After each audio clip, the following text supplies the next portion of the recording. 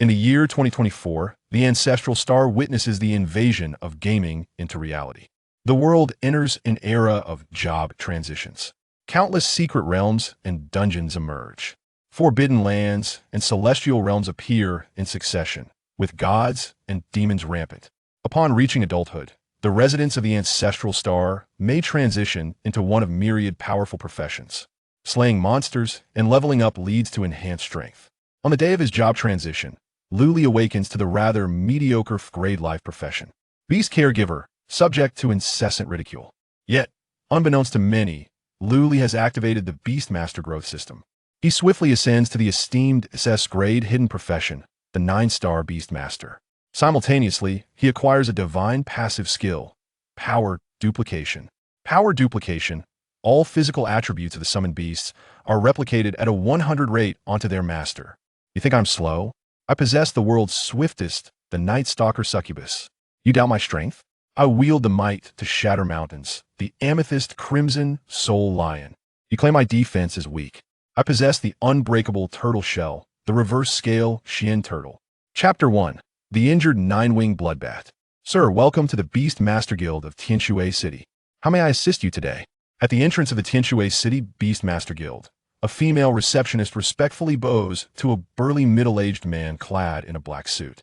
The middle-aged man, expressionless, casually surveys his surroundings. I have heard there is a master here, reputed to resolve all issues regarding beast mastery. Take me to meet him, the middle-aged man states indifferently.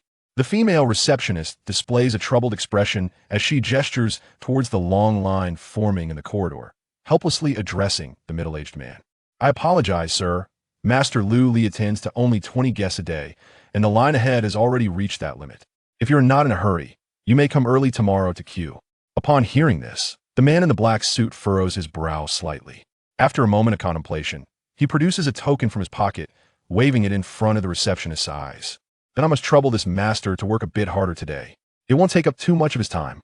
In the spacious room, a man wearing a silver fox mask leisurely stretches. I have resolved the issues of today's 20 guests. The total fee amounts to 25,686 ancestral star coins. After splitting with the Beast Master Guild, I will net 12,843 ancestral star coins, which is quite satisfactory. Time to head back. I must rise early tomorrow for the job transition ceremony. Knock, knock, knock. As the man in the silver fox mask prepares to leave, a gentle knocking sound suddenly echoes from outside. Master Lu, a distinguished guest has arrived unexpectedly. The president hopes you can stay a while longer. Is that convenient for you? The receptionist's inquiry comes from beyond the door. The man in the silver fox mask displays a hint of puzzlement. A distinguished guest?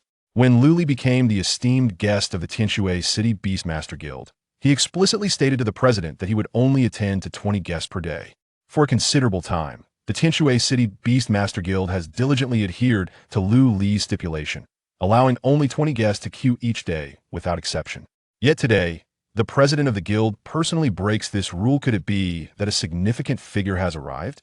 Resolving a guest issue does not consume much time, and Luli does not refuse, as he's also curious to see what notable person warrants an exception from the Tianshui City Beastmaster Guild. Please bring the guest in. With a creak, the door slowly opens, revealing two figures before Lu Li's gaze. He ignores the receptionist and focuses on the man in the black suit. Burly, profound, unfathomable. This is the first impression the man in the black suit leaves on Lu Li. Having presided over the Beastmaster Guild for 2 years, Lu Li has encountered numerous distinguished individuals, yet the man before him is undoubtedly one of the most enigmatic he has ever met. Although the man in the black suit does not overtly display an imposing aura, the intangible air of authority he emanates is unmistakable. Xiaohua, you may step outside. Please have a seat, esteemed guest. After dismissing the receptionist, Lu Li gestures slightly toward the chair opposite him. The man in the black suit does not take a seat, but instead surveys Lu Li with keen interest. A flicker of barely perceptible light passes through his eyes as he attempts to see through Lu Li, however. His psychic probing is obstructed by a glimmer emanating from the silver fox mask. How intriguing. It can actually thwart my scrutiny. The man in the black suit raises an eyebrow. His discourteous behavior instantly cools Lu Li's demeanor. I am unable to resolve your issue. Perhaps you should seek someone else, Lu Li states, rising from his seat and making his way to the door without a backward glance. The man in the black suit looks astonished. He did not expect this Master Lu to possess such character. He had intended to discreetly probe into the background of this mysterious Master Lu, but did not anticipate that his psychic trace would be discovered by the silver fox mask. Now, this Master Lu is even nonchalantly preparing to leave right in front of him. In this vast Tianshui city, the man in the black suit has never encountered such treatment. Great figures often possess their own tempers and personalities. The man in the black suit does not overly concern himself with Lu Li's attitude, for it is indeed exceedingly impolite to probe into another's affairs casually. Furthermore, given his own identity and background, it would be inappropriate to trouble an ordinary person. Master Lu, please hold on. My earlier approach was presumptuous. I hope for your forgiveness for any offense. The man in the black suit lowers his stance slightly, offering a respectful gesture toward Lu Li's back. Lu Li halts his steps, a barely perceptible smile gracing his lips beneath the mask. The president of the Beastmaster Guild has always treated him well thus. Lu Li will naturally not refuse to assist. His earlier act of turning away was merely a ploy to cultivate an image of being not to be trifled with. In the presence of such a mysterious figure, should he have adopted a subservient demeanor from the outset, the other party's actions would undoubtedly have become increasingly audacious. Now, the initiative has shifted to his favor. It is time to discuss serious matters. Since this task has been entrusted by the esteemed president, I, Lu Li, shall endeavor to fulfill it to the best of my abilities. May I inquire if there is anything you require assistance with? A voice, rich with magnetism, emanated from beneath the silver fox mask, devoid of discernible emotion. The middle-aged man in the black suit broke into a knowing smile. This brief exchange of words had elevated his regard for the so-called Master Lu before him. He directly articulated the true purpose of his visit. I have come here, seeking your esteemed assistance regarding a pressing issue that requires resolution, and I would like to request Master Lu's expertise. Please, Master Lu, take a step back. With a wave of his hand, the middle-aged man in the black suit conjured a blood orb the size of a calf, which materialized within the confines of the room. With its sudden appearance, an overwhelming stench of blood permeated the air, quickly saturating the entire room. Lu Li narrowed his eyes, his gaze fixed intently upon the pulsating blood orb suspended in midair. Within it, the faintest hint of a living creature could be discerned, its life force so feeble it resembled a candle flame on the verge of extinguishment. Taking a deep breath, Lu Li detected an unusual scent wafting through his nostrils. This aura. This is the essence of the nine-winged bloodbat. A look of astonishment graced Lu Li's visage. The middle-aged man in the black suit was taken aback. He had sought out numerous renowned beast masters in Tianshui City, yet none had been able to unveil the true identity of the nine-winged bloodbat. This Master Lu had merely cast a glance, yet could directly name the rare beast contained within the blood orb. Initially, the middle-aged man had approached the Beastmaster Guild with a mere sense of curiosity, but he was astonished to have encountered an expert here. A sense of urgency welled up within the middle-aged man clad in black. As a Beastmaster, the creature within the blood orb was one of his most formidable companions. Recently, the nine-winged bloodbat had suddenly weakened after a battle, and its condition had worsened significantly. In recent days, the essence of a nine-winged bloodbat had nearly vanished. Without it, the middle-aged man's combat prowess would plummet by at least 30%. Such a drastic decline in strength was utterly intolerable.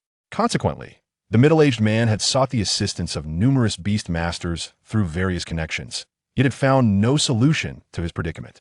At this moment, Lu Li's words rekindled a glimmer of hope within the middle-aged man in the black suit. Indeed, the creature within the blood orb is the nine-winged bloodbat. It was injured during a battle. Master Lu, do you have any? The middle-aged man's sentence was abruptly interrupted as Lu Li raised his hand. I have grasped the situation. There is no need for further elaboration. Your nine-winged bloodbat is not injured. Chapter 2. I shall grant you whatever you desire. Unharmed. How could the nine-winged bloodbat possibly assume such a state if it were unscathed? The esteemed beast masters of Tianshui City uniformly assert that the nine-winged bloodbat has suffered a grievous blow to its spirit during battle, resulting in its current condition. The middle-aged man in the black suit wore a perplexed expression. He had communicated with the nine-winged bloodbat on several occasions through the Beastmaster contract, yet received no response. A beast's silence in the face of its master's inquiries is the most evident sign of a wounded spirit, a fact well known among beast masters on the ancestral star. The black-suited man could not fathom why Lu Li would claim that the nine-winged bloodbat was unharmed.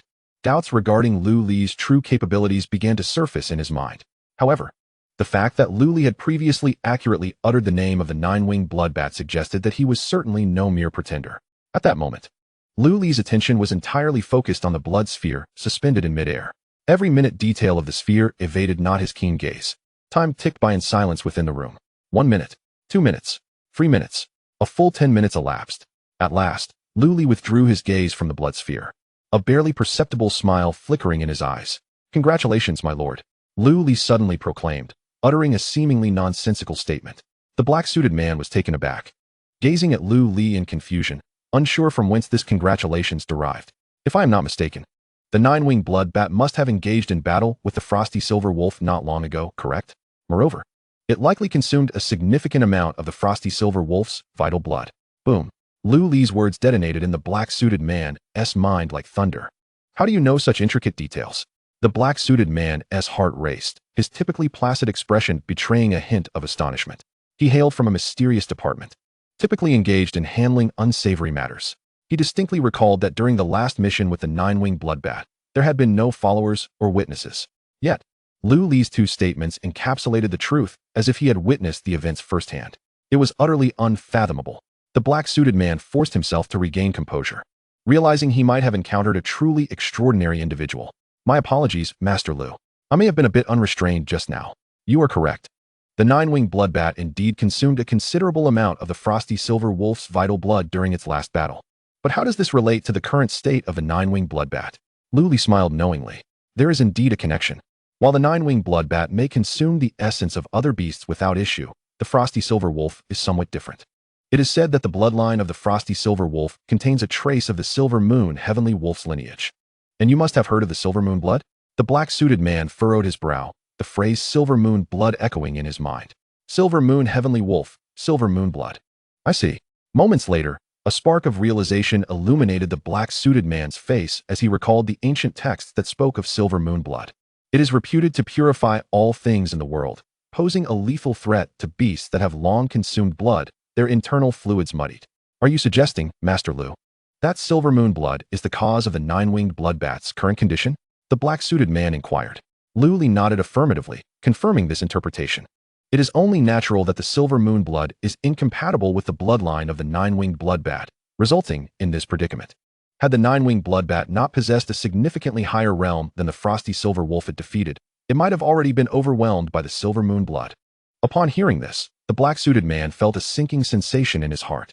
Anxiety for the nine-winged bloodbat's safety mingled with admiration for Lu Li's extraordinary skill. Throughout their exchange, he had never mentioned the frosty silver wolf, yet Lu Li not only deduced its existence, but even its realm of power, truly a remarkable feat.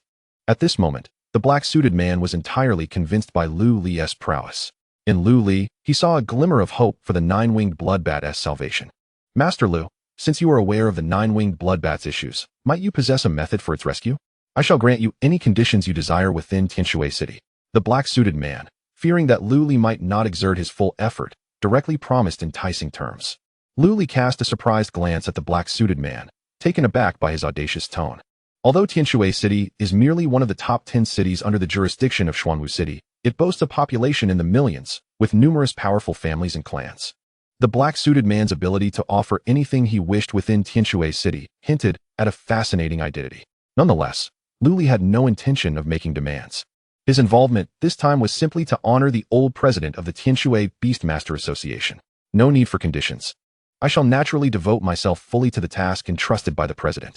Do you recall the word congratulations I mentioned earlier? Lu Li inquired. The black-suited man was momentarily taken aback by Lu Li's question, but soon reacted, an eager expression replacing his stoicism. "Does Master Lu imply that there is a way to resolve the nine-winged bloodbat's predicament? I beseech you to take action." The black-suited man clasped his fists towards Lu Li once more. Lu Li nodded, uttering several names. "Frosty silver wolf crystal core, murky blood, nine-leaf life grass, soul-settling pearl. You may return and prepare these 4 items. As long as you gather them, the life of the nine-winged bloodbat can be preserved. If fortune smiles upon us, it may even advance further, achieving a transformation of its bloodline." Bloodline transformation? The black-suited man listened intently to Lu Li's words, a glimmer of joy flitting across his face. With a flick of his wrist, 4 boxes appeared on the table, one after another. "I just so happen to possess these items you mentioned, Master Lu. Is it possible to save the nine-winged bloodbat now?" Chapter 3. Judgment of the Silver Dragon. Yangshou. Oh, you possess all of them? Lu Li raised an eyebrow in astonishment. Approaching the table, he opened the 4 boxes one by one. Inside lay the very items he had just named. Since we have everything here, we can commence at once. First, you shall introduce the murky blood into the blood sphere to suppress the domineering bloodline power of the Silver Moon blood, and then sequentially add the remaining 3 items into the blood sphere, Lu Li instructed. So simple? Indeed, it is that simple. The black-suited man followed Lu Li's guidance, introducing the 4 items into the blood sphere in succession. As the final item, the soul-settling pearl, entered, the once tranquil blood sphere began to thrash violently. Boom. The creature within the blood sphere seemed to be provoked by some immense stimulus, writhing in agony, while the room was filled with a tumultuous surge of blood energy. Within the crimson blood sphere, a glimmer of silver light emerged, and as soon as it appeared, it erupted with a resounding force. The silver light was overwhelmingly powerful, swiftly transforming the sanguine blood sphere into a dazzling silver brilliance. Buzz. An imperceptible sound wave emanated from the silver blood orb, and wherever the wave traversed, the world fell silent, an overwhelming aura sweeping across the entire room. Simultaneously, the silver blood orb in midair began to gradually fade, giving way to an ethereal silver bat the size of a calf, which materialized before Lu Li and the middle-aged man in a black suit. With its silver visage, razor-sharp fangs, crimson eyes, and robust limbs, the bat's steel-forged silver body radiated an oppressive force that enveloped them. The sight was utterly mesmerizing. Lu Li, wearing a broad smile, gazed at the formidable silver bat hovering above, as the silver fox mask he donned shimmered with glimmers of silver, counteracting the bat's imposing presence. Quite impressive. The bloodline has seen a significant enhancement, Lu Li remarked with genuine admiration. Noticing the silence beside him, he turned to the middle-aged man in black, who wore a serious expression, his eyes filled with disbelief. How is this possible? The 9-winged blood bat has actually achieved a bloodline advancement. Even the seasoned middle-aged man, accustomed to the tumult of life, was rendered utterly astonished. He could scarcely fathom that these seemingly ordinary 4 items combined to unleash such miraculous effects. The 9-winged blood bat had been stuck at level 49 for several years. And today, not only had it survived, but it had also fortuitously broken through the shackles of its racial bloodline, advancing to level 50, a feat that could only be described as miraculous. Though the difference between level 49 and level 50 was merely 1 level, the disparity in actual combat prowess was vast, representing entirely distinct tiers. With the 9-winged blood bat's advancement, the middle-aged man's own strength surged correspondingly, propelling him into a higher realm. The troubles have been resolved. Do you have any further matters to attend to, sir? If not, I shall take my leave. Lu Li's words roused the middle-aged man, who had been lost in excitement and joy. The man abruptly lifted his head, his tiger-like eyes sparkling with remarkable intensity. Wait. Master Lu, please hold on. I believe we have much to discuss, he said with fervent conviction. Just then, the tightly closed door of the room creaked open, and a stooped old man, hands clasped behind his back, slowly entered. The old man appeared to be in his 70s or 80s, yet his spirit was vibrant, a cunning smile playing on his lips. This man was none other than Chen Along, the venerable president of the Beast Association of the Tianshui Guild. Upon entering, Chen Along casually cast his gaze at the silver bat in midair, his wrinkled face betraying a profound sense of astonishment. This young rascal possesses quite the skill. That little bat is fortunate. Had it not encountered you, it would have surely met its demise within a few days, he remarked with an air of nonchalance, as if he had anticipated the outcome, not overly surprised. Seeing the newcomer, Lu Li's lips curled into a smile, and he playfully teased, "What brings you here, esteemed president? Are you here to settle my overtime pay for today?" The old man chuckled heartily, giving Lu Li a hearty pat on the shoulder before hastily gesturing towards the middle-aged man in black. Talking about money is rather vulgar. Let me introduce you to a person who could change your destiny. Do you know the significance of the individual before you? The middle-aged man nodded in acknowledgement as Chen Along glanced his way. Without waiting for an introduction, he solemnly extended his hand to Lu Li, preparing to introduce himself. After witnessing Lu Li's effortless resolution of the 9-winged bloodbat issue, the middle-aged man no longer harbored any doubts, viewing Lu Li as an extraordinary recluse of great stature. Master Lu, allow me to reintroduce myself. I am Yangshou, the Silver Dragon Judgment of Tianshui City. Silver Dragon Judgment. Upon hearing this name, Lu Li's pupils constricted, and a tempest of emotions surged within him. The ancestral continent was vast and boundless, dotted with hundreds of empires both great and small. Lu Li hailed from one of the most ancient empires, the Yanhuang Empire. The Yanhuang Empire was home to 5 principal cities: Qinglong City, Baihu City, Zhuke City, Xuanwu City, and the central imperial city of Tiandu City. Since the invasion of the gaming world in 2023, the various empires had been embroiled in constant conflict over resources, with spies and informants infiltrating one another without pause.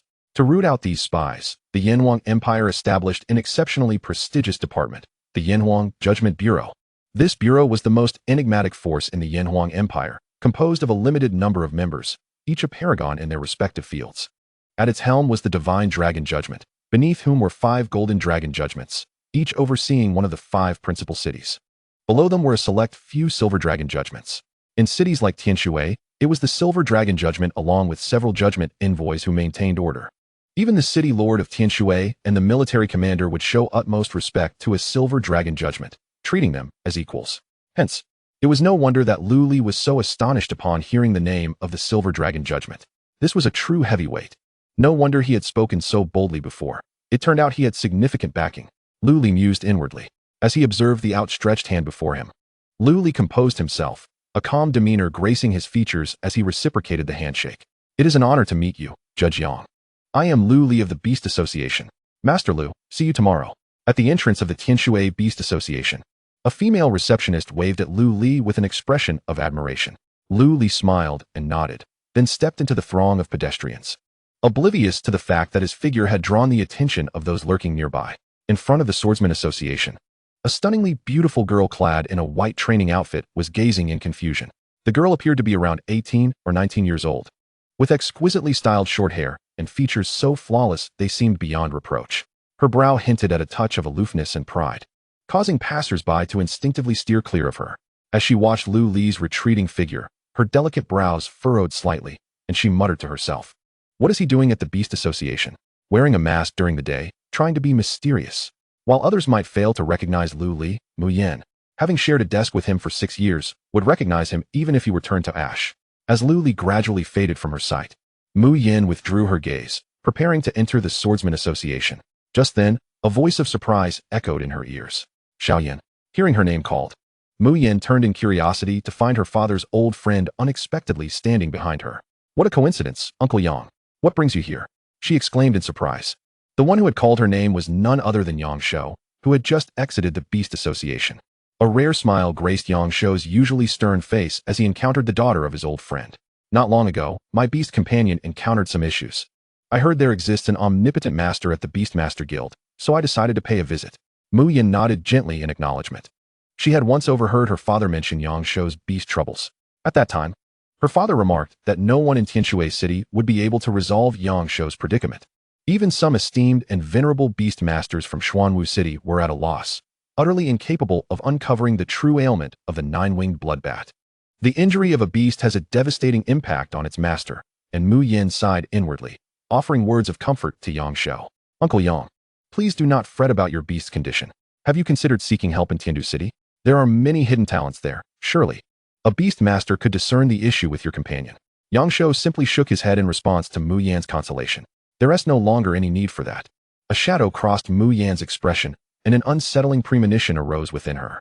Could it be too late? Yang Shou chuckled softly, hastily waving his hand. "Xiaoyan, what are you thinking? The problem with my beast has been perfectly resolved." Mu Yan was momentarily taken aback, her countenance brightening with surprise. "Resolved? Wasn't it said that no one in Tianshui City could identify the issue with your beast?" Yang Shou's gaze turned contemplative as he looked towards the direction of the Beastmaster Guild. "Indeed, I had lost all hope. Yet, to my astonishment, a master like Lu Li emerged from the humble Beastmaster Guild in Tianshui City, effortlessly resolving my dilemma with just a few words." He reflected with a sense of wonder. "Who? Uncle Yang, whom did you just mention? Master Lu Li?" Mu Yan stared at Yang Shou, bewildered. "Yes, Master Lu Li. Is there a problem?" Yang Shou inquired with a look of confusion. Mu Yan remained silent, her mind instinctively conjuring the image of a tall figure adorned with a silver fox mask. Could it be that Master Lu Li is he? Impossible. They must be entirely different individuals. Having shared a desk with Lu Li for so many years, Mu Yan was intimately familiar with him. Lu Li often slumbered during class, showing no aptitude for studies, and had never demonstrated any talent for career advancement. How could he possibly transform into the enigmatic Beastmaster? Furthermore, neither of them had yet undergone career advancement. They remained mere ordinary individuals. The challenges that countless renowned Beastmasters in Tianshui City were unable to solve. How could an uninitiated high school student like Lu Li possibly resolve? Such a notion is utterly implausible. It must be a case of having the same name. I am absolutely certain of my conjecture. After exchanging a few pleasantries, they prepared to part ways. Just before they separated, Yang Shou suddenly called out to Mu Yan. Xiaoyan, make sure to rest early after returning home today. Strive to obtain a high-level career at tomorrow's advancement ceremony. I happen to have business at your school tomorrow, and I'll be there to cheer you on. Mu Yan nodded, her exquisite face radiating confidence. Rest assured, Uncle Yang, it will be no problem. In a small alley several streets away from the Beastmaster Guild, Lu Li ensured no one was around before removing the silver fox mask from his face.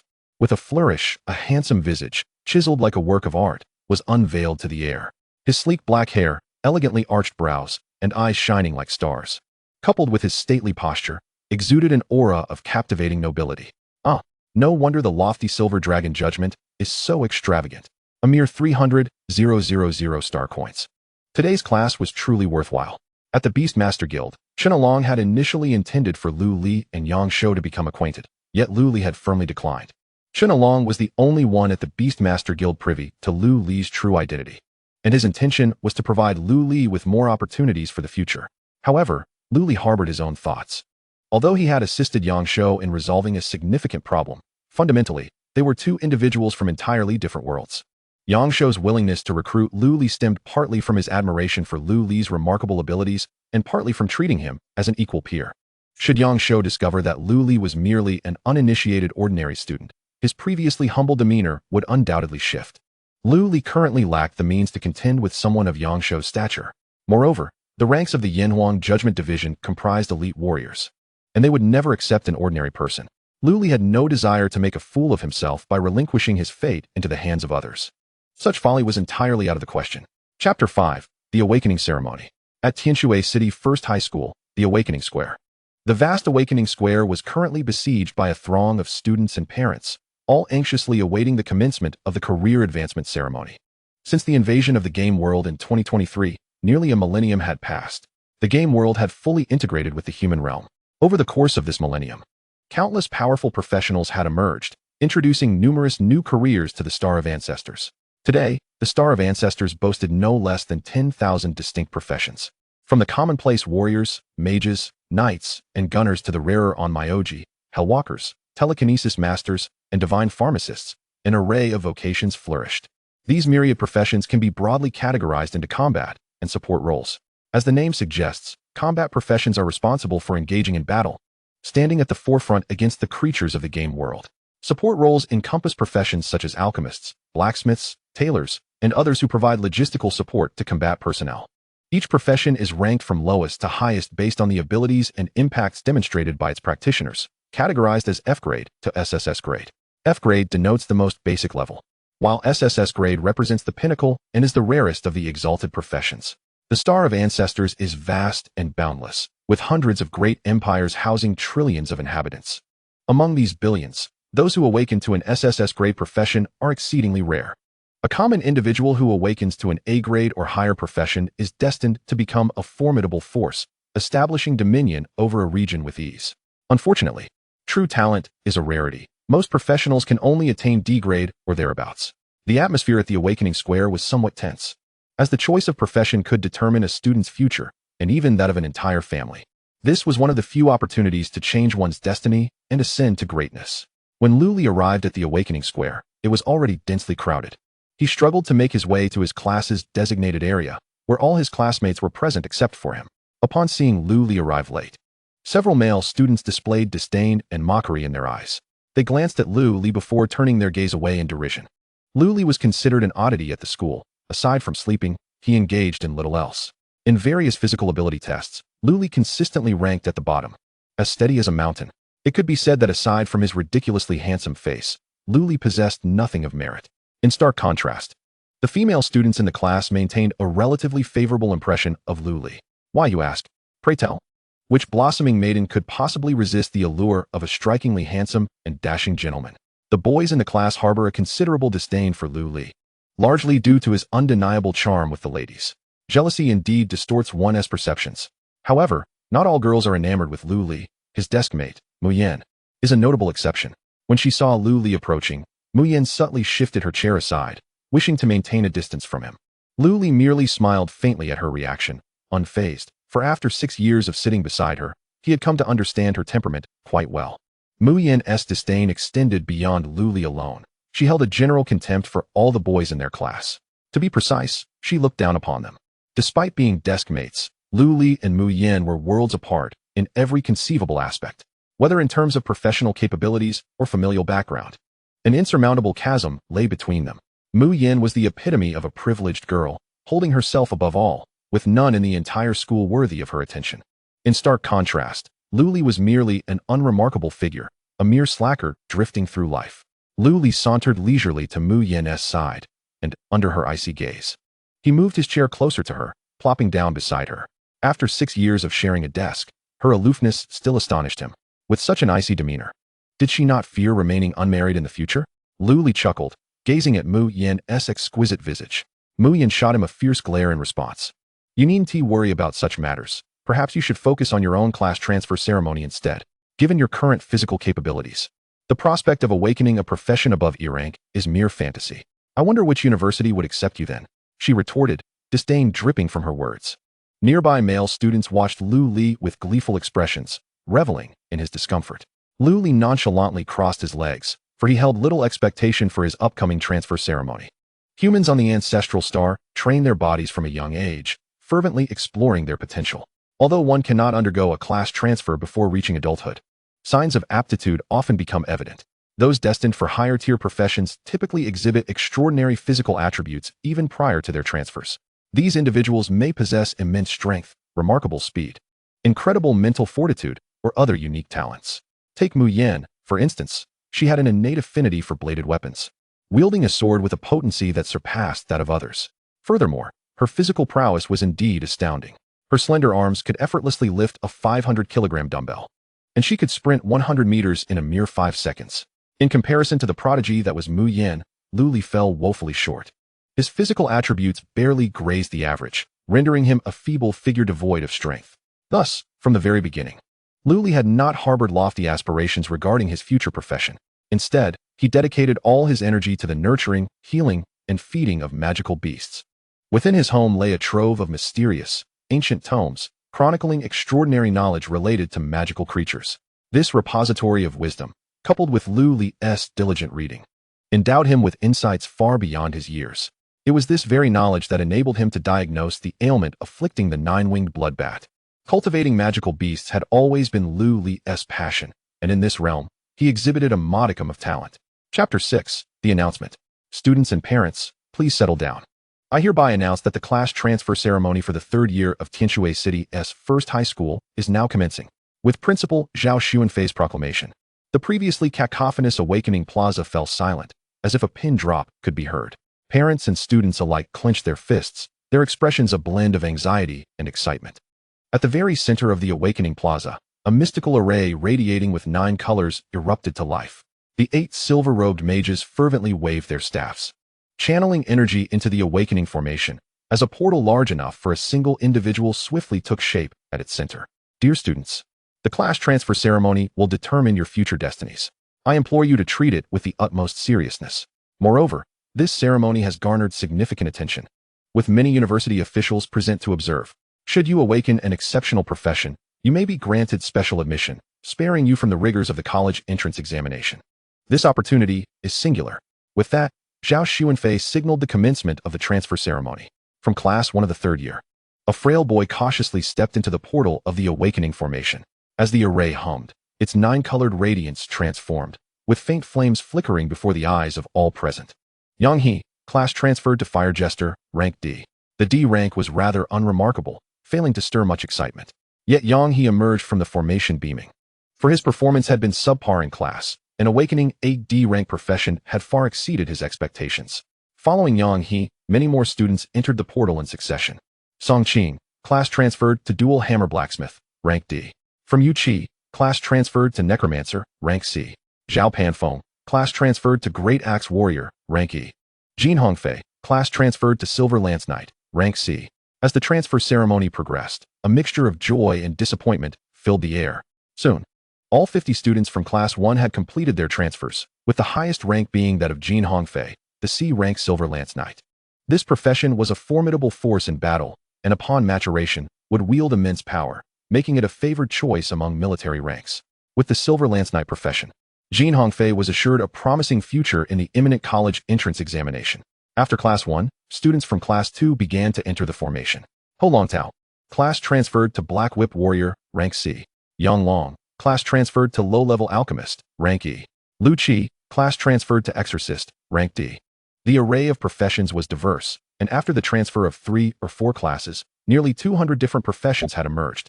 As Class 5 commenced, the atmosphere suddenly grew fervent, with numerous students turning their gazes toward a particular figure. From Class 5 emerged a boy of striking appearance and demeanor, tall and handsome. He donned a meticulously crafted and undoubtedly expensive casual outfit. His mere presence incited a chorus of cheers and gasps from the surrounding girls. Xingyu is so handsome. I want to attend the same university as him. I want to marry him. His gaze is so captivating. I feel utterly enchanted. With such talent, I wonder if he will break the school's rank transfer record.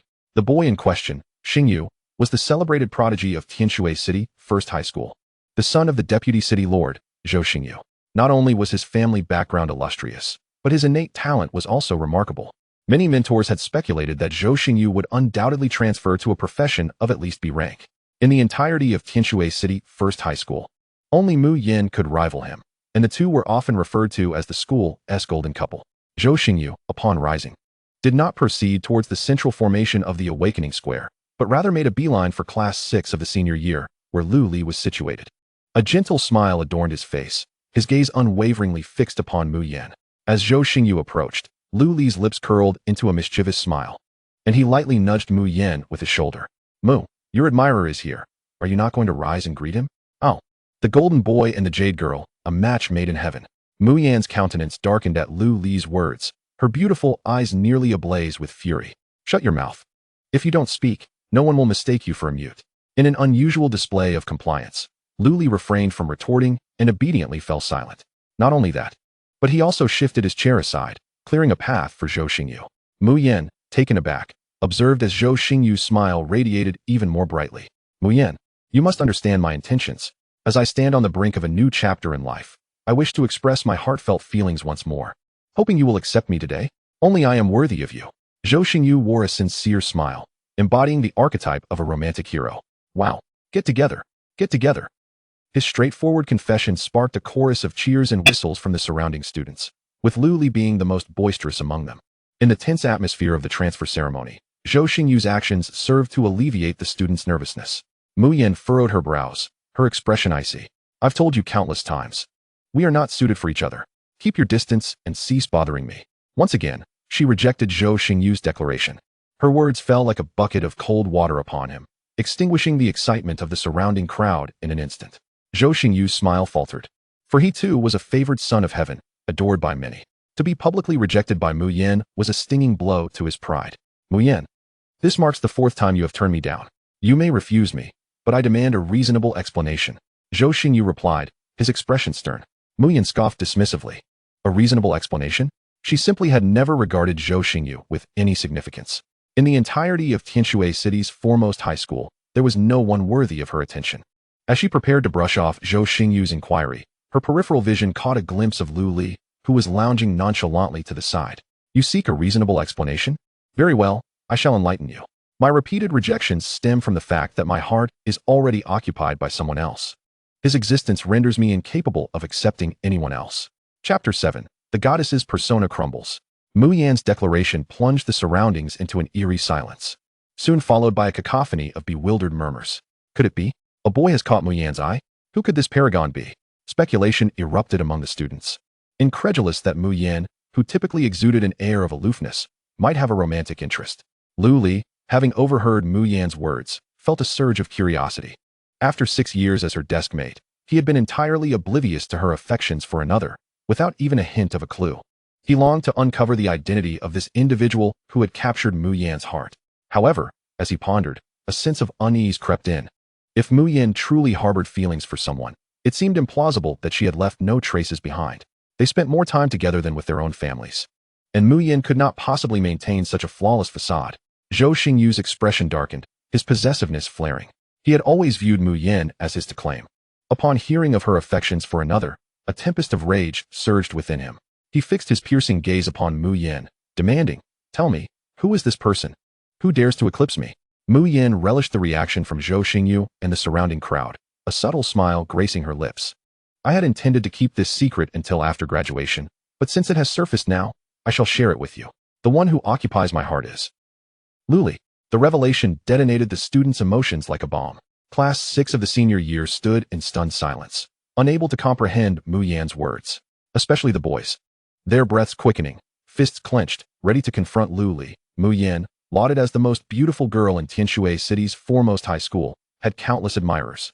Yet this paragon had chosen to favor Luli, a perceived underachiever, in the same class, sharing a close proximity. Why was it that Luli alone had captured the goddess's heart? Such a notion seemed preposterous. Had it not been uttered by Mu Yin herself, no one would dare believe such a conclusion. Even more incensed than the boys of Class 6 was Zhou Xingyu, standing before Mu Yin, his rage palpable. Zhou Xingyu gritted his teeth, trembling with fury. "Luli? Who is Luli? Step forward, do not hide like a coward." His furious gaze swept over the boys of Class 6, who, under his invisible pressure, dared not meet his eyes. Beside them, Luli sighed helplessly, a bitter smile gracing his lips. Alas, he had never anticipated a day when he would be the subject of Mu Yan's jest. "I am but a mere fish out of water. Why push me into the flames?" he mused inwardly. Zhou Xingyu's glare continued to search the crowd, many eyes instinctively gravitating toward Luli. Those who typically held disdain for Luli wore smug smirks, eager to witness how he would respond to Zhou Xingyu's wrath. With no choice but to step forward, Luli cleared his throat. "Ahem, classmates, I am Luli." His voice rang out beside Zhou Xingyu, who abruptly turned to face him. Upon recognizing Luli's visage, Zhou Xingyu momentarily froze, not in astonishment at Luli's appearance, but rather in realization that Luli had just aided him. Yet now, Luli had inexplicably transformed into the object of Mu Yan's affections. Zhou Xingyu's expression grew even more grim, feeling as though he had been publicly humiliated. "Were you just flaunting your affection and deliberately humiliating me? You reckless fool. You are courting death." A person of Zhou Xingyu's stature has undoubtedly never regarded Luli. Perhaps he has never even heard of his name. If it were not for the promotion ceremony today, he would surely have dealt with Luli decisively. Luli now finds himself in a predicament. Although he harbors no fear of Zhou Xingyu, he is unwilling to provoke unnecessary troubles. Nonetheless, this trouble is unavoidable today. The other party involved, Mu Yin, is currently watching the spectacle with a smile, seemingly unaffected. Observing this, Luli couldn't help but smirk inwardly. After causing such a ruckus, she still wishes to remain uninvolved? Meeting Zhou Xingyu's furious gaze, Luli slowly addressed the assembly around him. "Indeed, there exists a clandestine relationship between Mu Yin and me. However, I have grown weary of it, and it has become rather tiresome." Gasps of astonishment erupted from the crowd, for this was explosive news. Before they could fully digest this sensational revelation, Luli continued nonchalantly. "Seizing this opportunity, I hereby announce a matter. Effective immediately. I unilaterally dissolve my romantic relationship with Mu Yin. From now on, we shall be mere strangers. If any of you harbor feelings for her, now is the time to act. Especially you, Zhou." With Luli's declaration, chaos ensued among the onlookers. Whispers filled the air. Their gazes towards Mu Yin transformed into something exceedingly peculiar. The illustrious Mu de Xiaohua has been spurned? Unbelievable. It appears our understanding of Mu Yin was far too shallow.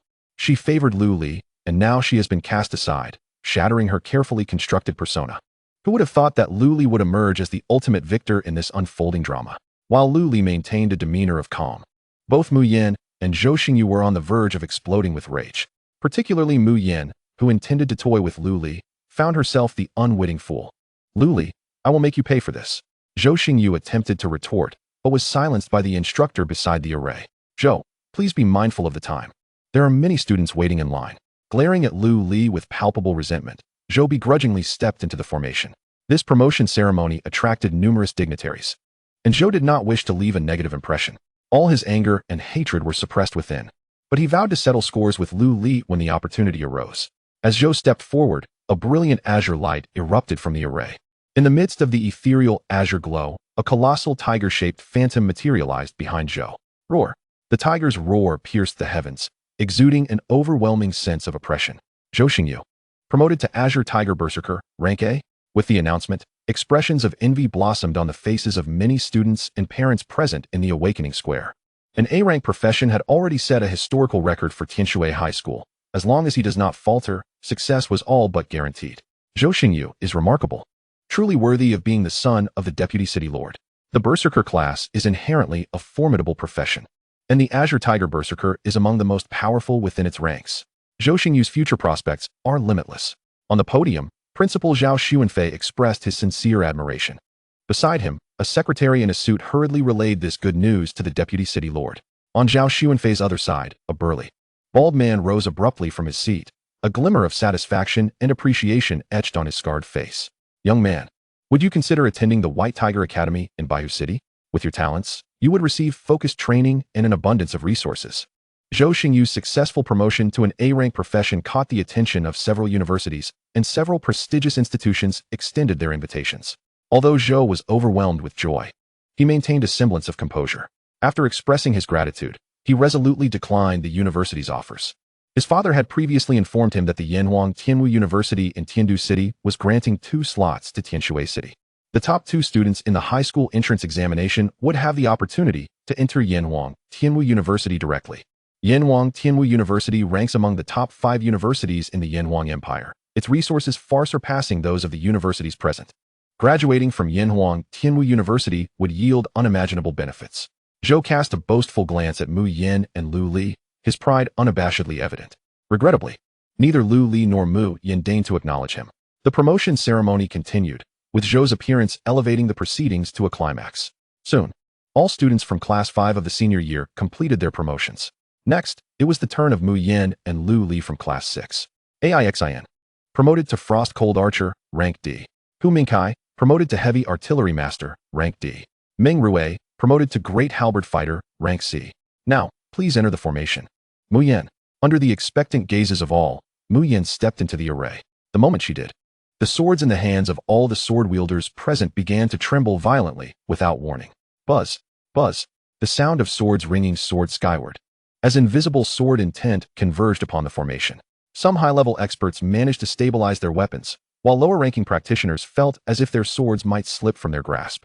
How is this possible? How can an unpromoted student wield such power? This was a rare phenomenon of myriad swords converging. Could it be that Mu Yin was about to be promoted to a sword class profession of A rank or above? I can barely hold on to my sword. What kind of anomaly is Mu Yin? Zhou stared in disbelief at Mu Yin within the formation. He had intended to flaunt his own success to her, but it appeared he was about to face a harsh reality check. Within the formation, Mu Yin slowly floated into the air. Behind her, 2 misty dragons, one black and one white, rose swiftly. As the surrounding sword intent fused with them, the 2 misty dragons grew increasingly solid. Ultimately, they transformed into 2 exquisitely crafted, elongated black and white dragon swords. Bearing the black and white long swords, Mu Yin's aura became increasingly ethereal. Her unparalleled beauty and transcendent grace resembled a celestial being emerging from the pages of a painting. Mu Yin, promoted to Shadow and Lightsword Sovereign, rank SS. Boom. The entire awakening square erupted in astonishment, leaving everyone dumbfounded. Lu Li straightened in his seat, his handsome visage alight with awe. Though his own qualifications may not measure up, his discerning eye for talent has always been keen. He had anticipated that Mu Yin might achieve an S-rank profession, but never did he expect her to attain an SS rank directly. An SS rank profession is a rarity even in the entirety of Xuanwu City. Those of such caliber are undoubtedly the stalwarts of the human race. Lu Li had once gleaned knowledge of the profession of the Shadow and Light Sword Master from ancient texts, a role renowned for its unparalleled lethality. Among all SS class professions, the explosive power of the Shadow and Light Sword Master ranks within the top 3, with few vocations capable of rivaling it. Amidst the bustling throngs at the Awakening Square, a dignified and elegant matron exchanged a knowing smile with a commanding middle-aged man.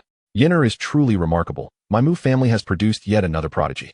I hope she does not follow in the rebellious footsteps of her sister, causing us undue worry. As the words faded, the 2 figures vanished from sight. The emergence of an SS class profession had far surpassed everyone's expectations. After a brief moment of astonishment, all the universities present scrambled to court Mu Yin. An SS class profession warranted an unparalleled allocation of resources from any institution, and once the Shadow and Light Sword Master matured, there was a substantial chance of elevating a university to unprecedented heights. In a corner of the stands, Yang Xiao, clad in a black suit and representing the Silver Dragon Tribunal, wore an expression of astonishment. He gazed at Mu Yan's retreating figure, his admiration unmistakable. Truly, a scion of the Mu family. 2 sisters, one SSS class and the other SS class. How many jaws will drop when this is revealed? Yang Shou's gaze drifted away from Mu Yin as he began to survey the awakening square, seemingly in search of someone. President Chun of the Beastmaster Guild mentioned there was someone I wished to meet. Yet, after such a lengthy wait, where could they be? Chapter 9, Beastmaster Postpartum Caregiver. Mu Yin returned to her seat with a calm demeanor. She cast a casual glance at Lu Li beside her, a hint of disdain and provocation flickering in her beautiful eyes. It's your turn to take the stage. Lu Li suppressed the smile on his face. Indeed, it was time to step forward. Although he had relinquished hope, the process still needed to be undertaken. Next, we invite classmate Lu Li to enter the formation. Amidst a barrage of mocking and derisive gazes, Lu Li took a deep breath and strode into the portal of the formation. As he stood within the portal, an array of mysterious energies manifested around him. These energies began to probe the depths of Lu Li's latent potential. However, within Lu Li's body, there was no potential to be unearthed. The energies, failing to stir any ripples, circled within him before preparing to depart. Lu Li's heart sank to the depths of despair as he fervently prayed for a miracle to occur. Yet, as time ticked away, he showed no signs of transitioning to a new vocation. Those who bore ill will towards Lu Li had begun to openly ridicule him. Zhou Xingyu sneered at Lu Li, plotting to teach him a profound lesson in due time. This person thinks he deserves Mu Yan's favor? Does he truly? Look at him. Surely he won't fail his transition? In the annals of his family's history, no one had ever failed a transition. Could he be the first to create such an absurd record? Pathetic, utterly disgraceful. Standing within the portal, Lu Li could distinctly hear the surrounding chatter. Even with his resilient spirit, the derisive remarks began to unsettle him. Regardless of the outcome, just grant me a profession. Do I truly deserve my name engraved on the pillar of shame? Lu Li mused inwardly, perhaps sensing his silent plea. A faint breath surged from the depths of his being. This essence was nearly imperceptible, yet undeniably real. Lu Li transitioned to Beastmaster Postpartum Caregiver, level F. As the instructor's voice echoed from the formation, an eerie silence enveloped the entire awakening square. Then, as if ignited by an unseen spark, laughter erupted, and the square was filled with uproarious mirth. Even some instructors and parents could not contain their amusement, with some reduced to tears from laughter. Huh, a Beastmaster Postpartum Caregiver? What a peculiar profession. I have never heard of such a role. Surely it cannot be unique to him? Everyone, stop laughing. This is a splendid profession. It requires no toil or hardship, and one is shielded from the elements. One can only imagine how astonished the beasts must be to receive specialized care one day. The cacophony around Lu Li left him feeling both helpless and somewhat incredulous. Just as disappointment began to seep in, a cold, authoritative voice resonated from the stands. Lu Li, would you be interested in joining the reserve army of the Yinhuang Tribunal? The moment Yang Shou's voice rang out, the leaders of various universities and officials from Tianshui City were taken aback. The mocking grins and derisive comments froze on their lips. The leaders sprang from their seats, their astonished gazes fixed upon the corner of the stands. They had never anticipated that a representative of the Yinhuang Tribunal would attend this transition ceremony. The reputation of the Yinhuang Tribunal was formidable. Anyone who had dealings with them could not help but feel a sense of reverence. Amidst the awe-filled stares of those present, Yang Shou gracefully stepped into the central position of the stands. Once the leaders recognized Yang Shou's identity, they bowed respectfully, but he paid them no mind. His eyes were firmly set on Lu Li, and a rare smile graced his stern visage. Lu Li, I did not expect our paths to cross again in such a manner. What do you think of my earlier proposal? Yang Shou's unexpectedly cordial demeanor left many bewildered. How could a person who had transitioned to a seemingly trivial F-level profession garner the attention of a Silver Dragon Tribunal member? The Yinhuang Tribunal had never before directly recruited from high schools. At that moment, the most astounded individuals in the Awakening Square were Zhou Xingyu and Mu Yan. Zhou Xingyu wore a look of shock and confusion, tinged with a hint of anxiety and dread. Yang Shou's status far exceeded that of his city lord father, leaving Zhou Xingyu puzzled as to how Lu Li could have established a connection with Yang Shou. Moreover, it was evident that a significant bond existed between them. Although the reserve army of the Yinhuang Tribunal was not a formal adjudicator, it commanded considerable respect. With such backing, no one would dare to insult Lu Li again. Zhou Xingyu clenched his fists, filled with frustration, yet unwilling to pursue Lu Li any further. His prior schemes to undermine Lu Li would have to be shelved for the time being. Mu Yan's mind was in disarray. Her thoughts were dominated by images of Lu Li donning a silver fox mask. Lu Li, Master Lu Li. Surely, they cannot be the same person? Yang Shou's simple words overturned Mu Yan's previous assumptions. She felt a growing certainty in her heart that her classmate Lu Li was indeed the illustrious Master Lu Li of the Beastmaster Guild. Otherwise, given Lu Li's background, There was no way he could have made the acquaintance of the esteemed Silver Dragon Tribunal's Yangshou. Nor would he need to emerge from the Beastmaster Guild shrouded in mystery, wearing a silver fox mask. Muyan's gaze towards Lu Li grew increasingly complex. She realized that her 6 years of interaction had not unveiled Lu Li's true nature. Rather, they had only deepened her confusion. Lu Li, how deeply you conceal your secrets. What else do you hide beneath the surface? After inviting Lu Li, Yangshou patiently awaited his response. In the Awakening Square, many onlookers were filled with envy, convinced that Lu Li would undoubtedly acquiesce to Yangshou's request. Although they were unaware of the reasons behind Yangshou's invitation for Lu Li to join the Yanhuang Judgment Division, the allure of such an enticing offer was one that no one would decline. Furthermore, it was already quite commendable for a place to be willing to take in someone like Lu Li, often deemed a waste, leaving him without the right to reject the proposition. Lu Li sighed quietly to himself, suspecting that it was likely the Beast Tamer Guild's president, Chen Yilong, who disclosed his whereabouts to Yangshou. Chen Yilong was aware of Lu Li's true circumstances and understood that he could never transition into a more favorable profession. Thus, he disregarded Lu Li's wishes and forcibly encouraged him to forge a connection with Yangshou. This was Chen Yilong's goodwill, and Lu Li found no fault in it. He was internally conflicted, pondering whether to accept Yangshou's invitation. Previously, he feared that Yangshou would look down on him upon discovering his true identity, but it appeared that Yangshou harbored no such intentions. With the profession of an F-class beast caregiver, gaining admission to a university was nearly impossible. Having offended Zhou Xingyu today, if he lacked a solid backing, he would undoubtedly encounter numerous troubles ahead. Although Lu Li was reluctant to join the reserve forces of the Yanhuang Judgment Division, he found himself devoid of options. After weighing the pros and cons, just as Lu Li was about to accept Yangshou's invitation, a mechanical voice suddenly resonated in his mind. Ding! Detected that the host has changed professions. The Beast Tamer growth system has been activated. Chapter 10, 9-Star Beast Tamer. The enchanting voice that appeared in his mind rendered Lu Li momentarily speechless. His thoughts blanked for an instant. Detected that the host's profession level is too low. The system has prepared 3 entirely new professions for the host. Please choose one. As the system's prompt faded, 3 vividly colored clouds materialized in Lu Li's mind. 1. Necromantic Cataclysm Summoner. 2. 10. Earthly Demon Envoy. 3. 9-Star Beast Tamer. These 3 professions are all SSS-level beast summoning professions. Once chosen, they cannot be altered. Please choose wisely. 3 SSS-level professions? The unexpected fortune left Lu Li momentarily dazed, and he quickly focused all his attention on the 3 clouds before him.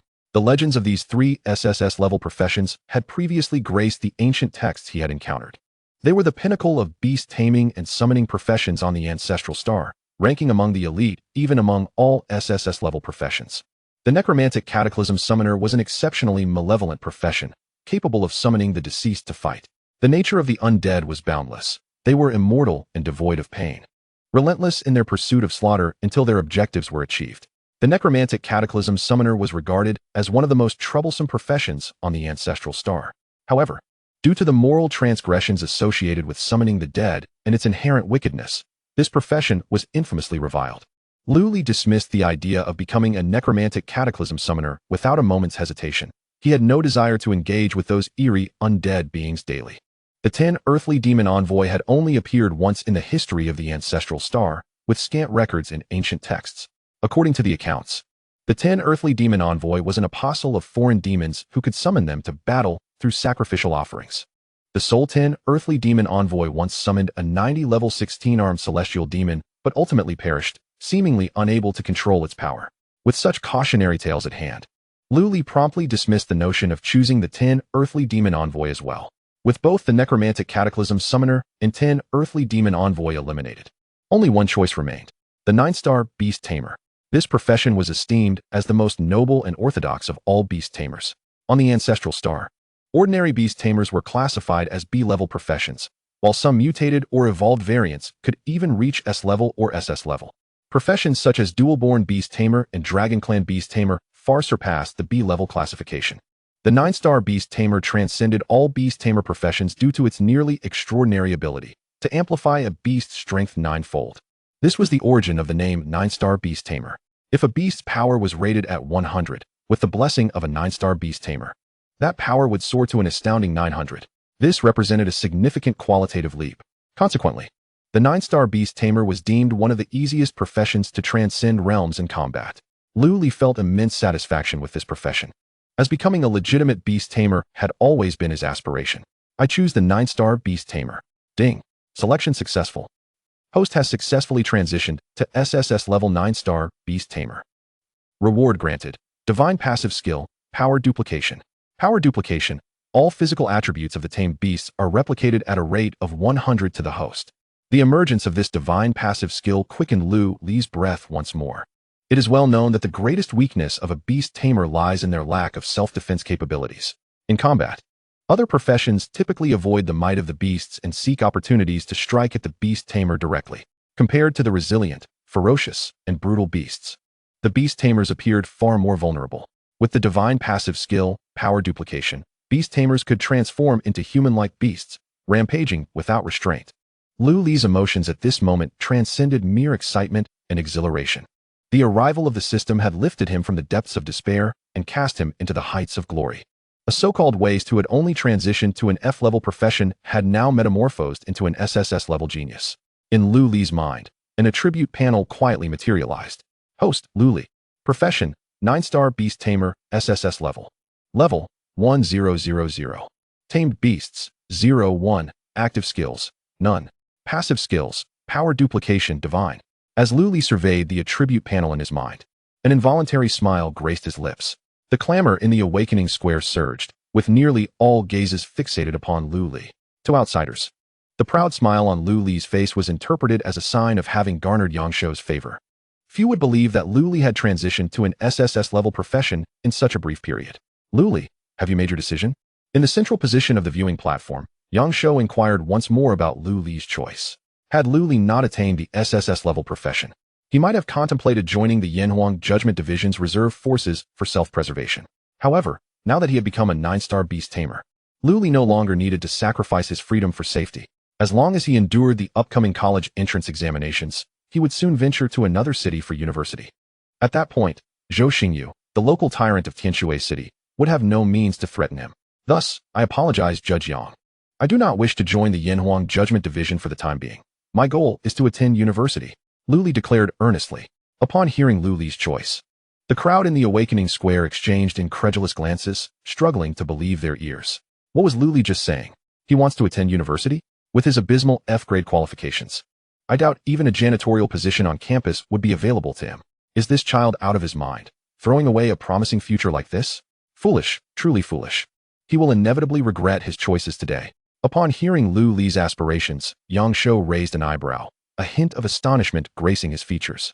He could discern that Lu Li was neither boasting nor jesting, although he couldn't fathom the source of Lu Li's confidence in pursuing higher education. Yangshuo was nonetheless willing to trust this young man who had so astutely diagnosed the cause of his own 9-winged bloodbat ailment. Since you possess your own ambitions, I shall refrain from imposing my will upon you. In this city of Tianshui, should you require any assistance, do not hesitate to ask. With that, Yangshuo cast a meaningful glance at Zhou Xingyu amidst the crowd, the warning implicit and unmistakable. This casual look sent chills down Zhou Xingyu's spine, leaving him feeling disheartened. He had initially felt a sense of secret satisfaction at the prospect of dealing with Lu Li, but after Yangshuo's admonition, any thoughts of confronting Lu Li were swiftly extinguished.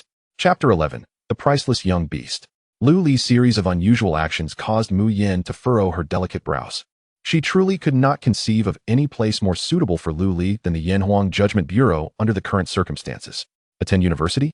With Lu Li's lackluster F-grade profession, no institution of higher learning would be inclined to accept him.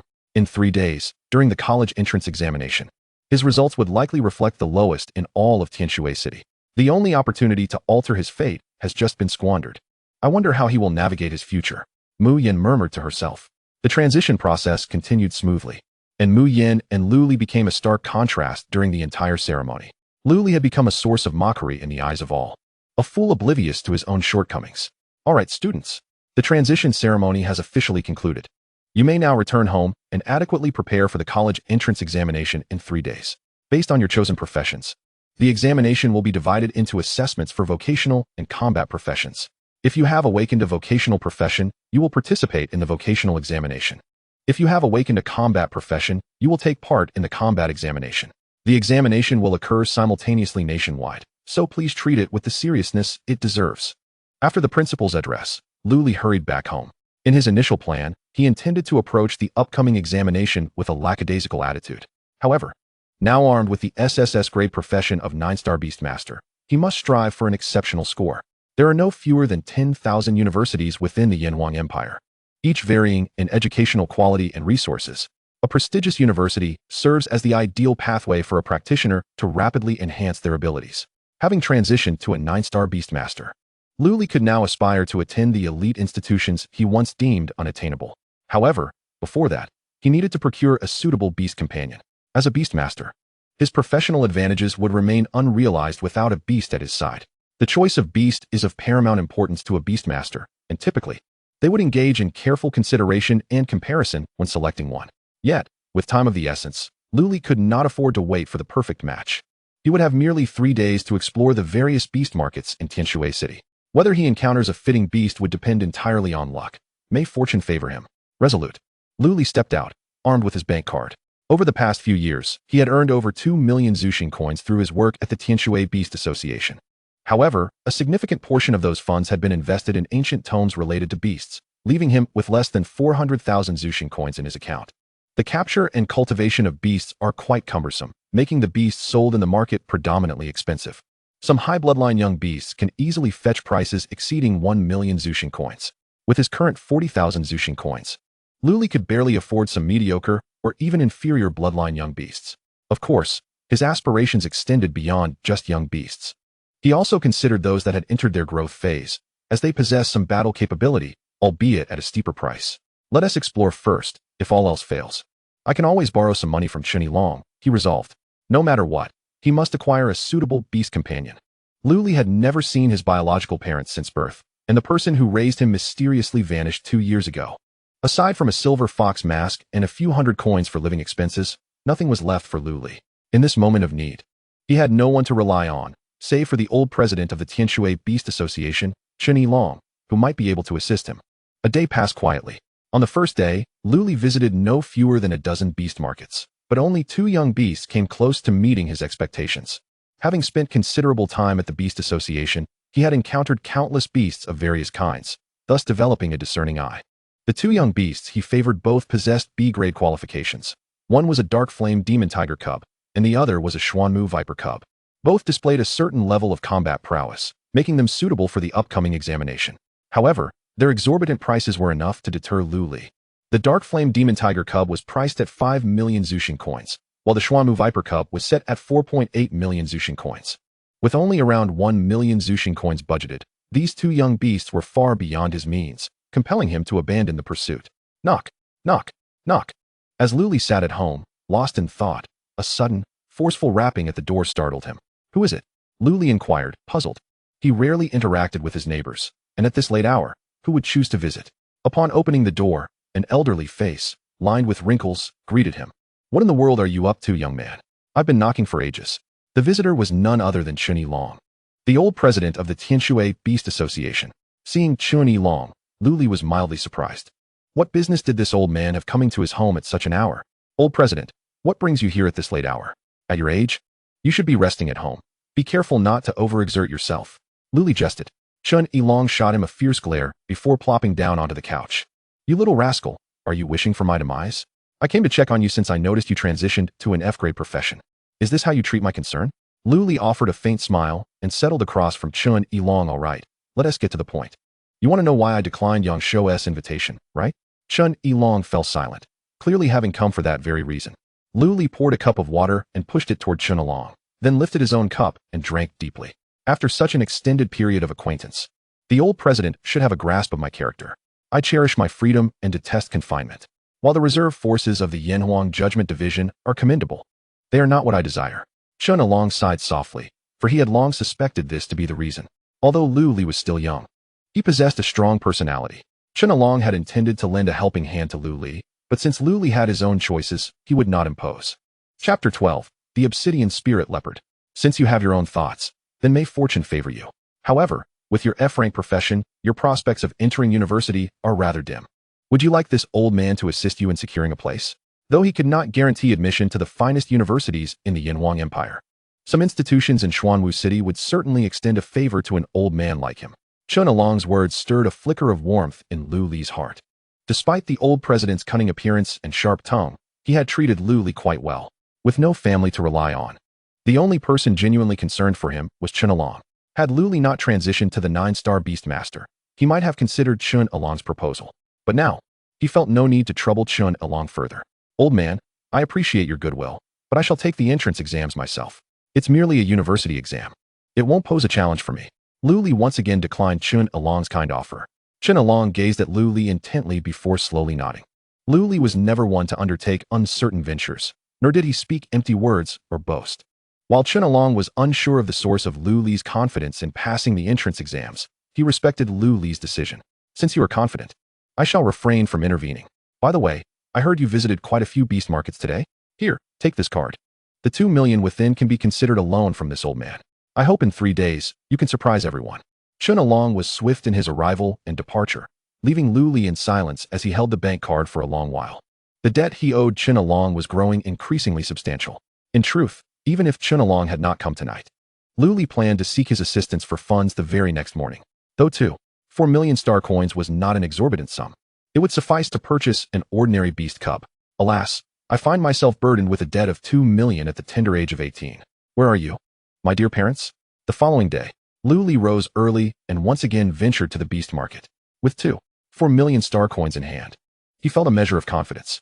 Today, he visited the largest beast trading market in Tianshui City, the Yisho Pavilion. Yisho Pavilion accounted for over 80 of the beast trading business in Tianshui City, hosting a myriad of beast species. Occasionally, even A-rank beast cubs would make an appearance. Are you Master Lu Li? Greetings, Master Lu Li. How may I assist you today? At the entrance of Yisho Pavilion, a charming and beautiful saleswoman greeted him enthusiastically. Wearing a silver fox mask, Lu Li cast a casual glance around before his gaze settled on the beast cub area. Take me to see the beast cubs. Upon hearing this, the saleswoman eagerly guided Lu Li toward the designated area. The name of Master Lu Li, concealed behind the silver fox mask, held a certain renown among the beast trainers of Tianshui City. Many staff members recognized his identity. Lu Li donned the mask not only to leverage his reputation for bargaining, but also to protect his identity. Otherwise, the staff would surely fleece a young lad purchasing beast cubs. As he stepped into the beast cub area, Lu Li was awestruck by the sight before him. The expanse was filled with cages of various sizes, stretching endlessly. The cries of myriad youthful beasts resonated throughout the area, and Lu Li was able to identify several B-rank beast cubs purely by their sounds. Forcing himself to remain calm, he began his search for a target. Master Lu Li, what level of beast cub are you interested in? We have recently received a cub with qualifications approaching A rank. Would you care to take a look? The lovely saleswoman inquired cautiously. Lu Li remained silent, instead turning his attention to a black iron cage located over 20 meters away. Within lay a black feline beast, resting languidly. This black leopard, measuring over 1/2 meter in length, boasted a sleek, elegant form, its fur smooth and as dark as ink. Though its sharp fangs were not fully developed, they already glimmered ominously, reminiscent of lethal blades. This leopard was the very cub the saleswoman had mentioned, one whose qualifications were said to be nearing A rank, the Obsidian Spirit Leopard. What is the price for this Obsidian Spirit Leopard? Lu Li inquired nonchalantly. Upon hearing Lu Li name the creature, the saleswoman's eyes sparkled with intrigue. The Obsidian Spirit Leopard was an exceedingly rare beast, and she had encountered many customers. Yet none had been able to name it directly. Lu Li was the first. Master Lu Li has a discerning eye. This Obsidian Spirit Leopard is the pride of our beast cub area. If you wish to purchase it, the price is 12 million star coins. The saleswoman stated this with casual nonchalance, yet Lu Li's mind was reeling. 12 million? Even if he were sold, he could not muster that sum. Though this was the reality, Lu Li could not afford to tarnish his reputation as Master Lu Li. The price of 12 million is indeed reasonable, but I am not particularly fond of feline beasts. Furthermore, this Obsidian Spirit Leopard is not yet qualified to be my beast. As soon as he spoke, the saleswoman's eyes sparkled with excitement. Having heard numerous tales of Master Lu Li, she held no doubt regarding his words. In truth, Lu Li yearned for the Obsidian Spirit Leopard. Although it had not yet reached A-rank qualifications, its assassination capabilities at night had undoubtedly met the A-rank standard. If he could tame it, with the activation of his divine-level replication ability, Lu Li would become an elusive specter of the night. Such a thought was enchanting. Yet it remained a mere fantasy for now. 12 million star coins was a price beyond Lu Li's current means. At that moment, Lu Li's gaze fell upon a black cage adjacent to the Obsidian Spirit Leopards. This cage, similar in size to the one housing the leopard, contained a golden lion cub that lay limply, emaciated and weak. The golden cub was stained with patches of blood, its eyelids drooping feebly, presenting a pitiful sight. Upon seeing this golden lion cub, Lu Li's eyes brightened, though he kept his excitement subdued. Chapter 13, Mission Accomplished. The appearance of this golden lion cub mirrored that of the other beast cubs surrounding the obsidian spirit leopard, trembling in fear and too intimidated to lift their heads. Yet, Lu Li discerned that the golden little lion was not intimidated by the aura of the obsidian spirit leopard, but rather, it was gravely injured. The lion's eyes remained clear and reflected a hint of pain, revealing no trace of fear. The ordinary staff of the Beastmaster Pavilion could not perceive this, but it was evident to Lu Li. He averted his gaze and feigned nonchalance as he continued to meander alongside the female salesperson. Throughout their stroll, she introduced him to numerous B-grade qualified beast cubs, which Lu Li merely glanced at without any genuine interest. It was not that he lacked appreciation, but rather that he could not afford them. Each of these B-grade beast cubs commanded a price exceeding 5 million ancestral star coins. If Lu Li wished to acquire a B-grade beast cub, he would have to seek alternative avenues. Although he could not ascertain the true nature of the golden little lion, he was certain of its extraordinary identity. Many beast cubs near the obsidian spirit leopard, even those of B-grade qualification, were wary of its might. Yet, the golden little lion stood undaunted, which spoke volumes. Under the guidance of the female salesperson, Lu Li gradually approached the obsidian spirit leopard, his heart swelling with excitement. With numerous onlookers surrounding them, had he displayed interest in the golden little lion from the outset, his financial means would likely have rendered it impossible for him to secure it. Ultimately, he risked losing it to another. Thus, Lu Li sought an opportunity to discreetly obtain the golden little lion. At that moment, the female salesperson, driven by her desire for commissions, once again attempted to promote the obsidian spirit leopard to him. Master Lu Li, in this area of beast cubs, only the treasured obsidian spirit leopard can somewhat match your esteemed status. Would you reconsider? Lu Li resolutely shook his head. To me, this obsidian spirit leopard is indistinguishable from other C and D-grade beast cubs. Raising it would be a sheer waste of time and resources. As he scanned the surroundings, disappointment began to cloud his eyes. Alas, it seems today is not fortuitous. Among all these beast cubs, not a single one piques my interest. Upon hearing this, the female salesperson grew anxious. This distinguished client was not one to be overlooked. Master Lu Li, please do not rush. Allow me to accompany you a bit longer. There are still many beast cubs behind that I am sure will satisfy you. A strained smile graced her face. Lu Li waved his hand dismissively, his voice tinged with impatience. No need. Prolonging this is merely a waste of time. I shall return another day. With that, he prepared to turn away. Seeing her prized client about to slip away, the female salesperson, in desperation, grasped Lu Li's arm. Master Lu Li, would you reconsider? Please. She leaned in, using her charms to sway him, her tone laced with a playful timbre. The onlooking beast masters could not help but feel uncomfortable, taken aback by the unfolding scene at the Beastmaster Pavilion. Lu Li's expression shifted to one of feigned interest, perfectly embodying the demeanor of a man captivated by a beautiful woman. Everything was proceeding according to his plan. Ah, how difficult it is to resist such a lovely invitation. I truly wish to grant you some sales, but alas, none of these beast cubs align with my tastes. Do you have any clever solutions? The female salesperson's eyes sparkled with the glimmer of opportunity. Since there are no beast cubs to your liking, why not consider purchasing some premium food for your beasts? A new batch of high-quality food just arrived, and your beasts would surely relish it. She gazed at him with eager anticipation. In the beast trading market, the options were primarily limited to purchasing items related to beasts. The most popular choice was, of course, acquiring beasts, followed closely by beast food. Having declined to purchase a beast earlier, Lu Li now found himself cornered into considering the latter option. This was precisely what Lu Li had calculated. He agreed to the female salesperson's suggestion without hesitation. As it happens, my beasts are running low on food, so I shall buy some this time. Consider it a favor to you. Her smile grew ever more radiant. While the profit margins from selling food were not as substantial as those from beast sales, they were still significant. She eagerly prepared to lead Lu Li to another area to select the food. Wait, let us choose the food right here. My beasts do not consume carrion. They only eat live prey, Lu Li stated nonchalantly. This declaration left the female salesperson astounded, while the surrounding beast masters looked on with envy, their eyes turning green with jealousy. Such wealth! What extravagance! Though many of these beast masters were affluent, none had ever considered feeding their beasts with live beast cubs, as it was a flagrant waste. Before the female salesperson could respond, Lu Li pointed to several injured beast cubs nearby. I will take that purple-gold burrowing mouse, the man-eating earthworm, and that nearly lifeless little lion. Although the qualifications of these beast cubs were not high, The vitality they contained would suffice for feeding his beasts. After Lu made his selections, the female salesperson hurriedly directed the staff to begin transporting the beast cubs. Many of the onlookers could no longer bear to watch and turned away with sighs of resignation. Witnessing this, Lu could not suppress his inner amusement. The beast cubs he had chosen were relatively inexpensive, and collectively, they would not burden his finances. By selecting these modestly priced beast cubs, he aimed to mislead those around him. Once he confirmed that no one doubted his intentions, Lu pointed directly at his target, the golden little lion. Also, pack up the four-armed spirit ape, the red-striped azure snake, and that ailing little lion.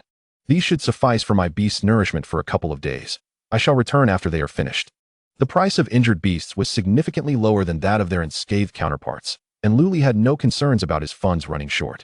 Observing the expression on the female salesperson's face and the positioning of the golden little lion, Lu quickly deduced that the Beastmaster Pavilion had not valued the lion highly at all.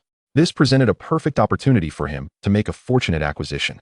Master Lu, the total for these food items amounts to 1.32 million ancestral star coins. Allow me to discount it for you to 1.3 million ancestral star coins.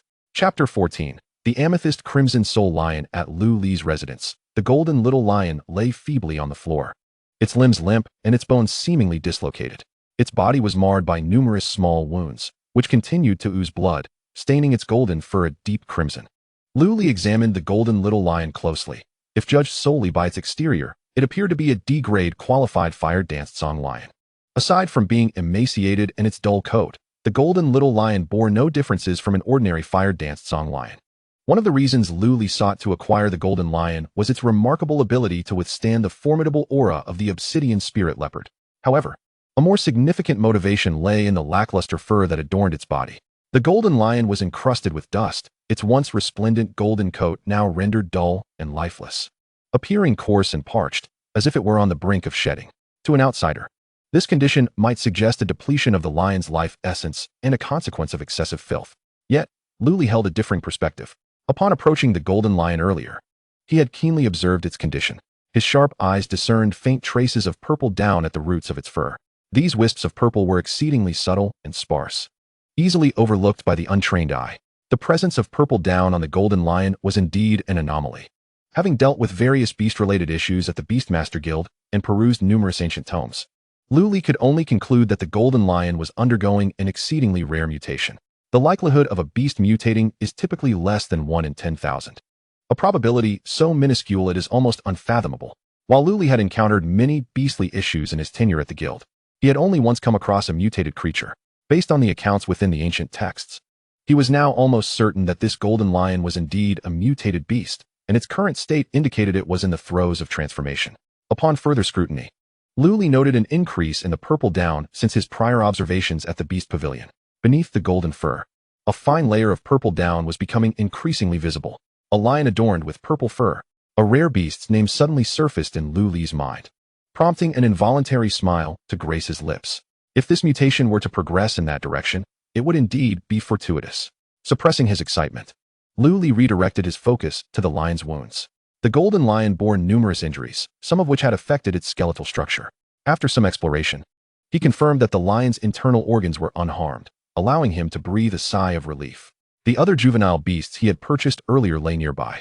Lu approached the red-striped azure snake, deftly using a sharp dagger to slice open its abdomen and extract its gallbladder. He then proceeded to gather the vital essences from the remaining juvenile beasts: heart of a rat, blood of a turtle, brain of a monkey, each a fresh and potent ingredient. In truth, Lu was not arbitrarily selecting these injured juvenile beasts. The vital essences he had chosen would amalgamate perfectly to concoct a precious healing elixir, the Beastmaster Nourishing Soup. Of course, this was merely the most basic version of the soup, incomparable to the exquisite concoctions made from rare treasures such as dragon liver or phoenix marrow. Nevertheless, it would suffice for the golden lion at this stage. After preparing the nourishing soup, Lu poured it directly into the golden lion's mouth, simultaneously administering a vial of the heart's blood from the golden flame lion, valued at 800,000 ancestral star coins. Thus, Lu's fortune of 2.4 million ancestral star coins dwindled to a mere 300,000. As the nourishing soup and the golden flame lion's heart's blood coursed through the lion, its aura visibly revitalized. The golden fur began to shed rapidly, while purple down sprouted forth like bamboo shoots after a rain. The entire demeanor of the Golden Lion underwent a dramatic transformation. Seeing this, Lu Li's handsome visage broke into a knowing smile. It was time to finalize the contract. With everything prepared, Lu Li placed a finger on the lion's forehead, channeling the full force of his Beast Master space. A complex array of runes surged forth from the space, imprinting itself upon the lion's brow. The Golden Lion blinked awake, instinctively attempting to resist, but the runes forcefully embedded themselves into its forehead and vanished. Ding! Successfully tamed the Amethyst Crimson Soul Lion. Passive ability. Power copy has been activated. As the system's notification echoed in his mind, an inexplicable bond formed between Lu Li and the Golden Lion. The Amethyst Crimson Soul Lion. It truly was. It had not disappointed him. Overjoyed, Lu Li realized that the Amethyst Crimson Soul Lion was an extraordinarily rare S-class beast, its strength and speed unparalleled among beasts of equal rank. His initial speculation upon witnessing the purple down had indeed been correct. In the midst of his exhilaration, Lu Li suddenly felt an overwhelming surge of power coursing through his limbs.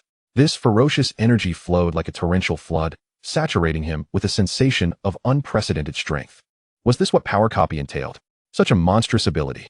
Lu Li's previously frail physique transformed into a well-defined form brimming with explosive potential. A once frail figure had metamorphosed into a formidable warrior. The terrifying nine-fold enhancement of a 9-star Beast Master had now been conferred upon the Amethyst Crimson Soul Lion. The divine-level passive ability of Power Copy had completely transferred this astonishing strength to Lu Li. Drawing a deep breath, he swung his fist forward with force. Whoosh! The air crackled with the sound of his fist slicing through it, nearly toppling a vase on the nearby table. How formidable! Continuing without pause, he leapt lightly, propelling himself toward the balcony. Bang! His body collided with the wall at close range. The solid rock wall caved in significantly under the sheer force of Lu Li's impact, debris scattering across the floor. The physical prowess Lu Li possessed now was a stark contrast to his former self. To describe him as a human-shaped beast would not be an exaggeration.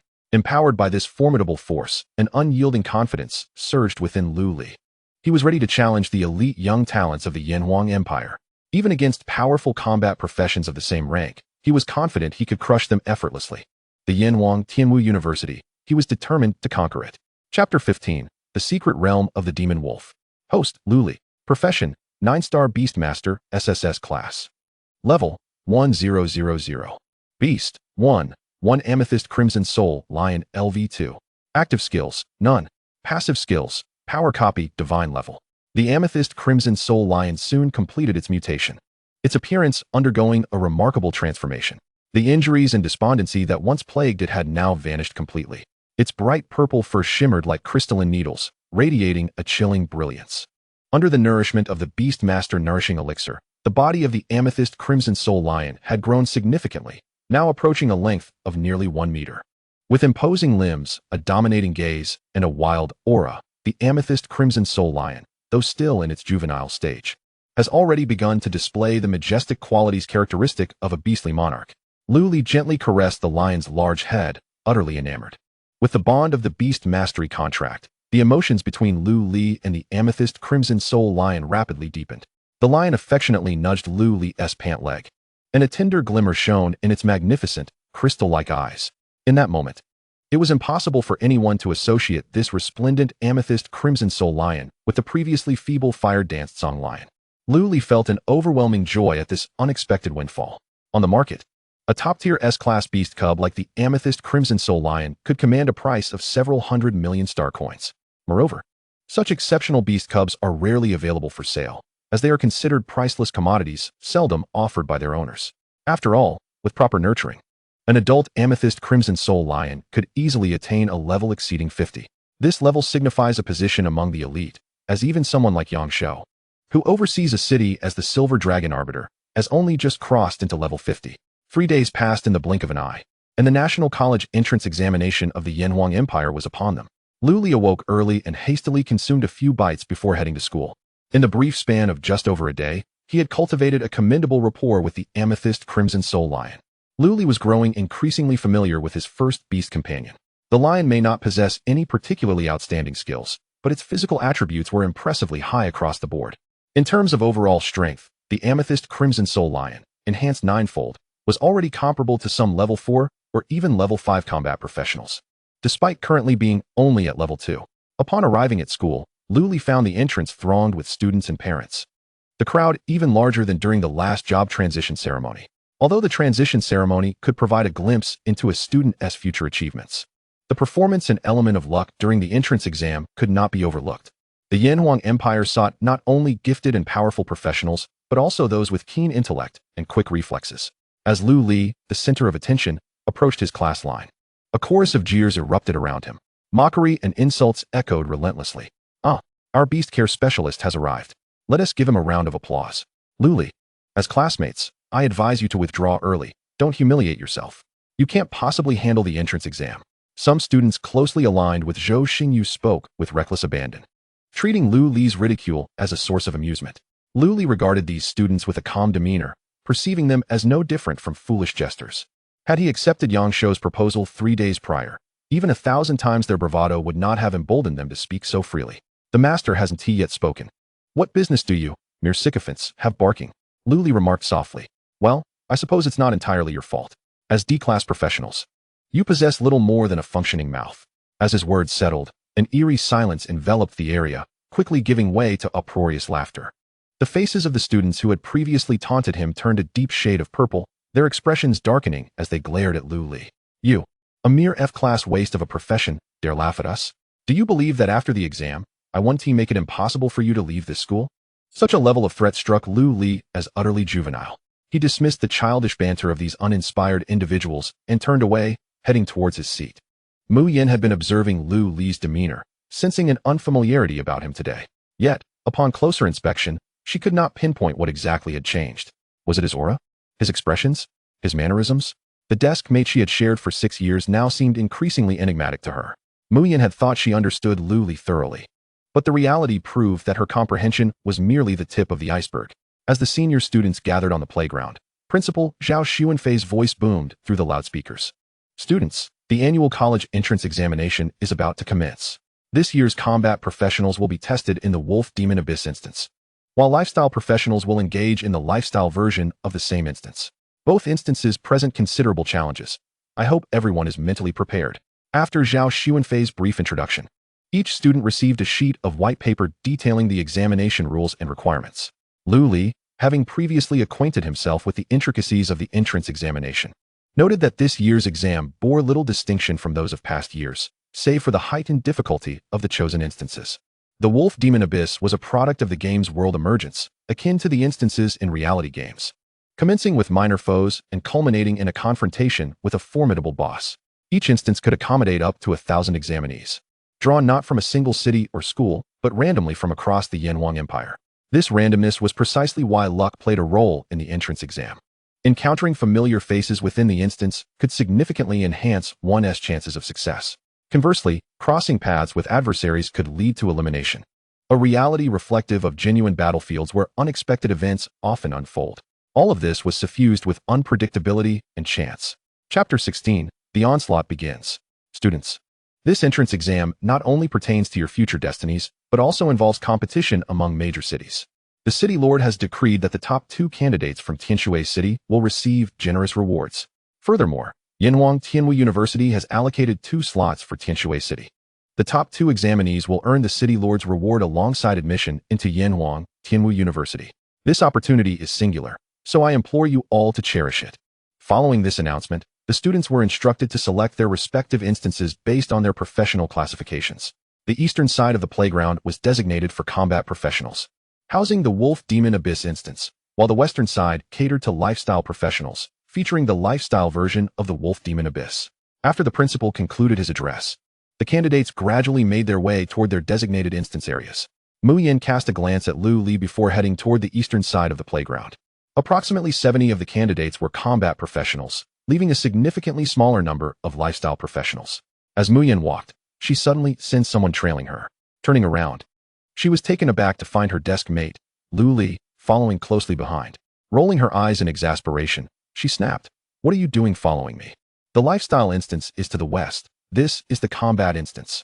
As Mu Yin glared at him with an icy demeanor, Lu Li did not falter in his stride, passing closely beside her. "Do not overestimate your allure. I am not following you. My destination is the combat profession instance." Lu Li, a well-known figure at school, attracted the attention of several candidates with his proclamation. Whispers began to circulate among the nearby examinees, their gazes towards Lu Li tinged with incredulity. What has gotten into Lu Li lately? Has he been affected by the transition ceremony? Why would someone with a lifestyle profession seek out a combat instance? It seems he has already resigned from the college entrance examination, considering his F-grade lifestyle profession would render him nearly impotent even within a lifestyle instance. Alas, such a handsome visage wasted on the insipid F-grade lifestyle profession. What a pity.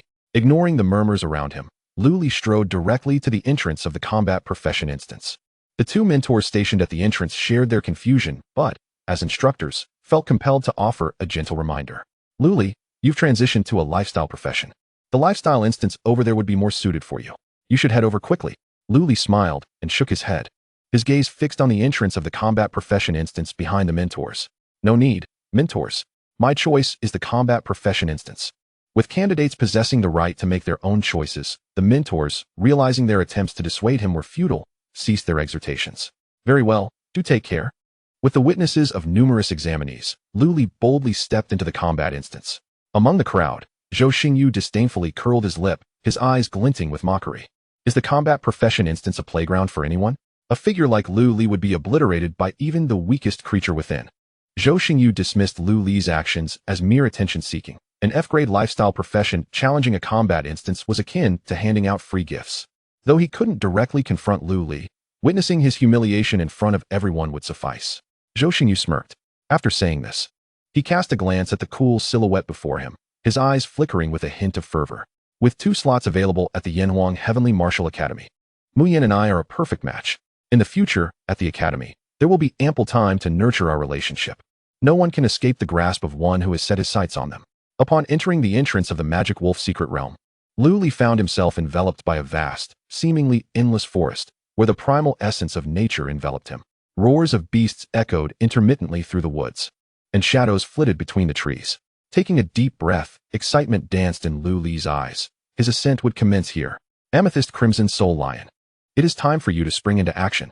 A ripple surged through the beast control space in his mind, and moments later, the majestic Amethyst Crimson Soul Lion materialized before him. With a fierce roar, the lion released an aura of commanding dominance.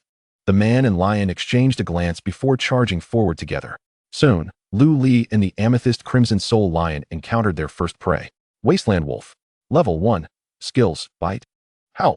Description. One of the most common monsters within the Magic Wolf secret realm instance. Information about the creature flowed into Lu Li's mind from the beast growth system. The Wasteland Wolf trembled under the imposing presence of the Amethyst Crimson Soul Lion, quivering in fear. This was the natural suppression of a beast with a demon bloodline. With a casual swipe, the lion dispatched the level 1 Wasteland Wolf, reducing it to a puddle of blood. Wasteland Wolf killed, experience 5. After gaining experience, Lu Li's level indicator finally changed. What was previously 000 experience had transformed into level 1002, a respectable amount of experience. Lu Li and the Amethyst Crimson Soul Lion quickened their pace, continuing to eliminate the surrounding minor monsters. Wasteland Wolf killed, experience 5. Wasteland Wolf killed, experience 10. Magic Swamp Frog killed, experience 8. The outer region of the Magic Wolf secret realm was primarily populated by monsters ranging from levels 1 to 3. Such creatures stood no chance against the relentless assault from Lu Li and the Amethyst Crimson Soul Lion. Ding! You have leveled up. Half an hour later, Lu Li finally achieved his first upgrade. Host, Lu Li. Profession, 9-star Beastmaster, SSS level. Level, 2001. Beasts, 1 Amethyst Crimson Soul Lion LV3.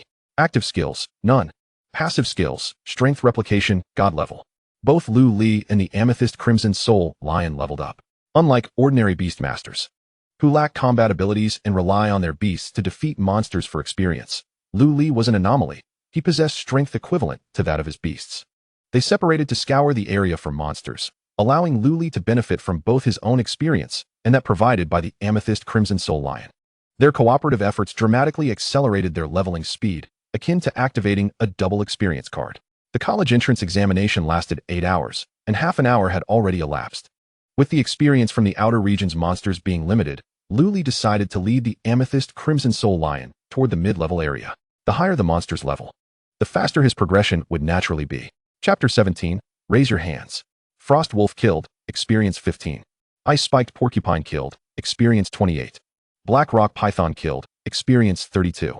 The mid-level area was predominantly home to monsters of levels 4 to 6, which Lu Li and the Amethyst Crimson Soul Lion dispatched with relative ease. The variety of monsters encountered increased, and the experience gained from level 4 and 5 monsters was substantial. In no time, Lu Li reached level 3. Compared to other candidates, Lu Li's leveling speed was akin to a rocket. Many scions from prestigious families would immediately enter specific secret instances after their transition ceremony to gain levels. Individuals like Lu Li, starting at level 1 for the college entrance examination, were exceedingly rare. After all, not everyone possessed Lu Li's ferocity. A typical level 1 candidate would likely struggle to defeat a level 1 wasteland wolf within the magic wolf secret realm. As Lu Li continued on his path, he suddenly heard rustling sounds emanating from a nearby thicket. The sounds were sporadic, suggesting that some creature was concealing itself within the brush. Lu Li instinctively kicked a fist-sized stone into the undergrowth. The stone flew like a cannonball, crashing into the thicket. Hiss, hiss. Creatures within the brush began to stir, and a 10-meter-long two-headed snake slithered into view. The serpent's 4 eyes glared ominously at Lu Li, the unwelcome intruder. Two-headed snake. Level 6. Skills: Death Entanglement, Lethal Venom. Twin Poison Fangs. Description: a dominant force in the mid-level area of the magic wolf secret realm. Gazing at the ferocious two-headed serpent before him, a faint smile crept across Lu Li's face. Slaying monsters within the magic wolf secret realm dungeon offered a chance to obtain score tokens, with higher-level beasts yielding greater rewards. Ultimately, the final results of the college entrance examination hinged upon the points accrued. Despite having vanquished numerous creatures over the past hour, Lu Li had only managed to collect a pitiful sum of 54 points. The two-headed serpent, being the highest-level monster he had encountered thus far, promised to deliver a significant surprise. "My dear treasure, do present the score token," Lu Li declared, as he forcefully propelled himself towards the serpent, delivering a fierce punch aimed at its head. The serpent hissed, flicking its forked tongue, its eyes glinting with a mocking, almost human-like derision. Its colossal form shifted, and its serpentine tail, as thick as a barrel, came crashing down towards Lu Li. The force of the wind preceding the tail's descent swept toward him. Anticipating the assault, Lu Li deftly evaded the attack with a nimble twist of his body. Simultaneously, he redirected his punch and struck the serpent squarely in its vital spot. With a resounding thud, the serpent coiled in agony, yet the excruciating pain only ignited its ferocity. Once more, the serpent surged forward, this time opting for its lethal fangs instead of its bulk. Under the sun's rays, its venomous teeth glimmered with a sinister green hue. Both heads, positioned at sharp angles, lunged at Lu Li, effectively obstructing a significant portion of his escape route. Unfazed, Lu Li executed an uncanny maneuver, slipping through the narrow gap between the two heads, effortlessly averting the impending doom. The serpent, taken aback by his remarkable reflexes, found itself unable to react in time. With a decisive strike, Lu Li's fist collided with flesh, a sickening sound reverberating as searing pain coursed through the serpent's being. Its massive form crumpled to the ground with a thud, lifeless. A gaping wound, blood gushing forth, marked its vital spot. A fatal blow. Defeated two-headed serpent, gained 132 experience. From the serpent's carcass, a palm-sized metallic token clattered to the ground. Indeed, a score token, as expected of a minor overlord of the mid-tier zone. 85 points, quite commendable. Lu Li beamed at the score token inscribed with the number 85. Realizing that this level 6 serpent had yielded more points than all his previous efforts combined within the dungeon, far exceeding his expectations. Just as Lu Li prepared to gather his spoils and move on to the next battleground, the sound of footsteps suddenly echoed behind him. 2 male students, adorned in identical uniforms, approached with smug grins. One wielded a spear, the other a staff, both at level 6. The air of superiority etched on their faces indicated their affluent backgrounds. Ordinary students would not reach such impressive levels so swiftly. As they approached, their gaze remained fixated on the score token in Lu Li's hand. The student with the spear excitedly licked his lips and halted before Lu Li. "Impressive skills, my friend. To have single-handedly slain a level 6 two-headed serpent. That score token you possess, I shall acquire it. Name your price. I assure you, I am not short of funds." Recognizing their wealth, Lu Li simply shook his head, sliding the score token into his pocket. "Seek someone else. I shall not sell." With that, he turned to leave. In that instant, the 2 male students exchanged glances, malice flickering in their eyes. The student wielding the staff began chanting a spell, raising his staff. A colossal wall of earth, towering 7 to 8 meters high, came crashing down before Lu Li, blocking his path. "I offer you 300,000 Zushin coins. Surrender all your score tokens. I hope you do not mistake our generosity for weakness." The student with the staff was poised to unleash his spell, ready to strike should Lu Li reject their ultimatum. The spear-wielding student mirrored his intention, the spear glinting ominously as its tip pointed menacingly at Lu Li. Having already adopted a brazen demeanor, they resolved to seize the token by force. Observing the duo's bandit-like demeanor, Lu Li's lips curled into an almost imperceptible smirk. Initially, he had contemplated whether to take their possessions, but since they had chosen to initiate the confrontation, he felt no guilt. I hereby declare, you two are now surrounded. Raise your hands. Chapter 18. It must be a special fate. Surround us? You jest. The spear-wielding student scoffed, fully aware of the adage that 2 fists cannot contend with 4 hands. Taking down one of you is child's play. Oh, is that so? Who informed you that I possess only 2 fists? A mysterious smile graced Lu Li's lips as he launched himself at the spear-wielding student. The 2 students erupted into mocking laughter, unleashing their prepared skills in a torrential onslaught against Lu Li. Flame burst spear. Ninefold earth spike technique. A fiery spear, wreathed in flames, hurtled toward Lu Li's head. Simultaneously, the ground trembled violently as 9 spikes erupted from underground, targeting various parts of Lu Li's body. Do you now comprehend the disparity between us? Prepare to fall. The blazing spear struck with the swiftness of lightning, nearly reaching Lu Li in the blink of an eye. Remaining unperturbed, Lu Li observed the fiery spear, shifting his body slightly to evade its point while delivering a powerful punch to the shaft. With a resounding crash, the fiery spear dissipated into nothingness. Without pausing, Lu Li propelled himself off the ground, soaring like a cannonball, deftly dodging the inevitable spikes that aimed to impale him. What? Such formidable strength. Such incredible speed. The confrontation unfolded in the blink of an eye, leaving the 2 male students aghast. Suddenly, the spear-wielding student sensed a faint rush of air behind him. He swiftly turned, only to witness the majestic purple lion silently pouncing towards his companion. Its claws mere inches from his friend's head. Tengyan, watch out! The spear-wielding student's expression twisted in horror. He rushed to assist, but the distance was insurmountable. In the terrified gaze of the spear-wielding student, the crystalline Crimson Soul Lion's claws descended like a watermelon being crushed, with a resounding crack, shattering his companion's skull. The male student, wielding a staff, transformed into a streak of light and vanished from sight, leaving behind a cloth bag that fell to the ground. Observing this, the male student with a spear felt an immediate chill in his heart. He never anticipated that Lu Li would possess such a hidden card. How could someone like Lu Li, who was evidently a melee class, summon such a formidable beast to assist him? The 2 brothers had seized numerous students along their journey, but it seemed they had finally encountered their match. The spear-wielding student hastily retrieved his token, intending to shatter it and exit the dungeon. However, it was too late. A terrifying fist came crashing down upon his head, plunging him into darkness in the blink of an eye. I had warned you kindly that I had allies. Why did you not heed my words? Lu Li mused, gathering the 2 bags from the ground, both filled with score tokens. The combined total of 168 points surpassed what Lu Li had previously acquired. With this addition, his score now stood at 307.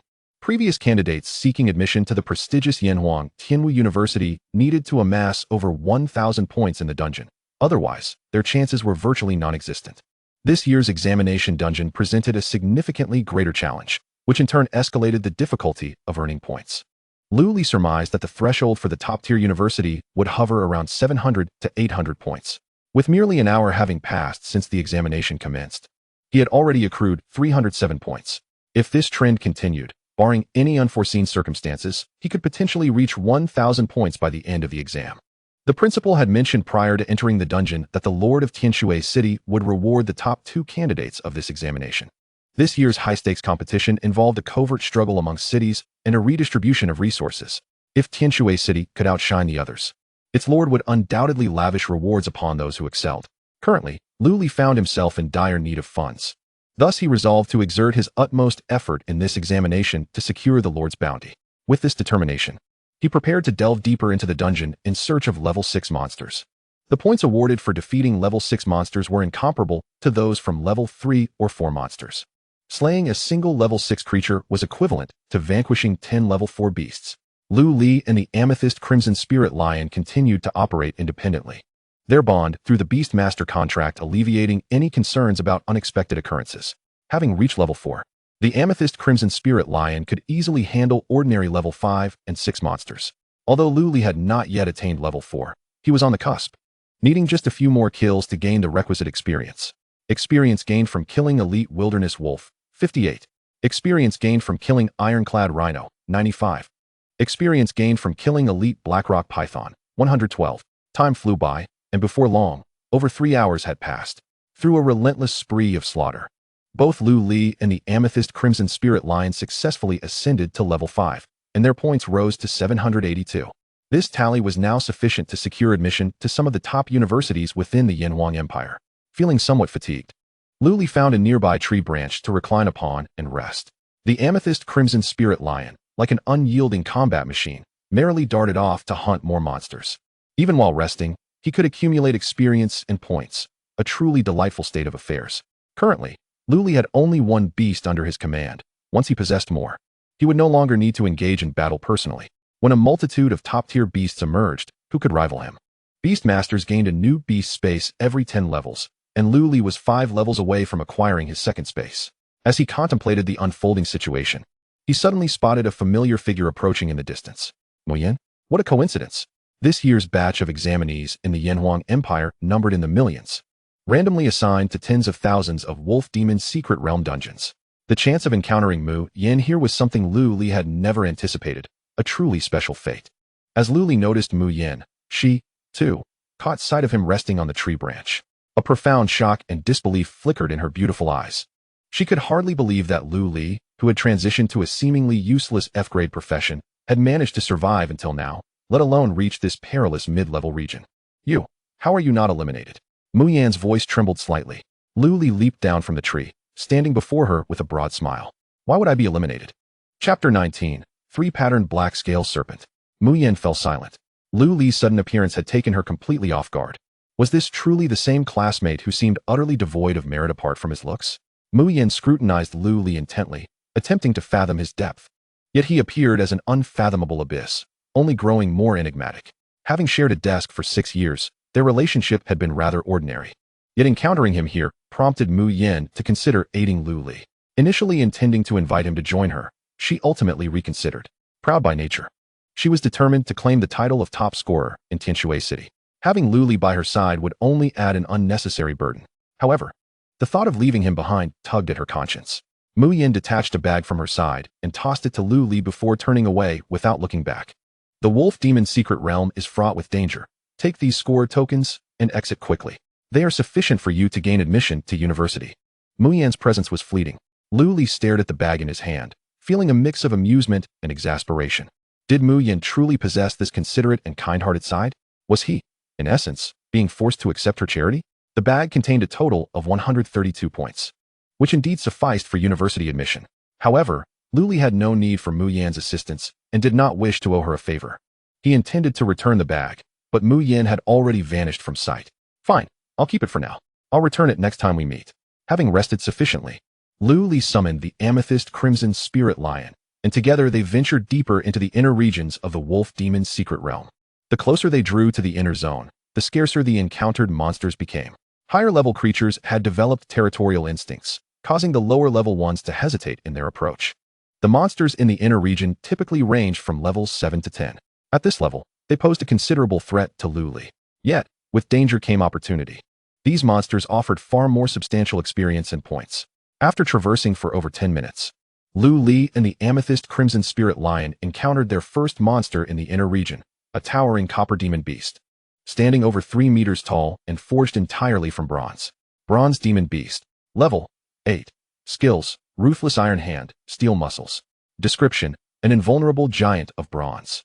At Lu Li's command, the Amethyst Crimson Soul Lion lunged toward the left flank of the Bronze Demon Beast, while Lu Li himself advanced on its right side. The Bronze Demon Beast, which had been dozing peacefully, was suddenly jolted awake by these unwelcome intruders.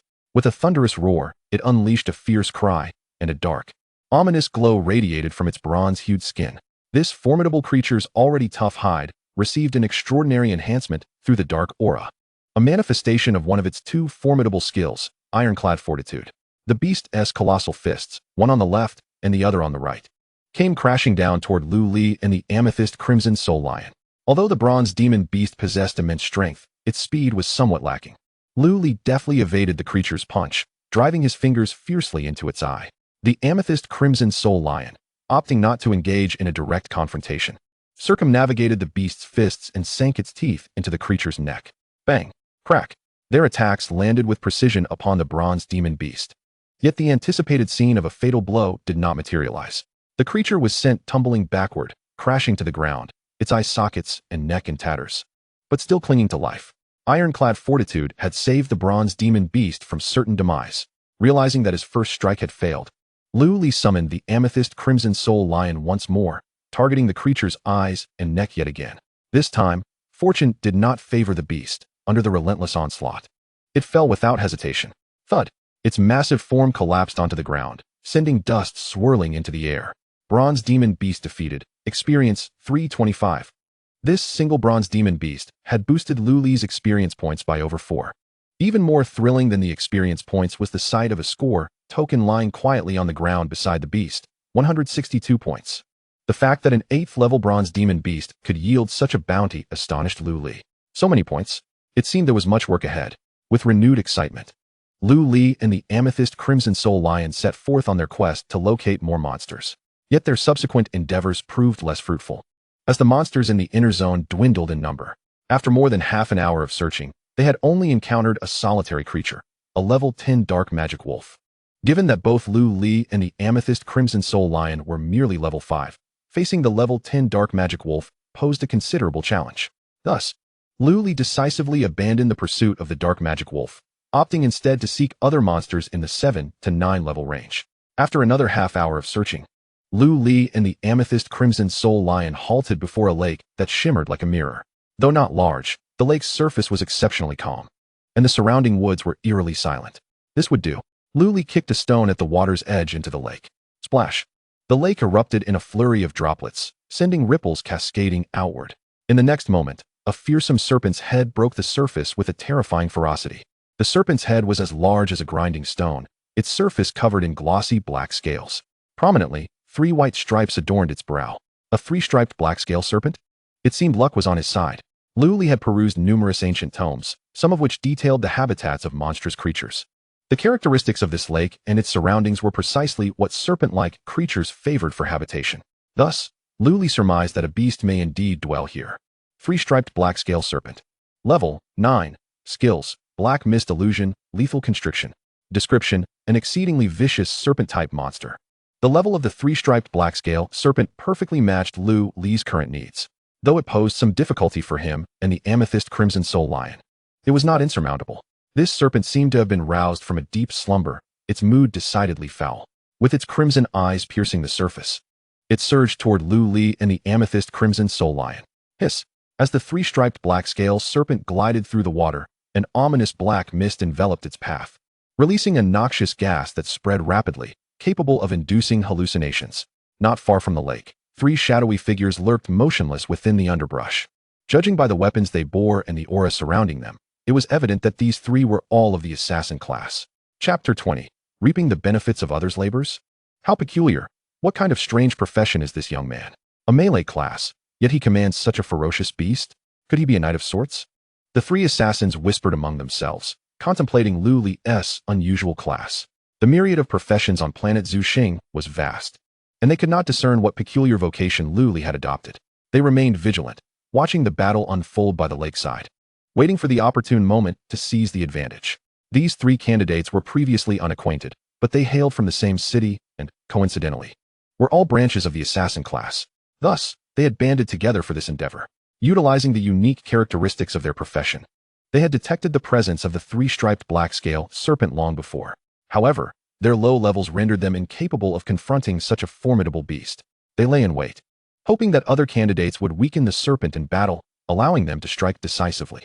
The 3-striped black scale serpent was the most formidable creature Lu Li had encountered thus far in the Dark Wolf secret realm. Its scales were as tough as steel, and even the Amethyst Crimson Soul Lion struggled to breach its defenses. Moreover, the serpent possessed a speed that belied its massive form, darting about like a shadow. The battle reached a stalemate, with Lu Li and the Amethyst Crimson Soul Lion barely managing to hold their ground. As time passed, the 3-striped black scale serpent grew increasingly agitated, and the surrounding hallucinogenic mist thickened. Lu Li held his breath, his eyes fixed intently on the serpent's 3 stripes. The serpent's 7-inch point was not its fatal weakness. Its greatest vulnerability lay in the 3 stripes upon its brow. After prolonged pursuit and combat, the serpent began to falter. its speed diminishing as fatigue set in. Seizing the moment, Luli unleashed a powerful punch aimed at the serpent's forehead. This strike channeled all the strength within Luli, the air crackling with a piercing sound as he swung. Whoosh! The three-striped black-scale serpent regarded Luli with cold indifference. Though it was significantly drained, it still possessed the capacity to evade the blow.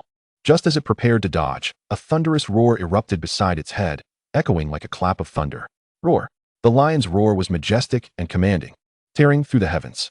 The presence of a superior beast momentarily stunned the three-striped black-scale serpent, plunging its mind into a void. Though just a fleeting instant. By the time the serpent regained its senses, Luli's fist loomed larger in its vision. Boom! Luli's forceful punch struck with tremendous impact against the three stripes. Flesh and blood erupted, and crimson splattered everywhere. A fist-sized blood hole appeared on the forehead of the three-striped black-scaled snake, and its dark, venomous blood flowed down its neck like a small stream. Observing this scene, Luli raised his fist once more. Taking advantage of your weakness, I shall claim your life. With relentless force, he struck the same spot repeatedly. Bang! Bang! Ultimately, this level 9 beast could not withstand Luli's onslaught and fell, unwillingly, into a pool of its own blood, defeated the three-striped black-scaled snake. Experience 758. Alongside the substantial experience gained, a points token materialized beside the snake's lifeless form. Upon seeing the token on the ground, Luli finally breathed a sigh of relief. Thankfully, his efforts were not in vain. Just as he was about to retrieve the points token, a sudden fluctuation in the space before him revealed a pale hand that snatched the token away before he could reach it. Hey there, brother, you've worked hard. I will be taking this points token, a mocking voice echoed before Luli, who then witnessed a shadow swiftly retreating with his token. As he gazed at the vanishing figure, a glint of cold light flickered in his eyes. Seeking death, are we? With a mere thought. The purple crystal flame lion transformed into a streak of violet light, pursuing the fleeing shadow. Not long after the lion departed, the space behind Luli quivered once more, and two gleaming daggers lunged towards his neck like venomous snakes. Whoosh! Whoosh! The daggers moved with astonishing speed, sending shivers down Luli's spine as the chilling intent of death loomed near. Yet, he remained composed, devoid of fear or panic. As the daggers closed in, less than half a meter from his neck, Luli, with keen perception, swiftly seized the wrists of the two assailants with lightning reflexes. With a sudden jerk, the daggers inexplicably halted midair, and the hidden assassins were violently dragged into the open.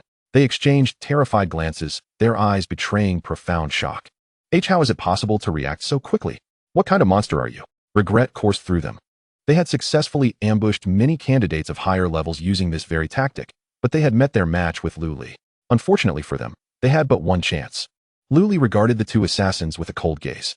Had he not remained vigilant, he might have already fallen prey to their attack. During his battle with the three-striped black-scaled snake, he had sensed a watchful presence, prompting him to exercise caution. To his astonishment, someone had dared to seize an opportunity in his moment of vulnerability. The assassins trembled under the weight of his murderous intent. Brother, we were just joking around.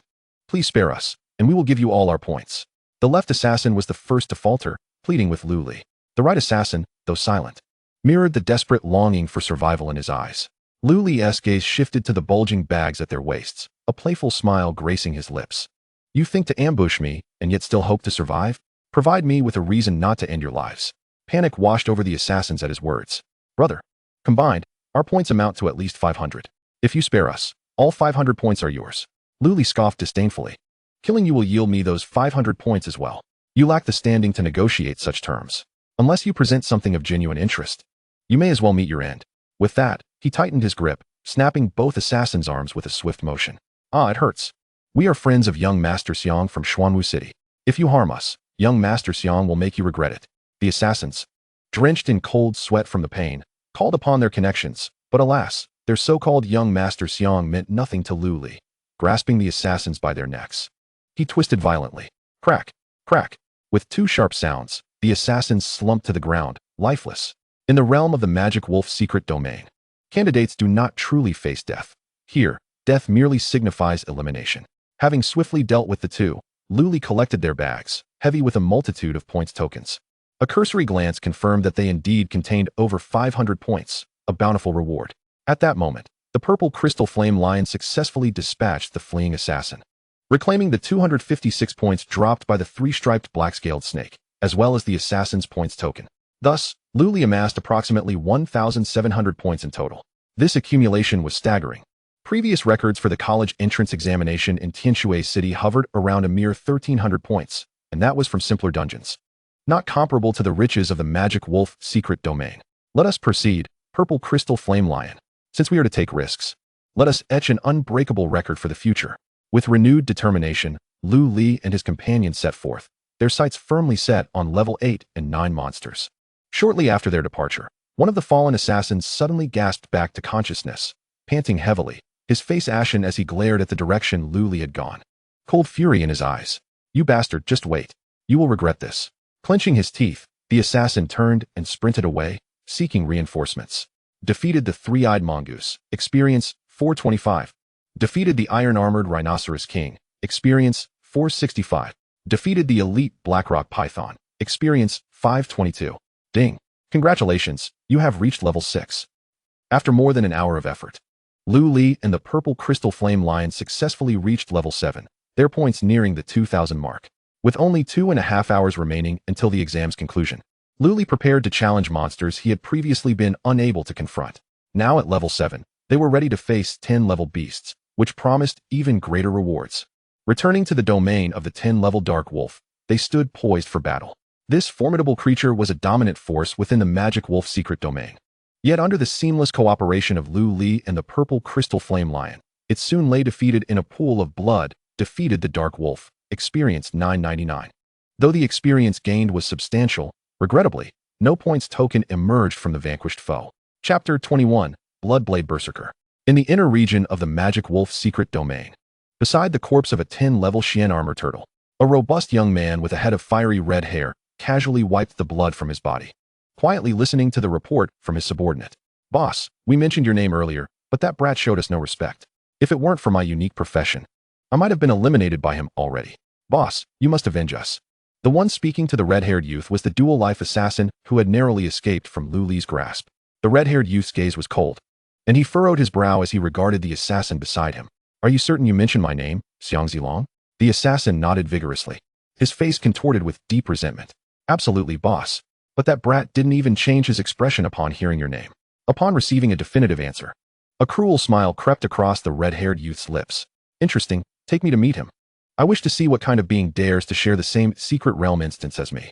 In the inner region of the Magic Wolf secret realm instance, the density of monsters was relatively low, and Lu Li, alongside the Amethyst Fire Lion, had scant spoils to show for their efforts. Yet, every creature they encountered met its demise. The young prodigies of the Yan Huang Empire were numerous, and to widen the gap in scores between the gifted and ordinary candidates, the examination often featured a formidable boss. Throughout his journey, Lu Li had encountered many level 10 monsters, but he had yet to face a true boss. With only 2 hours remaining in the examination, Lu Li set his sights on the boss of the Magic Wolf secret realm instance. Conventionally, this instance should house 1 ultimate boss and 2 ordinary bosses. The ultimate boss's level would far exceed the average level of monsters within the realm. Historically, very few candidates had managed to defeat the ultimate boss within the instance. The situation for the ordinary bosses was somewhat better, as some exceptionally talented individuals had a chance of overcoming them. With less than 2 hours remaining, Lu Li prepared to seek out these 3 bosses. To stand out among the hundreds of millions of candidates nationwide, it was simply impossible to succeed without taking down a few bosses. To the east of Lu Li and the Amethyst Fire Lion loomed a pitch-black mountain. Lu Li had approached from the west, and had yet to set foot upon this ominous peak. He intended to venture into the heart of this mountain. The foreboding black mountain was eerily silent, devoid of both beastly roars and bird songs. The absence of sounds from such a vast mountain indicated only one possibility. Something extraordinarily terrifying lurked within, deterring ordinary monsters from approaching. Mounted on the Amethyst Fire Lion, Lu Li began his ascent into the mountain. Along the way, he encountered no obstacles and soon reached the mountainside. Here, he instructed the Amethyst Fire Lion to slow down, for he had noticed the presence of monster footprints on the ground nearby. These prints were nearly half a meter long, deeply embedded in the soil. Based on their shape and size, they appeared to belong to a large feline predator. As Lu Li pondered this, he suddenly felt a gaze fixated upon him from ahead. Upon raising his head, he beheld a massive tiger, over 10 meters in length, wreathed in flames, glaring down at him. Crimson Flame Tiger King. Level 11. Skills, Fiery Strike. Terrifying Claw, Body of Flames. Description, a ferocious tiger born of flames, one of the two major bosses in the Magic Wolf Secret Realm instance. Judging by the aura it exuded, the Crimson Flame Tiger King was significantly stronger than the level 10 monsters Lu Li had previously encountered. As the beast moved, the flames enveloping it distorted the surrounding space.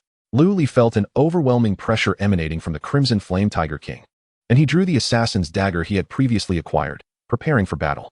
Roar! The Amethyst Fire Lion, sensing the imposing presence of the Crimson Flame Tiger King, ignited with fierce battle intent. A unique aura, characteristic of the Beast King, radiated from the Amethyst Fire Lion, pressing against the Crimson Flame Tiger King. Though the Amethyst Fire Lion's level was considerably lower, its superior bloodline power was unmatched by the Crimson Flame Tiger King. Under the weight of the Amethyst Fire Lion's aura, the Crimson Flame Tiger King's strength was greatly suppressed. Lu Li noticed the unusual state of the Crimson Flame Tiger King and exchanged a glance with his companion. Together, they surged toward the beast. Big Kitty, meet your demise. Roar. The Crimson Flame Tiger King let out a furious roar and leapt toward the charging duo. Its forepaws, engulfed in searing flames, came crashing down toward Lu Li and the Amethyst Fire Lion. Swish. Despite its power being somewhat diminished, the Crimson Flame Tiger King remained formidable. Its claws sliced through the air, a sharp scent of scorched earth filling Lu Li's nostrils.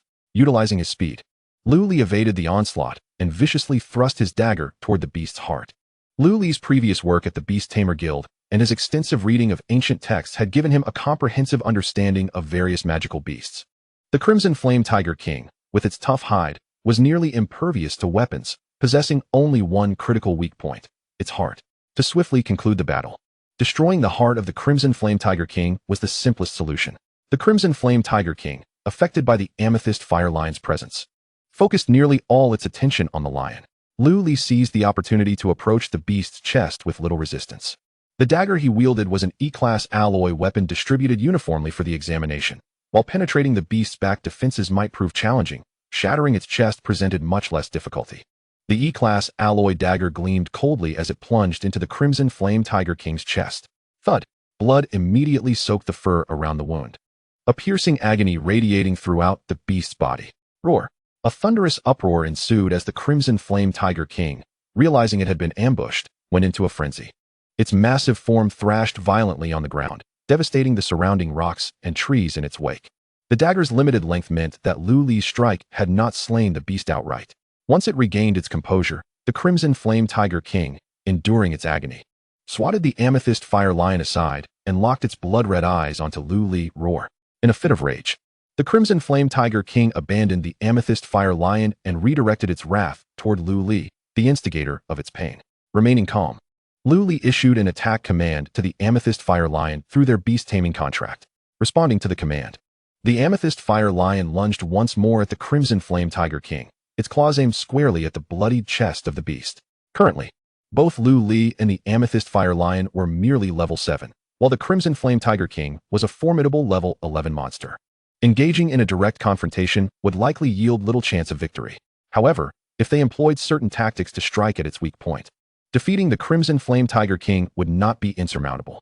Lu Li continuously drew the ire of the Flame Tiger King, while the Amethyst Crimson Soul Lion relentlessly targeted the King's chest with its ferocious assault.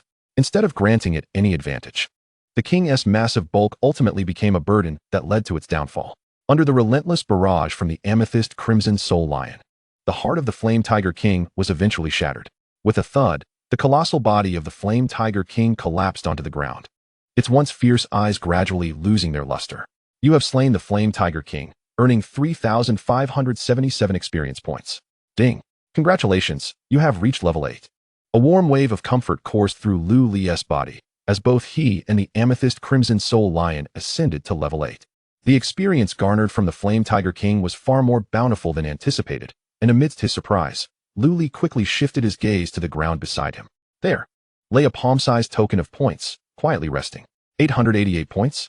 Lu Li raised an eyebrow, an uncontrollable joy washing over his face. With this 888 points added, his total points were nearing 3,000, a figure that could only be described as extraordinary. As long as no unforeseen circumstances arose, victory was assured. However, the whims of fate are unpredictable. Just as he thought this, an unforeseen event occurred. A red-haired youth wielding a blood-red great sword came rushing down from the mountain. His crimson eyes glowed fiercely, his muscular upper body exposed, and the blood-colored blade carved an astonishing arc as it swung towards Lu Li's head. The force of the strike was overwhelming, the scent of blood pervading the air. "You dare to kill my subordinate. Die!" the red-haired youth bellowed. The moment the red-haired youth appeared, Lu Li had already noticed him. Not only the red-haired youth, but he also spotted the double-life assassin who had miraculously survived.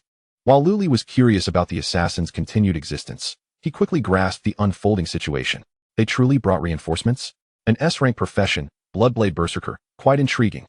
The red-haired youth was level 10, and coupled with the violent nature of the Bloodblade Berserker profession, he undoubtedly stood out among millions of candidates. Belonging to the elite few at the pinnacle, it was no surprise he was so brazen. He indeed had a formidable backing, Lu Li mused. The red-haired youth approached with astonishing speed, exuding an intense pressure. Armed with a metallic dagger, Lu Li met the youth head-on. The Bloodblade Berserker was known for its relentless forward charge, characterized by powerful and explosive attacks. Although Lu Li's level did not match that of the red-haired youth, he was undeterred when it came to a contest of strength. Since you wish to defend him, be prepared to face elimination. I shall claim the points token you carry. Chapter 22. My name is Zhou Xingyu.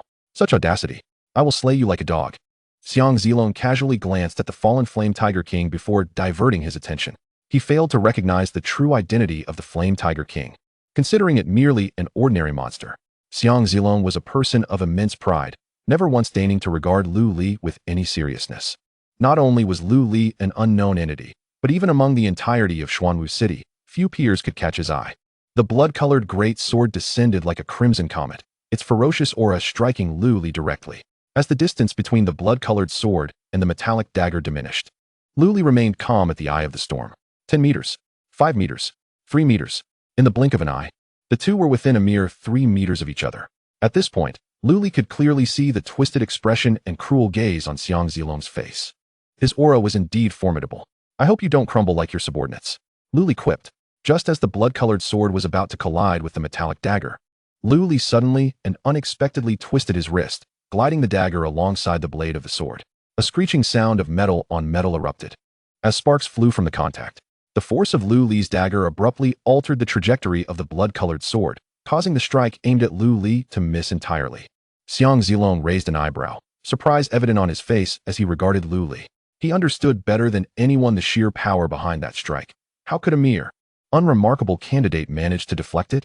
While Xiang Zilong was still reeling from his astonishment, Lu Li had already advanced, the metallic dagger slicing towards Xiang Zilong's neck with lightning speed. Lu Li's attack was straightforward yet lethal. This strike was even swifter than the last, leaving Xiang Zilong scrambling to evade, though he still sustained a cut across his neck. Blood streamed down, staining his upper body as he clutched the wound in shock and fury. "Who are you really? State your name.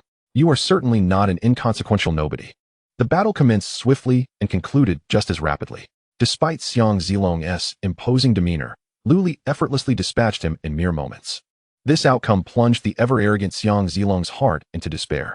Observing Xiang Zilong's furious countenance, Lu Li couldn't help but chuckle. "I expected you to be formidable.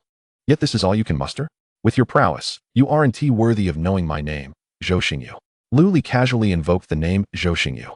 He had not paid much attention to the affairs of the outside world, and was unaware of the significance of young Master Xiang in Xuanwu City.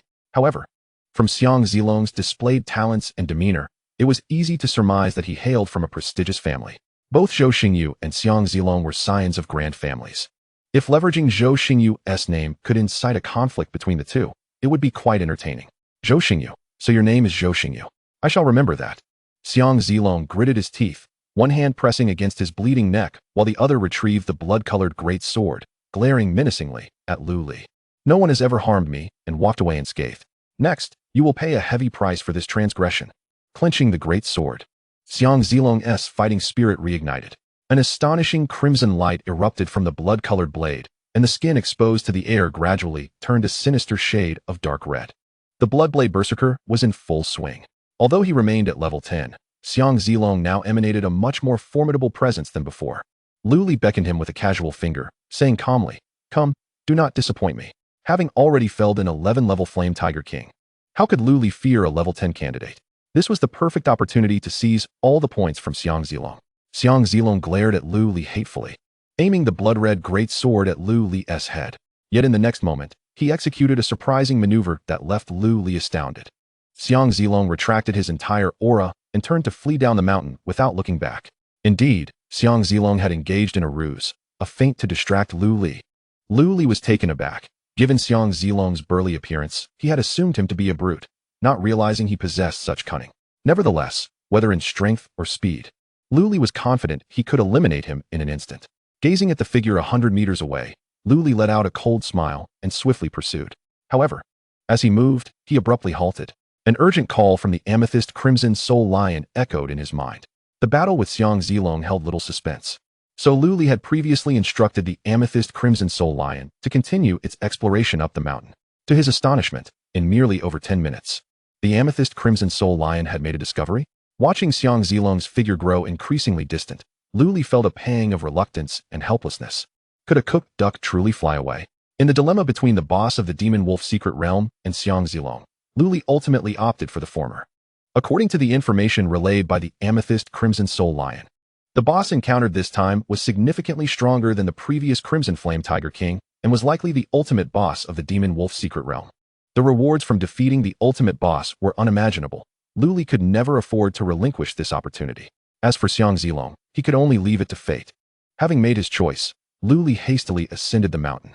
At the summit of this obsidian peak, he finally beheld the true form of the ultimate boss of the Demon Wolf Secret Realm.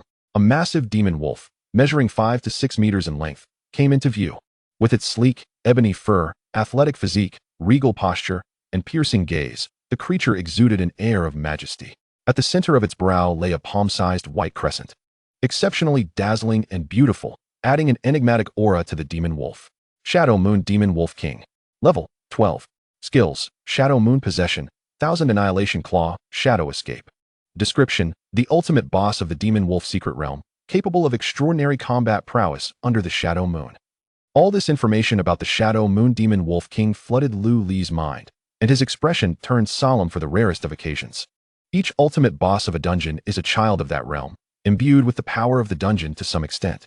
Though this Shadow Moon Demon Wolf King appeared to be only level 12, its true strength was certainly far beyond that.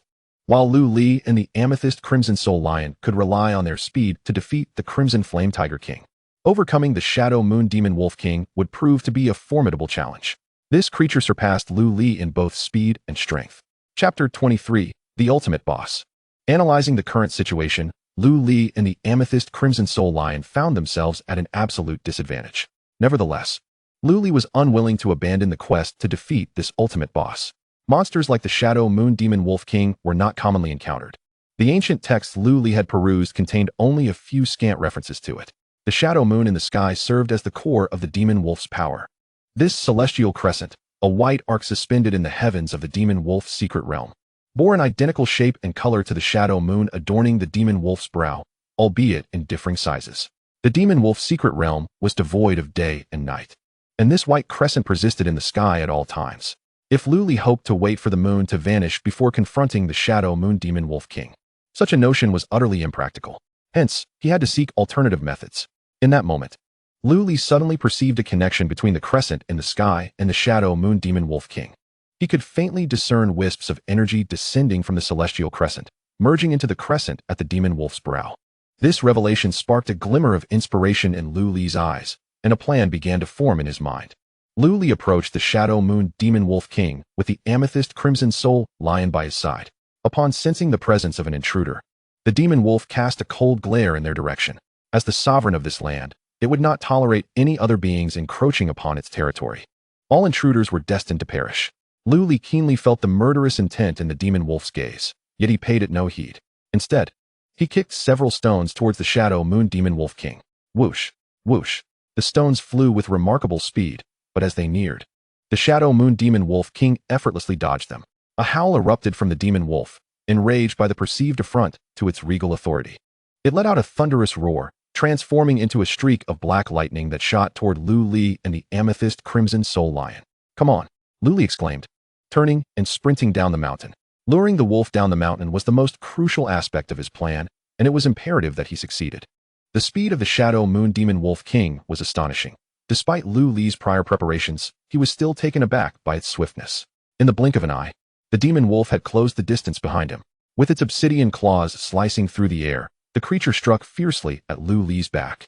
The chilling aura emanating from the claws sent shivers down Lu Li's spine, a visceral sense of dread coursing through him. It seemed he had underestimated this wolf. With no way to evade the incoming strike, Lu Li gritted his teeth and thrust his dagger backward. Clang! A jarring sound of metal clashing rang out, and a faint trace of blood appeared on the Shadow Moon Demon Wolf King's claw.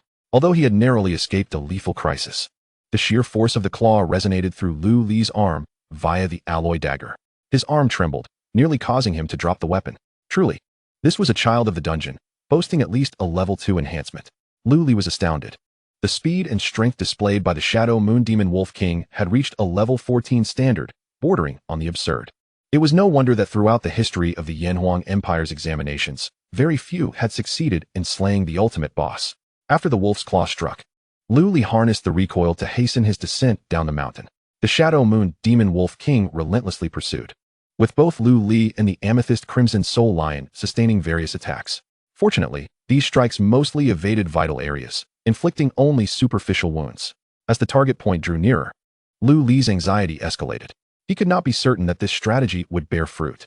50 meters ahead, a towering ancient tree loomed, reaching heights of over 100 meters. Its thick branches and broad leaves spread like parasols, casting an expansive shadow over the area. The foliage above concealed the sky entirely, leaving no gaps. Lu Li had chosen this location specifically to sever the connection between the Shadow Moon Demon Wolf King and the celestial crescent above. As a level 12 creature, the demon wolf's ability to unleash strength surpassing level 14 was attributed to the white crescent in the sky. If he could disconnect the two, Lu Li was confident he could defeat the Shadow Moon Demon Wolf King. At that moment, the Shadow Moon Demon Wolf King, thoroughly incensed by Lu Li's actions, followed him beneath the towering tree without a second thought.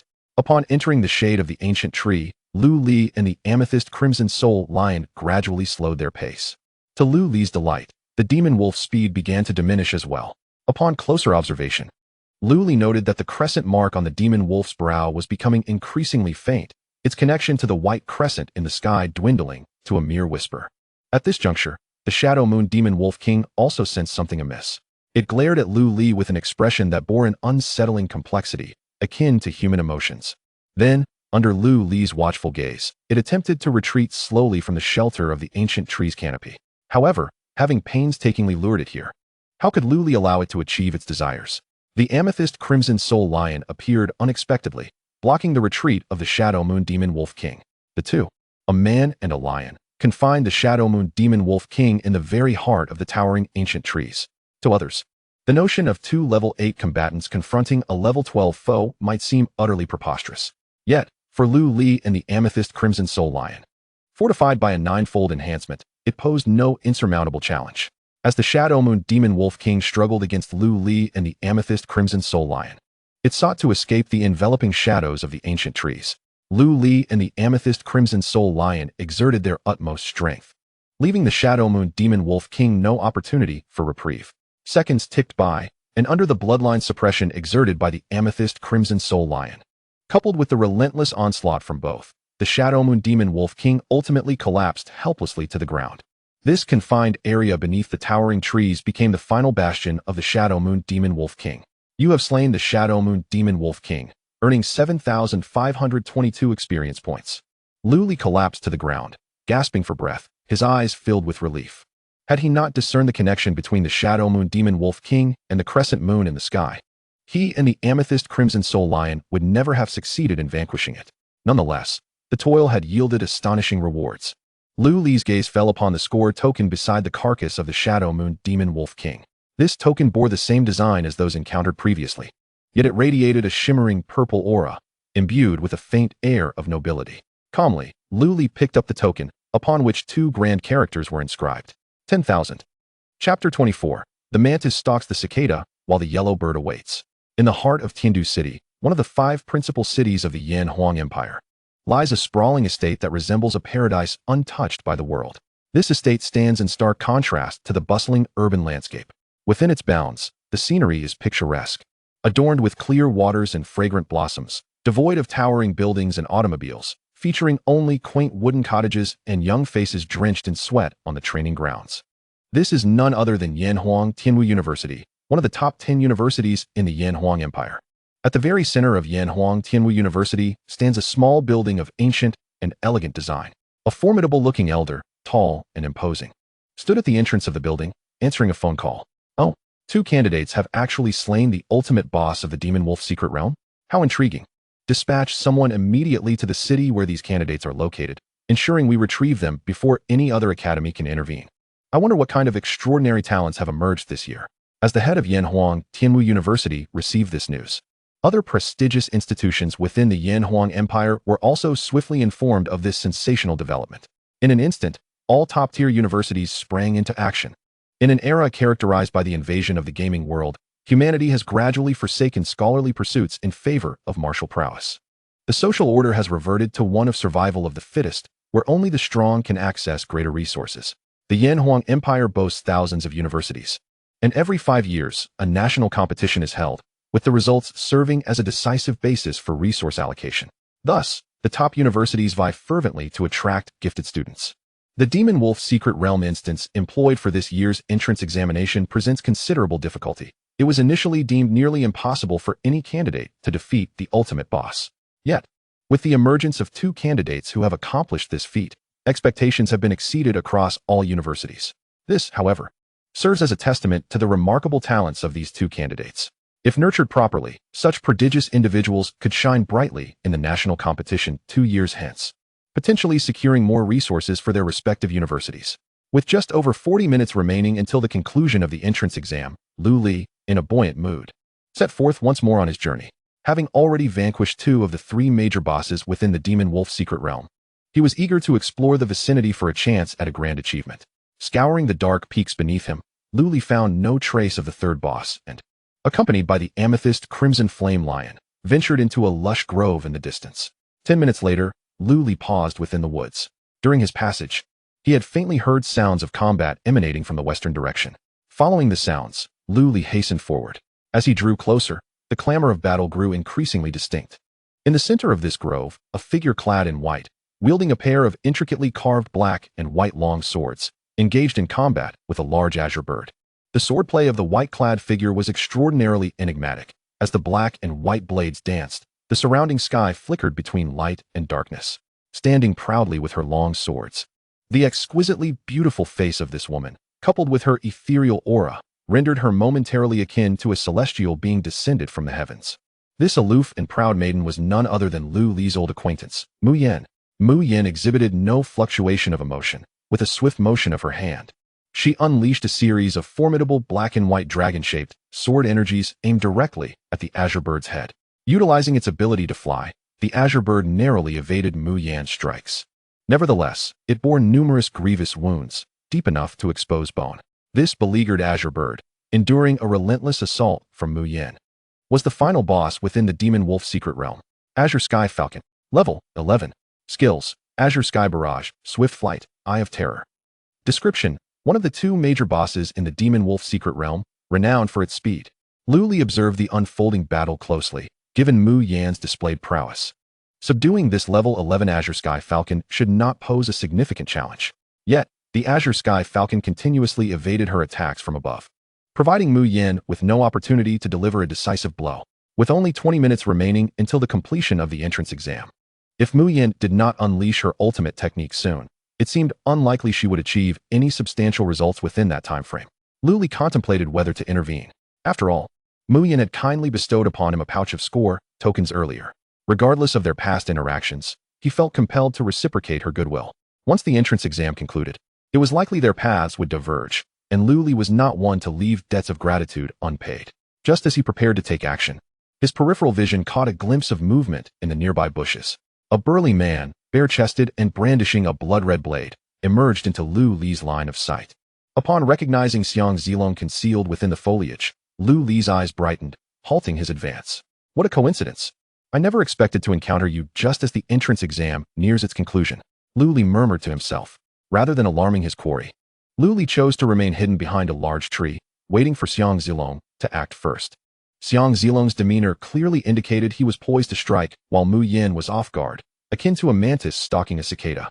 However, he likely could not fathom that Lu Li, the yellow bird, lay concealed in the shadows.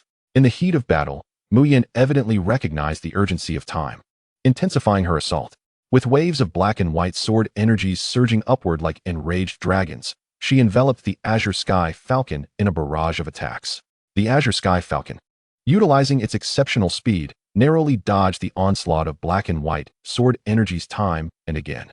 The battle had reached an impasse. Mu Yin ceased her blind attacks and instead grounded herself, awaiting the opportune moment to strike. Gazing up at the majestic figure of the Azure Sky Falcon soaring in the heavens, Mu Yin slowly merged the black and white long sword in her hand into a single entity. With a resonant hum, the transformation was completed in an instant, revealing a resplendent dragon-carved sword of exquisite black and white hues in Mu Yan's grasp. As she wielded the dual-colored sword, her aura underwent a remarkable transformation, emanating an unparalleled supreme sword intent, an interplay of light and shadow and sword energy. With a delicate yet commanding shout, Mu Yin unleashed a shadowy sword energy from the tip of the dragon-carved sword. Whoosh! This blade of energy vanished into the void the moment it appeared, leaving no trace behind.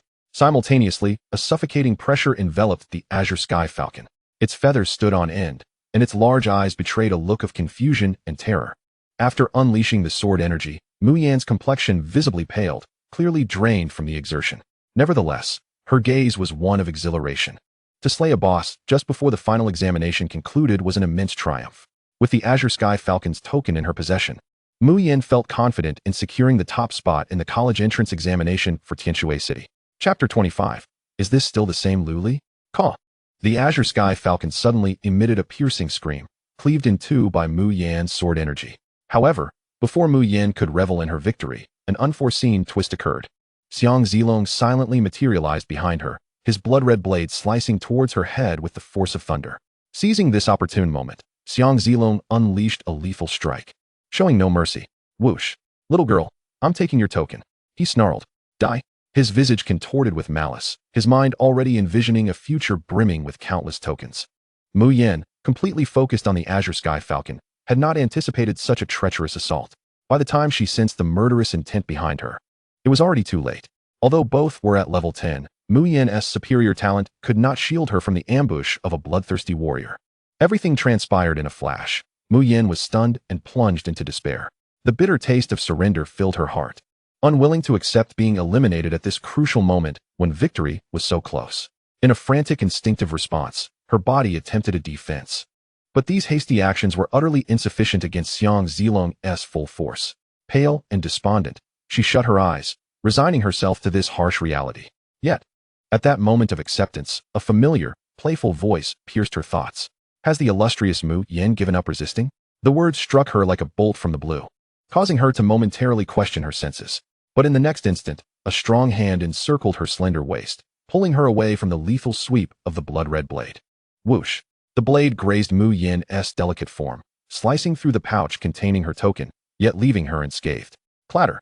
The tokens within the pouch spilled out, their crisp sound jolting Mu Yin back to reality. As she blinked in confusion, a handsome face appeared before her. Stunned, Mu Yin gazed at the familiar visage. Disbelief etched across her cool features.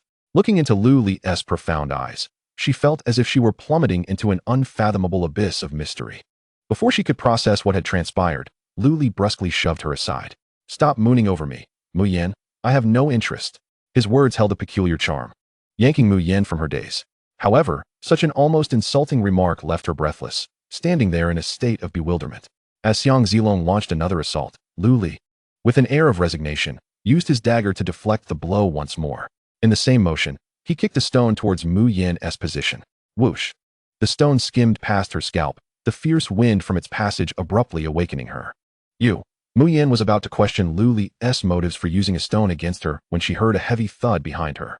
Turning in confusion, she saw a bloodied figure, a masked assassin, collapsed on the ground, lifeless. The stone Lu Li had kicked lay embedded in the assassin's forehead. Silence enveloped Mu Yin as she regained her wits. She had been so distracted that she hadn't noticed the assassin lurking behind her. In the span of mere minutes, Lu Li had saved her twice, yet she had the audacity to question his intentions for kicking the stone. At that moment, her heart was devoid of the joy of survival, filled instead with profound shock and disbelief. She gazed at the imposing figure before her, feeling as though she were caught in a dream. A caregiver for F-grade demon beasts was capable of such terror? Lu Li, you've concealed yourself well. Meanwhile, Xiang Zilong wore a bitter expression, on the verge of tears. Accustomed to being domineering within his circle, he had never faced such persistent opposition. He had thought this moment was in the bag, only to be thwarted by Lu Li's unexpected intervention. His plans lay in ruins once more. Gritting his teeth, Xiang Zilong glared at Lu Li, venomously declaring, "Your name is Zhou Xingyu, isn't it? Our feud has just begun. After the examination, I will scour the entire Yanhuang Empire to teach you a lesson." Zhou Xingyu? Mu Yin was momentarily perplexed by the name, but quickly grasped Lu Li's true intentions. A smile unconsciously crept onto her lips, her beautiful eyes shimmering with a hint of intrigue. After delivering his threat, Xiang Zilong felt an urge to retreat.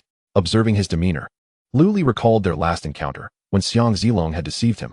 A sly smile crept onto Lu Li's face. "Young Master Xiang, will you still insist on a fight to the death?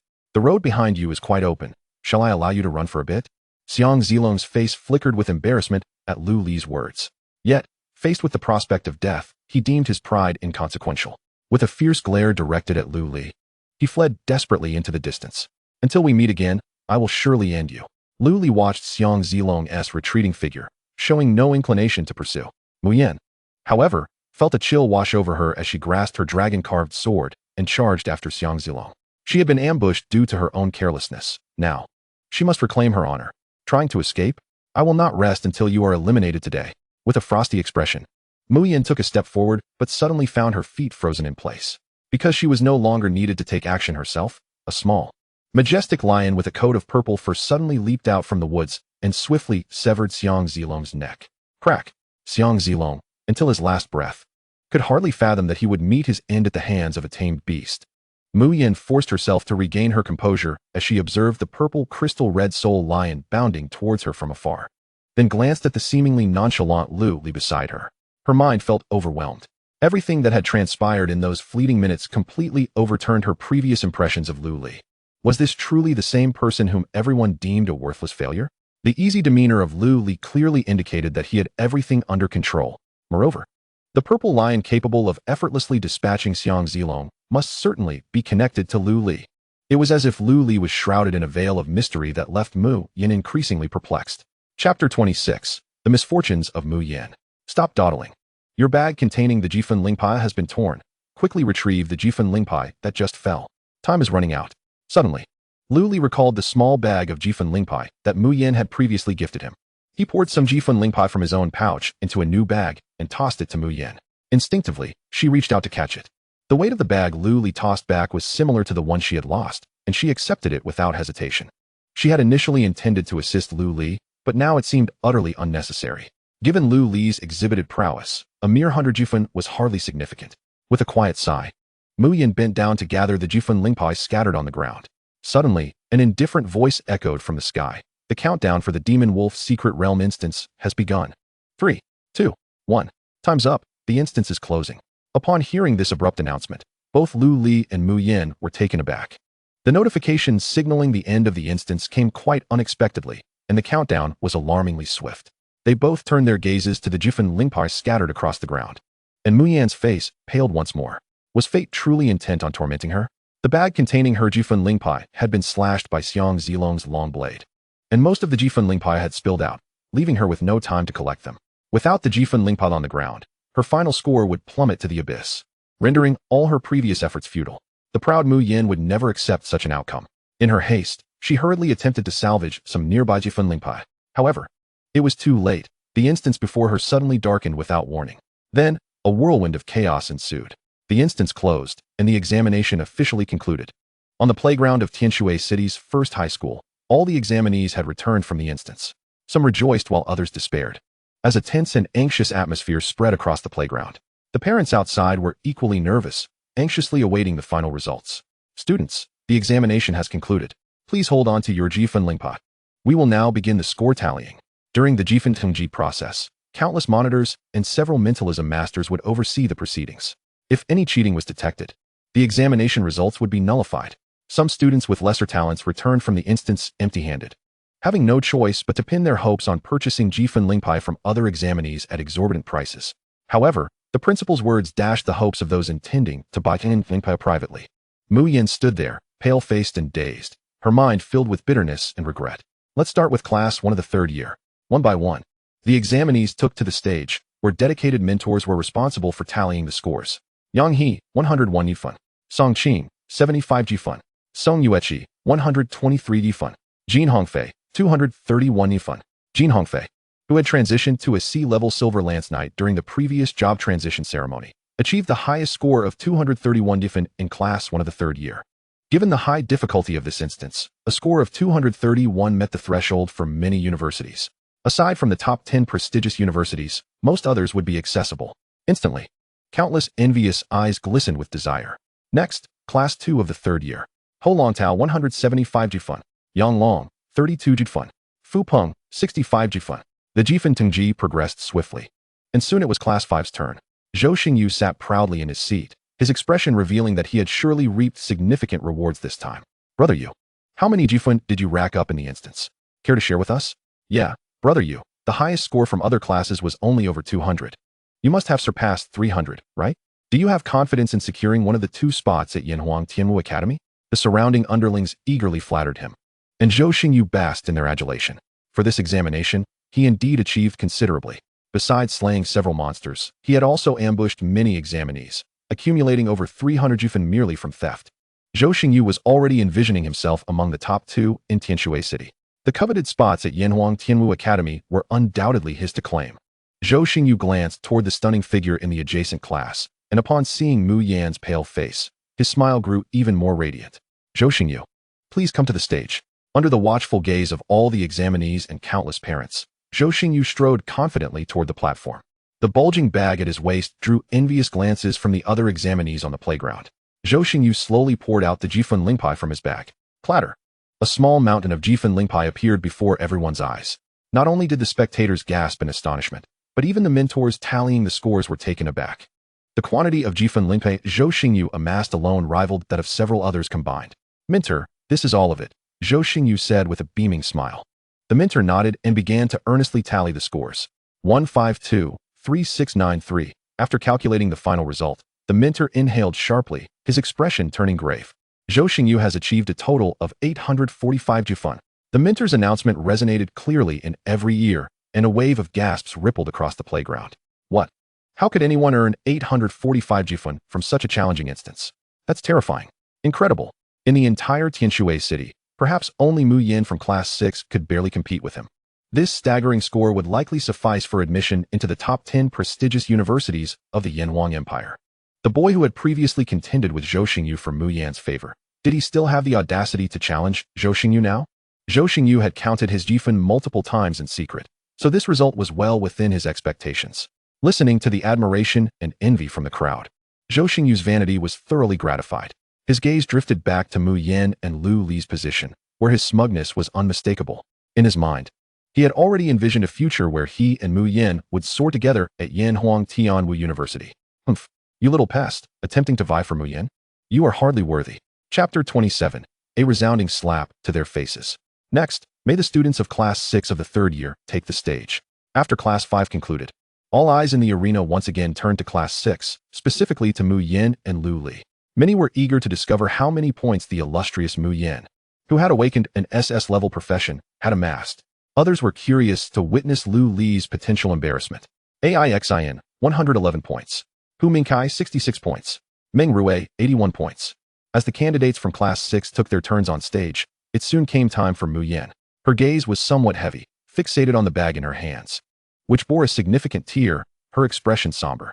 Nevertheless, amidst the crowd's scrutiny, she resolutely ascended the stage, clutching the bag.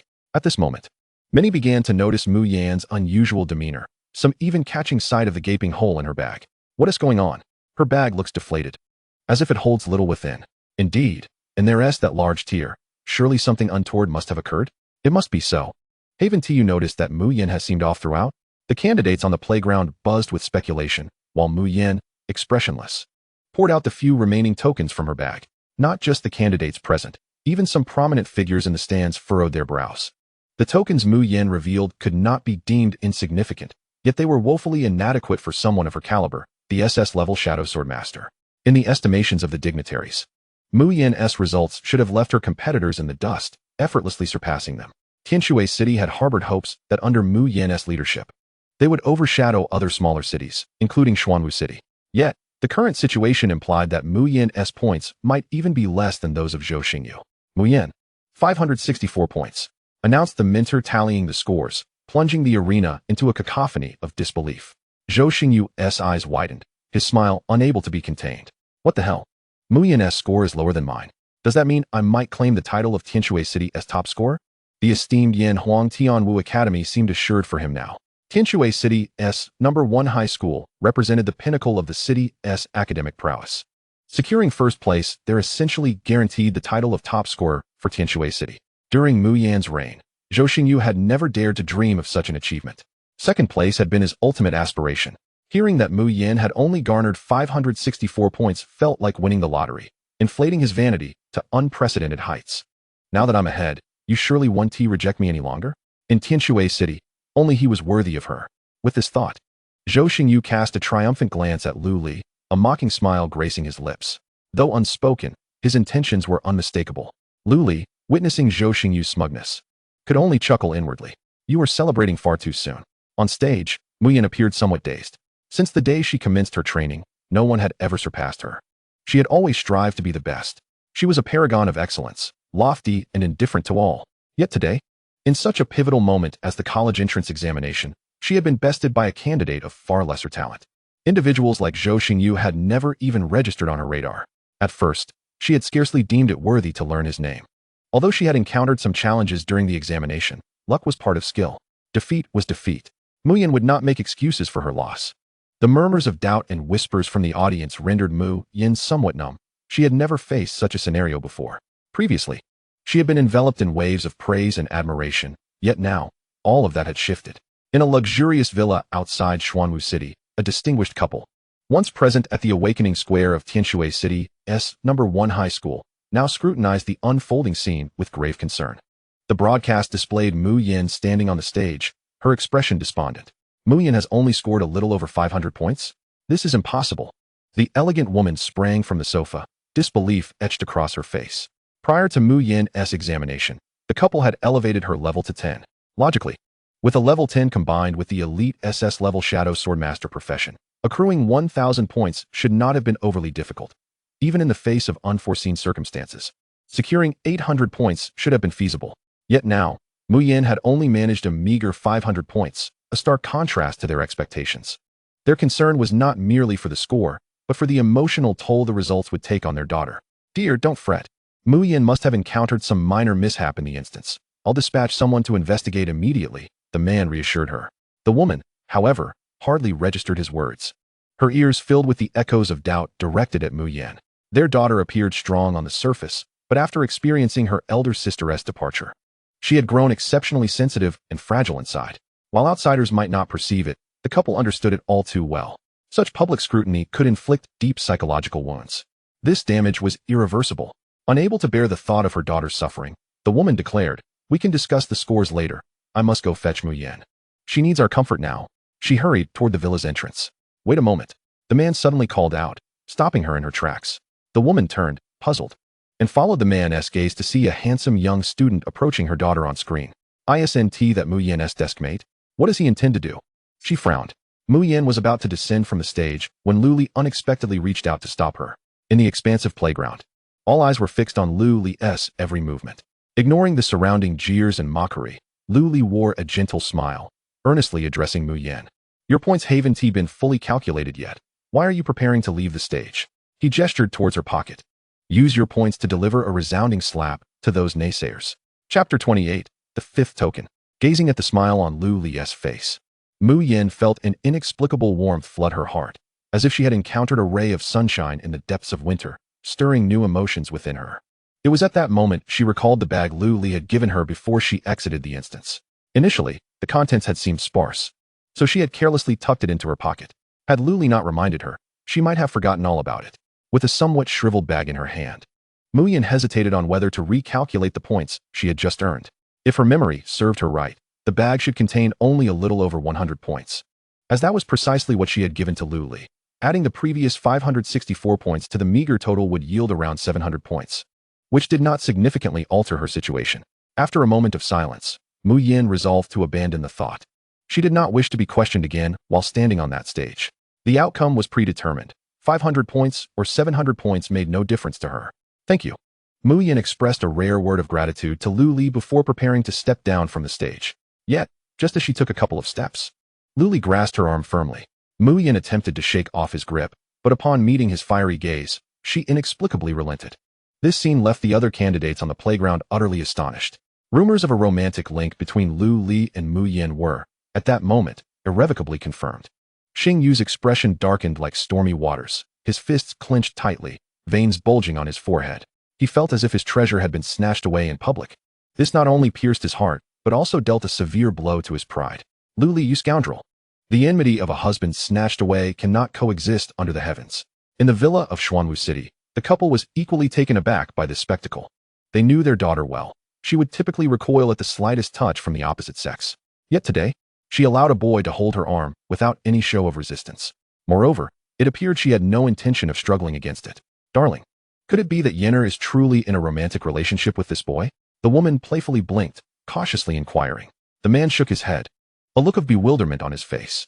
I am uncertain. I believe they had always been at odds. As Lu Li held Mu Yan's arm, he too felt a sense of surprise. As one of the participants, he found it somewhat unbelievable. Given Mu Yan's character, she would allow him to make physical contact? Having sat beside Mu Yan for 6 years, Lu Li had long sensed the hidden secrets nestled within her heart. The aloof demeanor she often displayed was merely a protective shell she had constructed. With this facade, she could ward off the outside world. Though Lu Li did not comprehend the reasons behind her behavior, he understood that Mu Yan was not a person with ill intentions. At the very least, the bag of points from the Magic Wolf Secret Realm dungeon clearly illustrated her true nature. The college entrance examination was of paramount importance, and each point in that dungeon could determine a candidate's fate. In the dungeon, there were even wealthy candidates willing to pay 1,000,000 ancestral star coins for a single point. The value of over 100 points was equivalent to more than 100 million ancestral star coins. Mu Yan's unhesitating gift of those points to Lu Li was a testament to her character. Thus, when he saw her despondent, Lu Li could not stand idly by. With a determined grip, he pulled Mu Yan back toward the stands. Instructor, she possesses another bag of points. Let us recalculate. With a clatter, Lu Li snatched the bag from Mu Yan's hand and placed it on the table. The instructor responsible for tallying the points nodded in acquiescence, not rejecting the request. All of Lu Li's actions had been observed by those present. They clearly saw that the bag of points had been retrieved from Mu Yan's pocket. This did not violate any regulations. Under everyone's watchful gaze, the instructor poured out the tokens contained within the bag. There were only 5 tokens. Upon witnessing this, murmurs of doubt about Mu Yan erupted once more. Some mocked her for seeking attention, while others accused Lu Li of creating a spectacle.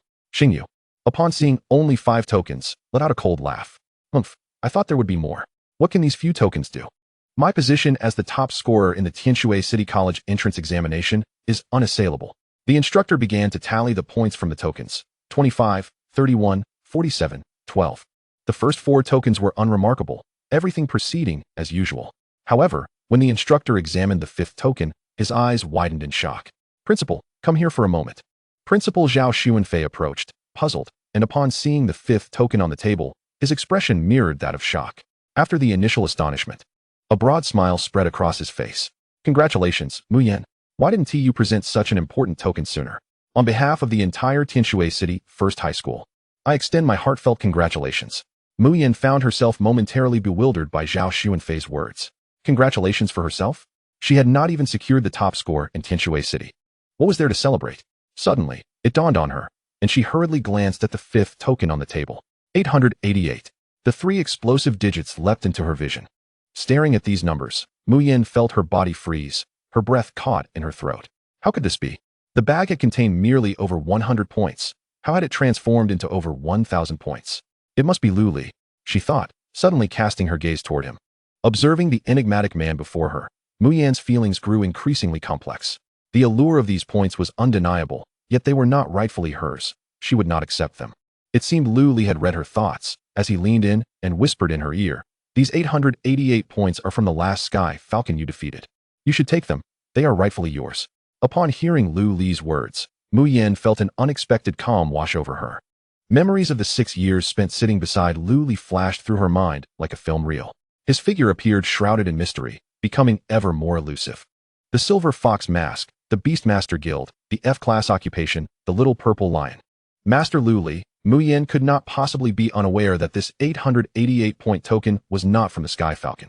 She had clearly seen the 782-point token the Sky Falcon dropped lying on the ground in the distance when the countdown of the Magic Wolf Secret Realm dungeon ended. She chose not to expose Lu Li's deception, simply wishing to preserve this rare moment of tranquility. Chapter 29, No More Intersections. Mu Yan, 1567 points. The voice of the points tallying instructor rang out once more, sending shockwaves across the playground, leaving expressions of disbelief frozen on countless faces. What? 1,567 points? How is that possible? Such a challenging exam could yield such a high score? Did Goddess Mu truly defeat the ultimate boss? Xingyu sat dazed in his seat, a series of question marks swirling in his mind. The confidence and joy he had felt moments ago had vanished entirely in an instant. On that day, the top scorer of the Gaokao in Shui City had barely settled into his triumph when he was decisively overshadowed by Mu Yan, who surged ahead with an overwhelming lead.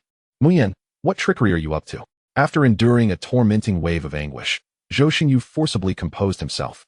Never mind. This position of top scorer was never truly mine. Being ranked second is still commendable. As long as I can secure one of the 2 coveted spots at Yanhuang Tianwu University, it will all be worth it. This was the only solace Zhou Xingyu could find. Within the luxurious villa of Xuanwu City, upon hearing the astonishing figure of 1567 points, the couple's eyes widened in disbelief. Even seasoned by the storms of life, they were momentarily stunned by this unexpected turn of events.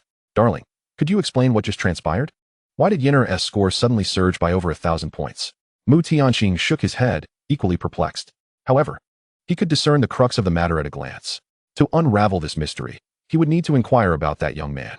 Clearly, something transpired between him and Yinner that remained unknown to them. The person Mu Tianxing referred to was none other than Lu Li, who wore a broad smile on his face in the footage. Mu Yan's mother, Chu Mu, nodded in agreement. She too recognized that this situation was intricately linked to Lu Li. Points did not hold much significance for Chu Mu. What truly delighted her was the noticeable improvement in Mu Yan's spirits following her interactions with Lu Li. Most importantly, she could detect a subtle hint of affection blossoming on Mu Yan's face. Indeed, her daughter had developed some fondness for Lu Li. Chu Mu had never opposed the idea of boys mingling with Mu Yan. As long as her daughter was happy, she and her husband would support whatever path she chose. If Lu Li could positively influence Mu Yan's character, then Chu Mu would gladly welcome their companionship. Honey, I believe we should have a serious talk with that young man. Yes, indeed, we need to have a discussion with him. But first, we must ascertain what transpired between them. Butler, please arrange for someone to obtain a recording of Yinner's perspective during the Gaokao. As Mu Yan gracefully descended from the platform amidst the astonished gasps of the crowd, she cast a lingering glance at Lu Li, her eyes shimmering with an inexplicable meaning. Lu Li, please present your score tokens. Time is of the essence, urged the instructor beside her. As the instructor's voice echoed, a wave of mocking jeers erupted across the playground. An F-rated profession as a postpartum care practitioner for demonic beasts. What kind of surprise will Lu Li bring us? His awakened profession had already shattered records on the ancestral star. It was likely his performance would astound everyone. Just moments ago, he was desperately trying to curry favor with the campus belle. I wonder if he will still have the courage to speak to her now that the results are out. Ultimately, he is but a mere clown. Such a person will no longer intersect with our lives. Unbeknownst to him, Lu Li had inadvertently become a source of amusement amidst the high-pressure lives of the senior students, who looked upon him as a jester. In a world where strength reigned supreme on the ancestral star, the weak possessed no dignity. It was hardly surprising that Lu Li, having transitioned to a lackluster F-rated talent, was scorned by these arrogant students. Although Lu Li held no fondness for them, he resonated with one sentiment they expressed. We will no longer have any intersections. Indeed, there would be no further intersections. Lu Li smiled faintly, then, amidst the cacophony of derision, he dramatically lifted his shirt. With a flourish, 4 bulging bags appeared before the astonished crowd. Silence. The once boisterous playground fell eerily quiet. All eyes widened in disbelief as they stared at the 4 bags. He can't possibly be trying to deceive us with stones, can he? A worthless individual awakened to an F-rated profession could never possess such a multitude of score tokens. Yes, it must be so. He is merely seeking attention. A person's profession largely dictates their future achievements, and no one believed that Lu Li, as an F-rated practitioner, could amass such a wealth of score tokens in the demonic wolf secret realm dungeon. Zhou Xingyu fixed his gaze on Lu Li, an ominous premonition stirring within him. You scoundrel, let us see how long you can keep this charade up. Lu Li reveled in the relentless skepticism surrounding him, feeling an exhilarating satisfaction. The spectacle had reached its zenith, and he was determined to deliver a resounding slap to their faces. Lu Li brandished the 4 bags before the crowd, the clinking sound within them snapping the remaining skeptics back to reality. The instructor beside him was equally taken aback. He had initially assumed Lu Li was merely bundled up for warmth. To his astonishment, Lu Li was not cold at all. He had been concealing 4 overflowing bags beneath his clothing. He could hardly fathom how many score tokens could possibly fit within those bags.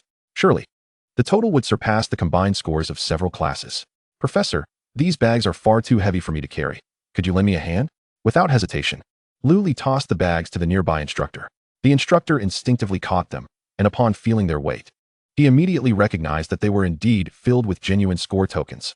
Cold sweat broke out on the instructor's forehead as he regarded Lu Li with a look of astonishment. Lu Li pulled out the chair beneath the instructor and sat down comfortably, crossing his legs. "Kindly assist me in calculating the total score of these tokens. There might be quite a few, so fellow students, please be patient." This maneuver instantly ignited a torrent of animosity, and the playground erupted with a chorus of curses. Yet, amidst the vitriol, shock and disbelief were palpable. Zhou Xingyu stood frozen, his unease intensifying as he observed the 4 bags in the instructor's hands. Mu Yan's lips curled into a slight smile, her exquisite features illuminated by genuine delight. Was the secret finally about to be unveiled? Chapter 30. He did not cheat. With a clatter, the instructor tasked with tallying the scores emptied the contents of the 4 bags. The crisp sounds of the score tokens colliding sent a rush of anticipation through the candidates, their breaths quickening and eyes reddening. As the tokens spilled forth, a veritable mound of score tokens materialized before their gaze. The scene was nothing short of spectacular. Not only the candidates on the playground, but even some high-ranking officials in the stands could no longer contain their excitement. They rubbed their hands together eagerly, their eyes gleaming with anticipation and delight, in stark contrast to the astonished expressions of those prominent figures.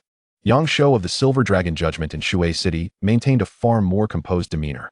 From their very first meeting, he had recognized that Lu Li was no ordinary individual. Lu Li's cunning and unflappable demeanor had left even someone as seasoned as Yang Shou in awe. He had never believed that a youth like Lu Li would submit to fate, and indeed, Lu Li had delivered a resounding blow to all doubters. What a remarkable talent. It was a pity that they had failed to recruit him to the Yanhuang Judgment Bureau earlier, a regret that weighed heavily on Yang Shou's heart. It remains a mystery how he acquired such an abundance of score tokens. Could it be that he has dual-classed?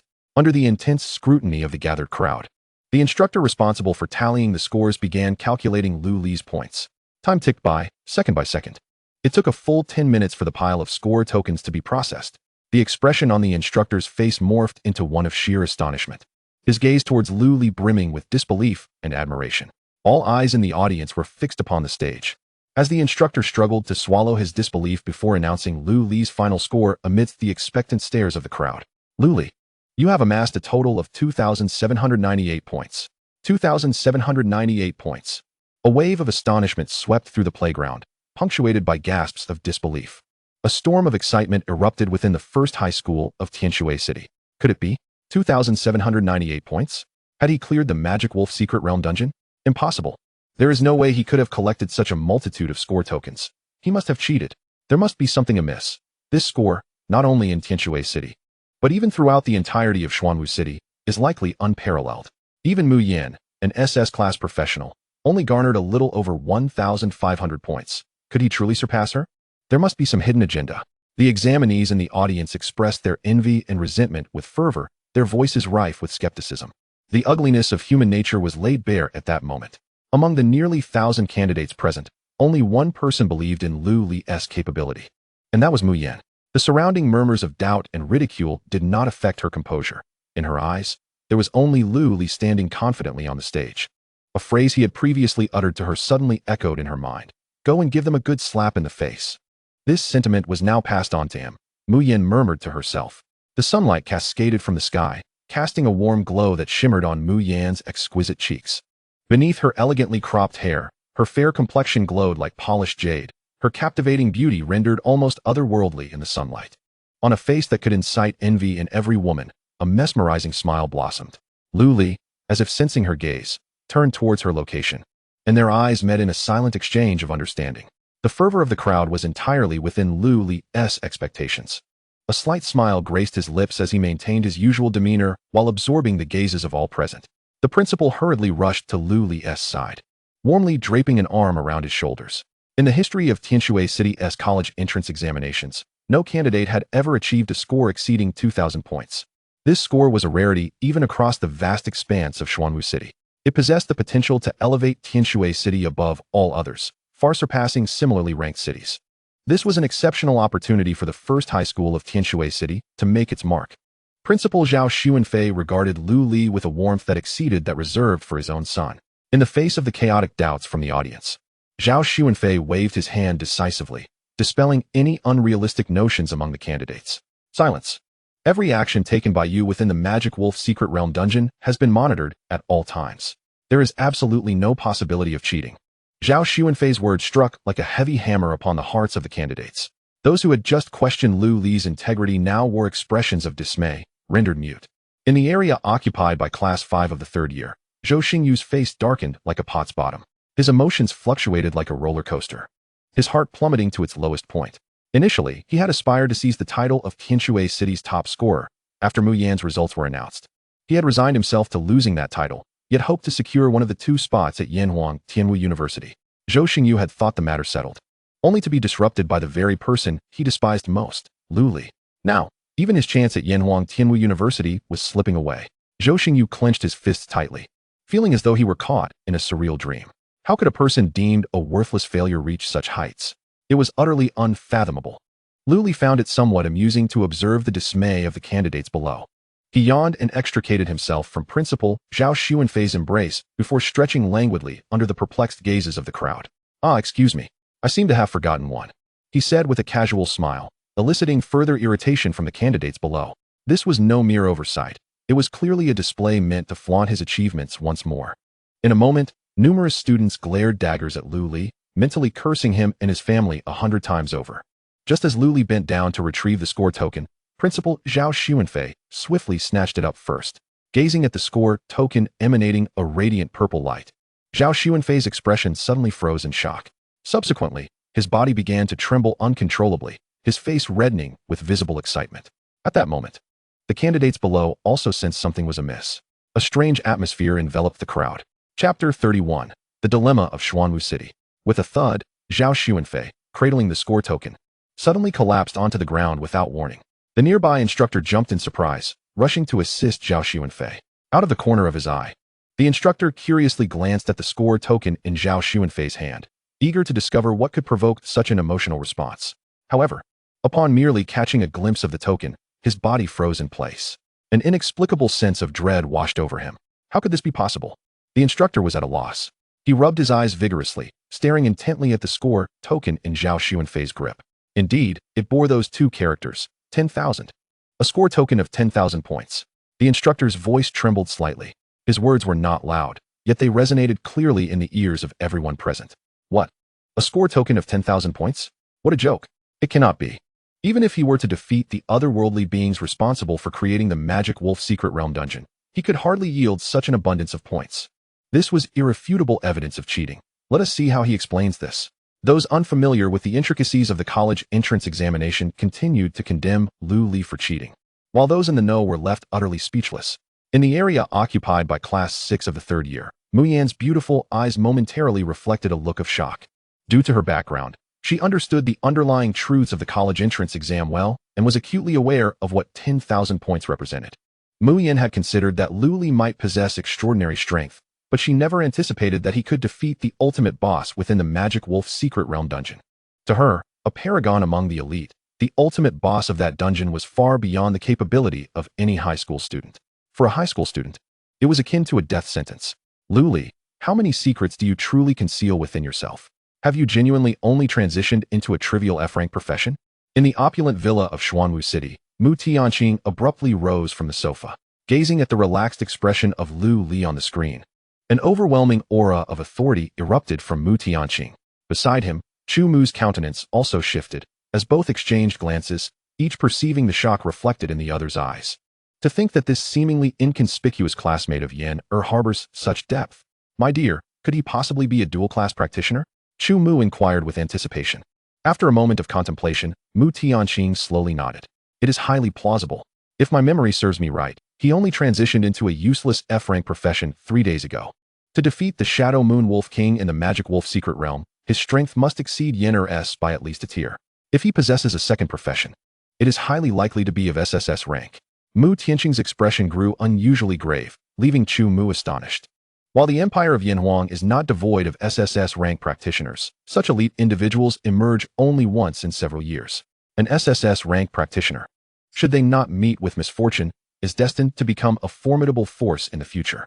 The realization that their beloved daughter's classmate might indeed be a rare SSS rank practitioner was beyond the expectations of the couple. After the initial astonishment, Mu Tianqing sighed helplessly, a flicker of melancholy crossing his gaze.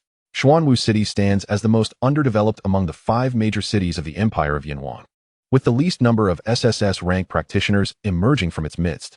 Over the years, the young talents of Xuanwu City have been lured away by the other 4 major cities, willing to pay handsomely for their departure.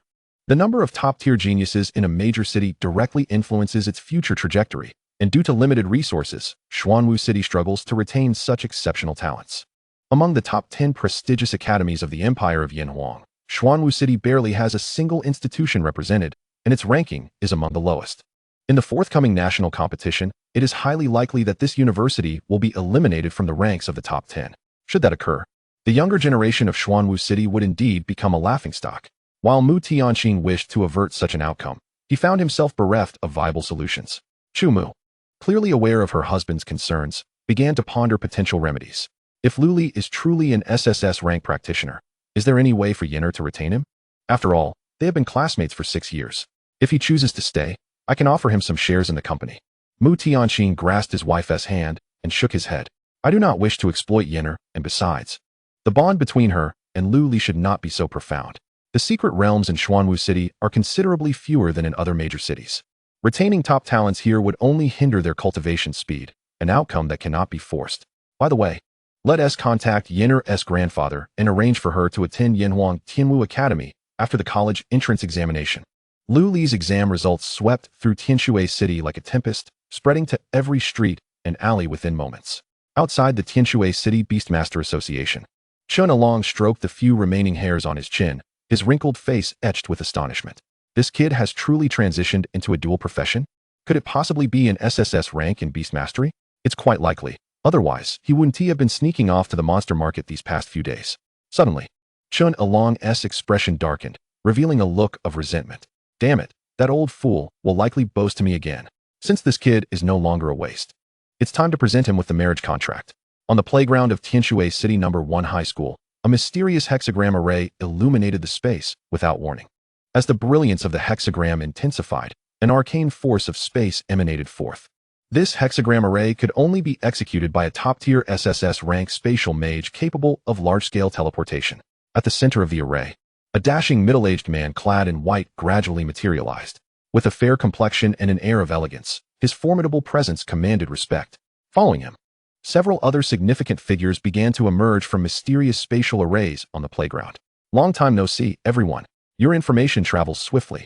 The middle-aged man in white cast a glance at the individuals beside him, a warm smile gracing his handsome face. Who's she, if we had arrived a moment later? This fine talent might have fallen into the hands of your Yanhuang Tianwu Academy. Such a prodigy, we must vie for him. Everyone may return. This young man is destined to join Qinglong Tianxia Martial Academy. Old M.O., your arrogance remains unchanged. Where do you place my Tiandu Demon Martial Academy? Since everyone desires him, let the competition commence. Chapter 32. Indeed, I am a dual-class practitioner. The sudden appearance of these individuals unsettled the prominent figures in the stands. From their conversation, it was evident that they hailed from the top universities of the Empire of Yanhuang. The first to appear, the middle-aged man in white, held the esteemed position of vice president at Yanhuang Tianwu Academy, a true heavyweight. The students on the playground were left utterly dumbfounded by the spectacle. It dawned upon them that Lu Li's points were not obtained through deceit. He had indeed amassed over 12,000 points. How did he achieve this? I have seen these individuals on television and in newspapers. They are from the top 10 prestigious academies. Surely, they cannot be here for Lu Li? Many students' expressions shifted, having never witnessed such grandeur. Those who had previously boasted loudly were now anxious about whether Lu Li might retaliate against them. The visitors from the elite universities did not exchange pleasantries with the dignitaries in the stands. Instead, they directed their attention squarely upon Lu Li prior to their arrival. They had acquired insider information regarding Lu Li's situation, and none questioned the authenticity of his exam results. Their purpose was singular: to devise strategies to recruit Lu Li to their respective institutions. Given the talent and strength he displayed in the Magic Wolf secret realm, Lu Li was sure to incite fervor among all top-tier universities. Hushi materialized in front of Lu Li, his gaze appraising the young man with palpable admiration. What a handsome lad. Lu Li, congratulations. You are one of the only 2 candidates to have slain the ultimate boss in the Magic Wolf secret realm during this examination. I am Hushi, from Yanhuang Tianwu University. You may call me Vice President Hu. A broad smile adorned Hushi's face, making it difficult to reconcile his demeanor with that of a once notorious executioner. In truth, after vanquishing the Shadow Moon Wolf King, Lu Li had anticipated that significant figures would come seeking him. Thus, when Hushi and the other eminent personalities arrived, Lu Li felt no surprise. The prowess he exhibited warranted the attention of all elite universities. Observing the smiling Hushi before him, Lu Li slowly extended his hand. Greetings, Vice Dean Hu. Welcome to Tianshui City. Lu Li's demeanor was remarkably composed, exuding an unusual tranquility. A flicker of surprise crossed Hushi's eyes. What a remarkably composed young man. How could he maintain such an unflappable demeanor in front of such prominent figures? Hushi couldn't help but feel a surge of curiosity towards the young man before her. Elevating her regard for him, Lu Li, you must have guessed the purpose of our visit. I will not beat around the bush. Do you have any universities in mind that you favor? Hushi stated candidly, handing the initiative over to Lu Li. Lu Li nodded in acknowledgement to several dignitaries surrounding him, while also taking in their familiar faces. Among them were several individuals he had seen on television and in newspapers. Recognizing these figures, Lu Li understood the prestigious institutions they represented: the Tianshui Magic and Martial Academy, the Azure Dragon Martial Academy, the White Tiger Xianyue Academy, the Tianshui Three Saints War Academy, the Nine Thunder Tianhua Academy, the Ancestor Star Beast Spirit University, and, of course, the Yanhuang Tianwu University, represented by Hushi. These universities stood as the pinnacle of higher education in the Yanhuang Empire, ranking among the top 10. Lu Li had conducted thorough research on various universities in the Yanhuang Empire long ago, with Yanhuang Tianwu University capturing his utmost interest. It was one of the oldest universities in the empire, rich in history and brimming with resources. The practitioners of the magical arts it cultivated rivaled those from Tianshui Magic and Martial Academy and Nine Thunder Tianhua Academy, while its melee combatants could stand shoulder to shoulder with those from Azure Dragon Martial Academy and Tianshui Three Saints War Academy. In every professional field, Yanhuang Tianwu University was undoubtedly a leading institution. Though he had already set his sights on Yanhuang Tianwu University, Lu Li refrained from publicly naming it. He was currently in dire financial straits, and this was an opportune moment to secure resources for himself. The top universities present would undoubtedly need to display sincerity and offer enticing conditions to attract him. These were precisely what Lu Li required at this moment. Vice Dean Hu, my understanding of various universities is somewhat limited, and I do not currently have a favorite institution. As long as it suits me, I am open to all universities. Lu Li replied with a smile. Upon hearing his words, the representatives from several universities perked up with interest. The first to speak was Mo Bo Sang from the Azure Dragon Martial Academy. However, instead of presenting the conditions of his university, he posed a question that had perplexed everyone for quite some time. Lu Li, you must be a dual profession practitioner, correct? Mo Bo Sang's inquiry silenced the previously bustling arena.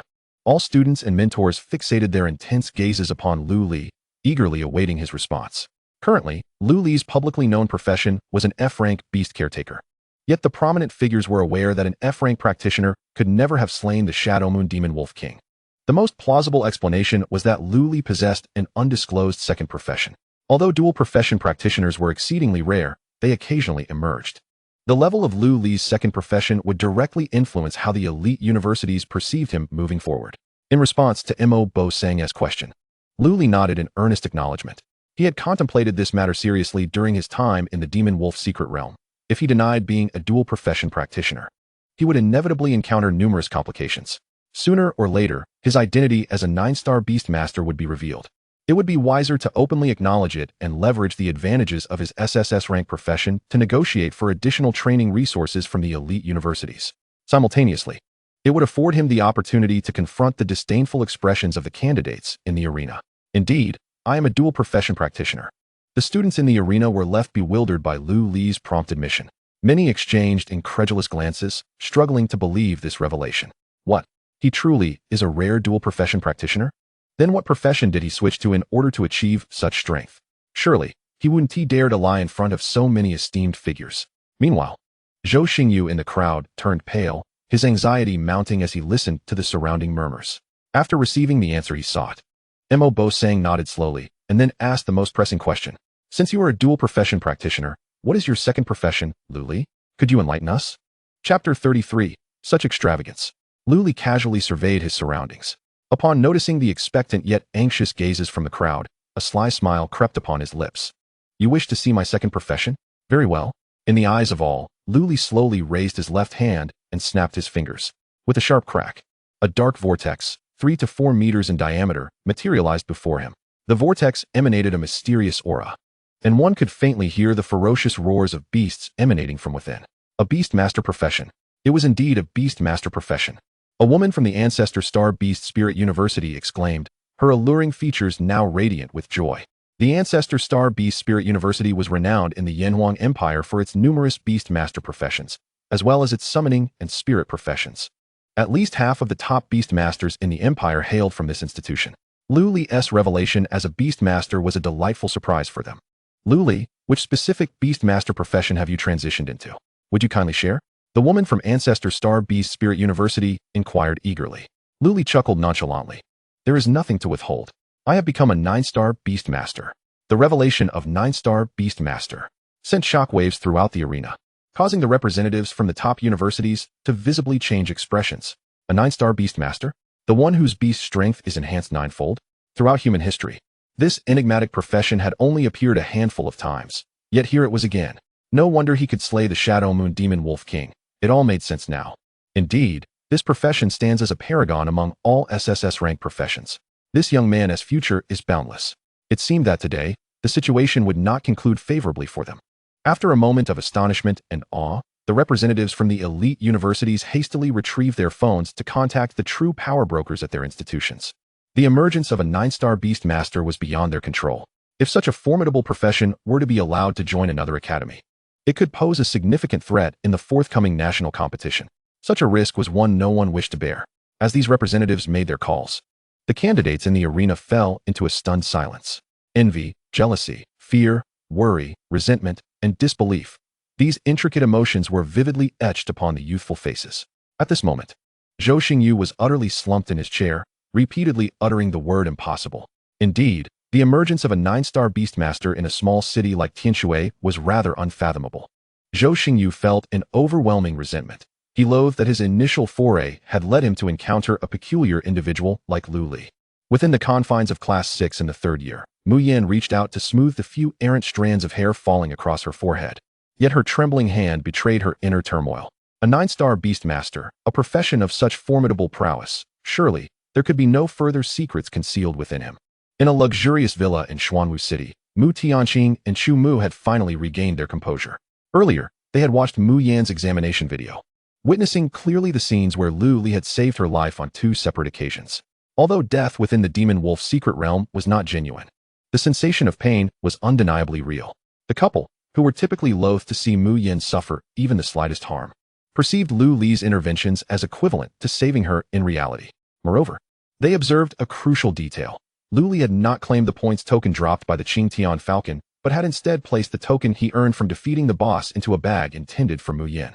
This act allowed Mu Yan to dispel the doubts of her peers and regain her composure. Had I not seen it with my own eyes, I would hardly have believed Lu Li could do so much for Yenner, Chu Mu remarked, her expression unusually grave. This video had profoundly moved them. Without it, they would have never guessed the events that transpired in the Demon Wolf's secret realm. Mu Tianqing nodded impassively. Lu Li's actions indeed warranted the utmost gratitude. His recent transition to a 9-star Beastmaster rendered ordinary expressions of thanks insufficient. Let's find an opportunity to meet him and inquire about his desires, Mu Tianqing suggested. His gaze lowered. Ever since Lu Li had produced a points token worth 10,000, Mu Tianqing's spirits had been considerably dampened. As one of the most influential figures in Xuanwu City, he valued the city's future as much as his closest kin. Rarely does one encounter a talent of Lu Li's caliber, yet Mu Tianqing felt powerless to retain him, watching helplessly as other major cities sought to recruit Lu Li. By the way, dear husband, did you notice the scene where Lu Li confronted that Bloodblade Berserker head-on? A Beastmaster exhibiting such prowess in hand-to-hand combat with an S-class Berserker? Could he possibly harbor other hidden secrets? Chu Mu's sudden observation made Mu Tianqing narrow his eyes. He had been preoccupied with myriad thoughts and had overlooked this detail. Now, with Chu Mu's reminder, he discerned something amiss. Could this be an undocumented hidden ability of the 9-star Beastmaster profession? If a physically frail Beastmaster could possess such formidable strength, it would indeed be extraordinary. Wife, we must strive to meet Lu Li soon and devise a way to keep him in Xuanwu City. Losing a talent like him would make future encounters exceedingly rare. On the athletic field of the top high school in Tianshui City, prestigious universities were eager to negotiate terms with Lu Li. Lu Li, should you choose to join the Grand Star Beast Spirit University, you will gain unrestricted access to the 1098 secret realms under its jurisdiction. You may visit them at your leisure. Furthermore, the university will provide all the beasts you require throughout your studies, each with at least S-class qualifications. Additionally, there is a signing bonus of 1 billion Grand Star coins, which will be available as soon as you enroll. The Grand Star Beast Spirit University was the first to present such enticing terms. Although Lu Li had prepared himself mentally, he was still taken aback by the bombshell offer. It was extraordinarily lavish. His aspirations for the Yanhuang Tianwu Academy began to waver. Feng Yuan, your Grand Star Beast Spirit University has made such a high offer right from the start, making it challenging for us. Hu Shi and others gasped upon hearing the proposal. Each of their universities had previously recruited SSS class students, yet few could match such a lucrative offer. Moreover, this was merely the beginning of the bidding process. The final terms would undoubtedly escalate to astronomical figures. If you find the offer excessive, you are welcome to withdraw from the competition. A confident woman from the Grand Star Beast Spirit University remarked. Seeing her smug demeanor, Hu Shi couldn't help but chuckle. You certainly have a clever scheme. Who wouldn't want such a promising talent? Your offer may be tempting, but we can match it. The others nodded in agreement. Next, Mo Bapong from the Qinglong Tiantian Martial Academy entered the fray with his proposal. Lu Li, although the Qinglong Tiantian Martial Academy is not located in Tiandu City, our educational standards and faculty are second to none. In the entire Yanhuang Empire, we rank among the top 5. Should you choose to come to our academy, you will have unrestricted access to all training resources. Additionally, we can assign a mentor who is a Beastmaster of level 60 or above to guide you, imparting knowledge while ensuring your safety. The other examinees on the field turned green with envy at this offer. A level 60 Beastmaster was revered, and having such an esteemed figure as a guardian for a young student was beyond imagination. After the overwhelming proposal from the Grand Star Beast Spirit University, Lu Li's heart had calmed considerably, so he did not react excessively upon hearing the conditions from the Qinglong Tiantian Martial Academy. Following Qinglong, the Tiandu Three Saints Martial Academy also presented their terms. Lu Li, you may be unaware, but one of the 3 saints at our academy is a Beastmaster. If you come to the Tiandu Three Saints Martial Academy, the 3rd saint is willing to take you on as a disciple, imparting countless secrets of beast mastery. Additionally, we will provide you with all the beasts and training resources you require without conditions. The offer from the Tiandu Three Saints Martial Academy was even more explosive than that of the Qinglong Tiantian Martial Academy. Founded by 3 top-tier experts known as the 3 Saints, their influence was profound, making the prospect of becoming a disciple of one of them immensely appealing. Lu Li, I trust you have heard of the prestige of the Tiandu Demon Martial Academy. If you were to join the Tiandu Academy of Magic and Martial Arts, you would be bestowed with an SS-level life-preserving equipment worth a staggering 3 billion star coins, the 9-fold waterwave armor. With this safeguard, the inherent frailty of a Beastmaster would no longer be your most perilous weakness. Moreover, you would have unrestricted access to the 166 secret realms within the Academy's territory. Everything you require for cultivation, living, and learning will be provided by the Tiandu Academy of Magic and Martial Arts. The candidates on the playground were left in awe, utterly stunned by the Academy's lavish offer of 3 billion star coins. Such temptation is impossible to remain indifferent to. Although Lu Li maintained a stoic expression, a tempest brewed within his heart. He realized he had gravely underestimated the formidable strength of the top-tier universities. As various prestigious institutions continued to submit their bids, only Hu Shi, representing the Yanhuang Tianwu University, remained. Hu Shi, time is of the essence. You are the last one left, urged Mo Bo-sang. Hu Shi smiled, his demeanor remarkably composed. The bids from other universities were indeed astonishing, yet Hu Shi appeared unfazed, as if everything lay within his control. Lu Li, I have just received some news from the dean. A few days ago, one of our mentors fortuitously captured a clutch of 4 SS-level Tian Songqing dragon cubs within a premier secret realm. If you are willing to join the Yanhuang Tianwu University, you will have the first opportunity to utilize these 4 cubs. Boom. Hu Shi's explosive announcement shattered the atmosphere, leaving the candidates on the playground dumbfounded, their eyes wide with disbelief. It was not just the candidates. Even the visitors from other prestigious universities were taken aback. SS-level demon beasts are already considered the pinnacle of existence, and among them, The dragon species stands as the absolute elite. The legendary Tian Songqing dragon, which is seldom seen, has suddenly made an appearance in quadruple. The visitors from the top universities sighed in resignation, acknowledging that despite their generous offers, they paled in comparison to the allure of these 4 Tian Songqing dragon cubs. A woman from the Star Spirit University, reluctant to concede, attempted to raise her offer, but in the face of the 4 dragon cubs, any other condition seemed utterly meaningless. No one could refuse 4 SS-level demon beasts, especially 4 fierce Tian Songqing dragons. Provided these 4 cubs mature successfully, Lu Li's future would be boundless. He might even ascend to the highest echelons of the Yanhuang Empire. The wavering resolve that had previously gripped Lu Li was solidified by the mere mention of the 4 Tian Songqing dragon cubs. Hushi's terms were utterly irresistible, aligning perfectly with Lu Li's prior inclination to attend the Yanhuang Tianwu Academy. Just as Lu Li prepared to acquiesce, his phone suddenly buzzed from his pocket. Upon retrieving it, he was greeted by a long unseen number flashing on the screen. The sight of that number flooded his mind with memories, like scenes from a film. A bewitching, alluring face resurfaced in his recollections. After 2 years of silence, a call had come at this moment. "Aunt, what is it that you want?" Lu Li's expression was complex. The number belonged to his unreliable aunt, who had raised him since childhood. Taking a deep breath, Lu Li answered the call under the gaze of many. "Hello, little Li. Did you miss me?" Before Lu Li could utter a word, a sultry, magnetic voice echoed from the other end. Upon hearing that familiar tone, Lu Li fell silent, unsure of how to respond. The woman on the line seemed to sense his predicament. An peal of laughter ensued. "All right, little Li, I'm not teasing you anymore. Let us discuss something serious." The laughter subsided, replaced by 2 statements that left Lu Li bewildered. "Do not leave Xuanwu City for the time being. Whenever you have the chance, visit the Beast Paradise." Chapter 35, A Difficult Decision. "What do you mean by that?" Lu Li furrowed his brows. "Do not leave Xuanwu City? Isn't that causing trouble? How could he attend university without leaving Xuanwu City? Who would fulfill the generous offers extended by the top universities?" Lu Li yearned for the woman's response, yet the call was abruptly terminated. His previously exhilarated emotions soured dramatically due to her sudden call. A prestigious university would directly influence his future achievements, and the woman's words had derailed all his plans. Remaining in Xuanwu City also meant he could not attend his desired universities in other major cities.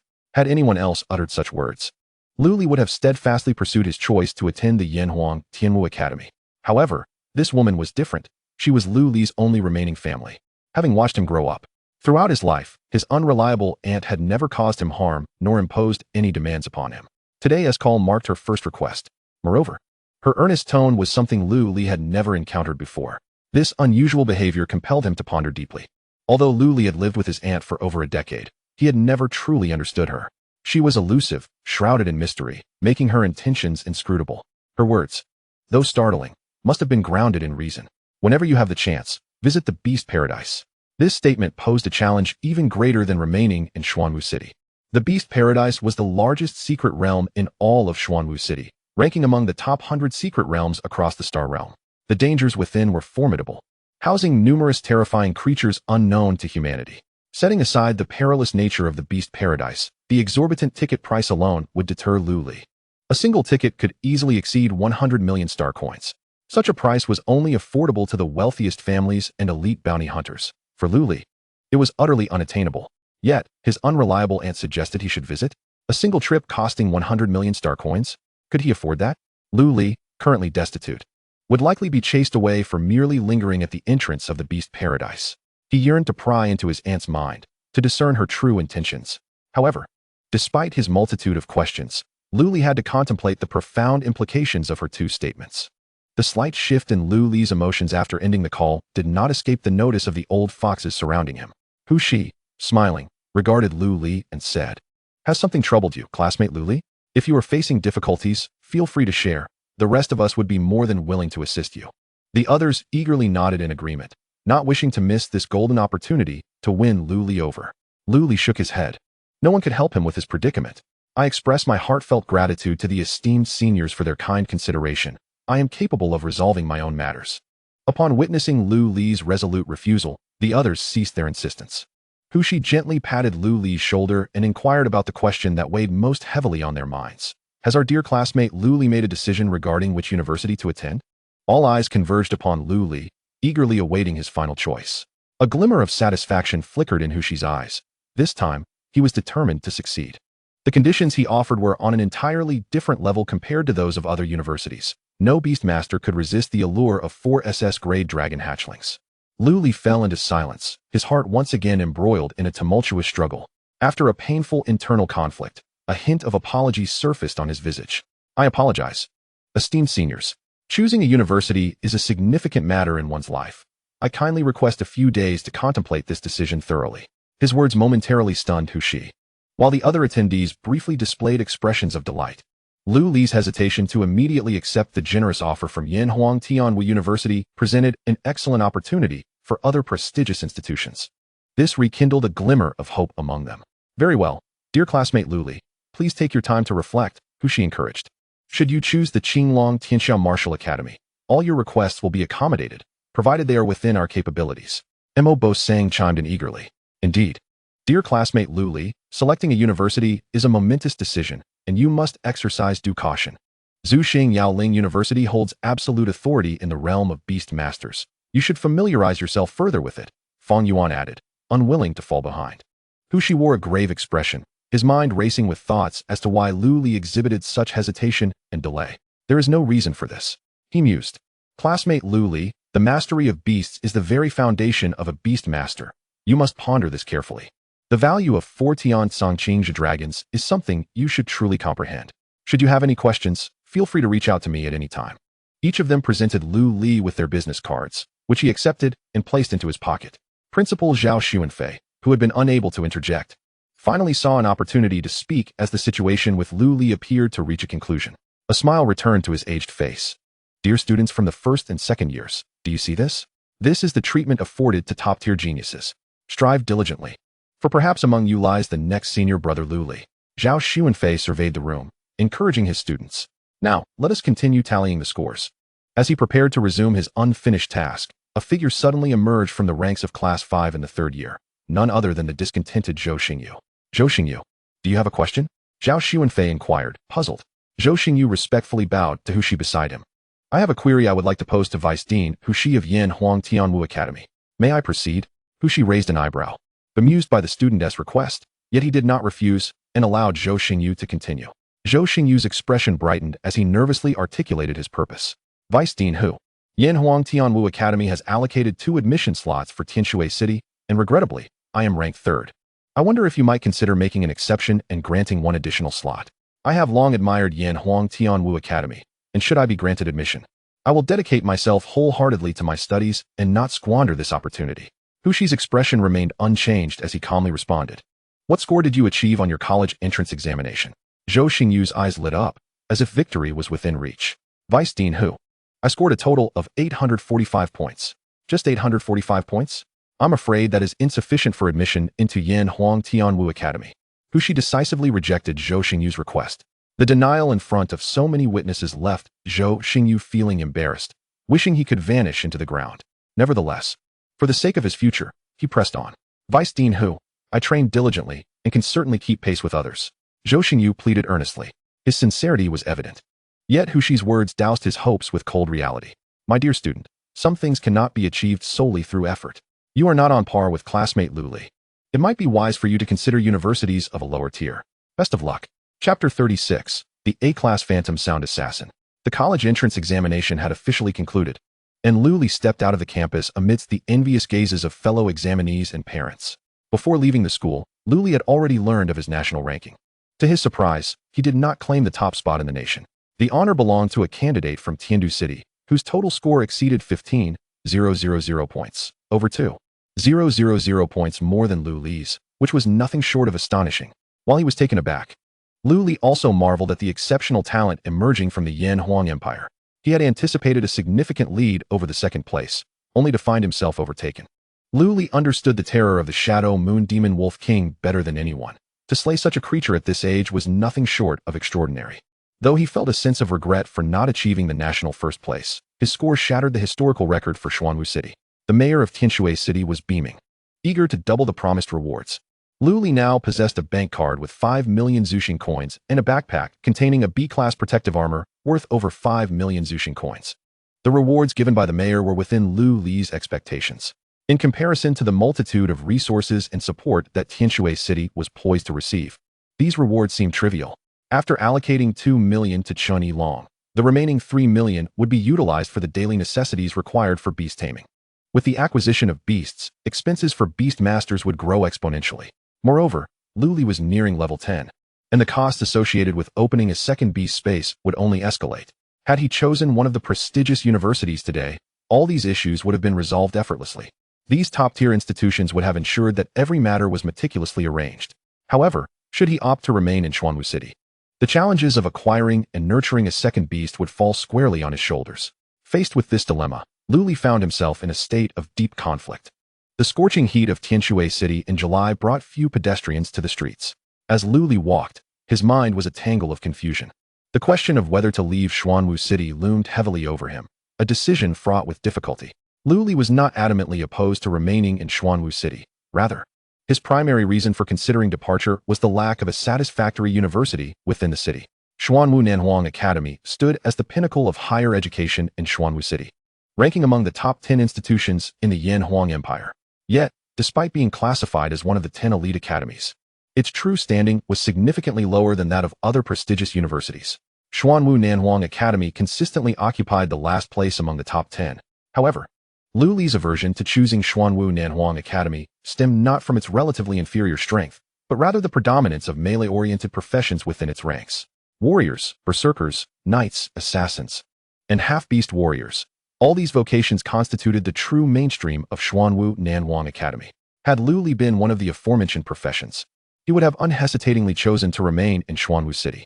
Regrettably, he is a beast master, and aside from the Xuanwu Southern Wilderness Academy, the multitude of other universities at his disposal provides no formidable resources to support him. Lu Li feels a profound sense of injustice. Despite being the second highest scorer in the National College Entrance Examination, he is denied the elite treatment he rightfully deserves. This sentiment would weigh heavily on anyone's heart. As Lu Li ambles down the street, he encounters a tall figure adorned with a black hood. The imposing silhouette, hands tucked into pockets, obscures the features beneath the hood. Instinctively, a flicker of wariness ignites within Lu Li. The moment he brushes past the towering figure, he swiftly sidesteps. Whoosh! Just as Lu Li vacates his position, a gleaming silver long knife slices through the air where he had just stood. A cold sweat breaks out on Lu Li's brow. Had he not sensed the impending danger and evaded in time, that strike would have cleaved him in two. The hooded figure, evidently unprepared for Lu Li's swift reaction, emits a sound of surprise from beneath the hood. Oh, such keen reflexes.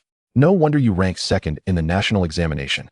My boy, would you be interested in joining the Dragon Slayer Alliance? The voice belongs to one who sounds relatively youthful, yet Lu Li feels no inclination to underestimate him.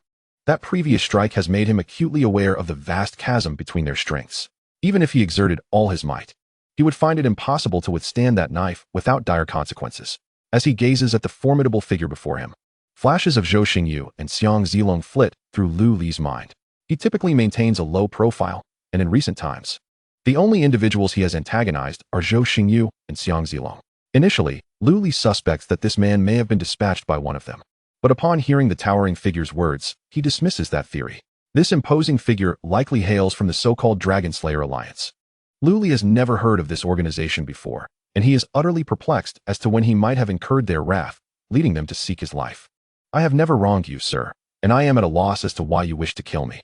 Moreover, I have never heard of your Dragon Slayer Alliance, Lu Li states, locking eyes with the towering figure. His muscles tense in readiness. Should the figure make a move, he will react in an instant. Simultaneously, within the Beastmaster space, the Amethyst Crimson Soul Lion is poised to spring into action. Although aware of the overwhelming odds against him, Lu Li refuses to succumb to passivity. Upon hearing Lu Li's words, the hooded figure chuckles, toyingly twirling the long knife as he strides closer. Of course, you have not offended me. It is simply that you possess an excessive amount of talent. An SSS Class 9-star Beastmaster, truly an enviable vocation. If you were to mature, the Dragon Slayer Alliance might gain a formidable adversary. From your demeanor, it seems you will not choose to join us. Thus, we must send you to your demise. The figure's voice transforms into a flurry of intangible notes, invading Lu Li's senses, causing his taut nerves to inexplicably relax. All his defenses waver. A fleeting daze overtakes Lu Li's gaze, as if he has fallen under the spell of this enchanting voice. The hooded figure, noticing this, smirks coldly, a gleam of triumph crossing his pale visage. Ah, have you felt the might of an A-class illusion assassin?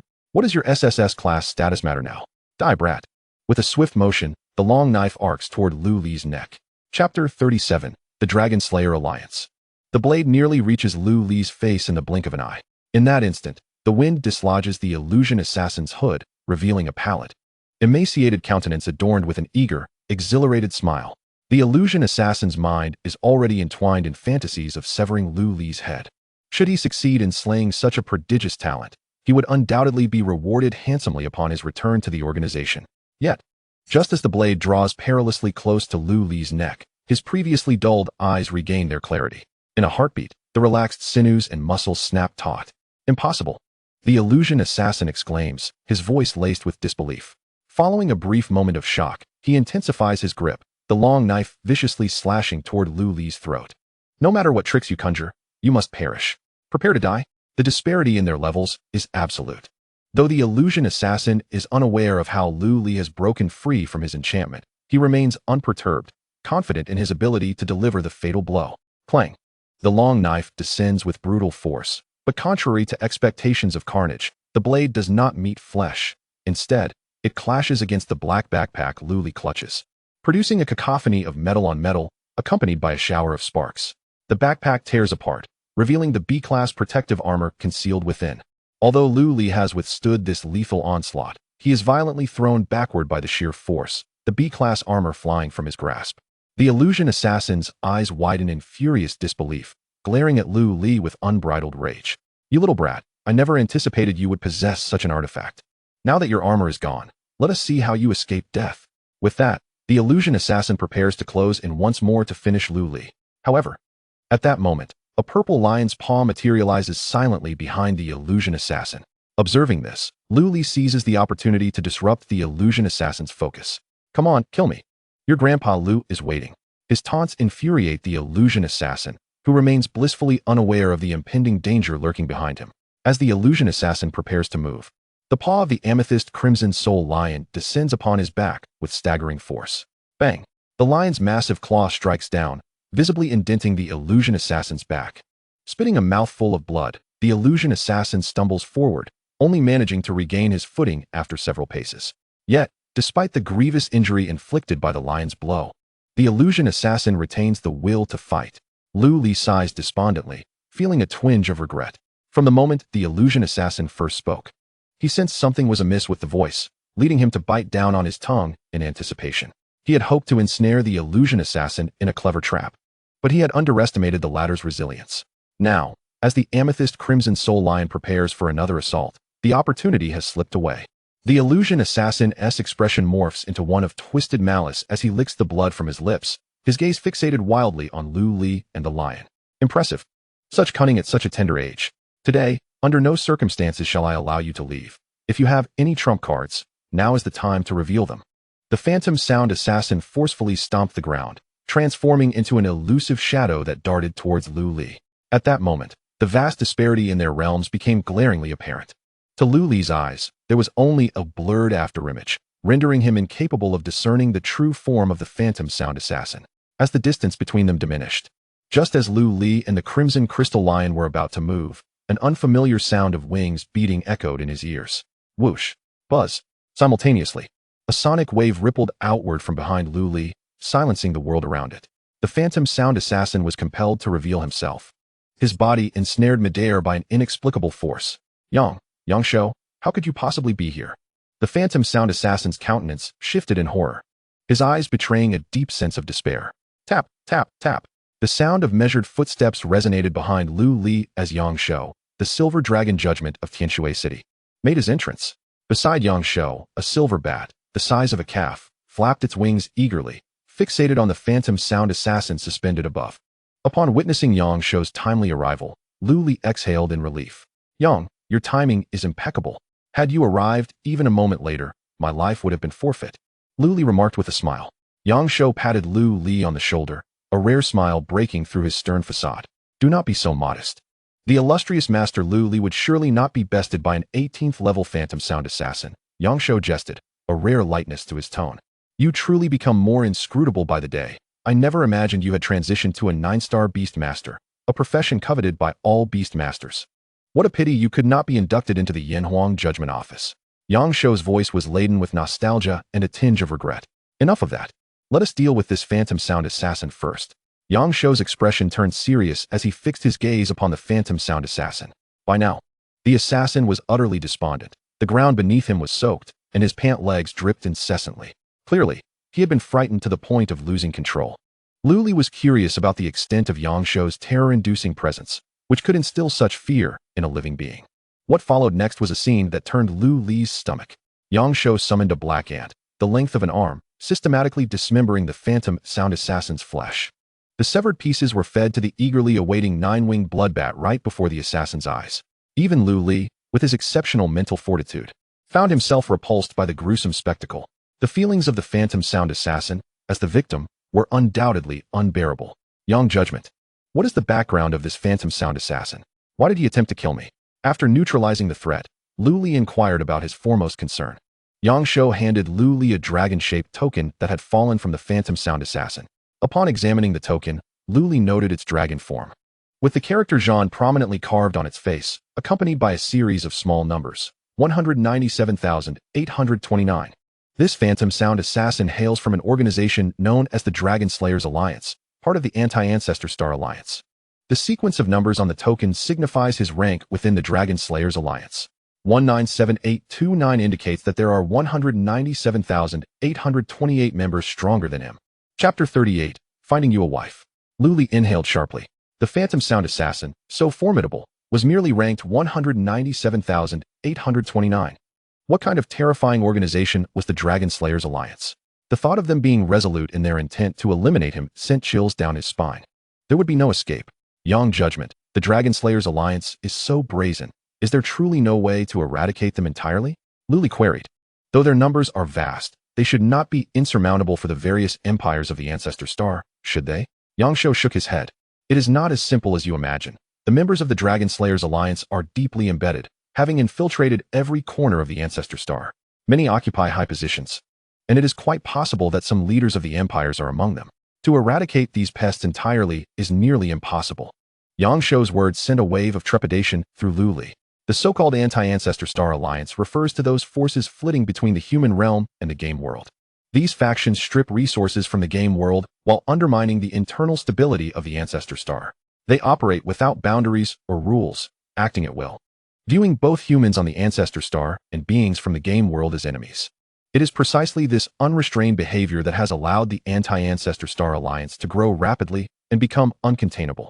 Contemplating the potential onslaught of assassination attempts and ambushes he might face in the future, Lu Li felt a chill run down his spine. Open enemies are not the most dangerous. Rather, it is the hidden foes that pose the greatest threat. Surely, he could not sleep with his eyes open every night. Yang Shou seemed to sense Lu Li's unease and gently patted his shoulder in reassurance. Your current level is quite low. They are unlikely to dispatch high-level assassins to target you in the short term. What you must focus on now is selecting a university and seeking refuge there. The 10 top universities within the Yanhuang Empire maintain strict security to protect their students from the Anti-Ancestor Star Alliance, making it exceedingly difficult for their members to infiltrate. At this point, Yang Shou suddenly paused. Have you decided on a university from the top 10? The universities in Tiandu City are known for their heightened defenses compared to other prestigious institutions. If you are still uncertain, I suggest prioritizing those in Tiandu City. The emergence of the Dragon Slayers Alliance compelled Lu Li to contemplate his future with utmost seriousness. Yang Shou's advice resonated deeply within him. Yang judgment. I have yet to decide on a university, Lu Li replied. Yang Shou nodded. Very well, regardless of where you choose, prioritize your safety. I will arrange for someone to ensure your security in the coming days, allowing you to relax. Soon, I will be taking up a position in the main city of Xuanwu, so if you need anything, you can come find me there. Yang Shou, having ascended in rank, was now on the cusp of the Golden Dragon Judgment threshold. His transfer to Xuanwu City was essentially preparation for an impending promotion. Lu Li played a crucial role in Yang Shou's advancement, and thus Yang Shou held Lu Li in high regard and was profoundly grateful to him. After parting ways with Yang Shou, Lu Li returned home. Upon opening the door, he found Chun Along dozing on his sofa. Noticing the open window to the balcony, Lu Li surmised how Chun Along had gained entry. The sound of Lu Li's entrance stirred Chun Along from his slumber. Initially intending to scold Lu Li, he halted upon seeing the worry etched on Lu Li's face. What is it, kid? If something's bothering you, share it with your old man and lighten the mood, Chun Along said, taking a hearty sip of chin tea from the table. Lu Li sank onto the sofa and recounted the events that had just transpired. After listening, Chun Along displayed little change in expression and casually inquired, "Have you chosen your university yet?" Lu Li shook his head. "Not yet. While the conditions offered by those top-tier universities are enticing, I still wish to remain in Xuanwu City." Lu Li's response took Chun Along by surprise. "What a lad. Are you truly willing to forego those 4 SS-class Celestial Azure Stinging Dragons from Yanhuang, Tianwu University? No one in Xuanwu City can provide you with such treasures." Lu Li fell silent. Indeed, if he chose to stay in Xuanwu City, he would miss out on those 4 SS-class Dragon-type magical beast cubs. Observing Lu Li's despondence, Chun Along continued, "If you are genuinely considering remaining in Xuanwu City, you might want to contemplate Xuanwu Nanwang Academy. Though it may not compare to the other elite universities, it is certainly far superior to ordinary institutions. There, you will still receive commendable resource support." Chun Along's suggestion resonated with Lu Li.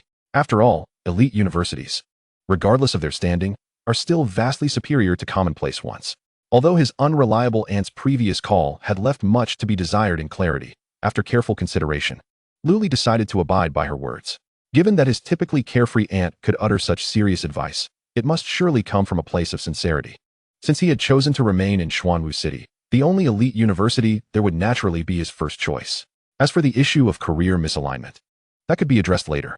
Lu Li planned to head to Xuanwu Nanwang Academy early the next morning to engage in a serious discussion regarding the terms. Even if he couldn't secure the same standards offered by other elite universities, he must at least strive to gain a substantial benefit.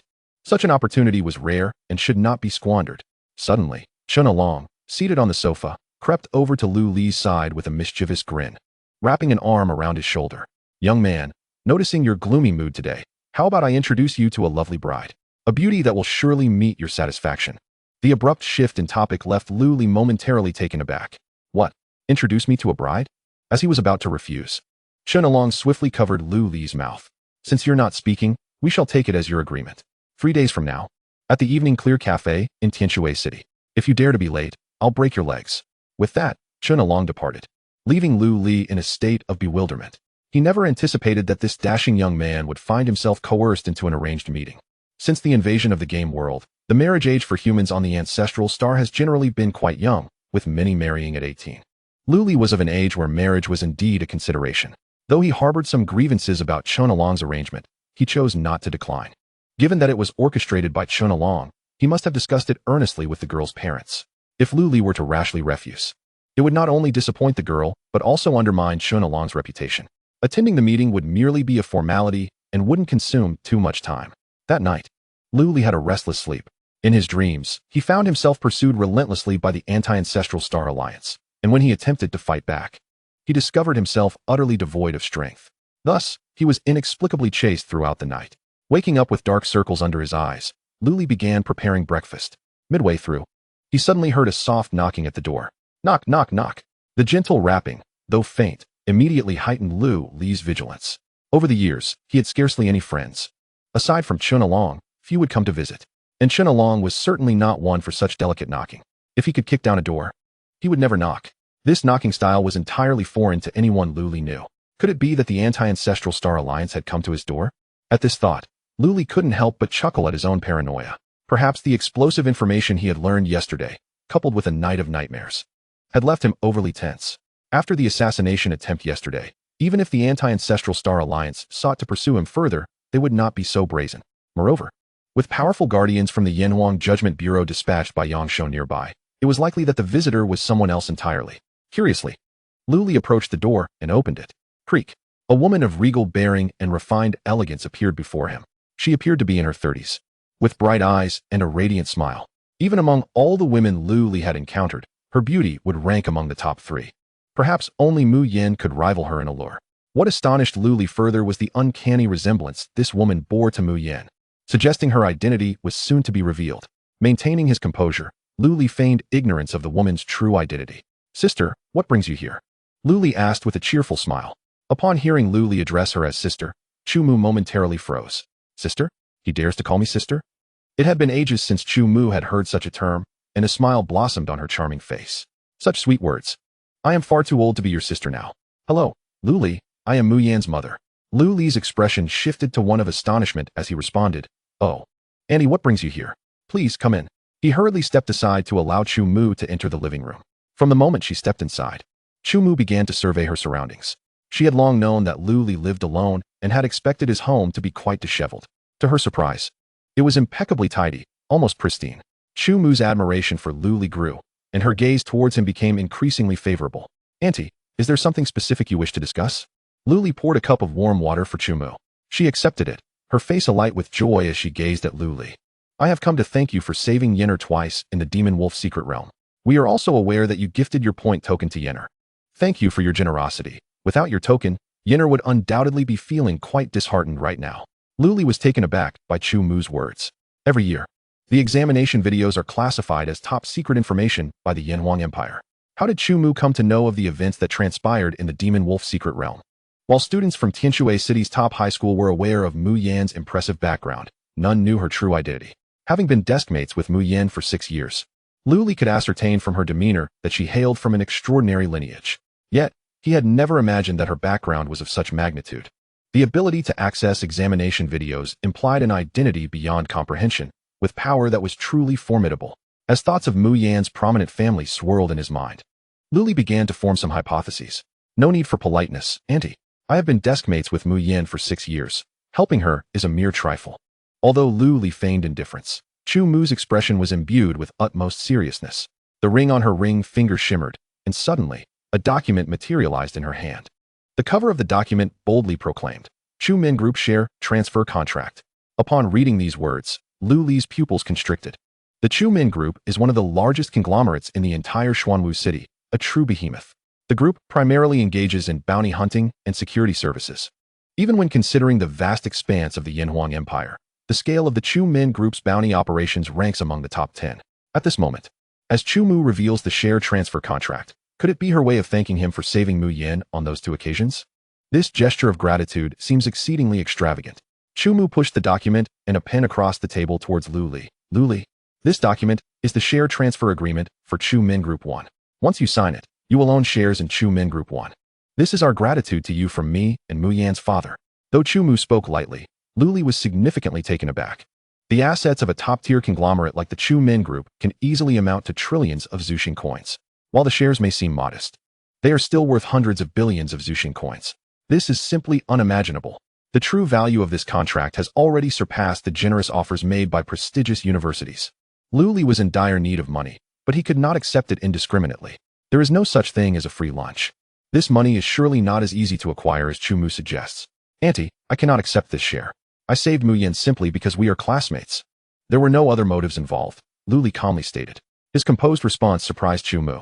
She noted that aside from a hint of surprise, Lu Li displayed no reluctance whatsoever. Such mental fortitude and attitude towards wealth are virtually unseen among peers his age. Having previously investigated Lu Li's family circumstances, Chu Mu was well aware of his modest background. She could hardly fathom how he could remain so unfazed in the face of hundreds of billions in assets. "Lu Li, please don't be so hasty to refuse.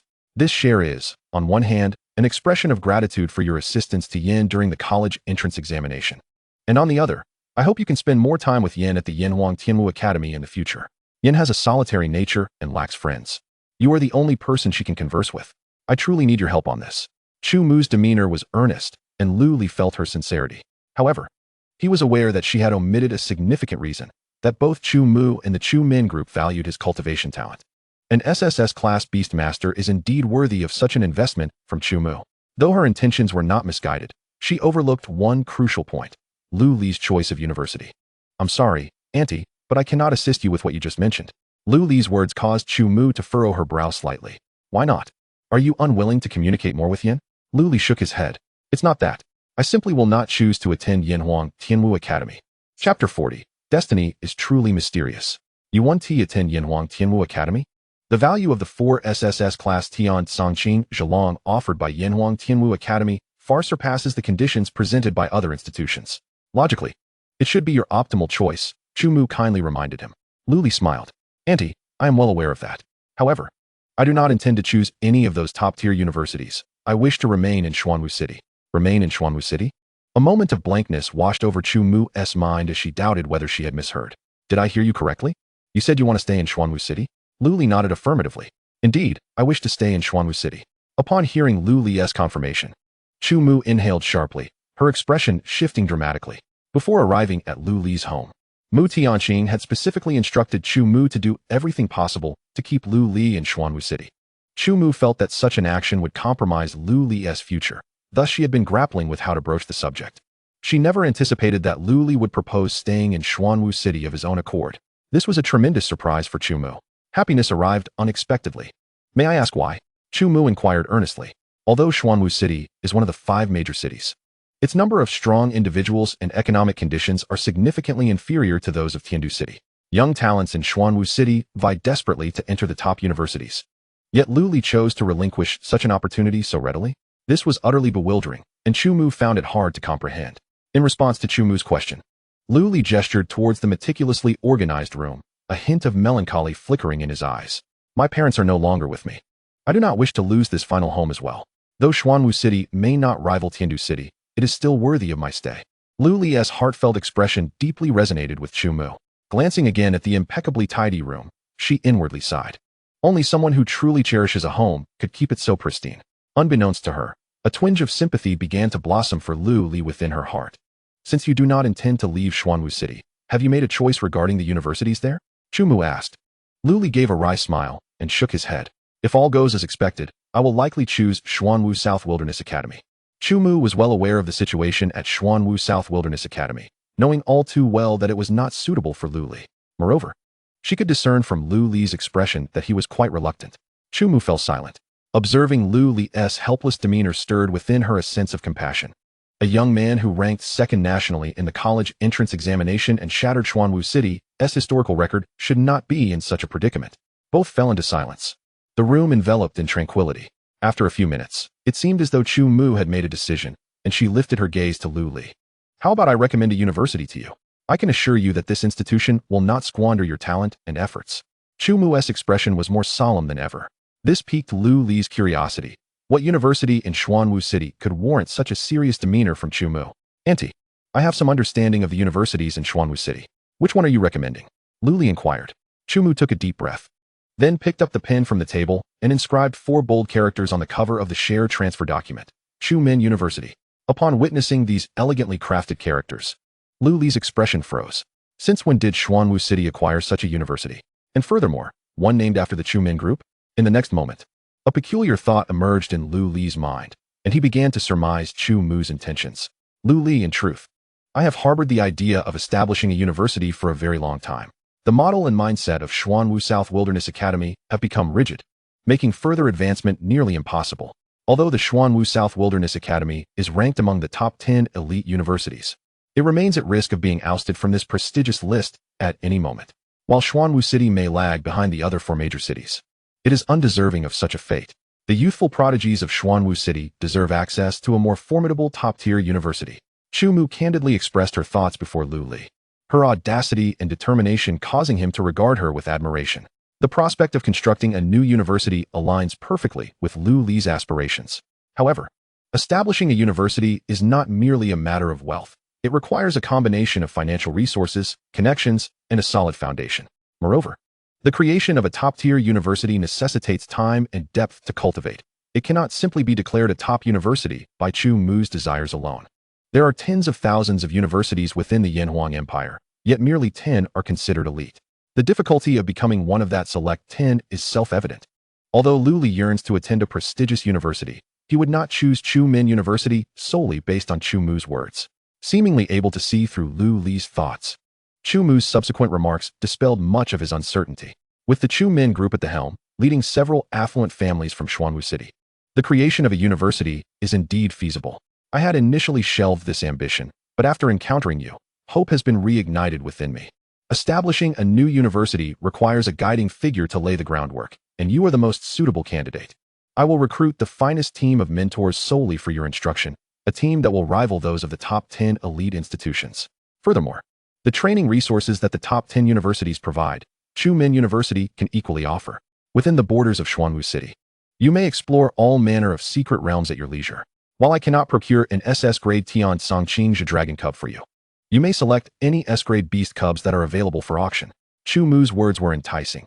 After hearing them, Lu Li found it exceedingly difficult to refuse. If Chu Mu's promises come to fruition, then Chumin University is undoubtedly the most suitable place for Lu Li.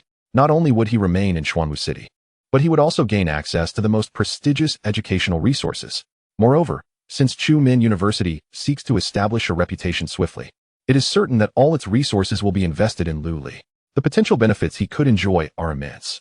To be frank, Lu Li was tempted. Auntie, may I inquire if all the secret realm dungeons you mentioned are open to me, including the elite secret realm of the Beast Paradise? Lu Li asked, voicing his final concern. Without hesitation, Chu Mu provided a satisfactory answer. Of course, you are welcome to go at any time, should you have safety concerns. Chumin University will dispatch personnel to escort you. As long as you grow rapidly, whatever you desire will be within your reach. At this juncture, Lu Li's doubts had largely dissipated.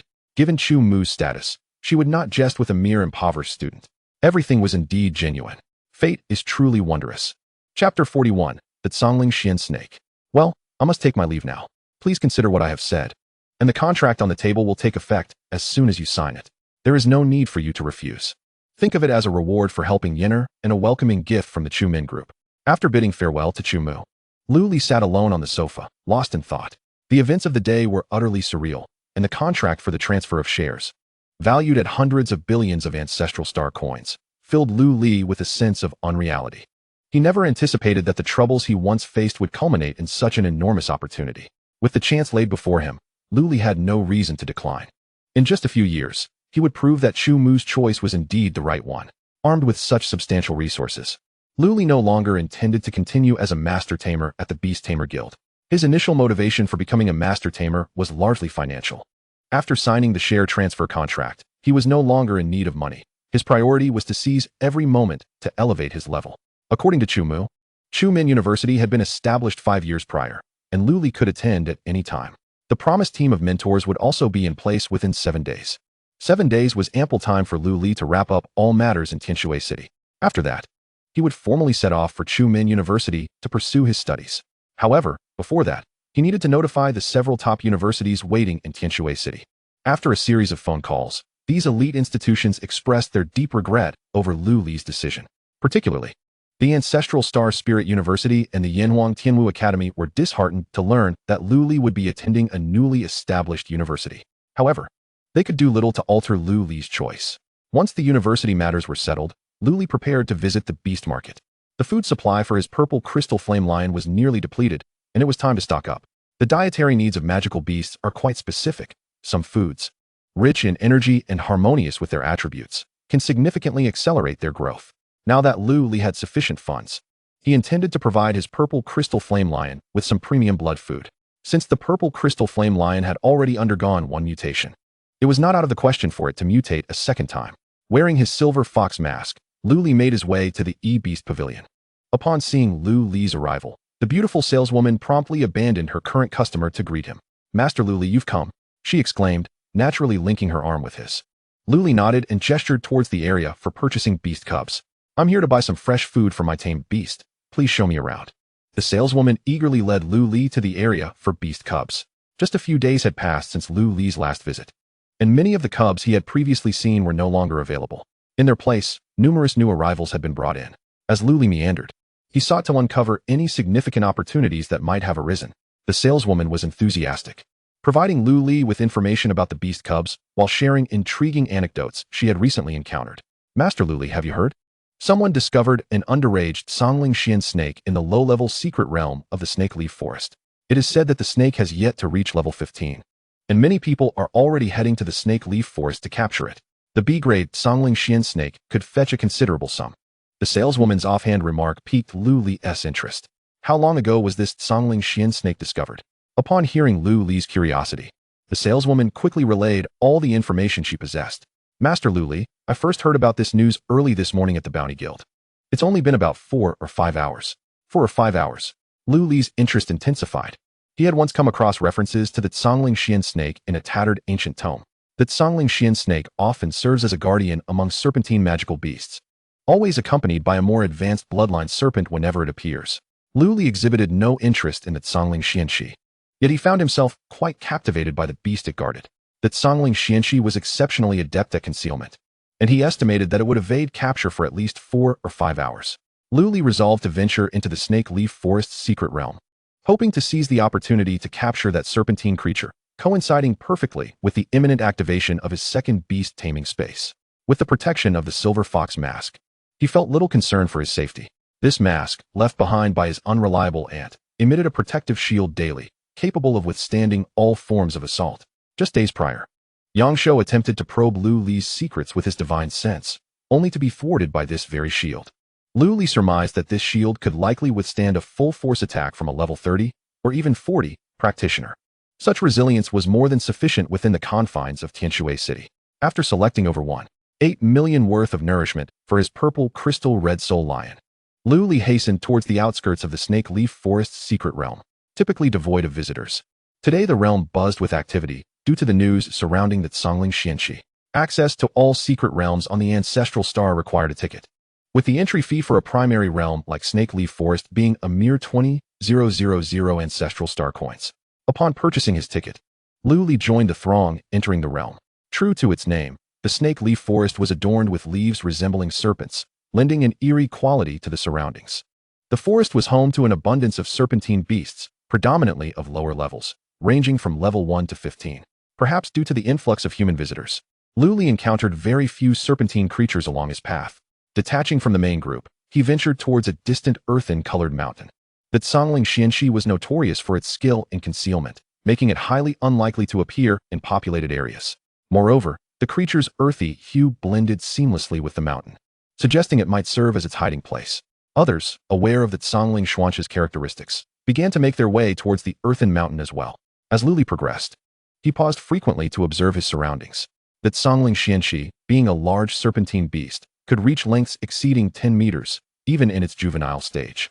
If it were indeed concealed within the mountain, it would have left some trace along the way. As anticipated, Lu Li soon discovered a distinct serpentine trail amidst a nearby patch of grass. The path was impressively wide, over a meter across, with the vegetation having wilted under the weight of the Songling Xuanxi's toxic form. Lu Li scooped up a handful of soil from the trail and inhaled deeply, catching a faint, rancid odor. Indeed, it was unmistakably the Songling Xianxi. However, contrary to external claims of its juvenile status, its size indicated that this was an adult Songling Xianxi. Chapter 42. The little sixth assassin Lu Li proceeded cautiously along the serpentine path. After 10 minutes, the grassy ground transitioned to rocky terrain, though the trail remained visible, albeit increasingly indistinct. Reluctantly, Lu Li slowed his pace, continuing upwards along the fading path. The higher he ascended, the sturdier the rocks became, and the serpentine trail grew increasingly obscure. Ultimately, the trail was nearly unrecognizable, compelling Lu Li to rely on instinct to navigate upward, though he was relieved to find he was not far from the summit. Atop the earthen mountain, a group of over a dozen individuals clad in black uniforms had gathered. Armed with a variety of weapons, they utilized binoculars to monitor the movements below.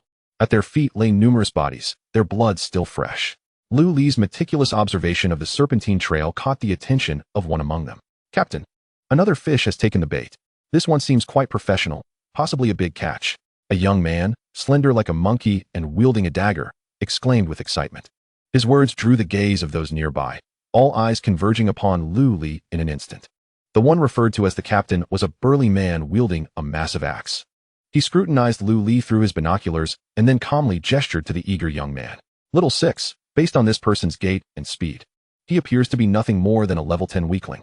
Go on, practice your skills, and remember to bring back the corpse." Upon hearing this, Little Six's eyes sparkled with excitement. "Understood, Captain. Watch and see." With that, a surge of dark mist enveloped him, and he vanished from sight. Shortly after Little Six's departure, a woman holding a large Gatling gun furrowed her brow. "Captain, that individual below seems to be a master from the Beast Tamer Guild. I've heard others mention that a master from the guild always wears a silver fox mask." Her tone was serious, but the obstinate captain paid her warning no heed. "Who cares about that so-called master? Let Little Six have his fun. The individual may conceal their aura, but they cannot hide their method of exerting strength. At best, he is just a level 10 practitioner. Little Six is level 12. Dealing with a practitioner below level 10 will be child's play." With the captain's decree, the woman chose to remain silent, suppressing her concerns. The captain settled onto a large rock, roughly pulling the woman into his embrace. "Darling, analyze for me the origins of that little lady behind the mountain. Why are we assisting her in her murderous plans?" With her peak level 19, Songling Xianxi, she could easily dispatch those below. The group atop the mountain belonged to the same organization, the infamous Black Wolf Bounty Group of Tianshui City. Initially a band of robbers and murderers, they had formed a bounty group to evade the authorities. Under the guise of a bounty group, their actions grew increasingly brazen, leading to the demise of countless practitioners over the years. Their intent in the Snake Leaf Forest's secret realm was to ambush solitary practitioners. But they encountered a formidable female Beast Tamer instead, a tamer so powerful that they dared not act recklessly. This female Beast Tamer commanded a level 19 Songling Xianxi and struck a deal with the Black Wolf Bounty Group. Together, they conspired to ensnare and eliminate explorers in the Snake Leaf Forest, with the bounty group claiming all their treasures while the Beast Tamer required only the corpses. This arrangement suited the bounty group's interests perfectly, and the captain readily agreed without a second thought. Thus, the current scene unfolded. Due to the overwhelming number of practitioners entering the secret realm, the Black Wolf Bounty Group had no choice but to utilize the mountain as a trap. Otherwise, if too many practitioners arrived, they would be unable to contend with them. Captain, we should exercise caution. That woman seems rather sinister. Indeed, Captain. What sort of normal beast tamer requires so many corpses? We ought to remain vigilant. The leader of the Black Wolf Bounty Group, sensing the disquiet among his members regarding the enigmatic female Beastmaster, scowled fiercely at those around him. You spineless cowards. Are you truly willing to squander such a golden opportunity? One day of toil here is equivalent to 6 months of our brother's hard work. Should anyone dare to retreat, beware, I shall break your legs. With a thunderous crack, the leader swung his massive axe, sending a boulder weighing several tons into a cloud of dust. As a level 19 professional, he possessed unshakable confidence. Even if he were to fall into the Beastmaster's trap, he believed he could extricate himself unscathed. With his display of might, the few who had spoken out fell silent. Intimidated, satisfied, he laid down his axe and reclined upon the massive stone beneath him, reminiscing about the alluring figure of the Beastmaster. Alas, her exquisite form and poise are undermined by an unseemly visage. Were it not for her unfortunate features, this captivating temptress would undoubtedly score a 98. But fear not. I can overlook her appearance when it comes to output. Once our collaboration concludes, I shall seek an opportunity to thoroughly deal with you, little enchantress. Meanwhile, Lu Li slowed his pace on the mountainside, surveying the desolate surroundings devoid of any living creature. In a fleeting moment, he had felt the unsettling sensation of being watched, an odd feeling that vanished as swiftly as it had come. The eerie silence of the mountains seemed unnatural, prompting Lu Li to reconsider his pursuit of the Songling Xian snake. His own life took precedence. Perhaps it's best to retreat. It seems I am fated to be without the beastic guards. Resolute, he prepared to turn back down the mountain. However, as he moved, a strange black mist surged forth in the space before him. This enigmatic fog had no discernible origin and was profoundly unsettling. From within that black mist, a dagger as dark as night shot forth like a venomous serpent, aimed directly at Lu Li's head. In an instant, the dagger was upon him. Die? Masked man, the assassin cackled. Yet, rather than panic, Lu Li's lips curled into a cold smirk. Seeking death, are we? He deftly sidestepped the assassin's lethal blow, his fingers striking like lightning at the assassin's elbow. With a sharp crack, the assassin's arm went numb, causing the black dagger to plummet uncontrollably to the ground. How is this possible? The assassin stammered, stunned. As a rare B-class professional known as the Black Mist Stabber, he was renowned for his treachery, and few within the same realm could withstand his ambush. Yet, this youth, barely level 10, had effortlessly countered his attack, while the shocked assassin grappled with disbelief. Lu Li bent down to retrieve the still-falling dagger, his hand flashing before the assassin's eyes. With a swift motion, he effortlessly severed the assassin's throat. Blood gushed forth, staining the assassin's garments crimson. With a thud, the assassin collapsed, eliciting gasps of astonishment from the onlookers atop the mountain. How could this be? He just killed Xiao Lu in an instant? What transpired within that black mist? Wasn't that person under level 10? The members of the Black Wolf Bounty Group were utterly dumbfounded, their expressions reflecting sheer disbelief. Most of them were comparable in strength to Xiao Lu, and Lu Li's ferocity sparked a sudden desire to retreat. The burly leader's face darkened, his fists clenched tightly, his gaze aflame with fury. What manner of person is this? Have I misjudged him? He abruptly turned to the woman beside him, who wielded a Gatling gun. Xiaoqin, you mentioned he is a master of the Beastmaster Guild? Provide me with more details about him. With a sigh, the woman relayed all she knew, much of which was second-hand information. The identity of Master Lu Li was shrouded in mystery, and through the whispers of the outside world, it had only grown more enigmatic. Leader, it is said he is a renowned master, capable of resolving any Beastmaster-related issues. Some claim he is an elderly top-tier powerhouse, while others insist he has retired from a secretive department. For years, he has been elusive, and his identity remains a profound enigma. no one dares to offend him. The uncertainty of the unknown was the most terrifying aspect, and the woman's words sent a chill through the leader's heart. The members of the Black Wolf bounty group exchanged uneasy glances, all wishing to flee the mountain before calamity struck. "Leader, perhaps we should retreat for now," one suggested. "Indeed. We've already gained a considerable bounty. Leaving now would not be a loss." Another chimed in. "We know his identity now. We can seek revenge on Xiao Lu another day. The monk can run, but the temple remains." The leader fell silent, his cold eyes fixed on the approaching Lu Li, and after a moment's deliberation, he made his decision. "Old cat, summon some beasts to impede his advance. We will withdraw. This grudge shall be noted. One day, when I return to Tianshui City, I shall ensure his entire family pays." Although the leader longed to eliminate Lu Li, he sensed that his men had already lost their will to fight. Moreover, Lu Li seemed to be cloaked in an aura of mystique, leaving the burly leader uncertain. His nefarious deeds had allowed him to survive thus far.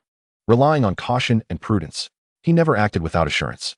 Upon hearing their leader's order to retreat, relief washed over the group. A scarred middle-aged man produced a black jade flute from his pocket and began to play, albeit silently.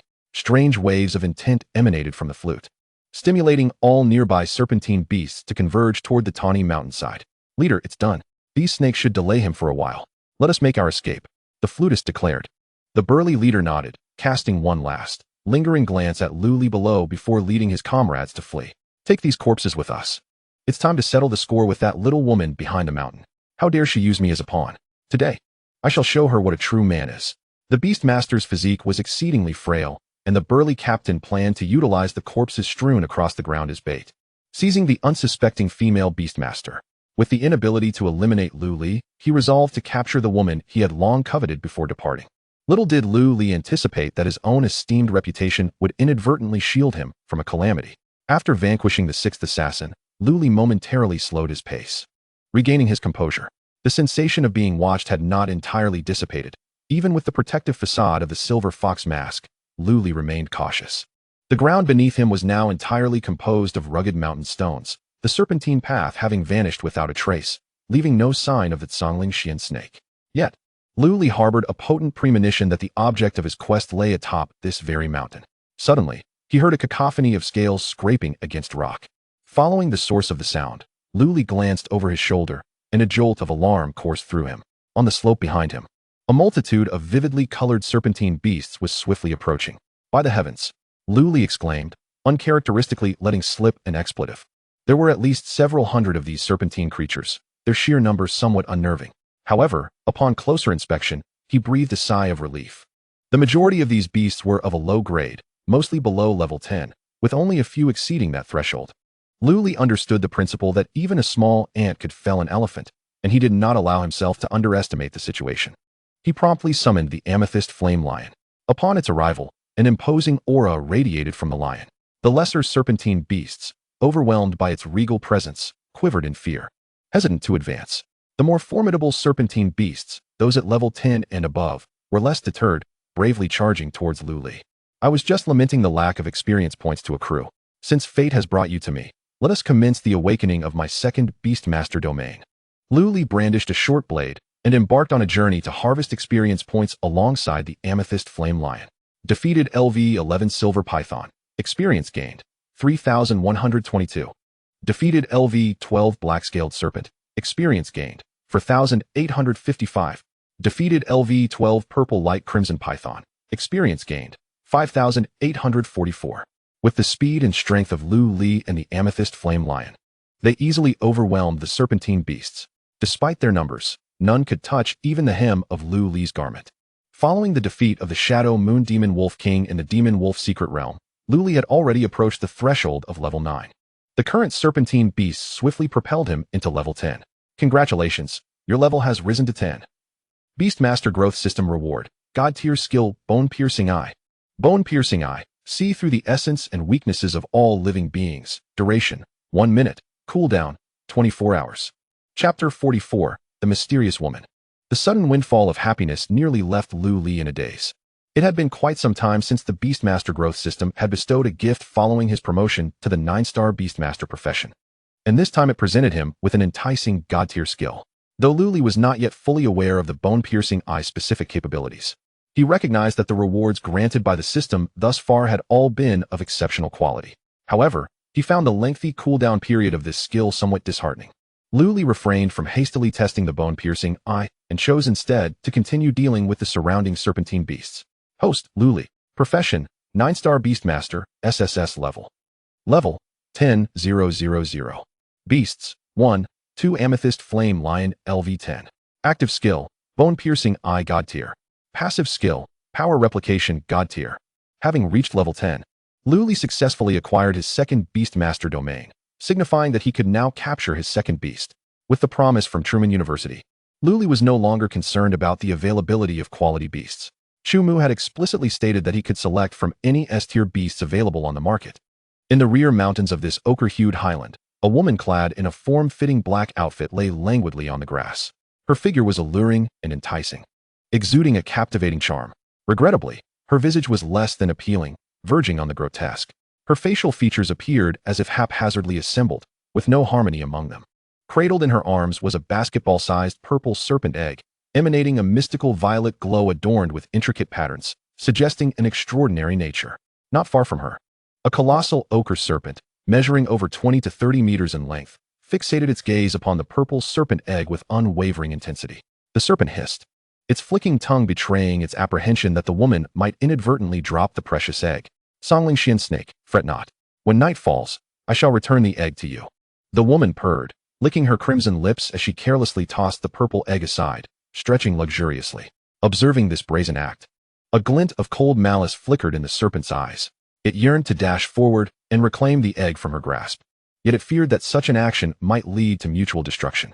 At that moment, a dozen figures clad in black uniforms materialized in the distance. The Songling Xian snake instinctively positioned its massive form protectively in front of the woman, precisely shielding the purple egg. Hissing, the Songling Xian snake, possessing a high level of intelligence, warned the members of the Black Wolf Bounty Group to maintain their distance. The burly captain chuckled awkwardly, concealing the massive axe strapped to his back. Fear not, we harbor no ill intent. I have procured the corpses for you. Let our collaboration conclude here. With a wave of his hand, he cast down several corpses onto the ground. The woman, witnessing the pile of bodies, felt a surge of fervor. Is this truly sufficient? Merely a handful of corpses? This is a rare opportunity. If you desire more victims, I can have that Songling Xian snake lure additional prey. Clearly dissatisfied with the scant offerings, she sought more from the Black Wolf Bounty Group. The burly captain shook his head. No need. This haul is already ample. We shall meet again if fate permits. With that, he turned, leading his men away. As he pivoted, a sinister smirk crept across the captain's face. Everything was in place. He merely awaited the fish to take the bait. As the figures of the Black Wolf Bounty Group gradually receded from view, a flicker of impatience crossed the woman's countenance. These vital essences should suffice. It is time to absorb them. Once the bounty group had completely vanished from sight, she hastened to the pile of corpses. She forcibly extracted a still warm corpse, her fingers piercing directly into the heart's position. With a sickening squelch, as her fingers penetrated, a copious amount of fresh blood surged forth from the corpse's heart. The woman, witnessing this, hurriedly invoked an arcane method, drawing the essence of the blood into her own body. As the blood essence fused with her, an unnatural flush appeared on her face. She closed her eyes, savoring the sensation. However, just as she relaxed her guard, a sudden twist of fate occurred. A corpse that had previously been lifeless abruptly sprang to life, without warning, its iron claws darting toward her neck with lightning speed. Haha, the captain truly has a knack for foresight. Little lady, you've fallen for the trap. The unexpected turn of events greatly astonished the woman. Before she could react, the iron claws had tightly ensnared her neck. Simultaneously, the members of the Black Wolf Bounty Group, who had vanished into the distance, reappeared. The burly captain, wielding a massive axe, charged forward, a triumphant smile gracing his rugged face. Ha ha ha, this trip is worth it. You'll return to be my captive wife. The woman struggled fiercely, but her efforts proved futile against the iron grip. Despite summoning all her strength, she was unable to budge the claws even slightly. You bastards! Despair washed over her. In her previous excitement, she had not considered this might be a trap. Now, coming to her senses, she realized she had become prey on another's chopping block. At that moment, she suddenly noticed the lurking Azure Ridge serpent nearby, waiting for an opportunity. With a spark of intent, she quickly raised the purple serpent egg, pretending to smash it onto the ground. Sure enough, stimulated by the purple egg, the Azure Ridge serpent sprang into action. Its massive form swiftly interposed itself before the burly captain. its cold serpent eyes fixated menacingly on the members of the Black Wolf bounty group. Hissus. The power of the adult Azure Ridge serpent was no jest, and the lesser members of the bounty group felt a surge of trepidation. Previously, the captain had hesitated in pursuing Luli, uncertain of her true strength. However, now that he had the woman in his grasp, he felt no need for caution. Monkey, make that woman return the serpent to her beast space immediately. Damn it. If the beast master is subdued, how dare the beast remain so arrogant? The man named Monkey, who had just ambushed the woman from the ground, increased his grip, trying to compel her to recall the Azure Ridge serpent. Yet, perplexingly, despite his fingers turning her neck purple, she showed no inclination to return the serpent. Crazy woman. If you don't return the Azure Ridge serpent, you won't even have a chance to regret it. The woman, unable to breathe, had turned a deep shade of purple. Yet, even so, she showed no sign of pleading for mercy. Instead, her expression grew increasingly frenzied. Clutching the purple serpent egg, she once again mimed the act of smashing it. The members of the Black Wolf bounty group were oblivious to this gesture, but the Azure Ridge serpent certainly took note. It dared not hesitate any longer and lunged at the burly captain. Hissus. A fierce battle was imminent. The burly captain was somewhat taken aback, in his experience. Beast masters were typically terrified of death. Yet, this woman was defying all expectations, prepared to go down in flames alongside them. With a resolve to capture her, the captain no longer hesitated. He charged directly at the Azure Ridge serpent, wielding his massive axe. Since you are so obstinate, then perish. Brothers, charge together. With the captain's lead, the members of the Black Wolf bounty group mustered the courage to engage the Azure Ridge serpent. In an instant, all the adventurers unleashed their powerful skills, bombarding the serpent's immense body with relentless attacks. The woman wielding the Gatling gun was the most valiant. Her weapon, acquired during her class change, boasted significant attribute enhancements. The Gatling gun unleashed a torrent of blazing blue flames, relentlessly assaulting the serpent's vulnerable points. However, the members of the Black Wolf bounty group grossly underestimated the might of a level 19 beast. The Azure Ridge serpent's massive form rendered it nearly impervious to the attacks of the level 12 and 13 adventurers. Chapter 45, Mutual Destruction. Mountain Splitter 6 Techniques. Break for me. The burly captain leaped high, his massive axe enveloped in a dark radiance, descending menacingly toward the Azure Ridge serpent's head. Yet, the serpent's colossal body nimbly evaded the attack. Simultaneously, its tail, as thick as a barrel, swept toward the captain and the nearby members of the Black Wolf bounty group. Whoosh! The Azure Ridge serpent exhibited a speed that belied its massive size, leaving only a yellowish afterimage in its wake. Everyone, get back and attack from a distance. The captain shouted. The serpent's speed far exceeded his earlier estimates. He had assumed his massive axe would allow him to contend with the Azure Ridge serpent on equal footing. But achieving even a balanced encounter now seemed implausible. The serpent's power surpassed all expectations. The captain's warning was timely, but the members of the Black Wolf bounty group had no time to evade. Against the level 19 Azure Ridge serpent, their movements were painfully sluggish. Bang! Bang bang! The serpent's tail swept through, instantly obliterating 5 or 6 bounty members into a mist of blood. The survivors, though they had narrowly escaped, were pale and trembling with fear. Following its successful strike, the Azure Ridge serpent did not pause. Its tail lashed out again at the surviving members of the bounty group. The captain's eyes widened in fury. Though the members were low level, many had accompanied him throughout his journey, and he felt a strong bond with them. If they perished, he would be left isolated and powerless. Damn it, Monkey, get that filthy woman dead now. Her beast has killed my brothers, and she shall not live. The captain's fury swelled. He could no longer indulge in the allure of beauty. Had he known such turmoil would arise, he would never have brought his brothers to seize the beast master. Monkey, a decisive individual, did not hesitate to intensify his grip upon receiving the captain's command. As his iron claws tightened, the woman's neck visibly contorted, accompanied by the chilling sound of cracking bones. She clawed desperately at Monkey's arm, but it was in vain. His arm was as unyielding as forged steel, unmoved. Soon, her eyes rolled back, her breaths growing faint. Descend into hell. I hope in your next life, you open your eyes and never offend our brothers again. As the woman slowly succumbed, Monkey, dissatisfied, exerted his claws once more, snapping her neck. With a thud, her lifeless body was discarded onto the ground. To the shock of both him and the members of the Black Wolf bounty group, the Azure Ridge serpent did not vanish upon the death of the Beastmaster. The contract established between a Beastmaster and their beast resembles that of a master and servant. Should the master perish, the beast would likewise meet an immediate demise. Conversely, if the beast dies, the Beastmaster would suffer minimal repercussions, merely losing the current space allocated for their beast.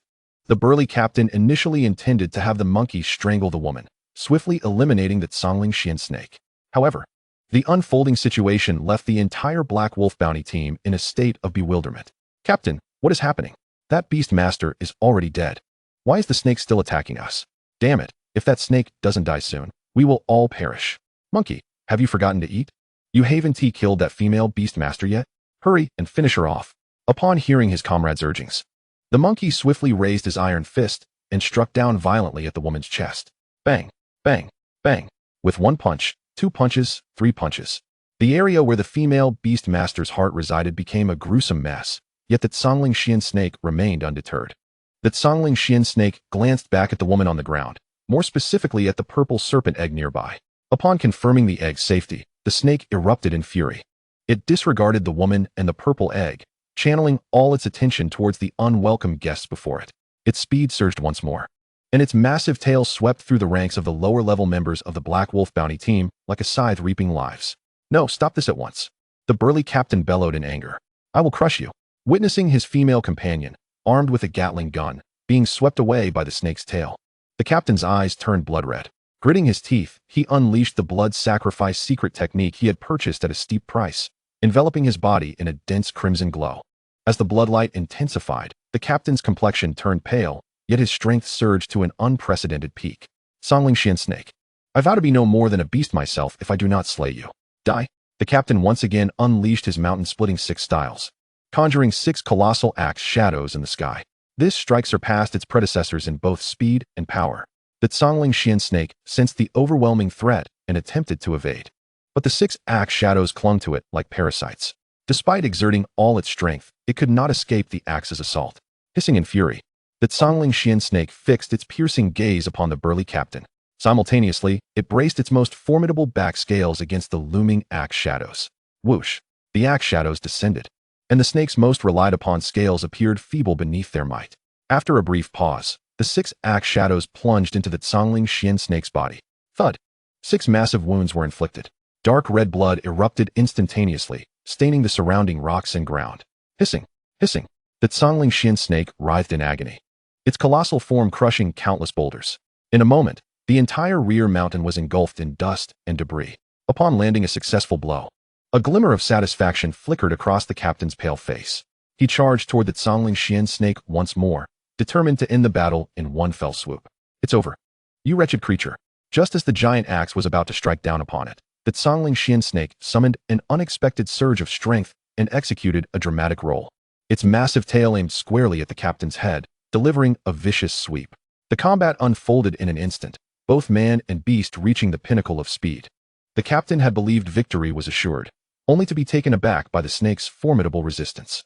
He realized too late that he could not block the snake's tail with his axe. In desperation, he channeled all his strength into a downward strike aimed at the snake's vital point. To the bitter end, let us perish together. Bang! Thud! The sound of a heavy object striking flesh coincided with the sound of a blade piercing skin. The scene froze. The headless corpse of the burly captain wobbled and collapsed to the ground, while the Songlingxian snake, too, was severed in 2 at its vital point.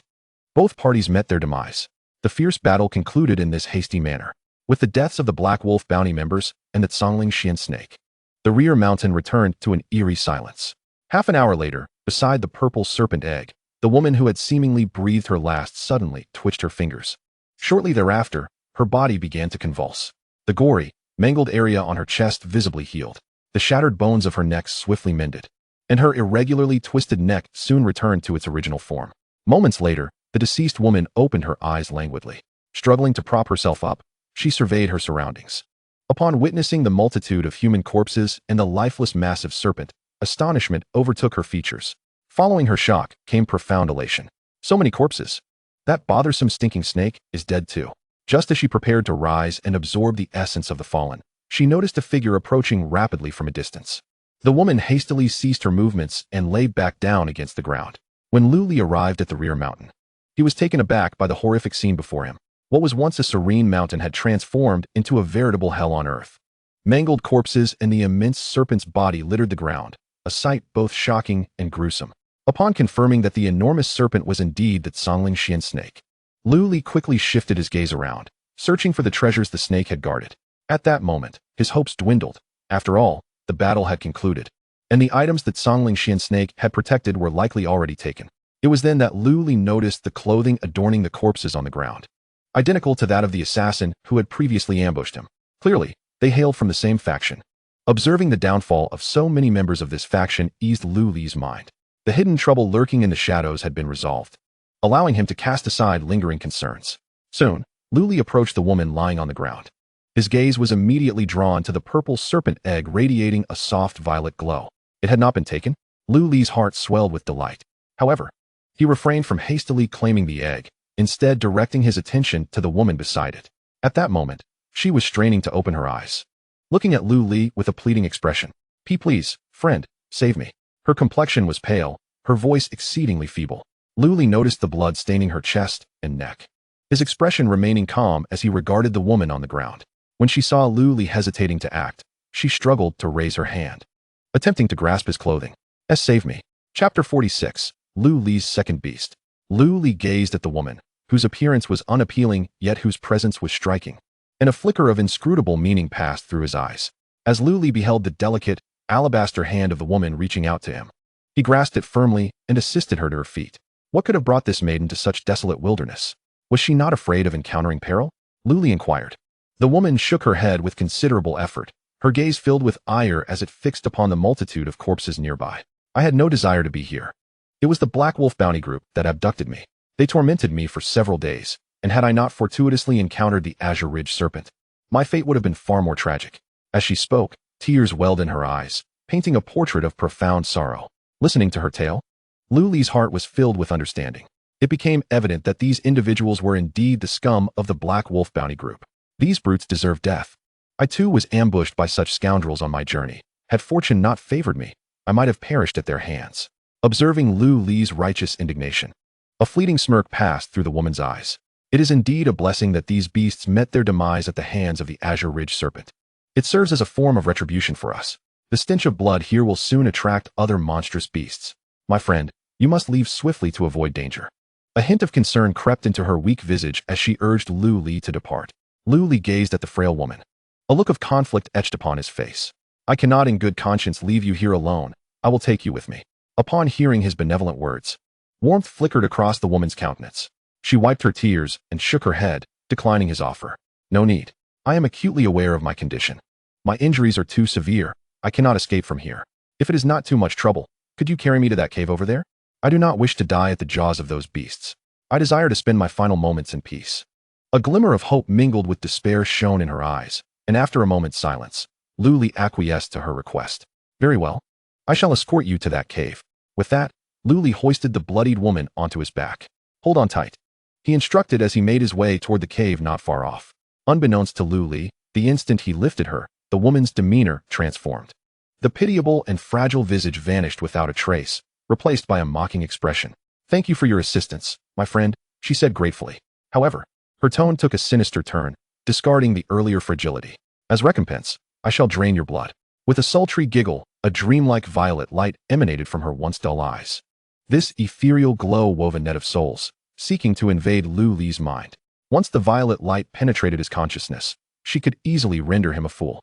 This all transpired in the blink of an eye, as she eagerly anticipated the terror that would adorn Lu Li's face. Yet, reality bore disappointment for her. Lu Li remained unfazed, his expression unwavering, as if everything was anticipated. He halted, a playful smile gracing the handsome visage concealed beneath his silver fox mask. "Drain my blood? Do you truly believe yourself worthy? Rather, you should prepare to serve me." Lu Li's unexpected demeanor astounded the woman, yet she did not dwell on it. At such close proximity, she was confident in her illusionary prowess. She had assumed that this unfortunate soul would inevitably succumb to her enchantment. "Your reactions are sharp, but to what avail?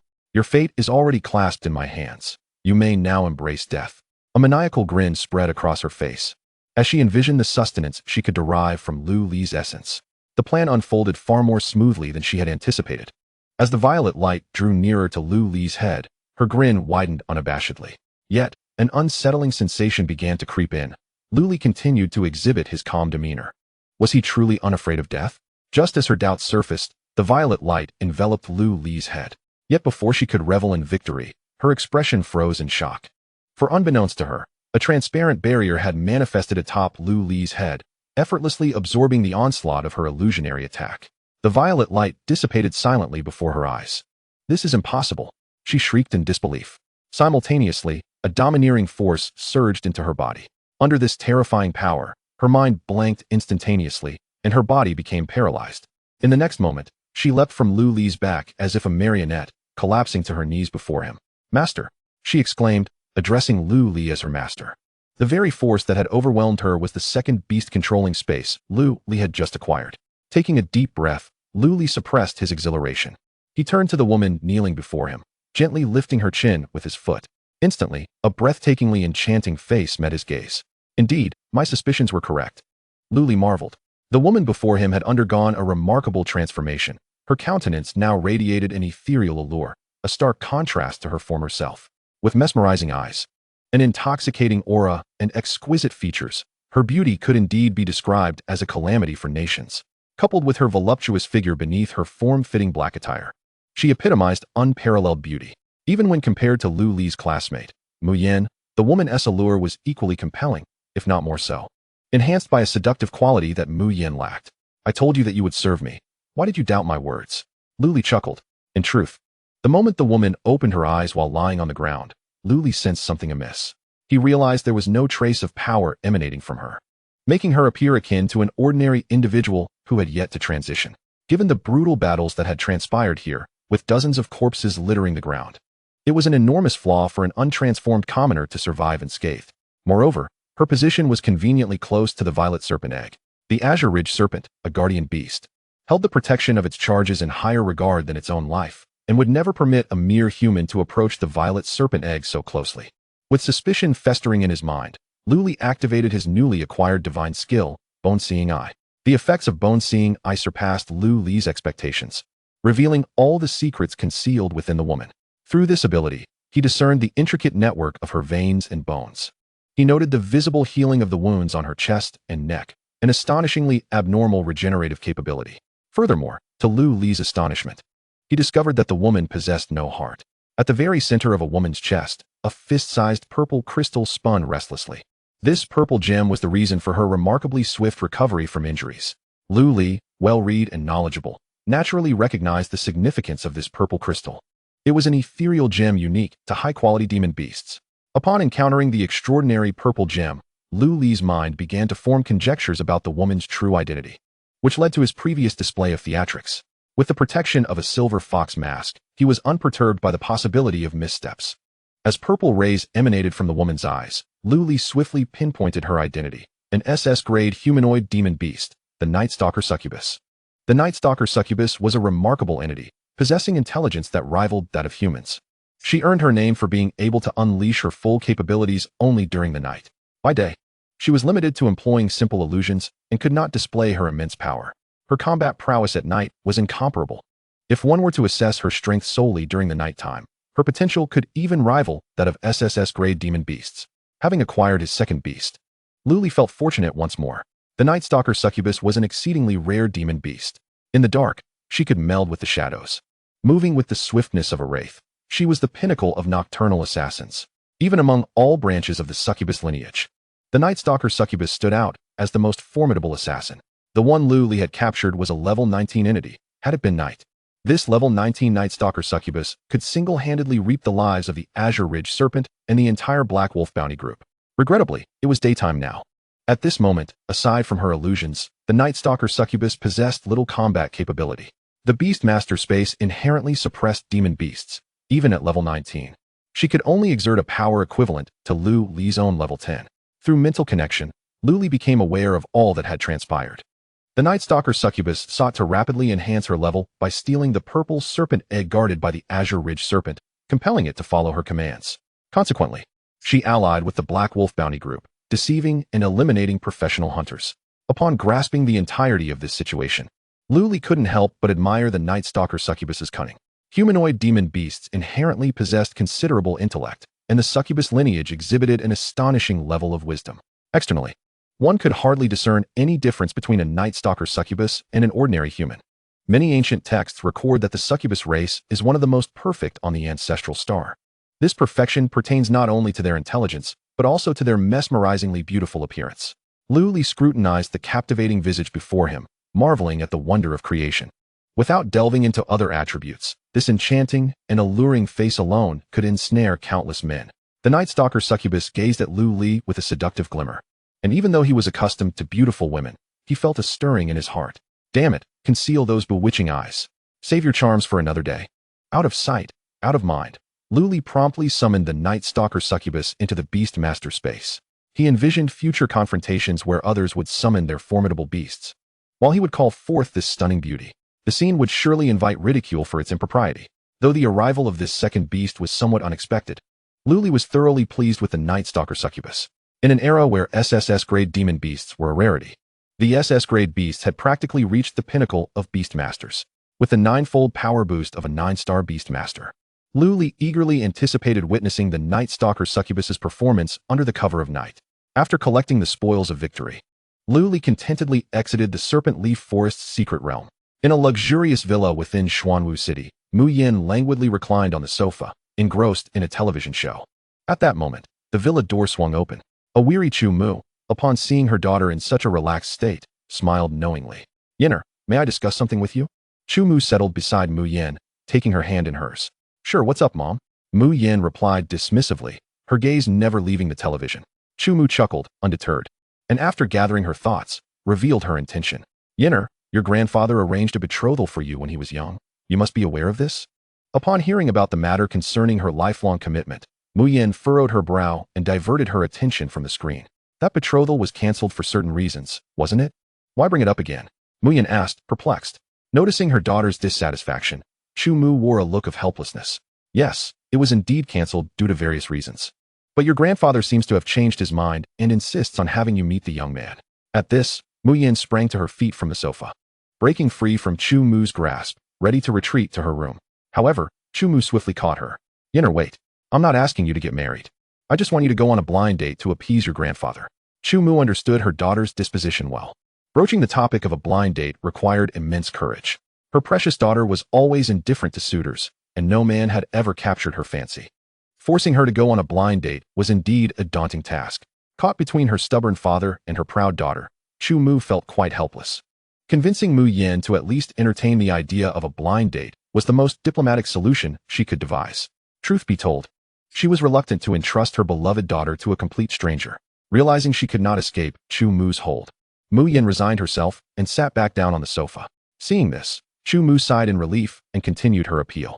"Yinner, you know how obstinate your grandfather can be. Once he sets his mind on something, no one can oppose him.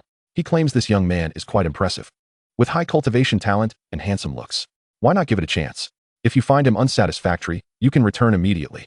That way, we can at least provide your grandfather with some reassurance." Listening to her mother's earnest entreaties, Mu Yin fell into silence. Considering her obstinate grandfather in Tiandu City, she sighed and ultimately chose to concede. If she did not relent, her grandfather's volatile temperament would undoubtedly lead him to pay her an unsolicited visit, leaving her with no choice in the matter. Although it was merely an ordinary blind date, it was an entirely new experience for Mu Yin. Subconsciously, a vision of Lu Li flashed through her mind. She hastily shook her head, attempting to dispel his image from her thoughts. Yet, the more she tried, the clearer his figure became in her mind. "Mom, just tell me the time and place. I'll be there on time." Chapter 48. Big Brothers, You've Got the Wrong Guy. At the entrance of a bar in Tianshui City, a dejected Zhou Xingyu staggered out, clutching a bottle of alcohol. Beside him, two provocatively attired female attendants reached out in an attempt to assist him, only to be roughly rebuffed by Zhou Xingyu. "You superficial harlots, get away from me. I have no interest in you." The two attendants, taken aback, dared not respond, fully aware of the formidable background of the young master before them. Zhou Xingyu gulped down a couple of swigs of alcohol, his gaze growing increasingly hazy. "Mu Yin, the Huangtian Martial Academy. You all belong to me." Across the street, four men clad in suits swiftly approached Zhou Xingyu, ultimately halting before him. "Are you Zhou Xingyu?" inquired the leader of the suited men. Zhou Xingyu lifted his eyes to meet the newcomers, a flicker of impatience flashing in his gaze. "You know I am Zhou Xingyu, yet you dare to disturb me? Scram! Get out of my sight." With a dismissive wave, Zhou Xingyu hurled the bottle in his hand at the nearest suited man. However, the man easily dodged the projectile with a slight tilt of his head. The bottle shattered upon striking the ground, crimson liquid splattering across the pavement. The suited man regarded Zhou Xingyu with a calm demeanor, gesturing to his companions. Since he is Zhou Xingyu, that is indeed the case, just as the young master described. He is quite the arrogant fellow. Let us take action. At the leader's command, the three men lunged toward Zhou Xingyu, their fists raining down upon him like a torrential downpour. Bang! Bang! The two female attendants stood frozen in shock, shrieking as they fled to a safe distance, fearing that trouble might ensue. While they had witnessed their fair share of brawls, witnessing the son of the deputy city lord being beaten was an entirely new experience. As they observed Zhou Xingyu being pummeled, an inexplicable sense of satisfaction welled up within them. At that moment, Zhou Xingyu's bodyguards sensed the commotion and rushed over. Stop! How dare you strike young Master Zhou? Are you courting death? Cease this immediately. The bodyguards, averaging levels 11 and 12, were quick to intervene, but regrettably lacked the strength to rectify the situation at hand. The suited men dispatched Zhou Xingyu's bodyguards with swift kicks. By now, a crowd had gathered, though not a single soul dared to intervene.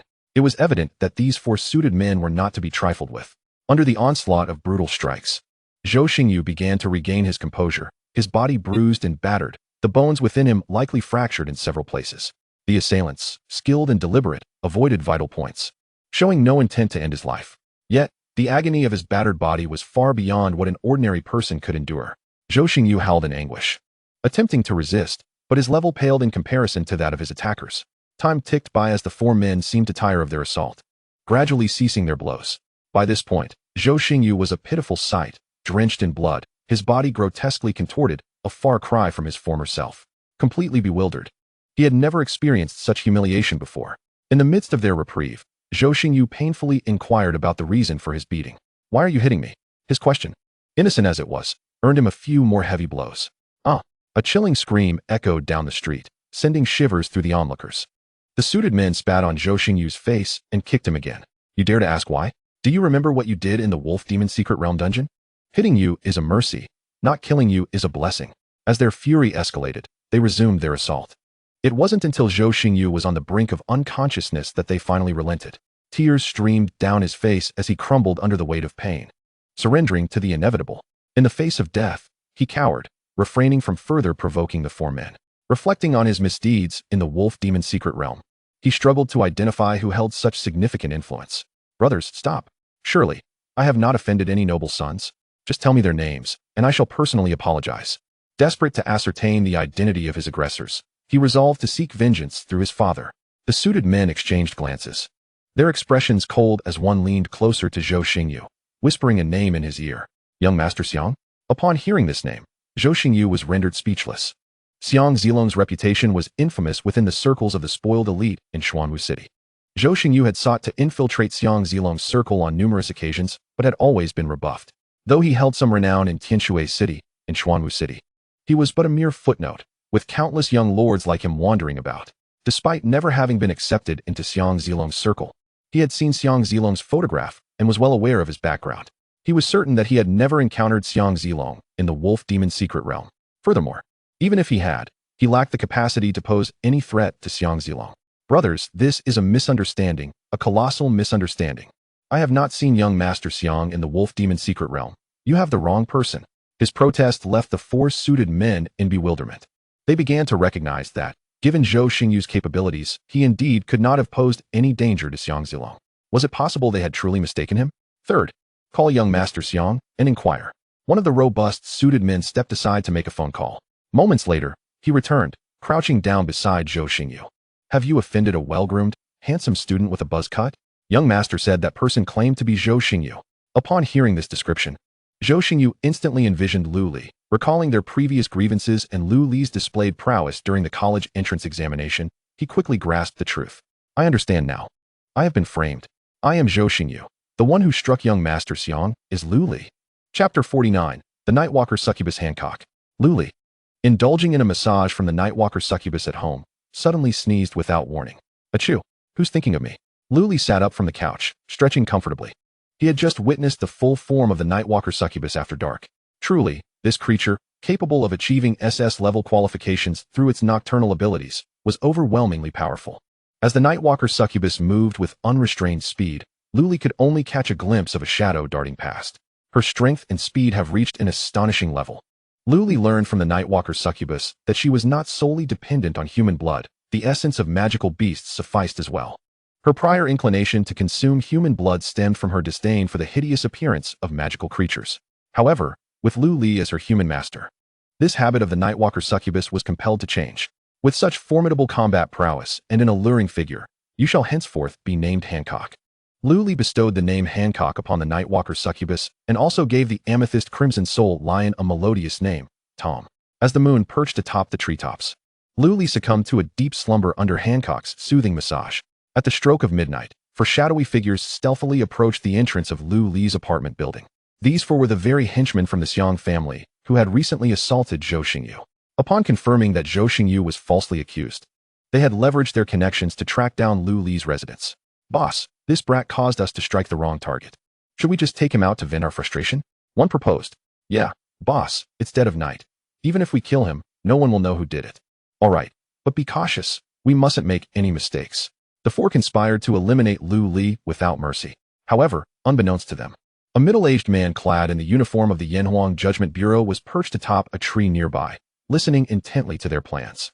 Observing the four sneak into the corridor, he retrieved his phone and dialed a number. "Chief, there are 4 level 14 thugs looking for Lu Li. Should I intervene?"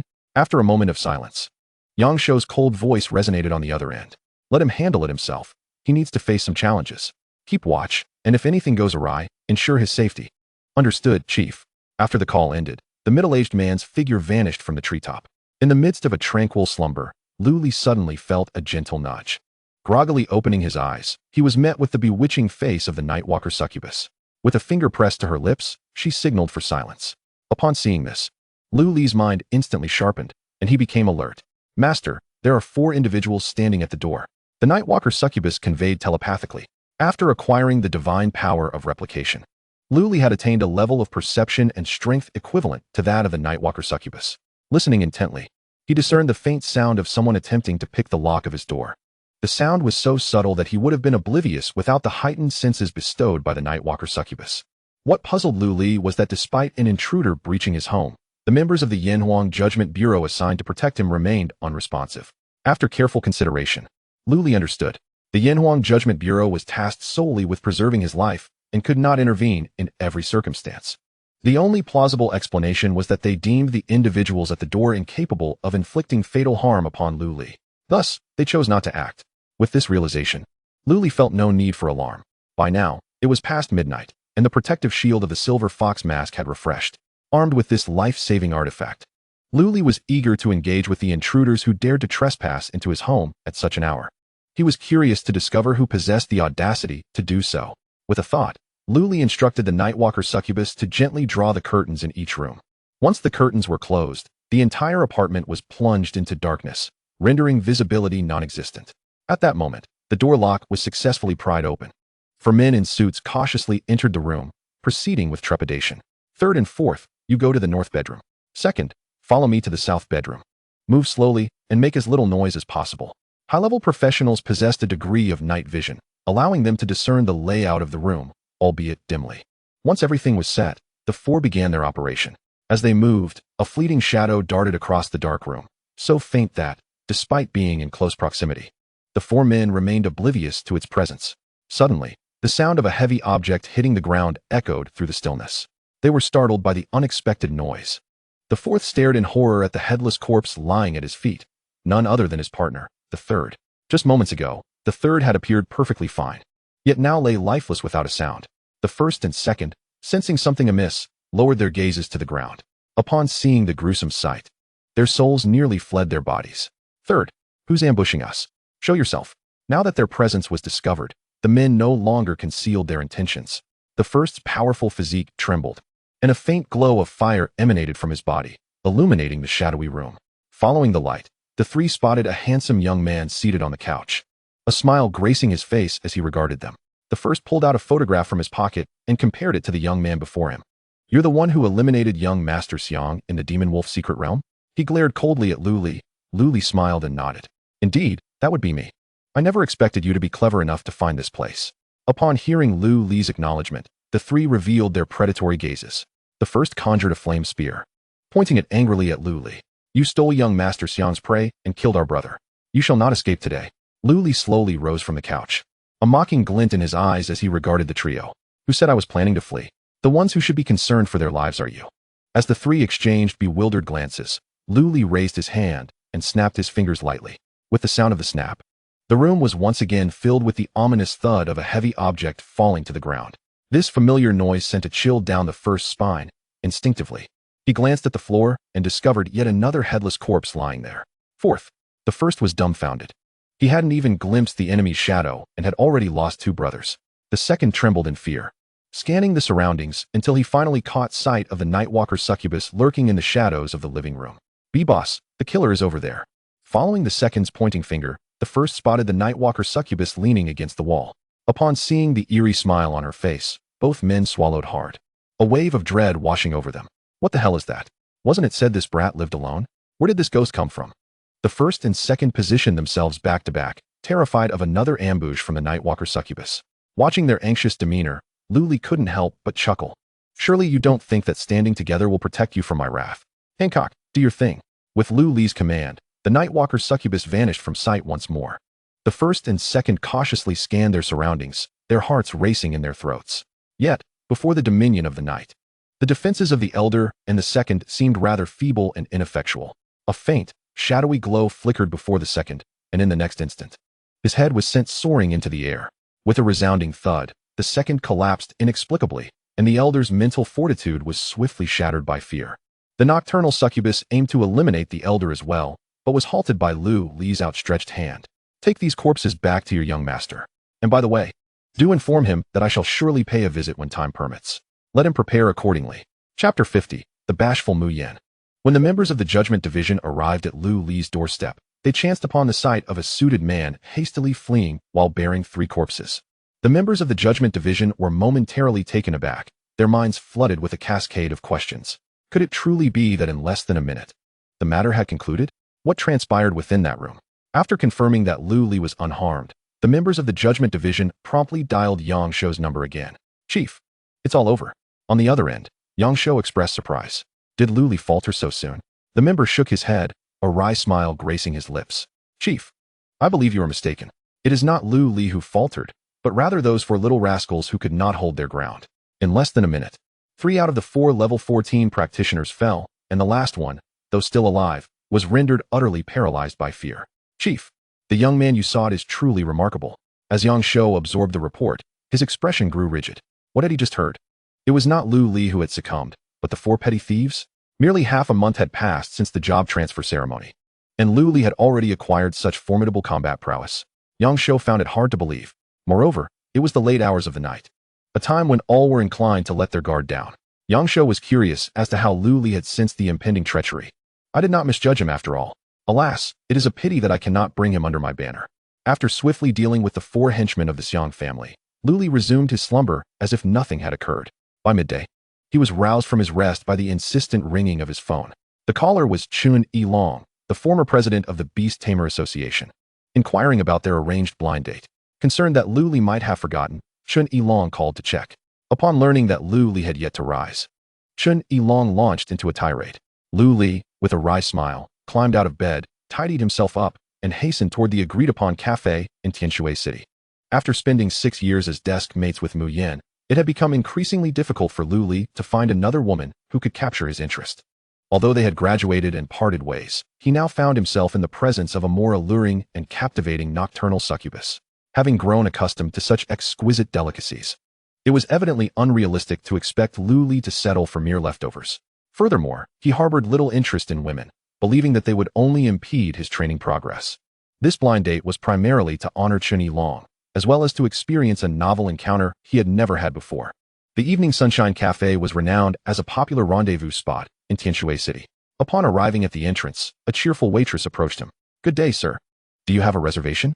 Luli shook his head. "No reservation. I am here to meet someone." According to their agreement, he was supposed to bring a rose as a token. However, fate had conspired against him, as the flower shop he passed on the way had closed. Thus, he arrived empty-handed. By now, he was nearly half an hour late. His date was likely already present, having never seen a photo of his blind date. He could only rely on the rose as a clue to search the cafe. The cafe was nearly filled to capacity, primarily with couples. Among the remaining single ladies, Luli began his search for his designated companion. Suddenly, a familiar silhouette caught his eye. By the window, A striking figure with a chic bob cut languidly perused a magazine. The sunlight streaming through the window illuminated her fair, delicate skin, rendering her breathtakingly beautiful. She sat there, exuding an air of aloof elegance that deterred anyone from gazing directly. Many men around her were discreetly stealing glances, unable to suppress their desire. What is she doing here? Lu Li approached her, his heart filled with confusion and trepidation. Upon noticing the vibrant rose beside her, an expression of incredulity washed over Lu Li's face. Could such a coincidence truly exist? This was indeed a grand jest. Was there any merit in continuing this encounter? Doubts swirled in his mind. Yet Lu Li resolved to confront reality. As a man of stature, how could he be intimidated by a mere girl? Since he had come this far, he owed Chun Yilong an explanation. What a coincidence, Mu Yin, he remarked, adjusting his demeanor and approaching her with an unperturbed expression. May I join you? He sat down across from her with a thud. Mu Yin, startled by his sudden presence, appeared momentarily dazed. How did you end up here? I'm sorry, but that seat is taken. I'm waiting for someone. Mu Yin seemed flustered, as if her secret had been discovered, unable to meet Lu Li's gaze. Whether out of embarrassment or an inability to face him, Mu Yin's demeanor elicited a suppressed chuckle from Lu Li. In that moment, any semblance of her previously aloof goddess-like persona vanished, revealing a woman whose hidden vulnerability had been exposed. Mu Yin, noticing Lu Li's reluctance to leave, felt a sudden urgency. Unbeknownst to her, she was inexplicably anxious about Lu Li discovering her blind date. It was a peculiar sensation. She had never cared so much about another's opinion before. Lu Li, I have something to attend to. I'll see you another time. In a flurry, Mu Yin stood and turned to leave, fearing that her date would arrive at any moment. Her hasty departure appeared somewhat frantic, prompting Lu Li to chuckle as he grasped her arm, gently guiding her back into her seat. Aren't you waiting for someone? Why not stay? Lu Li teased. Mu Yin's hands, clasped under the table, turned pale as she struggled to respond to his inquiry. Observing her flustered state, Lu Li's tone grew increasingly reckless. You seem rather secretive. Surely you aren't here for a blind date? Lu Li's casual remark struck Mu Yin like a bolt from the blue, leaving her momentarily speechless. Staring at him with a mix of astonishment and embarrassment, her mind became a chaotic whirlpool. Under normal circumstances, Mu Yin would have fiercely retaliated against such teasing from Lu Li. However, today, Mu Yin surprisingly found herself devoid of any inclination to argue with Lu Li. Observing that the opportune moment had arrived, Lu Li, not wishing to overstep his bounds, stood up and approached Mu Yin. He gently picked up the roses from the table and offered them to her. Mu, the illustrious flower of our school, do you not think it is possible that I am the one you have been waiting for? Chapter 51, A Forceful Kiss from the Ice Queen? Gazing at the handsome smile before her, Mu Yin found herself momentarily stunned. What do you mean by that? Are you here for a blind date with me? She asked incredulously. Lu Li nodded with a smile, pressing the roses into her hands. Indeed, I am here for a blind date. Surprised? Unexpected? Mu Yin blinked in a daze, her heart stirred by an unfamiliar feeling. In that instant, she realized that she was no longer averse to the idea of a blind date. In fact, she felt a flicker of anticipation for what might unfold next. I never expected my grandfather's arranged marriage would be with you. What a coincidence, she remarked with a peculiar expression. Arranged marriage? Lu Li raised an eyebrow, having clearly heard Mu Yin mention it. Wasn't this blind date arranged by old man Shen? How did it turn into an arranged marriage? He began to doubt whether he had mistakenly arrived at the wrong table for a blind date. So, you're saying that we were betrothed as children? He asked cautiously.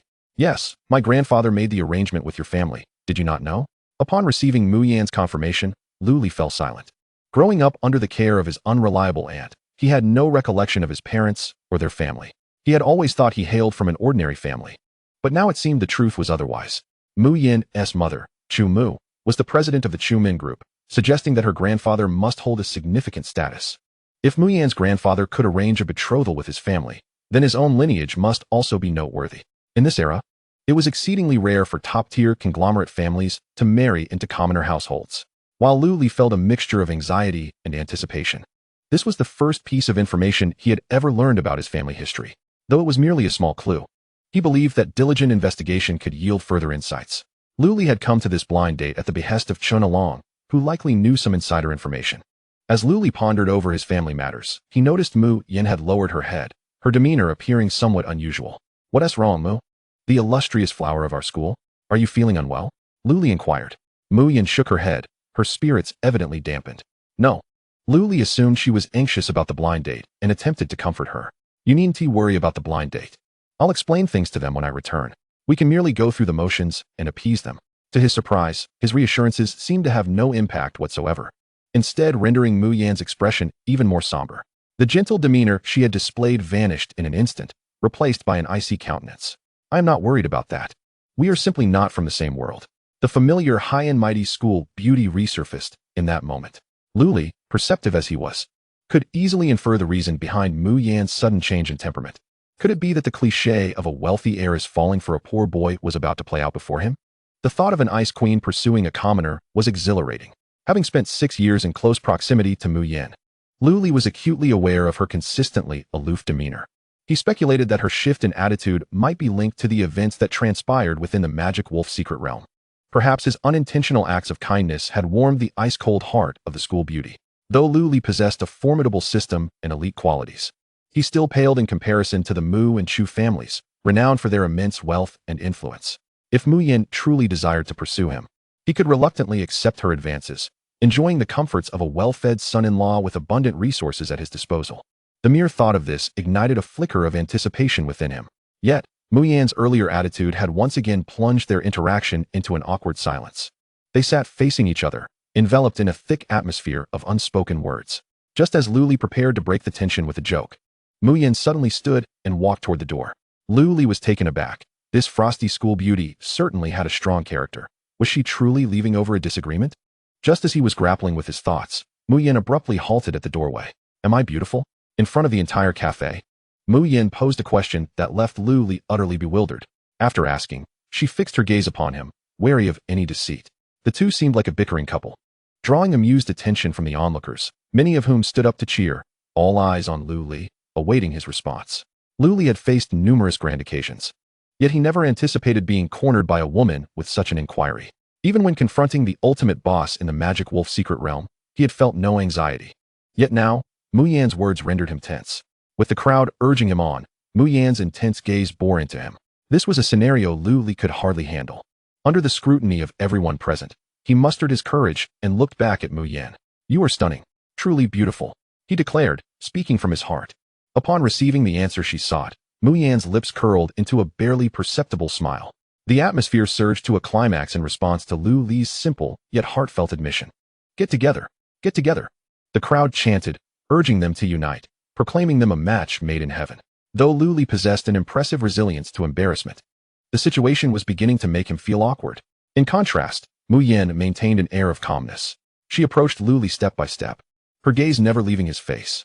As she drew nearer, an unsettling premonition stirred within him. In the next moment, Mu Yan's icy lips met Lu Li's, the tangible sensation sending a shiver down his spine. He had been forcefully kissed. He was being kissed by the school beauty? Lu Li's mind went blank. After successfully sealing her kiss, Mu Yan cast him a meaningful glance before gracefully retreating, swaying her slender waist as she exited the cafe. Such a proud demeanor, full of charming arrogance. Although the person has departed, their voice lingers within the cafe. Patrons indulge at their leisure. For today, all expenses are generously covered by young Master Lu. Chapter 52. Falling in Love with Mu Yan.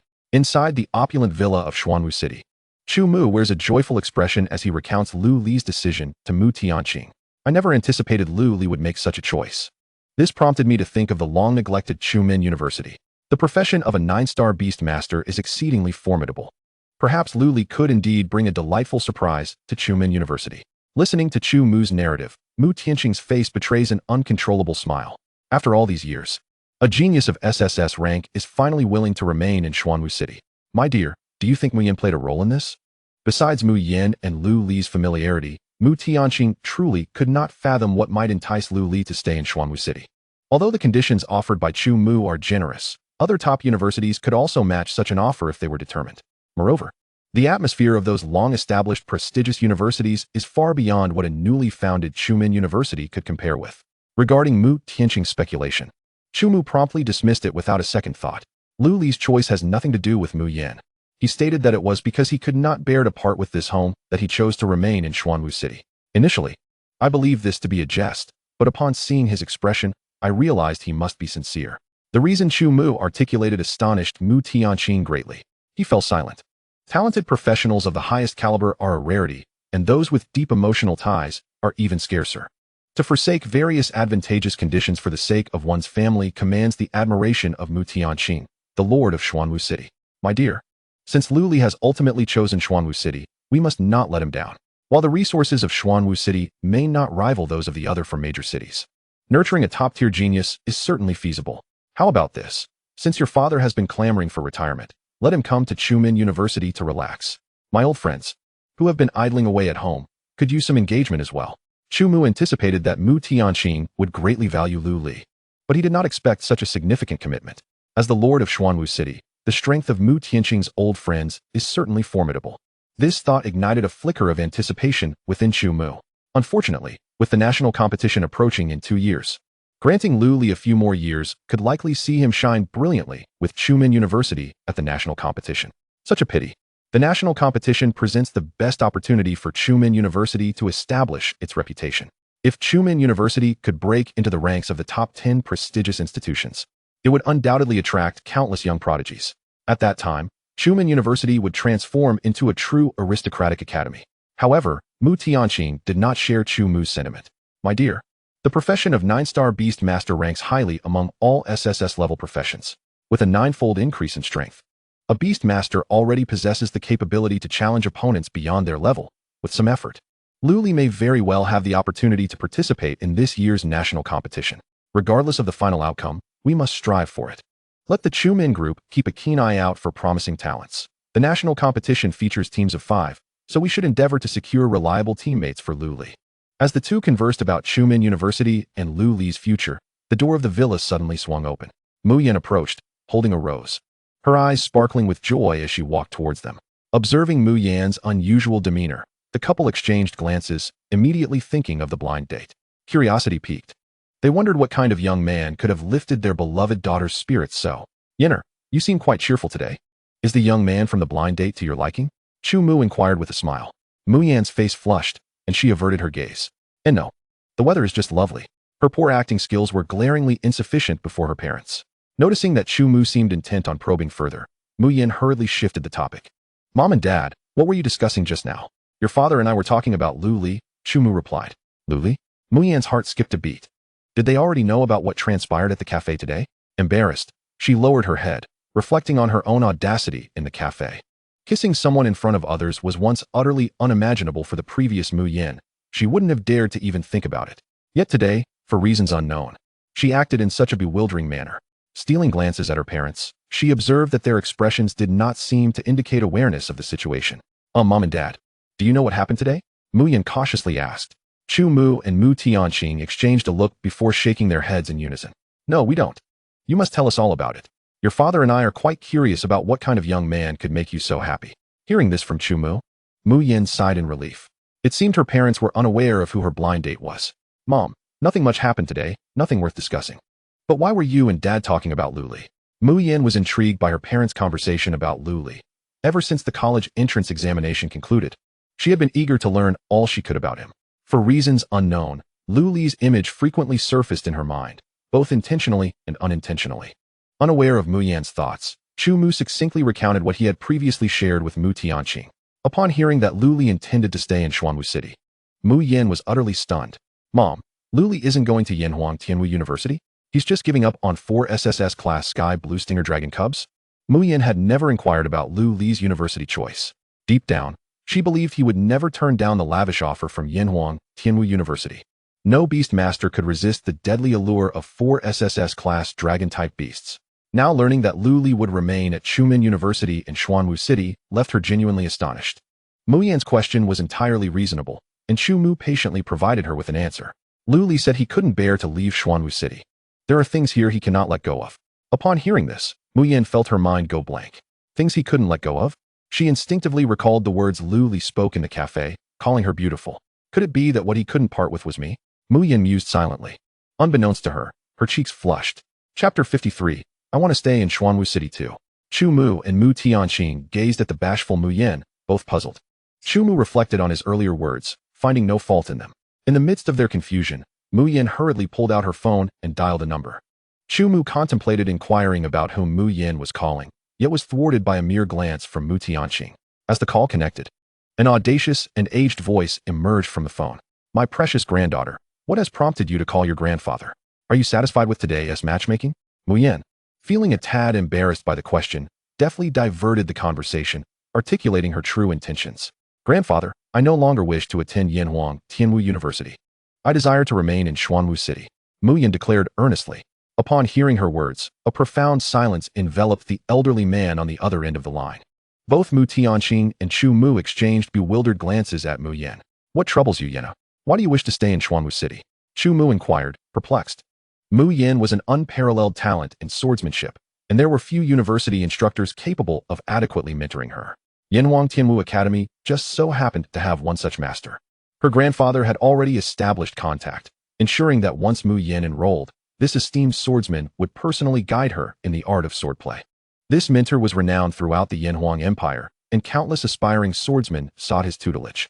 The opportunity was undoubtedly rare, making Mu Yan's casual dismissal of it all the more perplexing to the trio. To clarify, Mu Yan offered her explanation, albeit one she fabricated to appease them. The true reason behind her desire to stay was simply due to someone else's wish to remain. The world was aware that behind Chumin University stood the Chu and Mu families. If a descendant of the Mu family were to attend another prestigious institution, what would the world think? I want to stay and contribute to Chumin University, Mu Yan proclaimed grandly, though the three felt a lingering sense of dissonance. Nevertheless, Mu Yan's resolve brought them considerable delight. On the other end of the line, her grandfather, Chu Tianxi, erupted in hearty laughter, clearly pleased with Mu Yan's decision. Ha ha! My precious granddaughter has indeed not disappointed me. Since you wish to remain at Chumin University, then let it be so. I assure you, I will find you a mentor as formidable as the Kanglan Sword Saint. Chu Tianxi's words held immense weight within the family, and even Mu Tianqing, the lord of Xuanwu City, dared not contradict him. Thus, Mu Yan's stay in Xuanwu City was settled rather effortlessly. Content: Mu Yan ascended the stairs to her room. Shortly after her departure, a bodyguard from Chu Min Group hurried into the villa, presenting a photograph to Chu Mu. Upon seeing the image, both Chu Mu and Mu Tianqing were struck with disbelief. They exchanged looks, each reflecting the incredulity mirrored in the other's eyes. ISNT that Yenner's matchmaking partner. Luli? What an unexpected coincidence. Chu Mu exclaimed. Dear, I retract my earlier statement regarding Luli not being the reason for Yenner's choice to remain in Xuanwu City. It seems there is much we are unaware of between them. The photograph depicted Mu Yan boldly kissing Luli. Observing their once aloof daughter taking such initiative was surreal for Chu Mu and Mu Tianqing. One must commend the bodyguard of Chu Min Group. Not only was he adept at his duties, but he also possessed remarkable photographic skills. It was likely that Mu Yan herself had not anticipated that her bold kiss would be immortalized. After parting ways with Mu Yan at the cafe, Luli returned home, bemused as he touched his lips where he had been kissed. To be kissed by the aloof school beauty was a dream for many young men. Mu Yan was undeniably beautiful, and with her impressive lineage, it was disingenuous for Luli to claim he was unaffected. In that fleeting moment of their kiss, he indeed felt his heart race.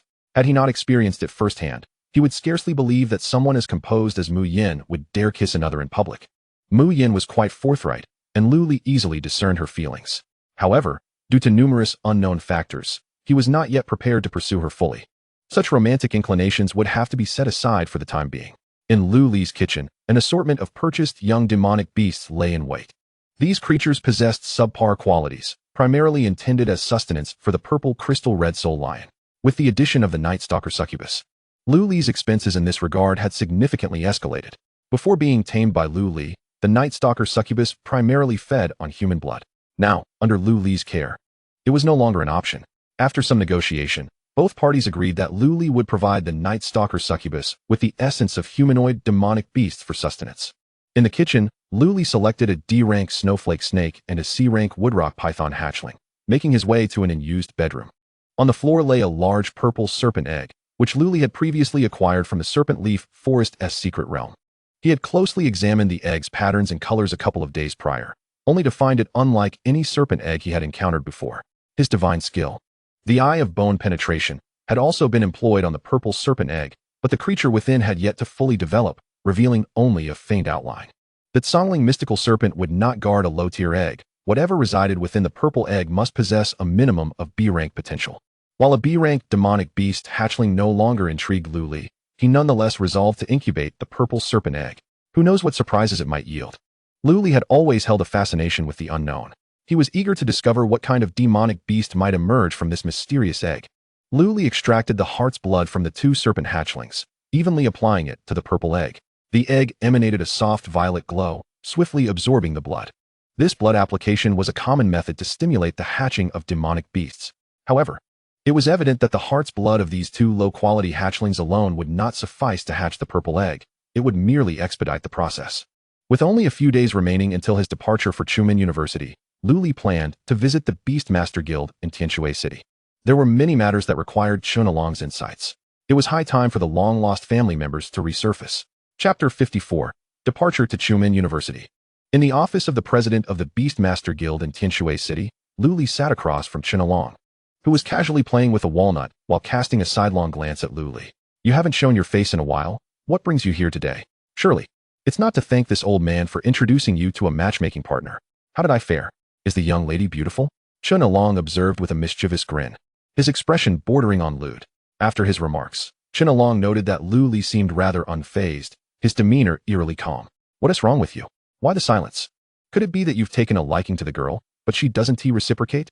Chun Along intended to lighten the mood, yet Lu Li remained unresponsive. With a resigned sigh, Chun Along waved his hand in exasperation. Enough. If you have questions, ask them quickly. Once you're done, leave me be. I don't wish to have my mood spoiled. From the moment Lu Li took his seat, Chun Along surmised the purpose of his visit. The affairs of Lu Li's family were of significant consequence, and Chun Along had intended to wait until Lu Li had acquired the means to protect himself before divulging the information. However, it appeared that such a plan was no longer feasible. At this moment, Lu Li felt a tumult of anxiety and tension. He inhaled deeply and, with forthrightness, posed the question that weighed most heavily on his mind. Old Chun, are my family members still alive? Before his arranged marriage, this question had been straightforward and clear. Yet, the engagement with Mu Yin had led Lu Li to realize that matters were perhaps more complex than he had initially presumed. He was in desperate need of an answer. Otherwise, he would find no peace in sleep or sustenance. Chun Along noticed Lu Li's urgency, having known him for many years. This was the first time Chun Along had witnessed such a look of desperation on Lu Li's face. Typically, Lu Li approached even the gravest of matters with an air of nonchalance, as if nothing could perturb his composure. Yet today, the mere mention of family had pierced through his usual stoicism. Chun Along felt a pang of sentimentality. He understood that Lu Li was a person of great discernment and did not worry that he would act recklessly. Since Lu Li was earnestly seeking an answer, Chun Along decided to share some inconsequential details to soothe his anxiety. Your family is alive. They are doing well, so there is no need for concern. Upon hearing that his family was safe, Lu Li was instantly filled with exhilaration. The heavy weight that had burdened his heart finally lifted. This revelation was nothing short of astonishing. Even though Lu Li had prepared himself for this news, the shock was overwhelming. Yet, in the midst of his joy, he couldn't shake off a sense of grievance. If his loved ones were indeed alive, why had they entrusted him to the care of an unreliable aunt from such a young age? Where were his parents?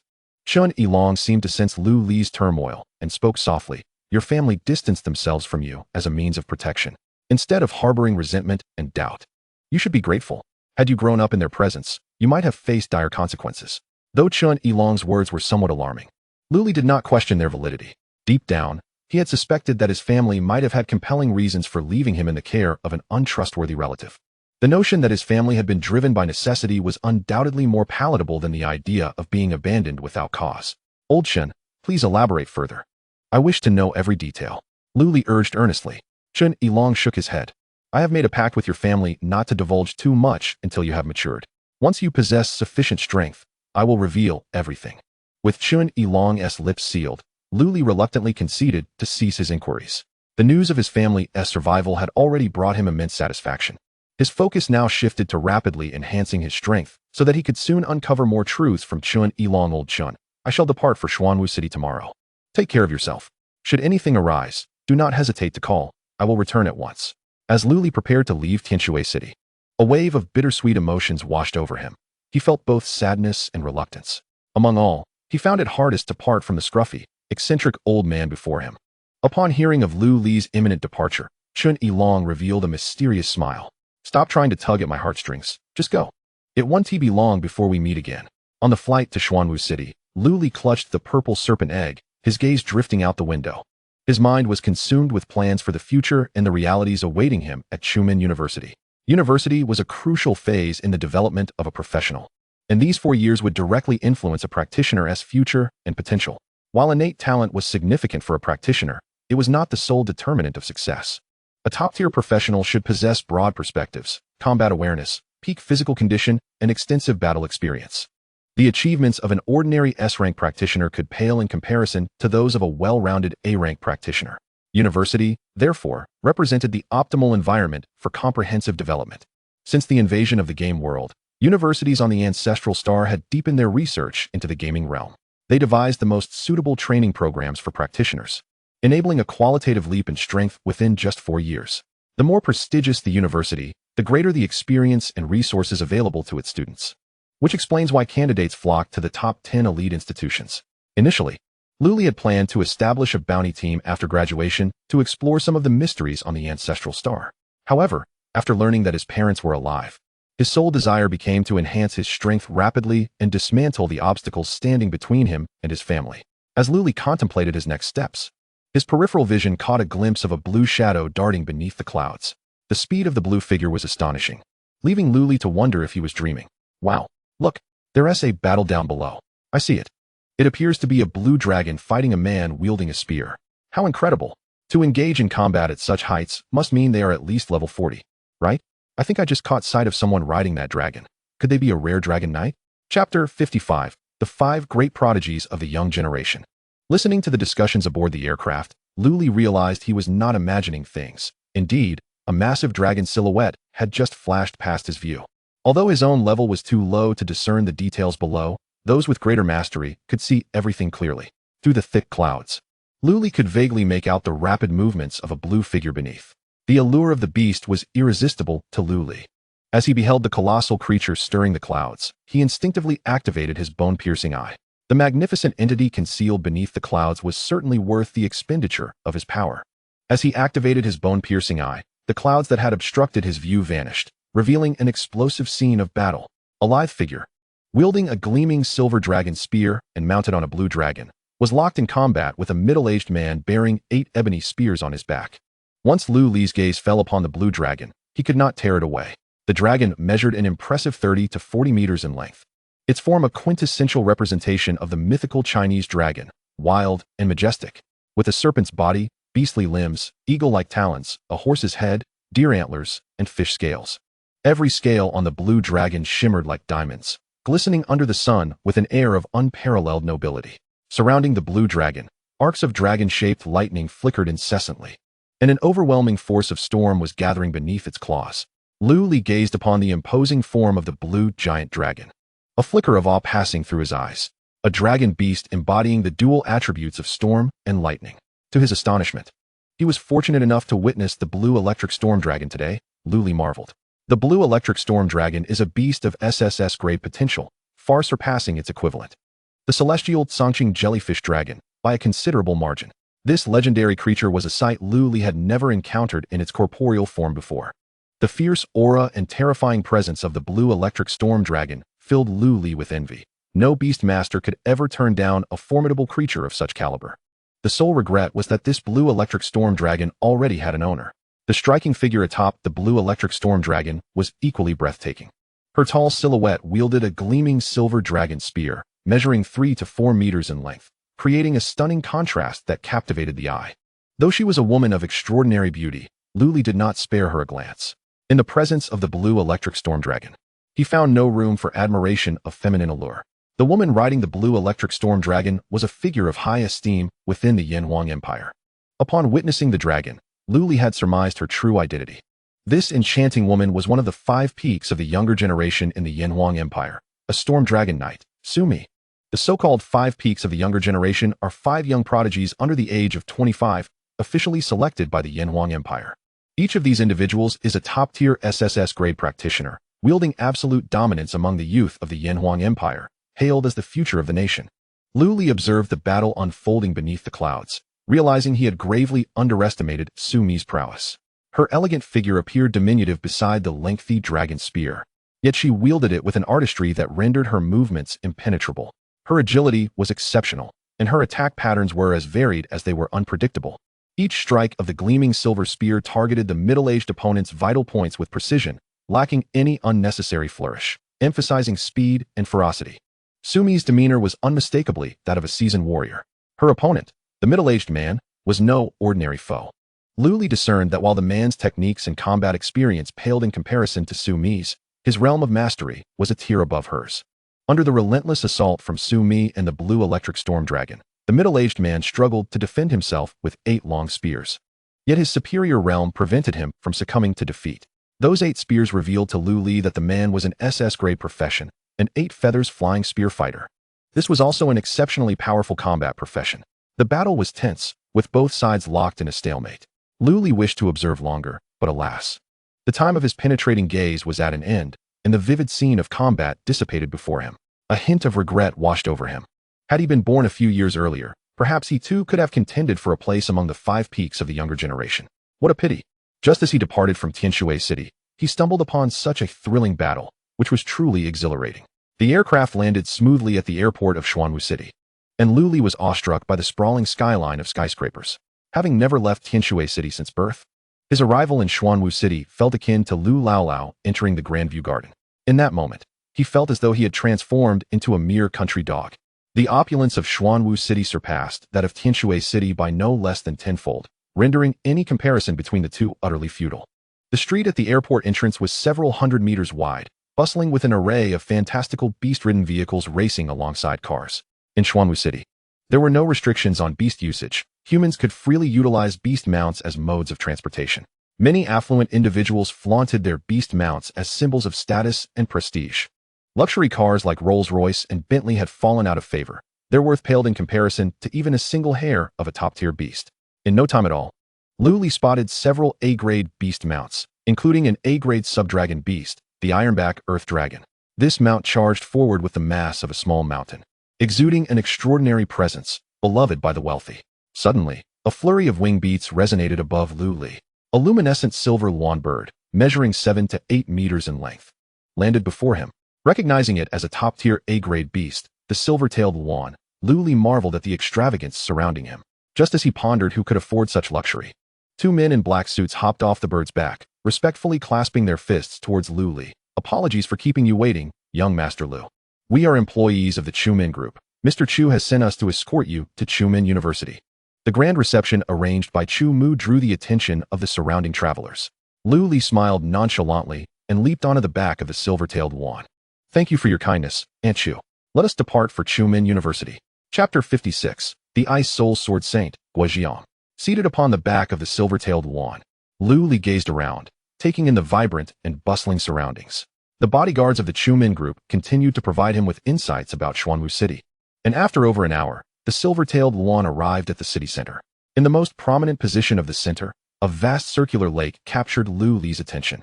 The surface of this lake gleamed like a mirror, appearing from above as a piece of emerald glass embedded in the earth, tranquil and beautiful.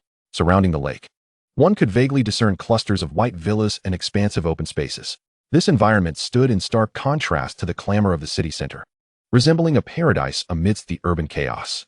Lu Li was curious about which formidable power possessed the financial means to indulge in such extravagance in a land where every inch was precious. "Young Master Lu, we have arrived. The white buildings below are the residence of Chumin University." Just as Lu Li pondered this, a bodyguard directed his attention. The silver-tailed lawn then dove toward the cluster of villas below. "Is this truly Chumin University?" Feeling the rush of wind against his face and gazing at the approaching white structures, Lu Li could not suppress his excitement. Chumin University was far more lavish than he had previously imagined. The astounding financial prowess of the Chumin Group was indeed remarkable. With such a wealthy force backing him, Lu Li felt a surge of hope for the next 4 years. The silver-tailed lawn landed gracefully before a white building beside the lake, where 3 figures emerged to greet him. Among them stood Chu Mu, whom Lu Li had encountered not long ago. "Lu Li, welcome to Chumin University." Chu Mu greeted him with a genuine smile. Beside her was a tall, imposing middle-aged man dressed in a black suit, exuding an aura of authority even in his silence. Merely standing there, he emanated an undeniable presence befitting a figure of high stature. Lu Li often saw this man on television and in newspapers. He was Mu Tianqing, the lord of Xuanwu City, a true top-tier figure. During Lu Li's last visit to Mu's residence, he had already speculated that Mu Yan's father might be Mu Tianqing. Thus, upon encountering Mu Tianqing at this moment, Lu Li felt no significant surprise. "Hello, Uncle Mu." Lu Li greeted Mu Tianqing with a smile. Mu Tianqing, noticing Lu Li's composure in his presence, was somewhat astonished. After all, he was the true sovereign of Xuanwu City, one of the 5 major cities of the Yanhuang Empire. It was not just Lu Li, a mere 18-year-old youth, who would feel at ease. Even the leaders of formidable factions would tremble in his presence. Unpretentious yet confident, neither arrogant nor impetuous, Mu Yan's judgment was indeed commendable. She had not misjudged this individual. Mu Tianqing patted Lu Li on the shoulder, his eyes brimming with admiration. Mu Yan's judgment is commendable? This phrase struck Lu Li as peculiar. It seemed less like a statement from the lord of a city to a young prodigy, and more akin to an affirmation from a father-in-law to his son-in-law. Lu Li felt a twinge of embarrassment, uncertain if Mu Yan had whispered something to Mu Tianqing and Chu Mu. He intended to offer an explanation. But upon meeting Mu Tianqing's enigmatic smile and meaningful gaze, he reconsidered. Mu Tianqing then leaned closer to Lu Li's ear, speaking in a tone audible only to the two of them. Being young means you should indulge a little. There's nothing wrong with that. However, as a man, you must take the initiative. Being forcefully kissed by a woman is quite the embarrassment. Be sure to heed this advice next time. At these words, Lu Li instinctively twitched at the corner of his eye. Was this truly the stern lord of the city he had seen on television? He seemed more like a playful jester. Previously, Lu Li had intended to act as if nothing had transpired between him and Mu Yan. Yet the events that occurred in the cafe had undoubtedly reached the ears of both Mu Tianqing and his wife. Moreover, it appeared that the couple did not oppose this union. Lu Li felt somewhat bewildered, uncertain how to navigate his future interactions with Mu Yan. Come, Lu Li. Allow me to introduce you to a senior. Behind Mu Tianqing stood a slender, tall, middle-aged man, positioned half a step behind him. The man wore a faint smile, appearing rather unremarkable. Lu Li, this esteemed senior is the first president appointed by Chu Min University. You may not have met him before, but you must have heard of his illustrious name. Mu Tianqing exclaimed with a grin. Lu Li exchanged greetings with the middle-aged man, scrutinizing him more closely. Indeed, he had never encountered this individual before. While the man appeared ordinary and exuded no remarkable aura, Lu Li keenly discerned the extraordinary size of his hands. They were calloused, marred by scars resembling frostbite. Though the scars had healed, faint traces remained, evidently the result of years of rigorous training. An idea suddenly struck Lu Li. I Soul Sword Saint, I hope to receive your guidance in the future at Chu Min University. Lu Li clasped his hands in front of the middle-aged man, revealing his true identity. Mu Tianqing, Chu Mu, and the middle-aged man were all taken aback by Lu Li's declaration. The three exchanged incredulous glances, each grappling with disbelief. How did you discern my identity? The middle-aged man asked Lu Li earnestly. Lu Li pointed to the man's hands. Given the distribution and wear of the calluses on your hands, you must have wielded a sword for many years. Those scars were likely inflicted by the chilling power of ice. Uncle Mu just mentioned your renowned status, so I ventured to speculate that you might be one of the 10 sword saints of the Yanhuang Empire, Guizhong. Am I correct? Lu Li's meticulous analysis left the three in a stunned silence. His level of insight and analytical capability transcended mere sharpness, reaching an extraordinary realm. Every weapon's grip and exertion method differs, leading to distinct calluses on practitioners' hands. That Lu Li could ascertain the middle-aged man's true identity merely from the calluses and scars was nothing short of astounding. Guizhong took a deep breath, suppressing his astonishment. He fixed a serious gaze upon Lu Li, extending his hand toward him. In all these years, you are the most intriguing young person I have encountered. You were indeed correct. I am Guizhong. The future of Chu Min University lies in your hands. I have faith in you. Their hands clasped firmly together. Guizhong gazed into Lu Li's resolute face, as if he were witnessing the rise of Chu Min University in the future. Chu Mu and Mu Tianqing exchanged knowing smiles, their eyes reflecting a shared understanding. Their precious daughter had truly not misjudged this individual. Chapter 57. Farewell to Shumi. Due to some unforeseen circumstances, the other mentors would arrive a bit later. Lu Li, take some time to familiarize yourself with the environment here. Should any issues arise, feel free to approach the guards. They are elite bodyguards under the Chu Min Group's command, so you need not worry about your safety. Additionally, the conditions we previously discussed remain unchanged. All expenses related to your training will be covered by Chu Min University. When you find the time, please visit the Chu Min Group to sign the stock transfer agreement. Keep this token safe. It grants you unrestricted access to all secret realms within the boundaries of Xuanwu City, as we previously agreed. Chu Mu handed Lu Li a token that was indistinguishable in material. It was entirely black, with a formidable Xuanwu engraved on one side, and a large character Mu on the other. If the affluent families of Xuanwu City were to witness Chu Mu presenting this token to Lu Li, they would undoubtedly be left astounded. For this token was one of the 4 sub-tokens of the city lord's command, granting its bearer almost unrestricted passage throughout Xuanwu City. The reason Chu Mu bestowed this sub-token upon Lu Li was twofold. Firstly, to nurture Lu Li's potential, and secondly, out of personal inclination. As a mother, Chu Mu understood Mu Yan's character better than anyone. Since Mu Yan's birth, no other male of her age had come close to her. The kind of close contact that had occurred in the cafe was something Chu Mu had never even dared to imagine before. Initially, both Chu Mu and Mu Tianqing had worried that Mu Yan might struggle to find a suitable partner in the future. However, with Lu Li's emergence, all their doubts had been thoroughly dispelled. Not only had Lu Li accompanied Mu Yan for 6 years, but he also shared a childhood betrothal arranged by their families. In terms of both cultivation talent and appearance, Lu Li was an impeccable match for Mu Yan. To say that they were a match made in heaven would be no exaggeration. Thus, Chu Mu and Mu Tianqing never considered Lu Li as an outsider. In their eyes, Lu Li would inevitably become their son-in-law, and it was only natural for them to nurture their future son-in-law. After Chu Mu and Mu Tianqing had conveyed their instructions, they took their leave. Lu Li wandered alone around Chu Min University. The Chu Min group had invested heavily in establishing the university, which resembled not merely an academic institution, but rather an elegant sanctuary detached from the mundane world. Lu Li chose a 2-story villa near the lake as his residence. This location offered excellent privacy, and being by the lakeside allowed him to swim and fish during his leisure time.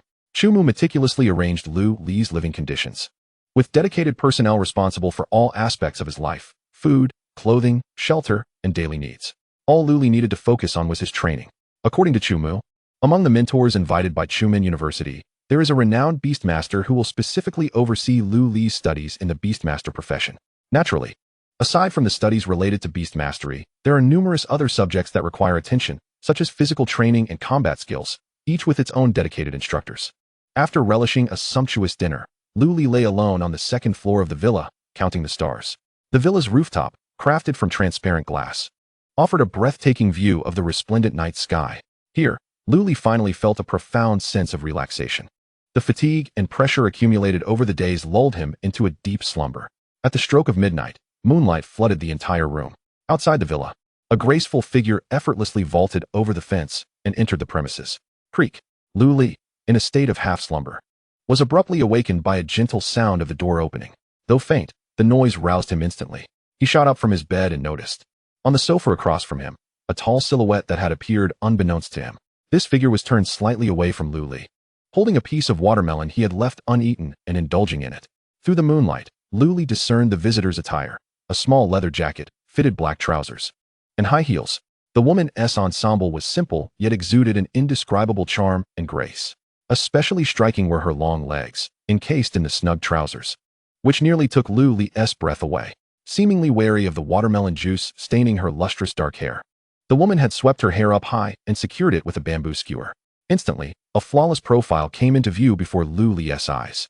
He found himself momentarily entranced, not solely due to her beauty, but because this was the very woman he had encountered earlier in the day. The difference was that he had seen her through layers of clouds then, whereas now she was right in front of him. Indeed, this unexpected guest was none other than Su Mi, one of the 5 peaks of the younger generation that Lu Li had seen while flying earlier in the day. The very woman who rode the blue electric tyrant dragon and wielded a dragon spear. Observing her up close, Lu Li realized that Su Mi was even more enchanting than he had perceived during the day. Her languid demeanor was refreshingly ethereal, a stark contrast to the wild warrior he had witnessed before. After finishing the remaining watermelon, Su Mi casually wiped her mouth and let out a satisfied burp. My Chu Min Group is quite affluent to procure such rare watermelons from the land of cherry blossoms to the empire of Yanhuang. It seems you have indeed won Mu Yan's favor. Without hesitation, Su Mi reclined beside Lu Li and tested the bed's elasticity. Noticing Lu Li's prolonged silence, Su Mi turned to him with curiosity. Why the silence? Aren't you curious about who I am and why I've intruded upon your room at such an hour? Lu Li shrugged nonchalantly and settled back onto his bed. Your strength surpasses mine. Do as you please. If you harbor ulterior motives under the cover of night, seize the moment. I won't resist. Seeing Lu Li's nonchalant demeanor, Su Mi suddenly broke into a smile. Hee, this is amusing. By the way, I hear you are an SSS level 9-star Beastmaster. Shall we have a spar? Lu Li decisively shook his head, rejecting Su Mi's offer. No need. I'm not particularly interested in receiving a beating. There are plenty of Chu Min Group guards around. If you wish to spar, seek them out. They're tough and can take a hit. Su Mi chuckled, leaping off the bed and beckoning Lu Li with a playful gesture. Whether we spar or not is not for you to decide. Will you choose to take the initiative in receiving blows, or will you be forced to endure them passively? If you can defeat me, I shall reveal my purpose for being here. With that, Su Mi suppressed her level to match Lu Li's at level 10. Upon witnessing this, a barely perceptible smile graced Lu Li's lips.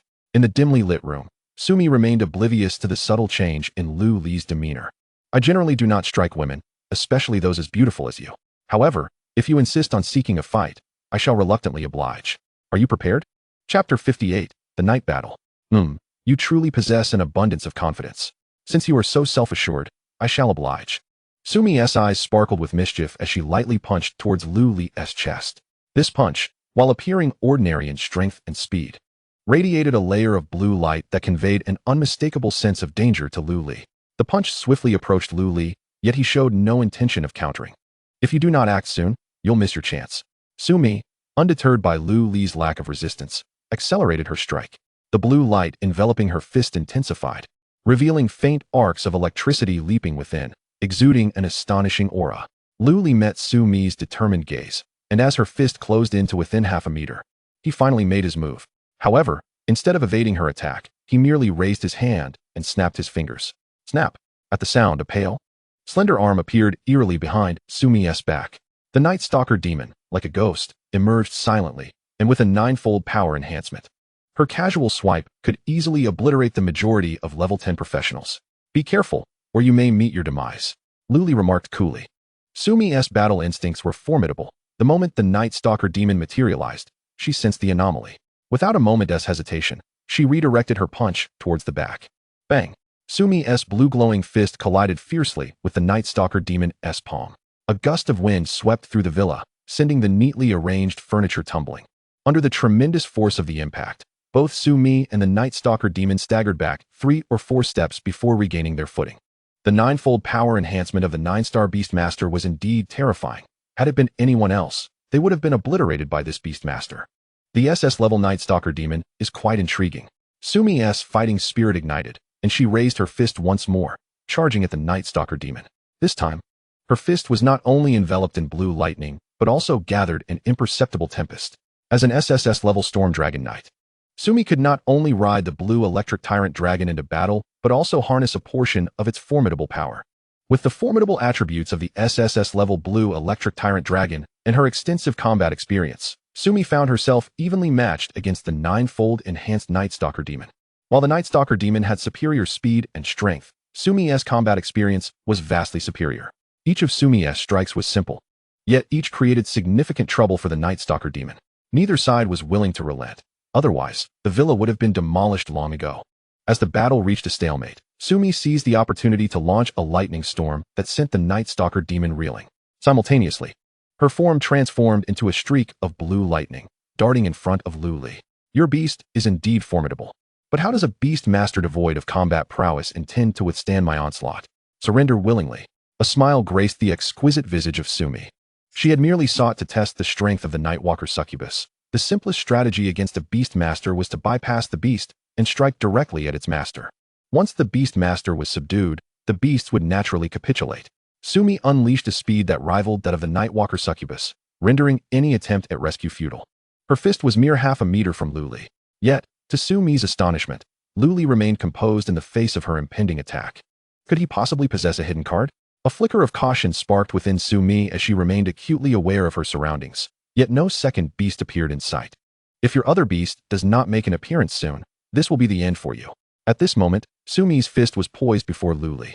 A victorious smile curled at the corners of her mouth. She aimed to demonstrate the chasm that lay between them. However, just as her fist was about to connect with Lu Li's face, he inexplicably shifted his body sideways by half a step. Whoosh! Though it was but a minor shift, it was precisely enough to evade Sumi's seemingly assured strike. How is this possible? Sumi gasped in disbelief, her beautiful eyes wide with shock. Before she could ponder further, a fierce gale rushed towards her left ribcage. Years of combat experience instinctively propelled Sumi's body into action. However, the moment she moved her left side, an irresistible tingling sensation surged through her ribs, reminding her of the blow she had received during the daytime skirmish. This sudden sensation momentarily stalled her movements. In that fleeting instant, Lu Li's counterattack arrived. Bang! Lu Li's palm landed softly on Sumi's left ribcage, causing her to falter, retreating 5 or 6 steps before finally halting. The entire confrontation unfolded in less than half a minute. Sumi clutched her aching ribs, regarding Lu Li with a look of sheer astonishment. How did you accomplish that? a physically frail beast master possessing such formidable close-quarters combat ability. Lu Li's prowess utterly overturned Su Mi's preconceived notions about beast masters, redefining the very essence of the profession in the eyes of the ancestral star. At that moment, Su Mi finally grasped the source of Lu Li's confidence. Yet, she could not fathom how Lu Li had such keen reflexes, nor how he had discerned her previous injury. This defies logic. Observing Su Mi's astonishment, Lu Li offered a faint smile. He had already witnessed Su Mi's formidable power during the day, and thus, he had never let his guard down. The moment Su Mi made her move, Lu Li activated the bone-piercing eye without a moment's hesitation. It was this very ability that revealed the misalignment of her left ribcage. While the injury was not severe, it significantly impaired her physical mobility, which was the cornerstone of Lu Li's unwavering composure. Facing Su Mi's puzzled expression, Lu Li had no intention of providing extensive explanations. "Come here, lie on the bed." He gestured towards the bed. In the stillness of the night, a solitary man and woman. Was he suggesting they lie down together? Su Mi's mind instinctively conjured a rather unwholesome thought. Observing her hesitation, Lu Li couldn't help but chuckle. "Miss, what are you thinking? I'm merely going to realign your bones." Chapter 59, Chu Tian Temple. Realign? Su Mi was taken aback, her face flushing with embarrassment. She had never anticipated that Lu Li aimed to correct her injuries. Instead, she had assumed he sought to invite her to partake in something more pleasurable during the quiet of the night. Since it was a matter of realignment, Su Mi felt no further shame. She swayed her slender waist and laid down on the bed, exposing her perfect physique to Lu Li's gaze. After a brief glance, he hastily averted his eyes. Su Mi was undeniably beautiful, yet it was not solely her face that left a lasting impression, but rather her flawless figure. Her body was truly breathtaking, especially those long, slender legs that made Lu Li fear he might bleed from the nose if he stared too long. He dared not gaze further, extending 2 fingers to gently press on her ribcage. Crack! With a sound resonating from her ribs, Su Mi's bones realigned perfectly. "All right. Now you may enlighten me as to why you ventured here at this late hour, Miss Su Mi." Upon hearing Lu Li call her name, Su Mi was taken aback. "You recognized me?" Though she was one of the 5 absolute peaks of the younger generation of the Yanhuang Empire, she had never revealed herself publicly. She could not fathom how Lu Li had identified her. Su Mi scrutinized Lu Li's face closely, simultaneously expressing her astonishment. "So handsome and so talented. No wonder you captured Mu Yan's heart. Had I been your age, I would have found it difficult to resist your charm." As Su Mi spoke, Lu Li distinctly heard Mu Yan's name, and it appeared their relationship was quite significant, contrasting sharply with his previous assumptions. "Aren't you a mentor from Chumen University?" Lu Li inquired curiously, having initially believed Su Mi was indeed a mentor from that institution. Yet, it seemed that was not the case. Upon hearing the mention of Chumen University, Su Mi scoffed disdainfully. "I hardly qualify. A mere girl of limited ability. How could Chumen University possibly regard me?" After speaking, Su Mi rose unsteadily from the bed, waving her hand at Lu Li. "Farewell, handsome. If fate permits, we shall meet again." Su Mi departed as swiftly as she had arrived. Lu Li surveyed the disarray left in her wake, his mind beginning to speculate about Su Mi's true identity. Someone who cared for Mu Yan in such a manner could only be Mu Tianqing and his wife, or perhaps Mu Yan's enigmatic sister. After tidying the room, Lu Li prepared to return to slumber. However, just as he lay down, he heard the sound of the door opening once more. "Miss Su Mi, why have you returned?" Lu Li rose to see the doorway, but this time, it was not Su Mi who stood there, but a burly elder. The elder stood nearly 6 feet tall, sporting a bald head and a face brimming with brutish features, exuding an aura of unyielding ferocity. Upon encountering this mountain-like figure, Lu Li instinctively felt a shiver run down his spine, not solely from fear, but for other reasons as well. "Senior, may I inquire who you are?" Lu Li asked cautiously. The man before him was undoubtedly someone one could not afford to offend, and Lu Li knew he must tread carefully. The elder did not answer Lu Li's query. Instead, he circled around him, scrutinizing him from head to toe, murmuring to himself, "He possesses a commendable appearance," which indeed compliments Yenner well. Yet, his physique is rather frail. How can a grown man lack a robust constitution? As Lu Li listened to the elder's assessment of him, he found himself caught between amusement and exasperation. After all, he was a beast master, not a warrior. What need did he have for a powerful physique? Engaging in hand-to-hand combat was the domain of the less capable. Of course, these thoughts were merely Lu Li's internal musings. He had no doubt that if he voiced such sentiments, the elderly gentleman before him would not hesitate to twist off his head. "Young man, I am Chu Tianxi, Yenner's grandfather." Mu Yan's grandfather? Lu Li gazed at the portly elder, and Mu Yan's delicate visage instinctively flashed through his mind. Could this truly be a family resemblance? In the dead of night, With Mu Yan's relatives visiting him in succession, what were their intentions? Though Lu Li felt a sense of helplessness, he had no choice but to feign a startled demeanor. "Grandfather, please take a seat." Lu Li pulled a chair over for Chu Tianxi. However, the elder shook his head and declined to sit. "You mentioned that Sumi came by earlier?" Chu Tianxi inquired, his brow furrowed. "Yes. She didn't stay long before leaving," Lu Li replied candidly. "Did she challenge you to a spar?" Lu Li nodded. "A few moves to conclude the fight?" Lu Li held up 2 fingers. 2 moves. Upon hearing that it took 2 moves, a flicker of anger crossed Chu Tianxi's fierce countenance. How could a novice force him to utilize a second move? All those years of teaching wasted. Seeing Chu Tianxi berating Sumi, Lu Li felt a pang of sympathy and resolved to defend her while also correcting the elder's misunderstanding. "Grandfather, I believe you may be mistaken. It was not Sumi who defeated me in 2 moves. Rather, it was I who bested Sumi in 2 moves. To be precise, it should be 1 move." Chu Tianxi's eyes widened in disbelief, his hands gripping Lu Li's shoulders like iron vices. "What did you just say? You defeated Sumi in 1 move?" Gazing at Lu Li's seemingly harmless demeanor, Chu Tianxi suspected he was merely jesting. Yet, after receiving Lu Li's repeated confirmations, an eerie silence enveloped the room, creating a tense atmosphere akin to the calm before a volcanic eruption. Lu Li subtly shifted his feet, attempting to distance himself from Chu Tianxi, but the elder's penetrating gaze held him in place. "Well done, my boy, you have potential. Since you are so gifted, let us find a proper venue for you to showcase your abilities. From this day forth, all your training will be under my complete supervision." With that, Chu Tianxi whisked Lu Li away through the window, soaring toward Chu Min University. Clad in his pajamas and buffeted by the cold wind, Lu Li's thoughts became muddled. He had merely intended to get a good night's sleep. Why had he found himself embroiled in such a series of troubles? In the stillness of the night, with desolation surrounding them, where was Chu Tianxi taking him? Chu Tianxi moved with astonishing speed, surpassing even the silver-tailed phoenix. Being yanked along by the elder felt akin to riding a rocket. As they flew for over half an hour, they arrived at a bustling district illuminated by vibrant lights. Despite the late hour, pedestrians thronged the streets. Chu Tianxi pointed to a venue named Emperor's Reverence, his gaze darkening. "Does that young man from the Xiang family have some grievances with you? He is inside celebrating his birthday with a group of companions. Go in and sever his hand." Chu Tianxi's words were shocking, causing Lu Li to recoil in surprise. It was not the act of severing a hand that frightened him, but the sight of the 2 rows of bodyguards stationed at the entrance. Each of these guards was tall and formidable, far superior to the 4 Xiang family thugs who had previously attempted to assassinate Lu Li. Each bodyguard was at least level 20. Attempting to harm the young master in front of these guards was akin to courting death. Though Lu Li felt a surge of panic, he managed to conceal it. With Chu Tianxi watching over him, he was not overly concerned for his safety. Surely, the elder would not bring him here only to abandon him to danger, right? With that thought, Lu Li found a semblance of courage. Faced with no option for retreat, he decided to embrace the madness. Breaking free from Chu Tianxi's grasp, he launched himself toward the crowd below like a cannonball. "All you little rascals from the Xiang family, come and meet your end." Chapter 60. Knocked out by the bald man inside the VIP room of the Emperor's Reverence, a group of well-dressed, carefree young men gathered, reveling loudly. They embraced beautiful women and brandished bottles of liquor in joyous celebration. "Today is young Master Xiang's birthday. We must ensure he is well entertained. We will not leave until we are thoroughly inebriated. We must drink until we drop to honor him. Once the drinks are finished, let's present the gifts we prepared for young Master Xiang, so he may enjoy them. Come, let us drink." Those fortunate enough to be present at Xiang Zilong's birthday celebration hailed from prominent families in Xuanwu City.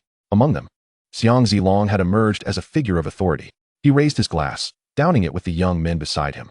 Though a smile graced his lips, a shadow of discontent lingered in his eyes. Noticing Xiang Zilong's unease, a young man with blonde hair approached him with a drink in hand. "Young master, are you troubled? If you need assistance, do not hesitate to ask. We would brave any danger for you." The blonde-haired youth's words prompted agreement from those around him. Xiang Zilong waved his hand dismissively. "It's merely a trivial matter. No need for my brothers to intervene. Let us continue. Tonight, we shall drink until we drop." With that, he seized a bottle from the table and gulped down its contents. Suddenly, midway through his drink, a commotion erupted at the entrance as a bodyguard's furious shout pierced the air. Before anyone could comprehend the situation, a bodyguard in black crashed through the door, shattering it as he fell into the room, sending shards of the crystal table flying. "Who the hell dares to cause trouble here? Dispose of the intruder." The blonde youth cursed as he charged toward the door, but as he reached it, he was sent flying back by a single kick. With a thud, he crashed to the ground, unconscious. The atmosphere in the room shifted dramatically as the young men exchanged alarmed glances. Xiang Zilong hurried to the side of the fallen youth, lifting him up, then turned his gaze toward the entrance where a familiar figure appeared. Lu Li? Recognizing Lu Li's unmistakable silhouette, Xiang Zilong's eyes widened in shock, swiftly morphing into a sinister grin. You bastard, I haven't come to settle the score with you yet. And you dare to present yourself at my doorstep. You have slain my bodyguard and pilfered my points. Today, I shall settle both new grievances and old scores. Upon hearing Xiang Zilong's words, the youthful patrons in the private room instantly comprehended the gravity of the situation. They had already caught wind of Xiang Zilong's affairs through whispers, but were taken aback that Lu Li, the instigator of it all, not only chose to forego escape, but audaciously approached to taunt him. The Xiang family held significant power in Xuanwu City, and to provoke Xiang Zilong here was akin to courting death. Where are the bodyguards? Bring them in and incapacitate him. I shall tear him apart and feed him to the dogs today. Aware of his own shortcomings against Lu Li, Xiang Zilong refrained from prolonging the matter and directly summoned his bodyguards to deal with Lu Li. However, after calling for what felt like an eternity, there was no response from the entrance. Where is everyone? Where have they vanished to? Not only Xiang's bodyguards, but also those accompanying the other young men remained silent. No matter how they shouted, no one appeared. At that moment, Xiang Zilong sensed something amiss. He kicked the writhing bodyguard at his feet, his eyes betraying a glimmer of inquiry. The bodyguard, hunched over in agony, stammered, "Young master, the brothers outside were just frightened into unconsciousness by a bald man. Now, I am the only one left, frightened into unconsciousness by a bald man." The young patrons exchanged incredulous glances, as if they had stumbled upon a grand jest. Yet, at that moment, no one dared to laugh in front of Xiang Zilong. He glared at Lu Li, his fists instinctively clenching. "I did not anticipate you would come prepared. Call your allies in. Today, this imperial club shall be your grave." With a wave of his hand, a rugged middle-aged man emerged from the corner of the private room. His gaze was steely, suffused with a palpable aura of terror and lethal intent. The surrounding young masters, upon witnessing the man's readiness to engage, felt a wave of reassurance wash over them. This middle-aged man was the exclusive bodyguard assigned to Xiang Zilong, his level nearing 40. Even in the skilled ranks of Xuanwu City, he was a formidable force not to be underestimated. With his involvement, the outcome appeared inevitable. "Young master, shall we proceed to eliminate him?" The middle-aged man's expression remained impassive. For him, taking a life was merely routine. Xiang Zilong smirked, gesturing towards Lu Li's limbs. "First, cripple this brat's arms and legs, then drag out the rat hiding in the shadows. This unexpected birthday gift is truly delightful." With Xiang Zilong's command, the middle-aged man transformed into a blur, hurtling towards Lu Li. Confronted with suffocating murderous intent, Lu Li's lips curled into a faint smile as he advanced step by step. The young masters surrounding Xiang Zilong scoffed, laughter escaping their lips. Is he mad? Does he dare disregard a level 40 warrior? Does he think being an SSS-level professional grants him immunity to such a vast level disparity? He is utterly delusional. Today he shall not die easily. Listening to the murmurings and mockery around him, Lu Li remained unfazed, his demeanor composed. The middle-aged man appeared before Lu Li in an instant, and all eyes in the private room awaited the anticipated moment of his limbs being severed. However, to their astonishment, the scene they envisioned failed to materialize. Instead, what unfolded left them utterly speechless. The level 40 middle-aged man collapsed to the ground without warning. Thud. Indeed, there was no forewarning. No one had intervened, nor was there any other factor at play. The young patrons were left in a daze, with some timid souls instinctively retreating from the bizarre spectacle. Xiang Zilong gritted his teeth, casting a furious glare at Lu Li. Though he was also rattled, he was determined not to lose face in front of so many witnesses. As a prominent figure among the younger generation in Xuanwu City, if he were to yield today, he would never again hold his head high in this city. Chapter 61, concluding the task with ease. Lu Li maintained a calm expression as he stepped over the fallen middle-aged man. Throughout the ordeal, he had not cast so much as a glance at his opponent. His targets were Xiang Zilong and the young men surrounding him. Formidable adversaries would be handled by the ancient entity known as Chutian Temple. Lu Li's gaze fixed upon Xiang Zilong's left hand, and with a flick of his wrist, a D-grade alloy dagger slid from his sleeve. Anyone who does not wish to perish should step aside. Today, all I desire are Xiang Zilong's 2 hands. Observing Lu Li's indifferent countenance, many of the young men felt a twinge of trepidation. They were not afraid of Lu Li himself, but rather of the strange ability that had rendered a powerful warrior unconscious. Just as these young men hesitated, a cold voice echoed within the room. Those below level May 15th engage freely. Should anyone above level 15 dare to act, your bodyguards will meet a grim fate. Chutian Temple viewed tonight's events as a trial for Lu Li. The young individuals at level 15 or below were now the targets Lu Li intended to confront. The words from Chutian Temple ignited expressions of glee among the young patrons. Although they moved in the same circles as Xiang Zilong, they were not all high school students. Several were university students. Their earlier reluctance to act stemmed from the fear of the hidden Chutian Temple rather than Lu Li, a mere recent high school graduate. Now that the concealed figures had spoken, their fears dissipated. Xiang Xiao, since you have enmity with this brat, I shall present him as a second birthday gift to you. I hope you find it to your liking. Stepping forward was a thin young man with long hair and glasses, his pallor ghostly, and his gaze dark and foreboding. Upon seeing the long-haired youth prepare to engage, Xiang Zilong felt a sense of relief. Though the youth appeared somewhat effeminate, he was indeed a sophomore student. A level 15 professional. Among the group, his strength was unquestionable. Yang Song, this brat is yours now. End it swiftly, and afterward, we shall continue our revelry. Xiang Zilong patted Yang Song's shoulder, his confidence rekindled. Yang Song wasted no words. He shed his shirt and advanced toward Lu Li. As he moved, his skin swelled grotesquely, and his complexion grew increasingly pale. By the time he reached Lu Li, Yang Song had transformed from an ordinary human into a chilling, white-haired specter. White hair, a crimson visage, fangs, and a body coursing with veins. This was an A-grade profession. The Spectre Walker? Lu Li raised an eyebrow. Such professions were relatively rare. But there was no denying the formidable power of an A-grade class. While the Spectre Walker's attacks were somewhat weaker, his greatest asset was his nearly impervious physique. A level 5 disparity might pose a challenge for others, but for Lu Li, it was of little concern, especially under the cover of night. With a swift motion, Lu Li lunged toward Yang Song, his dagger aimed viciously at the young man's heart. Whoosh! The strike was executed with remarkable precision, as if lacking any hesitation. Lu Li, at level 10, unleashed a velocity comparable to that of a level 15. Such swiftness! Yang Song gasped in astonishment. Not only Yang Song, but the other young individuals in the private room were equally taken aback by Lu Li's speed. Once the shock subsided, Yang Song hastily sought refuge to the side. However, his gaze inadvertently caught the subtle curve of Lu Li's lips. You're finished. Lu Li's lips moved, and a faint whisper reached Yang Song's ears. Upon hearing this ghostly utterance, Yang Song felt a chilling shiver run down his spine. Yang Song, be cautious behind you. There is someone there, quickly evade. The others in the room cried out in alarm, having clearly seen a shadow materializing behind Yang Song. A figure, beguilingly alluring, emerged. Having undergone extensive systematic training at university, Yang Song reacted instinctively to the warning. Yet, the night belonged to the nocturnal succubus. The 5-level disparity in ranks was effortlessly obliterated by the succubus's supreme talent and her 9-fold combat enhancement. With a swift thrust, the nocturnal succubus's palm pierced through Yang Song's body, extracting his pulsating heart.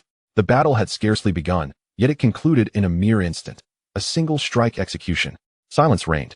The entire private room was enveloped in a deathly hush. This scene was utterly mesmerizing, leaving the young patrons in a state of shock.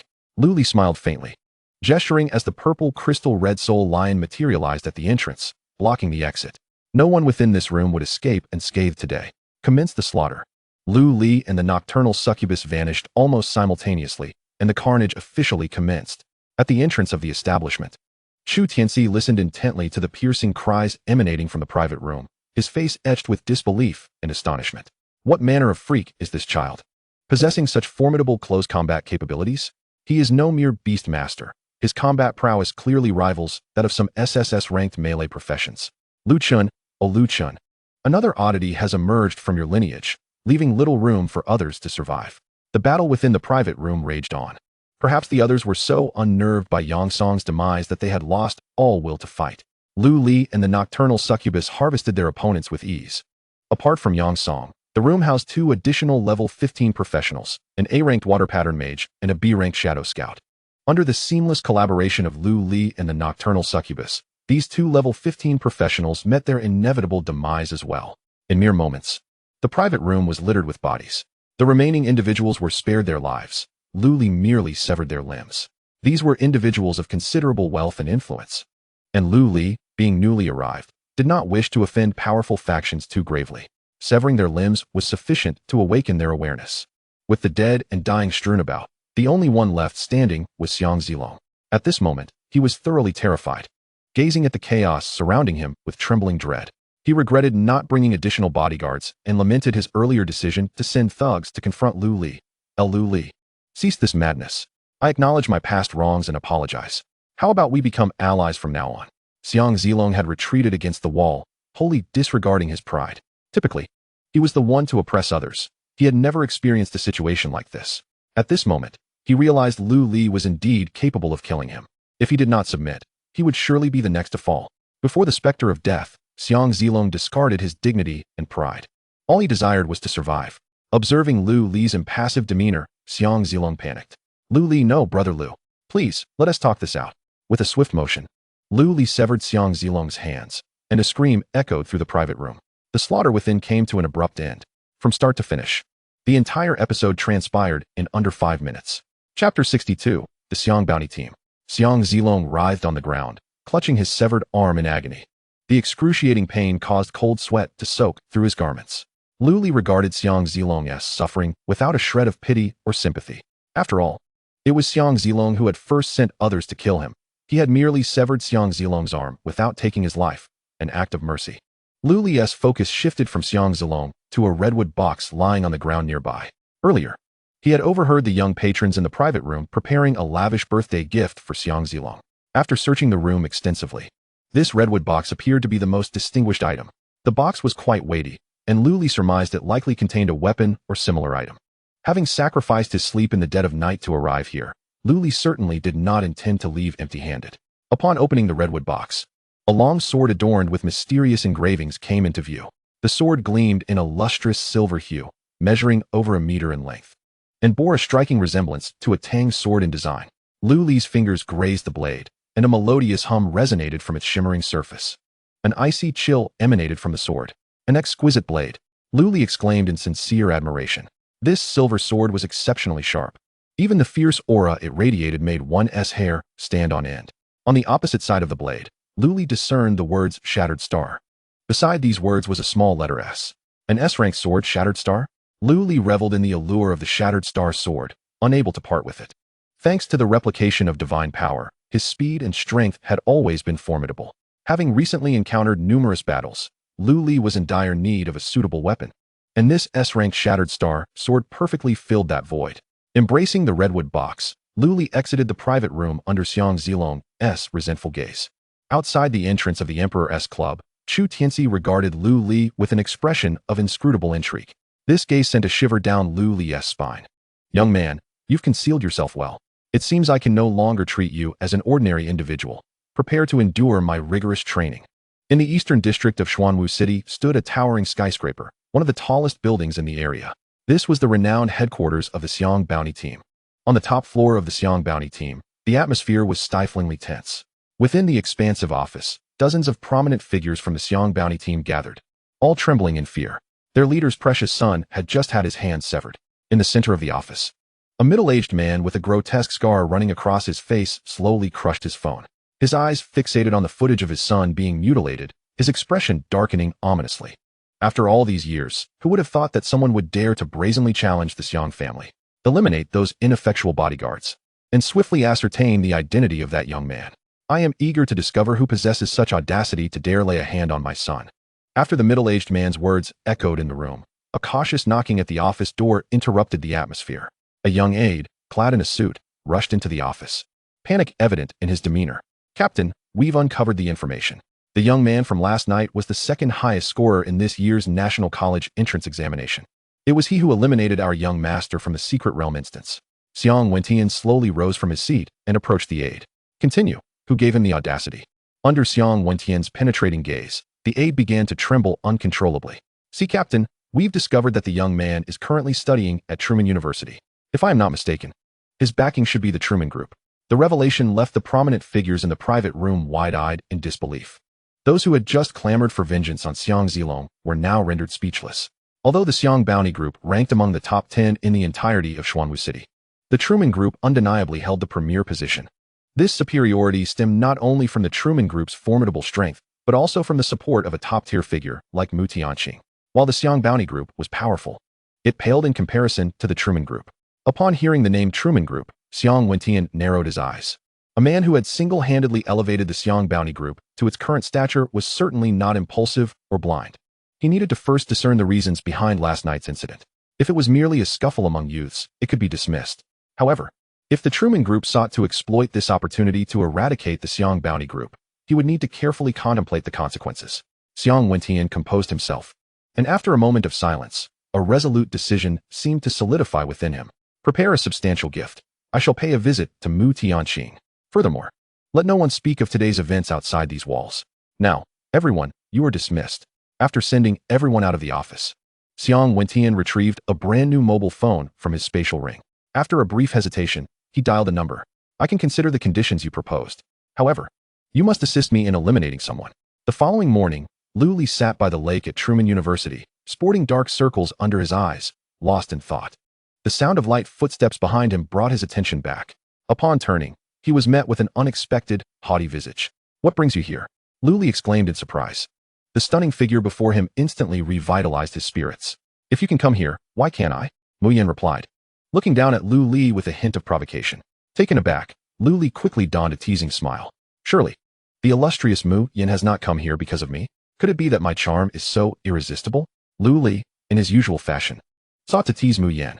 To his astonishment, this time, Mu Yan did not retort but instead nodded affirmatively. Indeed, I came to find you. Mu Yan's candid admission left Lu Li momentarily disoriented. Accustomed to their banter, he had prepared his next retort, but Mu Yan offered him no opportunity to respond. Chapter 63, The Supreme Throne of Level 15. Lu Li could only attribute all of this to that unexpected kiss in the cafe. Mu Yan, save your energy. Even if you have captured my attention, you cannot possess my heart. He made one last attempt to regain the upper hand in their playful rivalry. Unfortunately, Mu Yan's expression remained largely unchanged, revealing only a hint of mockery. Can you tell me why you think I cannot win your heart? Is it because I am not beautiful enough, or perhaps not wealthy enough? Today, Mu Yan seemed to have transformed, leaving Lu Li somewhat unsettled. He instinctively pondered her question. Not beautiful enough? Not wealthy enough? On those 2 points, Lu Li found himself at a loss for rebuttal. Mu Yan proudly lifted her chin, resembling a victorious little rooster. Enough. Let us not engage in flirtation so early in the morning. Save that energy for later tonight. As Lu Li and Mu Yan playfully bickered, an incongruous voice suddenly interrupted from the side. Grandfather, you're here. Mu Yan's face flushed instinctively, as if caught in a private moment. Chu Tianchi nodded, affectionately ruffling Mu Yan's hair. After 6 months apart, my dear Yenner, you have grown even more beautiful. You little rascal, if you dare bully Yenner, I won't let you off easily. Lu Li scoffed at Chu Tianchi's threat, unimpressed. Chu Tianchi's expression turned serious as he began to address the matter at hand. I have reached retirement age. Initially, I planned to retire at the Yanhuang Tianwu Academy, but Yenner's mother informed me that she discovered a promising talent and urged me to take a look. To my surprise, I found a true delight. Not only are you exceptionally gifted, but you are also the grandson of an old friend. Since Truman University is Muir's brainchild, I might as well enjoy this journey with you. Chu Tianchi's expression was unusually earnest. Before witnessing your true abilities, I never considered participating in the national competition 2 years from now. However, after seeing your prowess, I have changed my mind. Truman University must partake in the national competition. Chu Tianchi's words left Lu Li and Mu Yan in shock, especially Mu Yan, who gazed at Chu Tianchi in disbelief. Grandfather, in 2 years, Lu Li will merely be a sophomore, facing a significant disadvantage against those in their senior year. While his chosen profession is indeed strong, other top universities may also have students with SSS-rated professions. Participating in the national competition will be quite challenging.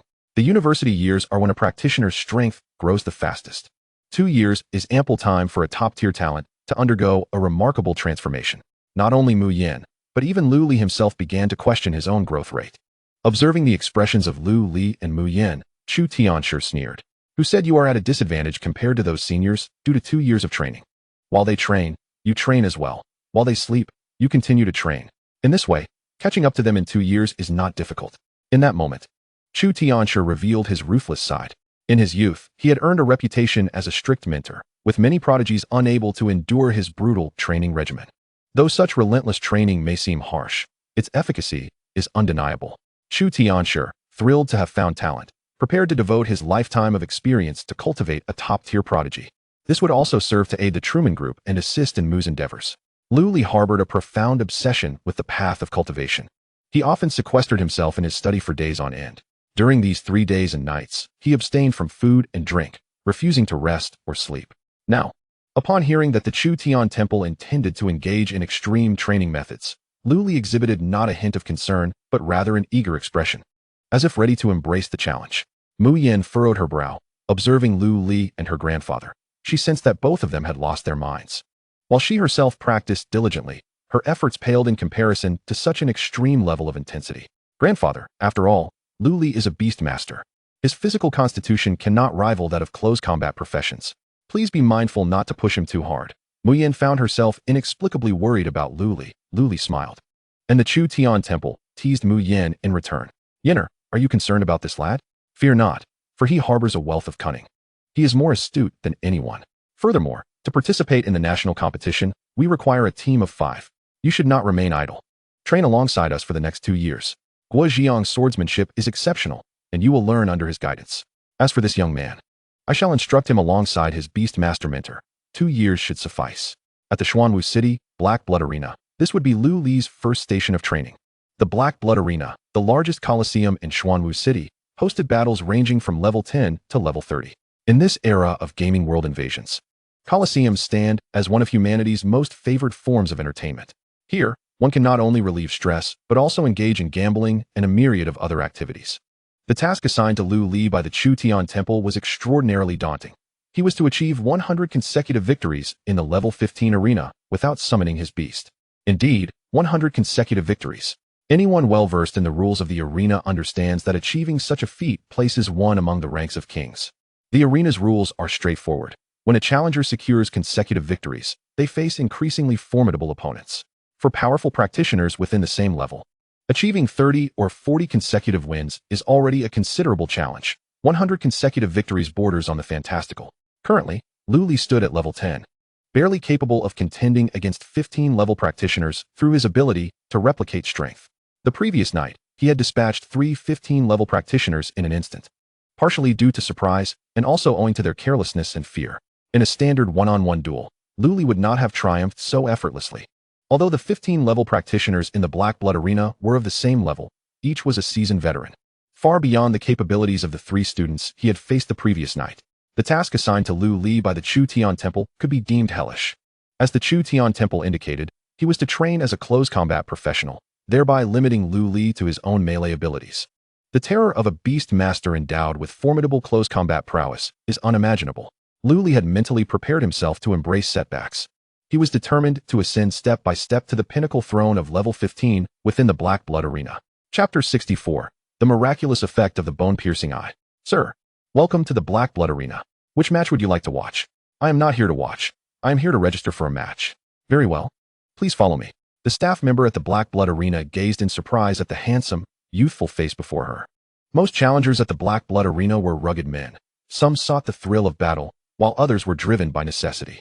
It was rare to encounter someone as young as Lu Li. The Black Blood Arena is an exceedingly brutal place, where inexperienced youngsters find it challenging to survive among seasoned veterans. After enduring repeated harsh realities, few young challengers dared to enter the arena, as it seemed futile. Sir, as this is your first challenge, we need to gather some basic information. May I have your name? Silver Fox. And your age? 18. What is your profession? A B-level swordsman. Lastly, what is your level? Which tier of challenge do you wish to participate in? I am level 10. And I wish to take on the level 15 challenge. Upon hearing Lu Li's response, the female staff member fell silent. Observing his handsome features, she felt a pang of sympathy and kindly offered a warning. Sir, the challenges at the Black Blood Arena require you to sign a waiver of life and death. I recommend you reconsider. Your level may be more suited for the level 10 challenge. Lu Li shook his head, a smile gracing his face. Thank you for your kindness, but I shall proceed with the level 15 challenge. The staff member sighed inwardly at Lu Li's stubbornness. Very well, sir, I wish you success. Your initial commission is 50,000 star coins per match, and if you achieve consecutive victories, your commission will continue to double. Please take your identity tag to the preparation hall. Your challenge will be arranged shortly.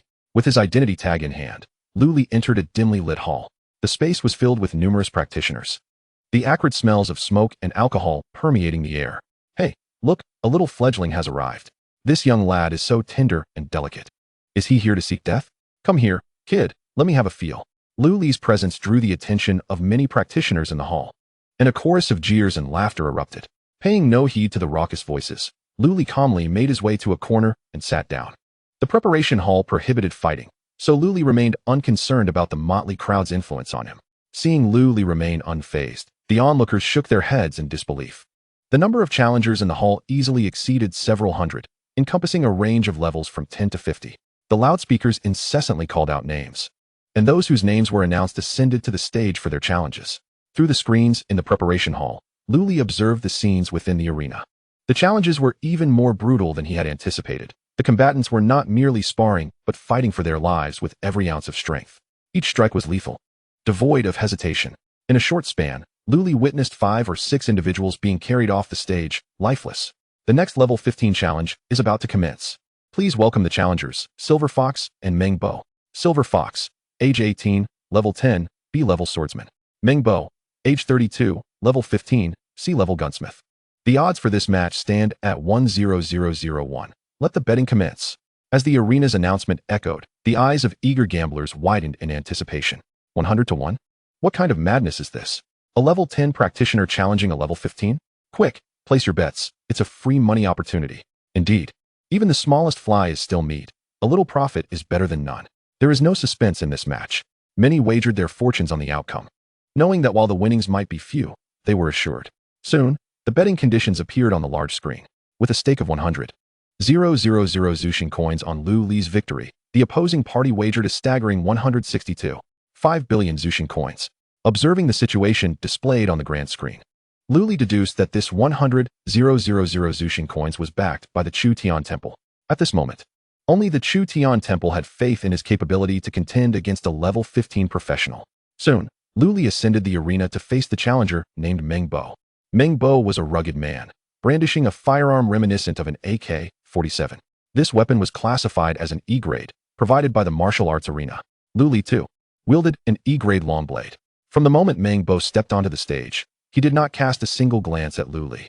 His prowess ranked in the lower tier among the level 15 challengers, with a recent record of 2 wins and 19 losses. Nevertheless, despite facing a mere level 10 Lu Li, Meng Bo exuded unwavering confidence.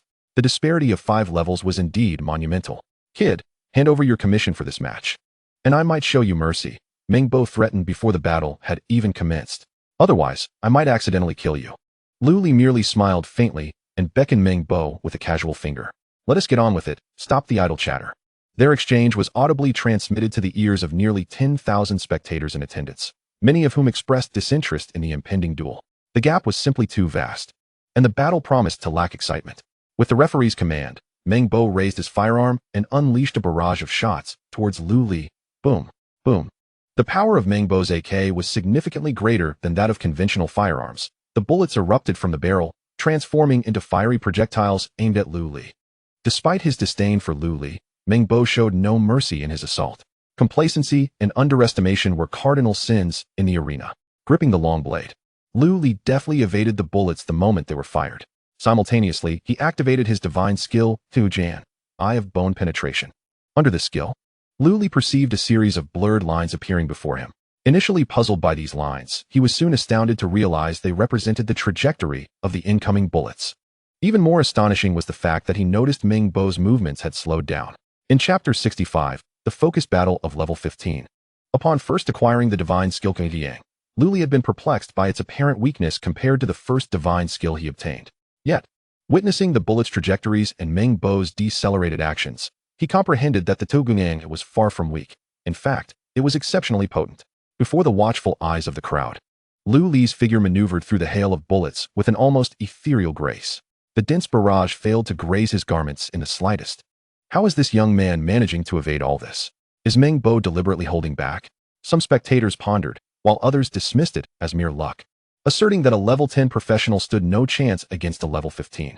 Unbeknownst to the audience, Meng Bo was acutely aware that he had not held back. That last attack had been executed with all his might. The idea that a level 10 professional could effortlessly dodge the full force of a level 15 gunslinger was hard to fathom. An experienced combatant, Meng Bo quickly distanced himself from Lu Li and unleashed another volley of flames from his AK. Boom, boom. The flames once again encircled Lu Li. To everyone's astonishment, Lu Li evaded the attack yet again. Those who had previously declared Lu Li's survival to be sheer luck now squirmed in their seats. Having placed substantial bets on Meng Bo, the Tugungang had a duration of merely 1 minute, and Lu Li aimed to conclude the battle swiftly. Seizing the moment after Meng Bo's second round of attacks yielded no results, Lu Li advanced towards him with his long blade. In one fluid motion, He executed a graceful arc with the E-grade long blade aimed at Meng Bo's neck. Whoosh! The strike was as swift and fierce as a startled swan. Meng Bo, gritting his teeth and glaring at Lu Li, chose not to dodge as Lu Li drew closer. Instead, he braced himself, ready to counter Lu Li's strike with his AK. So what if you're fast? I'm still 5 levels above you. Even in close combat, I can crush you with ease. Bring it on. Meng Bo positioned his AK above his head, preparing to block Lu Li's strike. However, just as the blade and gun were about to collide, Lu Li's body morphed into a nimble fish, performing a swift flip in midair. The blade that was initially aimed at Meng Bo's neck instantaneously altered direction, slashing towards his abdomen instead. Meng Bo was taken aback, and several prominent figures in the audience were equally astonished by this unexpected turn of events. What incredible reflexes! The long blade flashed by in an instant, leaving Meng Bo no time to react. Swish! The blade sliced effortlessly through Meng Bo's abdomen, blood spilling onto the ground. And a wave of shock rippled through the crowd. What? This kid actually won? There must be some inside information. Inside information? Did you not see that Meng Bo is on the brink of death? There's no way this is an act. Indeed, that young man's speed was remarkable. Judging by his velocity and reflexes, he is no weaker than Meng Bo, truly monstrous. My money. This is clearly a trap. Give me back my money. I want to go home. The man who had wagered 100,000 on the Silver Fox found himself utterly ruined. In a seemingly inconspicuous corner of the stands, Chu Tianshou strolled leisurely towards the settlement table, clutching his 100,000 Zushin coins. What a delight! With a 100-fold payout, that 100,000 has transformed into 1,000,000. It seems this young man possesses some genuine skill. I had underestimated him. In the preparation hall, a lanky young man with tousled hair, roused from his slumber by the commotion, blinked blearily at the grand screen. Upon witnessing Lu Li's triumph over a level 15 opponent with his level 10 status, a flicker of surprise crossed his eyes. After a moment of astonishment, the slender youth closed his eyes, attempting to return to sleep. Just then, a burly man approached and slapped his shoulder with vigor. It's your turn to take the stage next. Don't sleep now. You are the main event today, and the audience is here for you. The young man opened his eyes, shooting an irritated glance at the burly man. It's just a small event. I can handle it with a mere flick of my hand. What's the rush? Leave me be. I'll sleep a little longer. With that, he truly fell back into slumber amidst the cacophony. Lu Li descended the arena slowly amidst the resentment and curses of the spectators. Unfazed by the jeers of the gamblers, Lu Li merely smiled serenely. He was eager to find Chu Tian Temple and discuss the division of spoils. According to the odds of 100 to 1, that 100,000 would indeed amount to a staggering 10 million Zushin coins. In just a few fleeting minutes, one could effortlessly amass a fortune of 10 million Zushin coins. It is truly unreasonable for the Chu Tian Temple to remain indifferent. Dear audience, we are now poised for the long-awaited focal battle. The contenders are undoubtedly known to you all. The formidable Altair, merely a step away from the pinnacle of the King tier, and the SS-level professional, Xiao Chong. Altair, aged 20, holds a level of 15 and is an S-level professional, a divine wheel gladiator. Currently boasting an impressive winning streak of 98 matches. Only 2 more victories stand between him and the coveted title of level 15 king. Xiao Chong, aged 28, also at level 15, is an SS-level professional, a berserk monk, with no recorded engagements thus far. While I need not elaborate on Altair's prowess, allow me to introduce the enigmatic challenger, Xiao Chong, hailing from the Wanfo Temple outside Xuanwu City. Xiao Chong is hailed as one of the strongest modern disciples of the temple. 5 years ago, he attained level 15, and since then, he has eschewed further ascension in favor of dedicating his focus to the study of Buddhist teachings. Though he lacks a record of combat, one can readily surmise the depth of his capabilities. Given the performances of both challengers, the Black Blood Coliseum has set the odds at 11. For those eager to take a gamble, now is the time to place your bets. On his way back to the preparation hall, Altair brushed past a young man, tousled and bleary-eyed. At that moment, with only 2 seconds remaining before the bone-piercing eye concluded, Altair instinctively utilized his ability to gaze upon the young man. Through the flesh and bone, he discerned 2 sharp silver glimmers concealed within the young man's arm. These silver blades bore the likeness of hand axes, yet exuded an extraordinary elegance. Before Altair could fully comprehend, the bone-piercing eye reached its cool-down period. Chapter 66, The War God Altair. Please, both challengers, ascend the stage. The duel is officially underway. As the host's command echoed, the wiry Altair and the muscular monk stepped onto the arena, inciting a thunderous wave of cheers from the crowd. Altair, rally on. The king of 100 victories awaits you. Once you dispatch this foul monk, only one more battle will stand between you and the title of level 15 king. Give it your all. Do not celebrate too soon. Xiao Chong is a bona fide SS-level professional, endowed with formidable skills, making victory for Aether a daunting task. Aether has garnered a substantial following at the Black Blood Coliseum. Many spectators have gathered today specifically to witness this electrifying clash, eager to see Aether ascend to the title of Level 15 King. Aether paused, standing a short distance from the stage, keen to observe the pinnacle of Level 15 professionals and discern their true capabilities. The two combatants on stage may very well become formidable rivals in his future endeavors, and it would be prudent to gain insight into their prowess. Furthermore, Aether sensed that the young man named Aether harbored a profound secret. The large screen above the arena now displayed the stakes of this match. A staggering 10,857 billion Zuxing coins had been wagered on Aether, while 11,222 billion Zuxing coins were placed on Xiao Chong to triumph. Given Xiao Chong's superior professional talent, many believed he would emerge victorious. As the referee's whistle sounded, the battle commenced. Xiao Chong, a towering and formidable monk, initiated the confrontation by enveloping himself in the Shaolin's supreme technique, the Golden Bell Shield. With this protective aura, a divine light emanated from Xiao Chong, marking him as truly extraordinary. Aether, I have long heard of your renown. Today, I finally have the opportunity to duel with you. Prepare yourself. I am about to strike. With a powerful stomp, Xiao Chong propelled himself towards Aether like a cannonball, unleashing the formidable Great Power Diamond Fist. Empowered by the SS-level Berserk Monk's abilities, the might of the Great Power Diamond Fist reached terrifying heights, casting a radiant aura across the arena. Aether, gazing at the oncoming Golden Fist, rubbed his eyes in disbelief. As the Great Power Diamond Fist closed within 3 meters, a beautifully crafted silver, flying axe materialized in his grasp, measuring half a meter in length.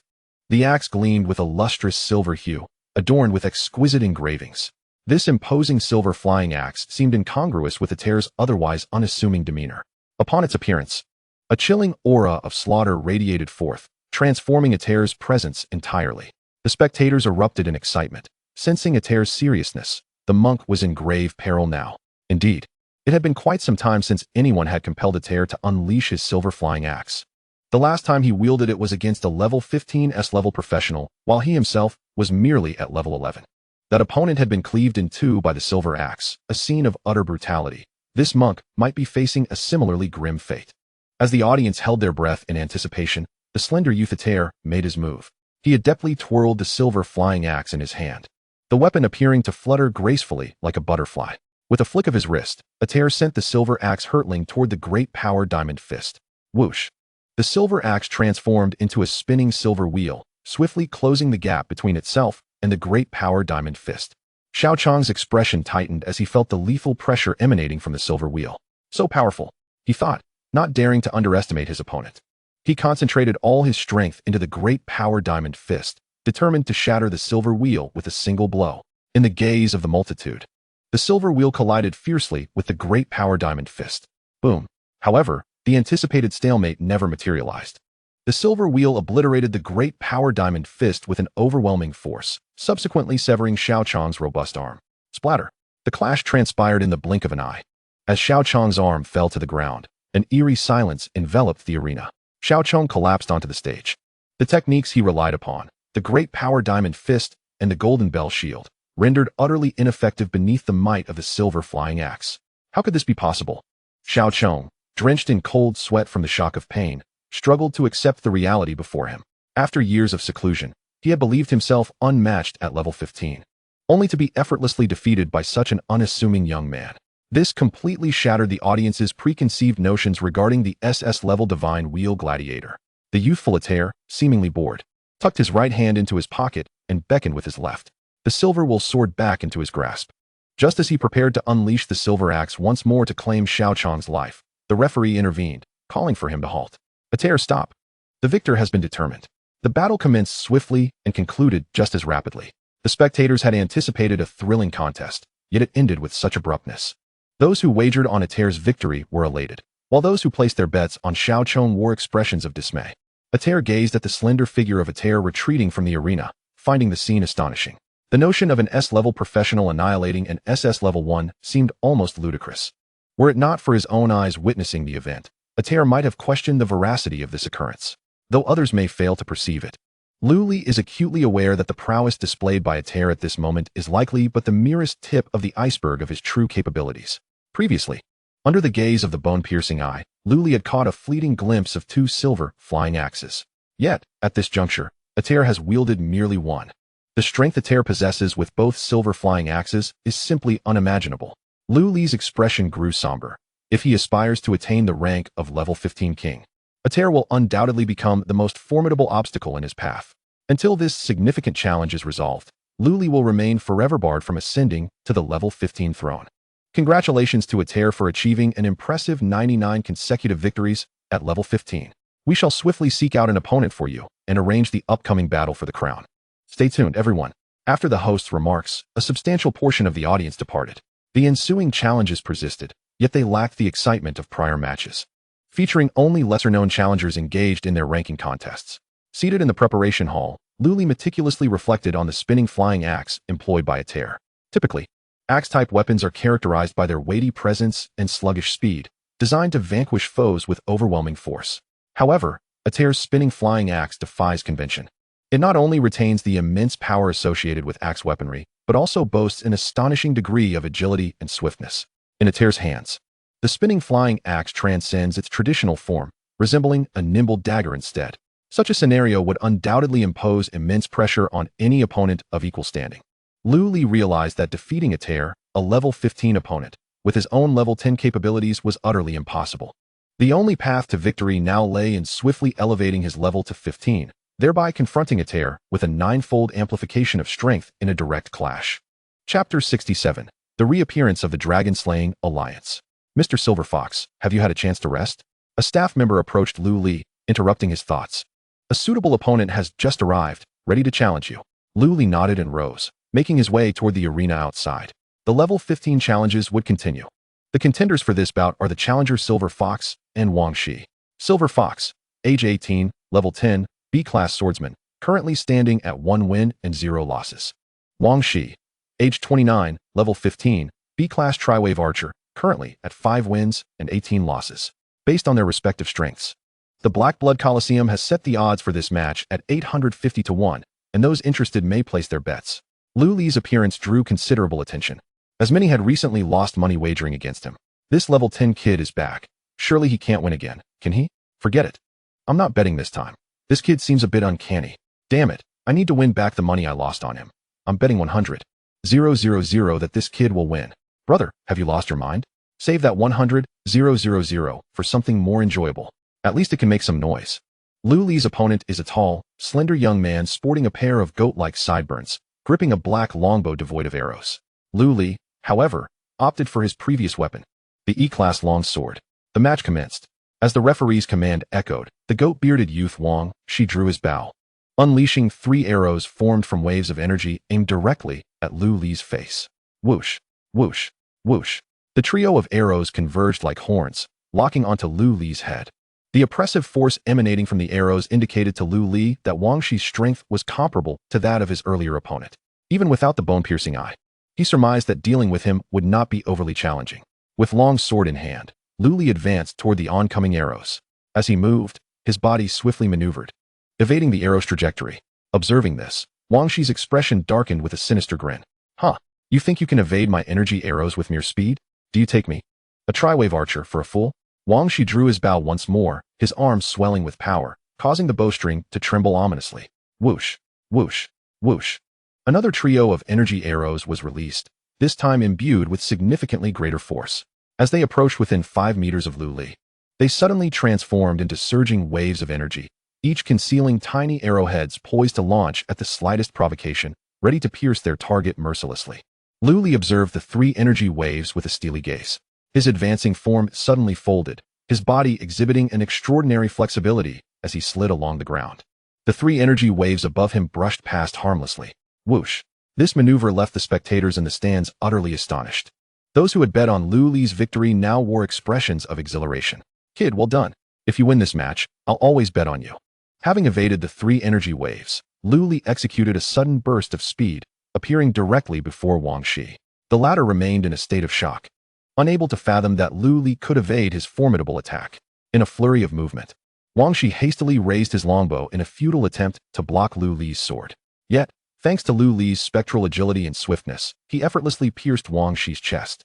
Splat! The long sword flashed past, and Lu Li secured his second consecutive victory. The audience erupted once more in fervor. Incredible! I knew I had not misjudged him. Is the Black Blood Coliseum about to witness the emergence of yet another prodigious challenger? This kid is simply too strong. Many in the audience lamented their missed betting opportunities, while a fortunate few gleefully rushed to collect their winnings. After dispatching Wang Shi, Lu Li passed by him, intending to exit the arena. However, the previously unconscious Wang Shi suddenly opened his eyes without warning, producing a thumb-sized vial from his person and hurling it at Lu Li. Whoosh! This unexpected turn of events startled everyone. At such close range, Lu Li had mere moments to react, as the vial nearly reached him in the blink of an eye. The referee on the stage was taken aback, realizing he could not intervene in time. Such malevolent acts were rarely witnessed in the history of the Black Blood Coliseum, and no one was prepared for such treachery. Yet, to everyone's astonishment, Lu Li exhibited no sign of panic in the face of the swiftly approaching vial. He simply tilted his head, deftly avoiding the seemingly unavoidable projectile. This cannot be. You were prepared all along? Wang Shi gasped in disbelief. At such proximity, one would expect even a level 20 professional to be caught off guard. Boom! The vial exploded 5 meters away from Lu Li, unleashing a torrent of black flames that warped the surrounding 2 meters of space. The hellish black flame, such a vile substance. Wang Shi must be severely punished for this transgression. Many formidable figures present recognized the source of the black flames. It was a formidable fire capable of incinerating even a level 40 warrior. No one anticipated that Wang Shi would resort to such a nefarious tactic after the battle's conclusion. Following his misstep, despair etched itself upon his visage. Under the gaze of all, a torrent of black blood erupted from his features, extinguishing his breath. Soon, the higher-ups of the Black Blood Coliseum arrived on the stage. Observing the lifeless body of Wang Shi, an elegantly dressed middle-aged man furrowed his brow. He had taken poison to end his life. If his conjecture was correct, this man was likely from the Dragon-Slaying Alliance. The middle-aged man's suspicion was soon validated when the staff of the Black Blood Coliseum discovered a dragon-shaped token on Wang Shi's person. The front of the token was inscribed with the character for slay, while the back bore a lengthy sequence of numbers. 689,955. This token, aside from the numbers, bore an uncanny resemblance to one that Lu Li had previously encountered. It was indeed the identity token of the Dragon-Slaying Alliance of the Anti-Ancestral Star Union. This marked Lu Li's second encounter with a member of the Dragon-Slaying Alliance, both experiences fraught with peril. Had it not been Lu Li himself, another might have faced dire consequences. In truth, Lu Li had sensed something amiss when he defeated Wang Shi. He was acutely aware of the force behind that strike. He had not delivered a lethal blow. A level 15 practitioner should not have been rendered unconscious by a mere wound. Thus, Lu Li remained on high alert. To his astonishment, his suspicions were ultimately confirmed. Chapter 68. The name of Chun Evil Dragon, let us depart. It is time to return. Do not be overly alarmed. With your talents, dealings with the Dragon-Slaying Alliance are inevitable in the future. The individuals you encounter now are mere lackeys ranked in the hundreds of thousands. As your strength grows, you may even cross paths with formidable experts ranked in the top 100, and that is when you will truly have cause for concern. After receiving his commission and compensation from the Black Blood Coliseum, Lu Li followed Chu Tianxi back to school. Lu Li was a man who believed in settling scores. Having endured 2 assassination attempts, he began to contemplate how best to exact revenge on the Dragon-Slaying Alliance. It seemed that Chu Tianxi perceived Lu Li's thoughts, for he broke into a grin. My boy, are you feeling discontent? Lu Li nodded earnestly. With a mysterious smile, Chu Tianxi patted Lu Li's shoulder. Excellent. Since you feel this way, I shall seek out opportunities for revenge in the coming days. A true man must take pleasure in vengeance. Grievances must be repaid. However, prepare yourself mentally. Once you provoke that group of lunatics from the Dragon-Slaying Alliance, it will not be easy to shake them off. Upon returning to the lakeside villa, Lu Li donned his silver fox mask and shattered starblade, preparing to embark on a leveling journey. As he stepped outside the villa's entrance, an unexpected figure appeared before him. My boy, have you missed this old man in the days since we last met? The newcomer was an elderly man well past his 60s, stooped in stature and wearing a trademark sly grin. Old Chin, what brings you here? Lu Li exclaimed in surprise. The visitor was none other than the former president of the Beastmaster Association in Tianshui City, Chun Evil Dragon. With hands clasped behind his back, Chun Evil Dragon circled Lu Li, scrutinizing the surroundings of the villa. Indeed, just as that little girl Chu Mu said, the environment here is quite commendable. You, my boy, are fortunate to encounter such a splendid future mother-in-law. Hearing Chun Evil Dragon's words, Lu Li felt a wave of embarrassment wash over him. Let us get to the point. Why are you here? Did you not claim you would remain in Tianshui City to enjoy your retirement, never to set foot outside? Chen Evil Dragon shot Lu Li a disgruntled glare. Is it not permissible for this old man to seek a new place for retirement? Were it not for that girl Chu Mu inviting me to be your Beastmaster mentor, do you think I would willingly come here? Beastmaster mentor? A flurry of questions flooded Lu Li's mind. Chu Mu had invited the unreliable old man Chen Evil Dragon to serve as his Beastmaster profession mentor. After years of interaction with Chen Evil Dragon, Lu Li had never perceived any potential in him to be a mentor. This old man had hardly engaged in anything respectable, save for his antics of trickery and deception. The notion of entrusting his mentorship to such a cunning individual was a hurdle Lu Li struggled to overcome. Despite Lu Li's considerable talent, without a suitable mentor to guide him, it was all too easy to squander potential.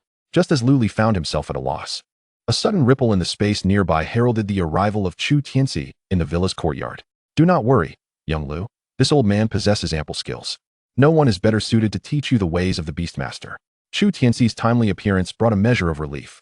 Upon seeing Chu Tianxi, Chen Evil Dragon's demeanor shifted dramatically, revealing a fierce countenance. You old rogue, how dare you show your face before me? Return the dragon egg to me at once. Chen Evil Dragon's rare display of fury was palpable as he glared at Chu Tianxi with gritted teeth. Chu Tianxi chuckled awkwardly, rubbing his hands together. Let bygones be bygones. It was merely an old affair. It was just a dragon egg. I promise to return it to you when the opportunity arises. But let us focus on the matter at hand. Chu Tianxi attempted to divert Chen Evil Dragon's attention, yet he clearly underestimated the latter's obsession with the dragon egg. If you refuse to return it, then today, I shall force you to comply. Chen Evil Dragon's icy grin was unnerving as he waved his hand, and suddenly, the clear sky darkened with ominous clouds. Rumbling thunder echoed, and a vast expanse of shadow enveloped the lake before the villa. Within the darkened clouds, lightning danced, and winds howled. A colossal shadow flickered in and out of sight amid the tempest, its immense form stirring the atmosphere, saturating the vicinity with a stifling sense of dread. Lu Li stood at the villa's entrance, utterly astonished. This was the first time he had witnessed Chen Evil Dragon's fury, and it was also the first time he had seen him unleash his power. Lu Li could hardly fathom that this seemingly inconspicuous old man could summon such overwhelming might. The terrifying shadow concealed within the clouds instilled in Lu Li an immense pressure. Within the Beastmaster space of his mind, the Amethyst Crimson Soul Lion and the Night Stalker demon trembled in response to the mysterious aura in the sky, struggling to maintain control. This was a classic example of beast bloodline suppression, akin to how the Amethyst Crimson Soul Lion had previously subdued lower-level beasts in the Wolf Demon Secret Realm. If a creature could exert bloodline dominance over S and SS-grade beasts, could it be that the entity concealed within the clouds was an SSS-grade beast? The mere thought sent a shiver down Lu Li's spine. SSS-grade beasts were exceedingly rare. Each fully matured SSS-grade beast was an unequivocal apex predator. It was difficult to imagine that the unreliable old man Chen Evil Dragon could possess such a fearsome beast. Seeing that Chen Evil Dragon was truly enraged, Chu Tianxi sighed in resignation. That matter was merely a coincidence, not something I orchestrated. I genuinely cannot return the dragon egg to you. I will find a way to make amends. Currently consumed by anger, Chen Evil Dragon was in no mood to listen to Chu Tianxi's words. Today, I shall break your legs, Chu Tianxi. Years ago, you took advantage of my unawareness and stole the dragon egg I painstakingly acquired. This grudge must be settled today. Prepare to meet your end. Roar. The creatures in the sky seemed to sense the wrath of Chen Evil Dragon, as a resonant and deep dragon roar reverberated throughout Chu Min University. The staff stationed at Chu Min University trembled beneath the dragon's formidable presence, their faces etched with terror. At this moment, the creature in the sky finally revealed itself. It was a menacing giant dragon, entirely cloaked in black, its length extending at least over 100 meters. One eye of the black dragon was blind, and many of its scales had fallen away, its massive body marred by numerous scars of varying sizes. Rather than diminishing its ferocity, these scars only served to amplify the dragon's intimidating and sinister aura. A terrifying glint emanated from its single eye, fixating relentlessly on the Chu Tian temple below. Under the black dragon's gaze, the entire space seemed to freeze. Chu Tian temple let out a deep sigh, his expression gradually becoming grave. Chen Evil Dragon, you reserve your malice for those foreign tribes, yet you direct it towards me. Do you truly believe I am an easy target? Today, I shall reduce you to a mere shadow of your former self. Chapter 69, The Evolution Path of the Nightwalker Demon. Chu Tian Temple, with a fierce disposition, felt a surge of anger in response to Chen Evil Dragon's provocation. The clash between the two legendary powerhouses was imminent. Father, Uncle Chen, please, cease this at once. Just as the battle was about to commence, a voice filled with urgency and helplessness rang out. Chumu stepped through a spatial portal, hurrying towards them. She grasped Chu Tian Temple's arm and forcibly pulled him aside, then cast a guilty glance towards Chun Evil Dragon. Uncle Chun, I sincerely apologize. The dragon egg, due to certain special circumstances, may not be returned to you. Chun Evil Dragon raised an eyebrow, a look of confusion crossing his weathered face. What do you mean? Is it possible that the dragon egg can still hatch? To his astonishment, Chumu nodded earnestly. Yes, the dragon egg has hatched in my eldest daughter's care. Chun Evil Dragon was taken aback, but quickly surmised the unfolding events. Could it be that the blue electric storm dragon of Su-Mi was the one birthed from that egg? It must be. Chun Evil Dragon fell silent. He had once shared a strong bond with Chu Tian Temple, treating the younger generation, including Chu Mu, as his own kin. Now that the dragon egg had been utilized by Su-Mi, he, as the grandfather, could no longer demand its return. Moreover, the blue electric storm dragon had already formed a bond with Su-Mi, making retrieval impossible. A look of regret crossed Chu Mu's face as she respectfully bowed to Chun Evil Dragon. Uncle Chun, I truly apologize. But rest assured, I will strive to procure a beast of equal caliber for you. Chun Evil Dragon sighed and waved his hand dismissively. Let this matter be forgotten. Su-Mi's ability to tame that dragon is her fortune. Consider it a gift from me to her. With that, he gestured to retract the black dragon hovering in midair. A wave of guilt washed over Chu Mu. Although Chun Evil Dragon claimed to let the matter rest, she could not easily dismiss it. The value of an SSS-grade dragon egg was simply too high. Uncle Chun, I appreciate your kindness on behalf of Su-Mi. But we cannot let the dragon egg matter go unresolved. The Chu-Min group has been actively searching for other dragon eggs for several years. Once we have any leads, I will inform you immediately. Hearing her words, Chun Evil Dragon hesitated for a moment before slowly nodding. In that case, I shall not be overly formal. That dragon egg was intended for someone very important to me. Otherwise, I would not mind gifting it to that girl Su-Mi. Chun Evil Dragon's gaze subtly flickered towards Lu Li, while both Chu Mu and Chu Tian Temple wore contemplative expressions. With the dragon egg matter settled, Chu Mu and Chu Tian Temple departed from the villa courtyard. Chun Evil Dragon stood in the courtyard, gazing towards the northwest, an unusual sense of melancholy in his eyes. Lu Li, from this day forth, I shall diligently teach you the art of beast mastery. Your growth has exceeded the expectations of many. Chun Evil Dragon suddenly uttered a perplexing statement. Upon hearing this, Lu Li's mind was flooded with myriad thoughts. He had noticed earlier that Chun Evil Dragon's demeanor was somewhat off. Chun Evil Dragon mentioned that the dragon egg was prepared for someone very important, leading Lu Li to suspect that he might be that individual. Even if it wasn't him, the connection was undeniably significant.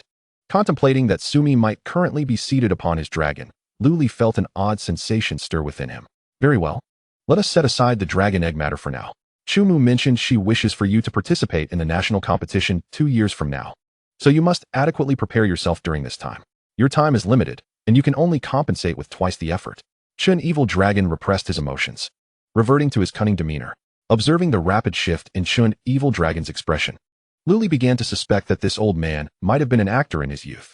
After witnessing the terrifying black dragon, Lu Li had implicitly accepted Chun Evil Dragon as his mentor. Not to mention, that devastating black dragon alone was sufficient evidence of Chun Evil Dragon's prowess. He was undoubtedly a formidable hidden powerhouse. Today, I shall present to you your first lesson, the awakening of Beast Mastery's innate skills. Given that you've worked at the Beast Master Association for quite some time, you should understand the significance of these innate skills. Chun Evil Dragon continued. Beasts typically rely on their physical traits for combat. For instance, some avian beasts may utilize their speed and aerial advantages, while certain crustacean beasts leverage their hard shells for defense. These are the most rudimentary applications of their physical capabilities. High-quality beasts often develop innate skills during battle, which can exponentially amplify their physical attributes. For example, a turtle with a defense of 5 could potentially see its defense rise to 10, or even 15, 20, upon awakening its innate skill. Such extraordinary innate skills can lead to a substantial increase in a beast's power. Lu Li had previously attempted to help the purple crystal red soul lion and the Nightwalker demon awaken their innate skills, but after several failed attempts, he had given up. Both the purple crystal red soul lion and the Nightwalker demon were currently at relatively low levels, making it challenging to awaken perfect innate skills. The so-called awakening of innate skills involves amplifying the advantages of your beasts infinitely. You must observe your beast's physical characteristics and combat styles to assist them in awakening their innate skills, Chun Evil Dragon explained. Listening to Chun Evil Dragon's words, Lu Li donned a contemplative expression. The approach described was one he had encountered in ancient texts, considered a viable method for awakening skills. While effective, It did not satisfy Lu Li's discerning palate. He aimed to have his beasts awaken unique, extraordinary, innate skills. Old Chun, do you think it's possible for a beast's awakened innate skill to compensate for its inherent shortcomings? For instance, could my Nightwalker demon awaken the ability to fight during the day? The peculiarity of Lu Li's question caused Chun Evil Dragon's face to darken. If the Nightwalker demon were to possess the ability to fight during the day, could it still be called a Nightwalker demon? The Nightstalker demon, with her formidable combat abilities in the darkness, has already ascended to the esteemed ranks of SS-level beasts. Should she acquire the capability to battle by day, would she not then transcend to the SSS level? Lu Li gazed eagerly at Chun Elong, and when the latter mentioned SSS level, Lu Li nodded in anticipation. Indeed, I intend to elevate the Nightstalker demon to SSS level. Lu Li's expression was remarkably earnest, while Chun Elong, tapping his forehead in exasperation, could only shake his head. It is commendable for the youth to possess innovative spirit, yet one must not act recklessly. Such actions may not only thwart your ambitions, but could potentially jeopardize the Nightstalker demon itself. Let me be clear, if you manage to awaken her daytime combat abilities, I shall swim naked in the nearby lake. Chun Elong gestured towards the tranquil waters in front of the villa. Lu Li cast a peculiar glance at Chun Elong's lower body before turning on his heel and sprinting towards the gates of Truman University without a backward glance. It's a promise. Little Black, come forth. Chapter 70. The Barbs Within the Nightstalker Demon. In Xuanwu City, within the intermediate secret realm of the Wild Boar Forest, Lu Li embarked on an upgrading journey accompanied by the Violet Crystal Flame Lion and the Nightstalker Demon. To be precise, it was Lu Li who was leveling up the Violet Crystal Flame Lion, while the Nightstalker Demon shamelessly accumulated experience on the sidelines. The Nightstalker Demon did not actually require leveling, as her base level was already an impressive 19.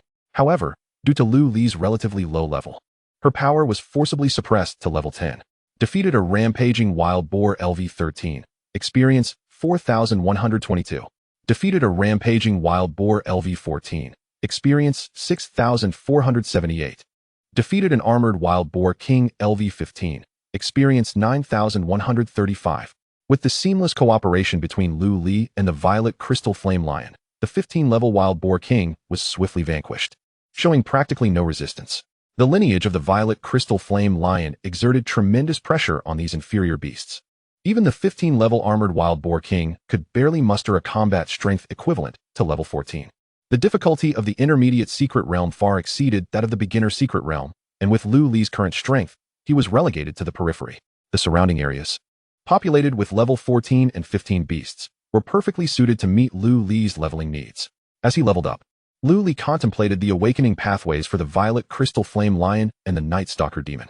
He had long envisioned the potential awakening route for the Nightstalker Demon, striving to devise a means for her to combat effectively both day and night, as her limitations were excessively burdensome. When fighting by day, Lu Li effectively found himself bereft of a companion.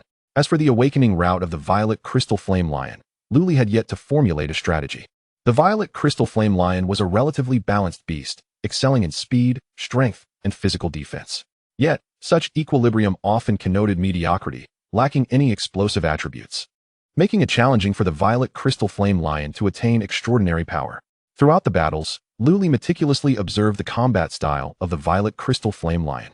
Its attacks primarily relied on its claws and fangs, and the immense strength within its body, combined with its sharp appendages, easily tore through opponents' defenses.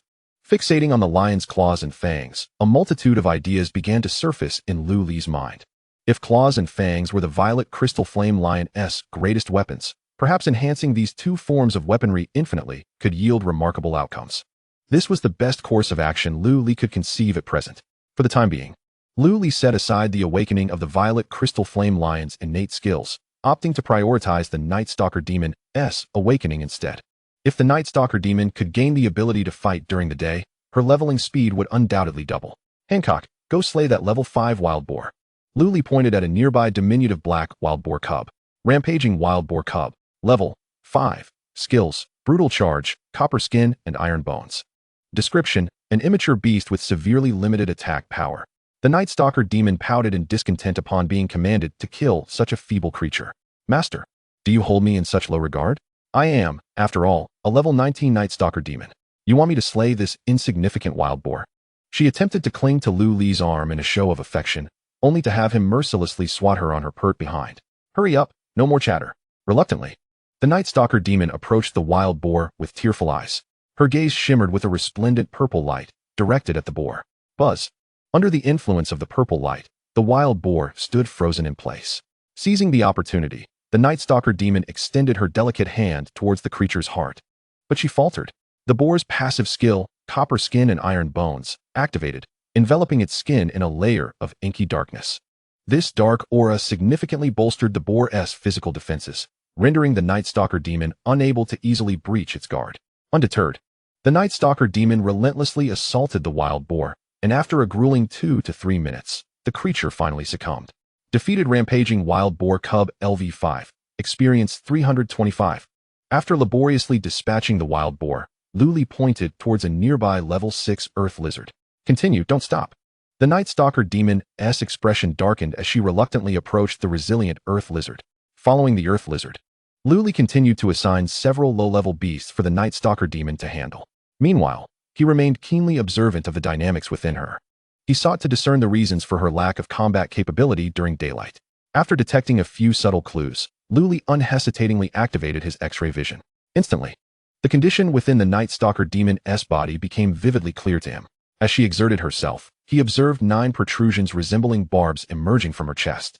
These 9 barbs, anchored in her purple demon crystal, obstructed the flow of power within her, preventing her from unleashing her true strength. Gazing up at the blinding sunlight, a sudden realization struck Luli. He dragged the Night Stalker demon from the shade into the sunlight. She frowned slightly, seemingly displeased with the overhead sun. Observing this, Luli quickly employed his X-ray vision once more to scrutinize the Night Stalker demon's insides. Indeed, the 9 barbs within her became increasingly hardened under the sun, completely severing the remnants of her internal power. Thus, the truth dawned upon Luli. It was these 9 barb-like protrusions that rendered the Night Stalker demon powerless during daylight. Did this not suggest that removing these barbs would grant her the ability to battle in the light? Let us return to the city. That will suffice for today. Luli summoned the violet crystal flame lion, which had been hunting alone in the distance. Concurrently, he successfully leveled up to level 11 alongside the lion's last defeated prey. Upon returning to the villa at Truman University, Luli swiftly penned a list and presented it to the staff. This list was densely filled with rare items, including analgesic medications, premier beast blood that promotes physical recovery, and precious high-grade demon crystals that could aid in the evolution of the Nightwalker demon. With these items in hand, Luli felt a 9/10 certainty of resolving the Nightwalker demon issue. If fortune smiled upon him, he might even elevate the demon's potential to new heights. An SSS-grade Beastmaster was not merely a dream. Chapter 71, Overnight Fortune. While the personnel from the Truman Group busied themselves preparing the necessary items, Luli made his way to the Black Blood Coliseum. As twilight approached, the Coliseum was bustling with an extraordinary crowd. On the arena, 2 level 30 warriors were engaged in a fierce duel, one wielding a colossal axe and the other a war hammer, their clash igniting the atmosphere among the spectators. The stakes weighing upon the challengers soared to a staggering 5 billion Zushin coins. Accompanied by the staff, Luli arrived at the preparation hall. Within, he recognized several familiar faces, some of whom nodded in acknowledgement upon seeing him. After all, it was not often that one witnessed a level 10 dispatching a level 15 opponent in a matter of seconds. Establishing a familiar presence might prove beneficial in the future. Mr. Silver Fox, please hold on for a moment.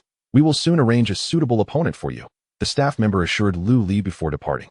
The level 15 duel was not particularly thrilling, yet having previously experienced 2 swift victories over level 15 challengers, Luli's level 11 against a level 15 would undoubtedly become a focal point of interest. Moreover, the exceedingly high odds would capture the attention of many. Ladies and gentlemen, we are about to witness an intriguing level 15 duel. The contenders are the newcomer Silver Fox and the Iron Arm Left Cho. Silver Fox, age 18, level 11. B-class swordsmanship profession, currently on a winning streak of 2. Left Cho, age 38, level 15, A-class Iron Arm fighter, with a record of 8 wins and 16 losses. Most of you in the audience have likely never seen Silver Fox in action.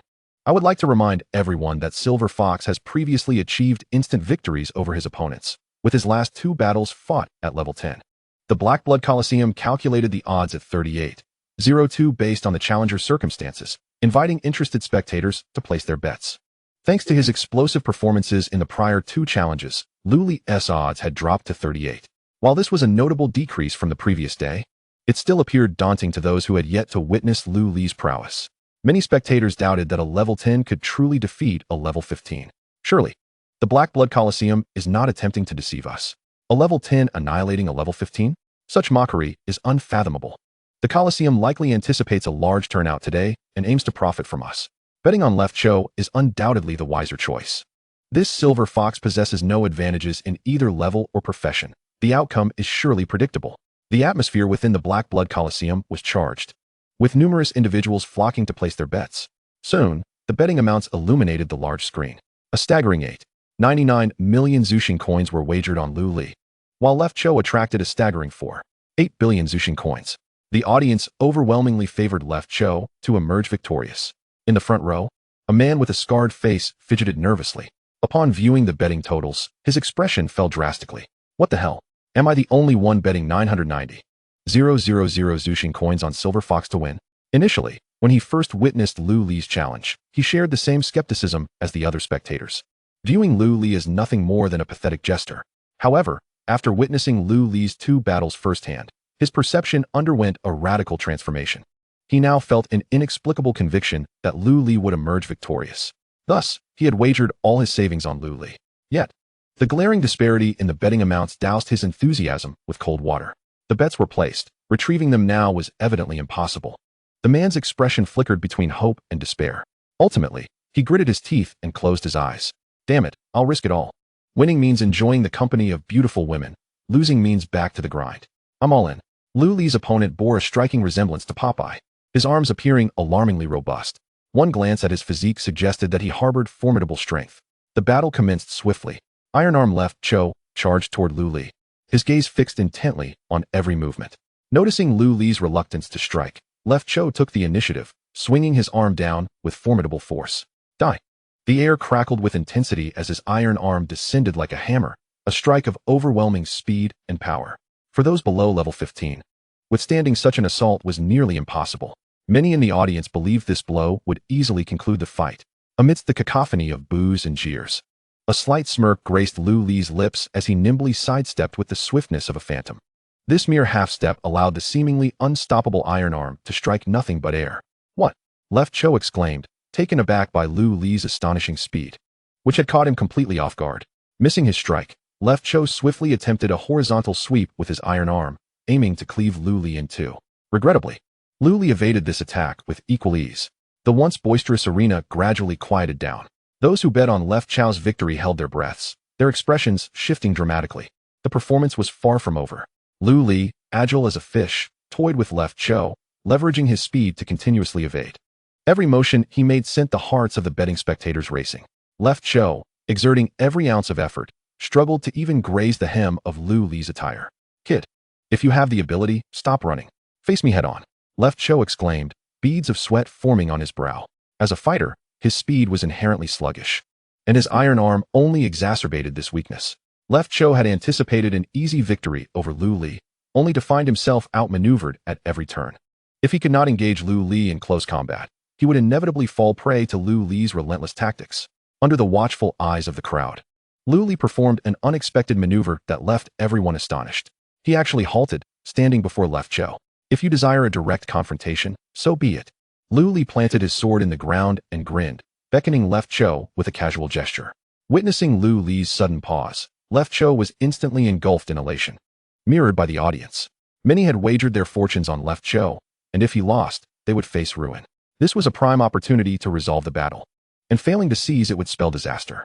Left Cho, fully aware of the gravity of the situation, dared not hesitate and hurriedly concentrated all his strength into his iron arm. Buzz! A brilliant silver radiance erupted from the iron arm as Cho exerted every ounce of his strength to deliver a devastating blow towards Lu Li Dai.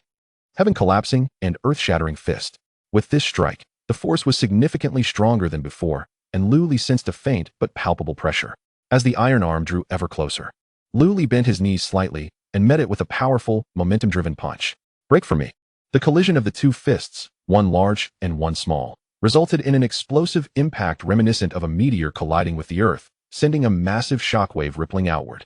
Under the tremendous force of the impact, Lu Li felt a tingling sensation in his arm, and he staggered back a half-step. In stark contrast, Cho fared far worse. His body was hurled backward like a rag doll, crashing violently onto the ground. Cho uncontrollably spat out a mouthful of blood. his eyes filled with confusion and disbelief. This is impossible. Chapter 72, Peerless Situations. This astonishing scene left the audience in the stands utterly dumbfounded. Those who had placed bets were left in a daze, collapsing into their seats. Impossible. There must be something wrong. There must be. They were convinced that the two were merely acting to swindle their money. There was no way an 11th level challenger could defeat a 15th level professional. Refund the bets at the Black Blood Duel arena. This match must have been rigged. An uproar erupted among the audience, filled with discontent and anger, saturating the Colosseum with their voices. Today's audience was nearly at full capacity, a stark contrast to the previous day. The number of spectators who had bet on Zhuochao's victory was overwhelming. In the stands, a scarred man clutched his betting slip tightly, his body trembling with excitement. We won. We actually won. I'm about to become a billionaire. With an 8 million bet multiplied by 38, that amounted to over 300 million ancestral star coins, a surefire pathway to immense wealth. Hearing the rising chorus of skepticism around him, the scarred man found the audacity to leap onto his seat, pointing at those around him and shouting, "You poor dogs. Shut your mouths. Anyone who dares to claim there was a rigging will find themselves buried under my wealth." His brash words temporarily silenced the small area around him. However, soon after, a torrent of insults rained down upon him, accompanied by water bottles and old slippers hurled in his direction. The scarred man paid no heed, swaggering toward the settlement area with an air of triumph. Meanwhile, Luli stood on the arena, deaf to the doubts surrounding him. After reaching level 11, Zhuochao, a 15th level professional, posed little threat to him. "Referee, it's time to conclude this," Luli called out, awakening the dazed official nearby. "Oh, the match is over. The victorious challenger is Silver Fox." The bout had lasted less than 3 minutes from start to finish. After the match, Luli departed the Black Blood Duel arena and hurried back to Truman University, eager to retrieve the items he had just been informed were ready. The efficiency of the Truman Group left Luli in awe. Among the items he required were several rare and invaluable treasures. The speed with which the Truman Group assembled them demonstrated their formidable financial prowess and influence. Later that night, in the Villa's living room, Luli meticulously checked the contents of the box. Once he confirmed everything was in order, he summoned the Night Stalker demon. Aware of the forthcoming ordeal, the demon's expression revealed a hint of anxiety. "Master, please be gentle." Luli nodded, forcefully pressing the Night Stalker demon onto the dining table. "If it hurts, just scream. Remember to truly feel everything during this process. Aim to awaken a top-tier talent skill." With preparations complete, Luli retrieved a fiery red fruit from the box. This fruit, known as the pain-nullifying fruit, lived up to its name, allowing living beings to experience no pain while retaining their senses. After feeding the pain-nullifying fruit to the Night Stalker demon, he meticulously applied several precious materials onto her abdomen. As the fruit took effect, the Night Stalker demon visibly relaxed. Drawing a deep breath, Luli activated the bone-piercing eye, which allowed him to see the 9 barbs embedded in the demon's chest. At this hour, the barbs were inactive, coiled around the purple demon crystal within her body. Luli took out a silver dagger and carefully sliced open the Night Stalker demon's abdomen. Shoo! Despite the presence of the pain-nullifying fruit, she still felt a twinge of agony, her complexion growing pale. Luli could not afford to delay. He hastened his movements. Soon, the resplendent purple demon crystal lay exposed to the air. The crystal shimmered with an ethereal glow, radiating a mysterious allure. Adjacent to the purple crystal, the 9 barbs were clearly visible, rooted into it. These barbs absorbed the energy of the purple crystal at night, while suppressing the Night Stalker demon's power during the day, a veritable malignant growth. Setting the dagger aside, Luli retrieved a pair of tweezers, preparing for the most crucial step, the removal of the 9 barbs. Once these barbs were completely extracted, the Night Stalker demon would no longer be constrained by the cycle of day and night. Just bear with it a moment longer. It will be over soon. The Night Stalker demon was already sweating profusely from the pain, but gritted her teeth to endure it. She understood the significance of removing the 9 barbs. Having performed minor surgeries on beasts during his time at the Beastmaster Guild, Luli maintained a calm demeanor. He guided the tweezers toward the edge of one of the barbs. With a subtle flick of his wrist, the barb was swiftly extracted from the purple demon crystal. The Night Stalker demon could not suppress a cry of pain, as if her very soul had been torn apart. The barbs had resided on the purple crystal since their inception, and their sudden removal was akin to having one's marrow extracted. Ignoring the agonized expression of the Night Stalker demon, Luli quickened his pace, the tweezers in his hand moving so rapidly they appeared as mere blurs. 1, 2, 8. After extracting 8 of the barbs, beads of sweat had formed on Luli's forehead. This focused task was mentally taxing. as even the slightest misstep could potentially harm the Night Stalker Demon's foundation. The initial 8 barbs were removed without incident. But as Luli positioned the tweezers on the 9th and central barb, he noticed it was distinctly thicker and longer than the others. As the tweezers approached, this final barb seemed to possess a will of its own, writhing erratically. The once vibrant purple demon crystal began to lose its luster, its internal energy rapidly depleting as the last barb thrashed about. The Night Stalker demon's complexion turned ashen, her body trembling uncontrollably. Luli was startled. This unforeseen change had exceeded his expectations. He had previously wondered why the first 8 barbs had been so easily removed, only to realize that the real challenge awaited him with this last one. Having never encountered such a situation before, Luli knew he had to extract this final barb swiftly. Bear with it, it will be over soon. After offering a few comforting words to the Nightwalker Succubus, Luli deftly grasped the last barb with tweezers. However, the anticipated scene of the barb being extracted did not materialize. This final barb seemed to have taken root within the purple demon crystal, resisting any effort to dislodge it. On the contrary, Luli's actions only intensified the agony etched on the Nightwalker Succubus's face. "Master, please stop." Her voice was frail and weak. Luli initially believed that her plea stemmed from fear of pain, but in the next moment, he realized how gravely mistaken he was. At some point, a misty purple light had coalesced within the Nightwalker Succubus's corporeal form, an enigmatic force that surged towards the last barb on the purple demon crystal. The purple light gently enveloped the final barb, causing the energy within the purple demon crystal to cease its dissipation and gradually swell instead. "Is this an awakening of a talent skill?" Luli exclaimed in astonishment. Under Luli's gaze, the last barb within the purple glow slowly transformed into a regal hue of purple gold.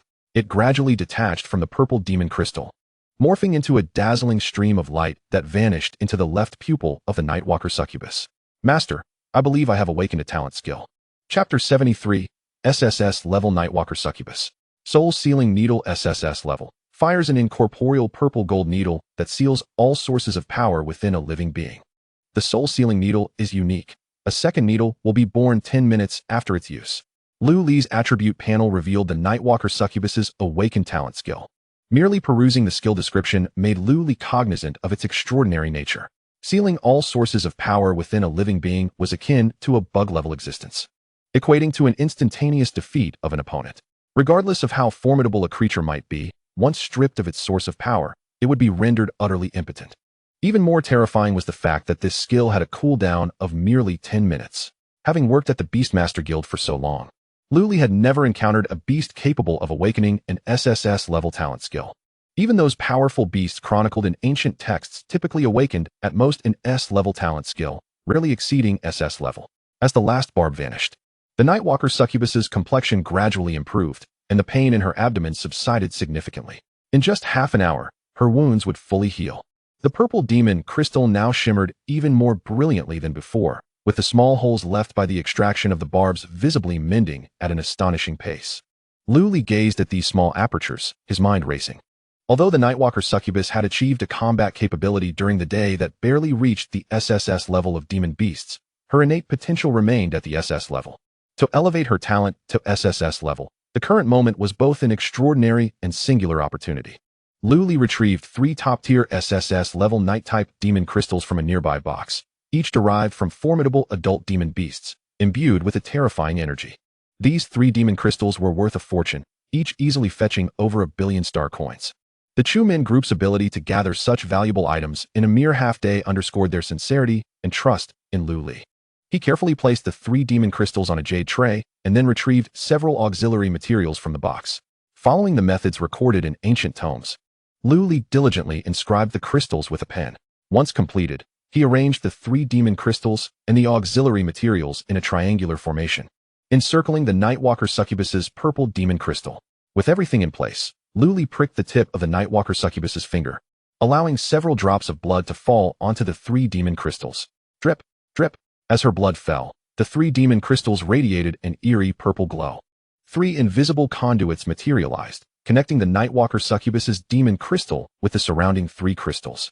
A formidable suction emanated from her purple demon crystal, causing the energy within the 3 adjacent crystals to uncontrollably surge towards the small holes in her crystal. Witnessing this spectacle, Luli sighed in relief. The formation he had set up was an exceptionally rare array known as the Energy Gathering Array. Its function was to coalesce energy, typically Demon crystals found it challenging to absorb external energy, but Luli had been inspired by the small holes on the Nightwalker Succubus's purple demon crystal. These holes provided an outlet for the surrounding 3 crystals to release their energy. As time ticked away, the Nightwalker Succubus's previously relaxed expression twisted back into one of torment. The 3 nearby demon crystals gradually dimmed, while the purple demon crystal erupted with an increasingly resplendent purple light. Flecks of purple gold danced within the purple light, exuding an air of profound mystery. Master, I can't hold on much longer. The Nightwalker Succubus's body trembled uncontrollably, on the brink of collapse. Luli nodded and swiftly placed a drop of SSS-level beast blood onto her purple demon crystal. Buzz, as the blood of the SSS beast merged. The purple demon crystal blazed with brilliance, the noble and majestic purple gold hue instantly enveloping the entire crystal. A terrifying energy storm erupted from the Nightwalker Succubus's body, casting the entire villa in a purple gold radiance. In a nearby villa, the slumbering Chun Yilong was jolted awake by the overwhelming energy fluctuations. This aura, SSS-level beast? An expression of astonishment crossed Chun Yilong's aged face. Without hesitation, he vanished from the room. He was not the only one awakened. Many powerful figures within Chu Min University, including President Guizhi Ong and members of the Chu Tian Temple, were also stirred from their slumber, rushing towards the lakeside villa. Unbeknownst to Lu Li, the orchestrator of this commotion, his actions had incited a considerable uproar. He was currently immersed in euphoria, upon the Nightwalker Succubus achieving SSS-level potential. He himself had received a tremendous surge of power in return. His overall physical attributes had risen by at least 50, with both strength and speed experiencing a qualitative leap. The wound on the Nightwalker Succubus's abdomen visibly healed, restoring her to her former self in less than half a minute. Unbeknownst to him, she had transformed into a strikingly exquisite purple form-fitting qipao, accentuating her breathtaking figure. Following her enhancement, the Nightwalker Succubus exuded an air of nobility in her every gesture, her gaze becoming increasingly alluring. Even Lu Li, her master, found himself nearly entranced by her captivating eyes. "You little rascal, what are you up to in the dead of night?" Just as Lu Li was admiring his masterpiece, an incongruous voice broke the moment. Chun Yilong stepped into the living room, immediately captivated by the Nightwalker Succubus. A flicker of astonishment and admiration shone in his murky old eyes. "You managed to elevate the Nightwalker Succubus to SSS level?"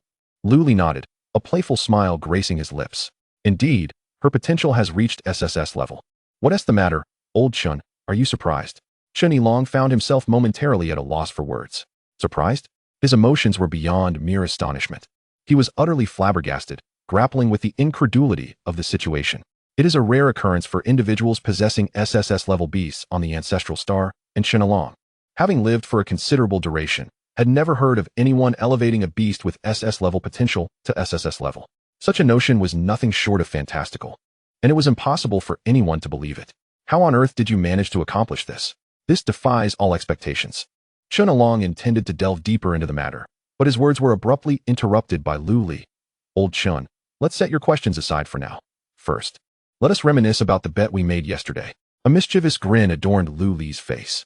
"A bet? What kind of bet?" A sense of foreboding blossomed in Chun Yilong's heart. Lu Li pointed towards the lake outside the villa, wearing a teasing smile. "What does this lake remind you of?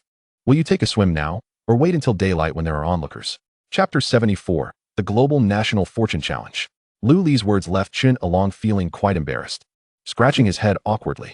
By this time, a considerable crowd had gathered outside the villa, including Chu Tianshi. Upon seeing the Nightwalker demon, Chu Tianshi's eyes lit up. As he circled around the captivating creature, his face filled with astonishment. "You've got something special here. But, with such a stunning demon as your beast, aren't you worried about Yenner getting upset? You are not intending to indulge in some peculiar whim, are you?" Chu Tianshi's jest was overheard by Mu Yen, who had just arrived at the entrance. She halted, her gaze falling upon the extraordinarily beautiful Nightwalker demon, stirring a pang of jealousy within her. "Yenna, you're here," Chu Tianshi exclaimed, noticing Mu Yen at the door. Mu Yen shot him a resentful glare before turning away and leaving Lu Li's villa without a backward glance. Observing her departing figure, Lu Li's lips curled into a barely perceptible, enigmatic smile. Chu Tianshi dismissed the crowd surrounding the villa, leaving only himself, Chun Yilong, and Lu Li inside. The gravity of the situation settled on Chu Tianshi's face as he withdrew his gaze from the Nightwalker demon. "You truly are full of surprises. Apart from the heirs of the top families in Tiandu City, you must be the first of the younger generation to possess an SSS-level beast. It seems there is hope for the national competition in 2 years. Having said that, Chu Tianshi turned to Chun Along. Old Chun, as an instructor in beast training, I entrust all matters concerning this young man to you. Ensure he reaches level 30 within 2 years and possesses 4 beasts. Otherwise, at the national competition, teeming with talent, he may not achieve a commendable rank. Chun Along's countenance darkened as he remained silent. Initially, he had come to Chu Min University with the intention of diligently teaching Lu Li. However, after today's events, he realized that a prodigy like Lu Li hardly required guidance. In the entire Yanhuang Empire, who possessed the qualifications to instruct Lu Li in the domain of beast mastery, there were no masters capable of elevating an SS-level beast to SSS level within the Yanhuang Empire. Unbeknownst to Chu Tianshi, Chun Along's thoughts were elsewhere as he continued to speak of recent tidbits he had learned. This national competition is unlike any other. For following it, there will be a global national fortune challenge. Those who perform exceptionally in the national competition are highly likely to be selected for the Yanhuang Empire's national fortune team. The significance of the national fortune team is not lost on you, I trust. Upon hearing the term national fortune challenge, both Lu Li and Chun Along perked up. The National Fortune Challenge could be simply understood as a premier confrontation organized by the planetary will among the great empires. The primary objective of this confrontation is to select the most prosperous empire on the ancestral star.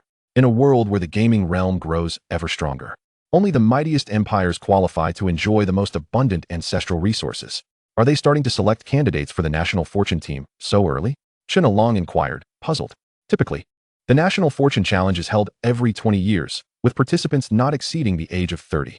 Given that there are nearly 5 years until the next challenge, commencing recruitment after the national competition seems rather premature. The stakes are incredibly high, and the outcome can significantly influence the future development of the Yanhuang Empire. Hence the need for early selection, Chu Tianshi explained. Additionally, I must share some less favorable news. Within the younger generation, the 5 absolutes, and at various top universities, some have already been earmarked as seed candidates. These young prodigies are benefiting from the Empire's finest resources and have likely left their contemporaries far behind. Chu Tianshi regarded Lu Li earnestly. Your potential rivals that of those top prodigies, perhaps even surpassing them. However, your youth means you have lost several years of training, which is challenging to recover. Therefore, I plan to have you engage in practical combat as soon as possible. It is the quickest way to enhance your combat prowess. At this juncture, Chu Tianshi suddenly paused, handing Lu Li a piece of paper. You wish to seek vengeance against the Dragon Slayer Alliance? Your opportunity has arrived. The Nightwalker demon is ready to familiarize herself with her new form. Take this address. Someone awaits you there. By now, it was already past 3 in the morning, and Lu Li was unceremoniously expelled from the villa by Chu Tianshi and Chun Along. The address written on the paper Chu Tianshi provided seemed to lead to a regular residence. Without the aid of Chu Tianshi's flying device, Lu Li had no choice but to take a taxi to his destination. After over half an hour, a quaint 2-story building with an antique charm emerged before Lu Li. Confirming the address, he gently knocked on the door. Knock, knock, knock. The door swung open, revealing a young man dressed in a Zhongshan suit, who welcomed Lu Li inside. Welcome to the Yanhuang Judgment Office. The boss has been awaiting your arrival. The Yanhuang Judgment Office?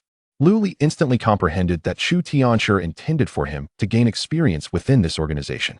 No wonder he mentioned the need to interact with members of the Dragon Slayer Alliance. Upon entering the small building, Lu Li was greeted by an expansive space that unveiled an entirely different world, one that seemed boundless. A mustard seed space. Within this small world, an array of intricate and sophisticated instruments whirled in continuous motion. Figures clad in Zhongshan suits retrieved items from the machines and sent them elsewhere. This little world resembled an intelligence agency straight out of a spy drama. Lu Li followed the young man in the Zhongshan suit to a nearby room. Inside, he encountered an unexpected, familiar face. Master Lu Li, it's wonderful to see you again. Yang Shou greeted him with a beaming smile, enveloping Lu Li in a hearty embrace. Upon learning that Lu Li had chosen to forego numerous prestigious universities to remain in Xuanwu City, Yang Shou felt both delighted and relieved. As a native of Xuanwu City, he held deep affection for it. In recent years, due to resource scarcity, many talents had departed for other locales. Yang Shou had initially feared that this young man he admired would also leave, but to his astonishment, Lu Li chose to stay. This decision significantly enhanced his fondness for Lu Li. At this moment of reunion, the admiration in Yang Shou's eyes was nearly overflowing. This time, no matter what, I must secure your position in the Yanhuang Judgment Division. Chapter 75, The New Superior. Yang, during our last parting, you mentioned that you would soon take up a position in Xuanwu City, yet I am astonished by your swift arrival. Surely, our encounter this time owes much to old Chen's efforts? The sight of an old acquaintance within the Yanhuang Judgment Division brought genuine joy to Lu Li's heart. Given that he would inevitably be interacting with the Yanhuang Judgment Division in the future, having a familiar face to facilitate matters was immensely advantageous. Moreover, Lu Li keenly noticed a change in the aura surrounding Yang Shou. There had undoubtedly been a significant enhancement in his abilities recently. His attire also reflected this transformation. Previously adorned with an embroidered silver dragon, his cuffs now showcased a more formidable golden dragon. Clearly, Yang Shou had successfully ascended to the rank of Golden Dragon Judgment. Lu Li recognized that Yang Shou's smooth promotion was undoubtedly linked to the nine-winged bloodbat he had treated earlier. Yang Shou patted Lu Li on the shoulder, gently urging him into a seat. Your presence here indeed owes much to President Chen. Recently, I inquired about which university you chose, and President Chen informed me that you opted to remain in Xuanwu City, prompting me to hasten his efforts to bring you here. The purpose of your arrival is twofold. Firstly, the Yanhuang Judgment Division values talent, and secondly, it was President Chen's wish for you to utilize this platform to hone your skills. Now that you are here, I trust you have given this considerable thought? Yang Shou inquired. Lu Li nodded earnestly. Just moments ago, during our journey, he had come to a resolution. The Yanhuang Judgment Division operates beyond many conventional rules and offers insights into secrets unknown to the outside world.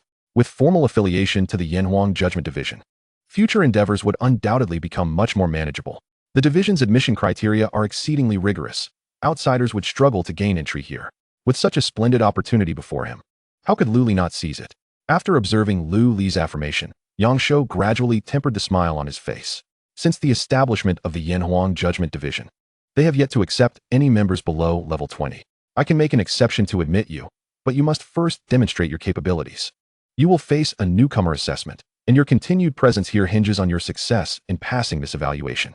I will lower the difficulty of the newcomer assessment. As long as you can complete it, you will officially become a member of the Yanhuang Judgment Division. Do you have any objections? Yang Shou's words followed standard procedure. And naturally, Lu Li had no dissent. Furthermore, given Yang Shou's regard for Lu Li, the assessment's difficulty would undoubtedly remain within Lu Li's capabilities. Yang, I have no objections to the assessment. However, if I were to formally join the Yanhuang Judgment Division, what would become of my studies? This was the matter of greatest concern for Lu Li. He could not abandon the advantageous conditions offered by Truman University in order to join the Yanhuang Judgment Division. Without Truman University, he would struggle to sustain the resources necessary for his training. Not to mention, the 3 monster crystals he had just utilized would pose a considerable challenge for the Yanhuang Judgment Division. Of course, with the division's strength, they could certainly produce 3 monster crystals, but they would never allocate such resources to an 11th level practitioner like Lu Li. Rest assured, I have already discussed your academic matters with President Chen. The Yanhuang Judgment Division will impose no restrictions on your actions until your graduation. However, once you graduate, you must sincerely serve within the division. Well, it may be premature to discuss this now. Focus on how to approach the upcoming assessment. Yang Shou beckoned towards the door, and a figure cloaked in black robes entered the room. The figure stood approximately 1.7 meters tall, with every part of their body concealed beneath the robe, save for their eyes. The exposed eyes resembled a chilling pool of water, devoid of any emotional fluctuation, instilling a sense of dread upon mere glance. I pay my respects to the Golden Dragon Judgment. The cloaked figure respectfully bowed to Yang Shou. As Lu Li had surmised, Yang Shou was now indeed a Golden Dragon Judgment. According to the standard structure, there were only 5 Golden Dragon Judgments within the Yanhuang Judgment Division, each overseeing one of the 5 main cities of the Yanhuang Empire.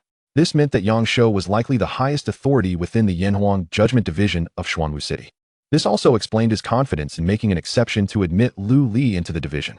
Lu Li, this is Song Judgment, one of the 12 Silver Dragon Judgments of Xuanwu City.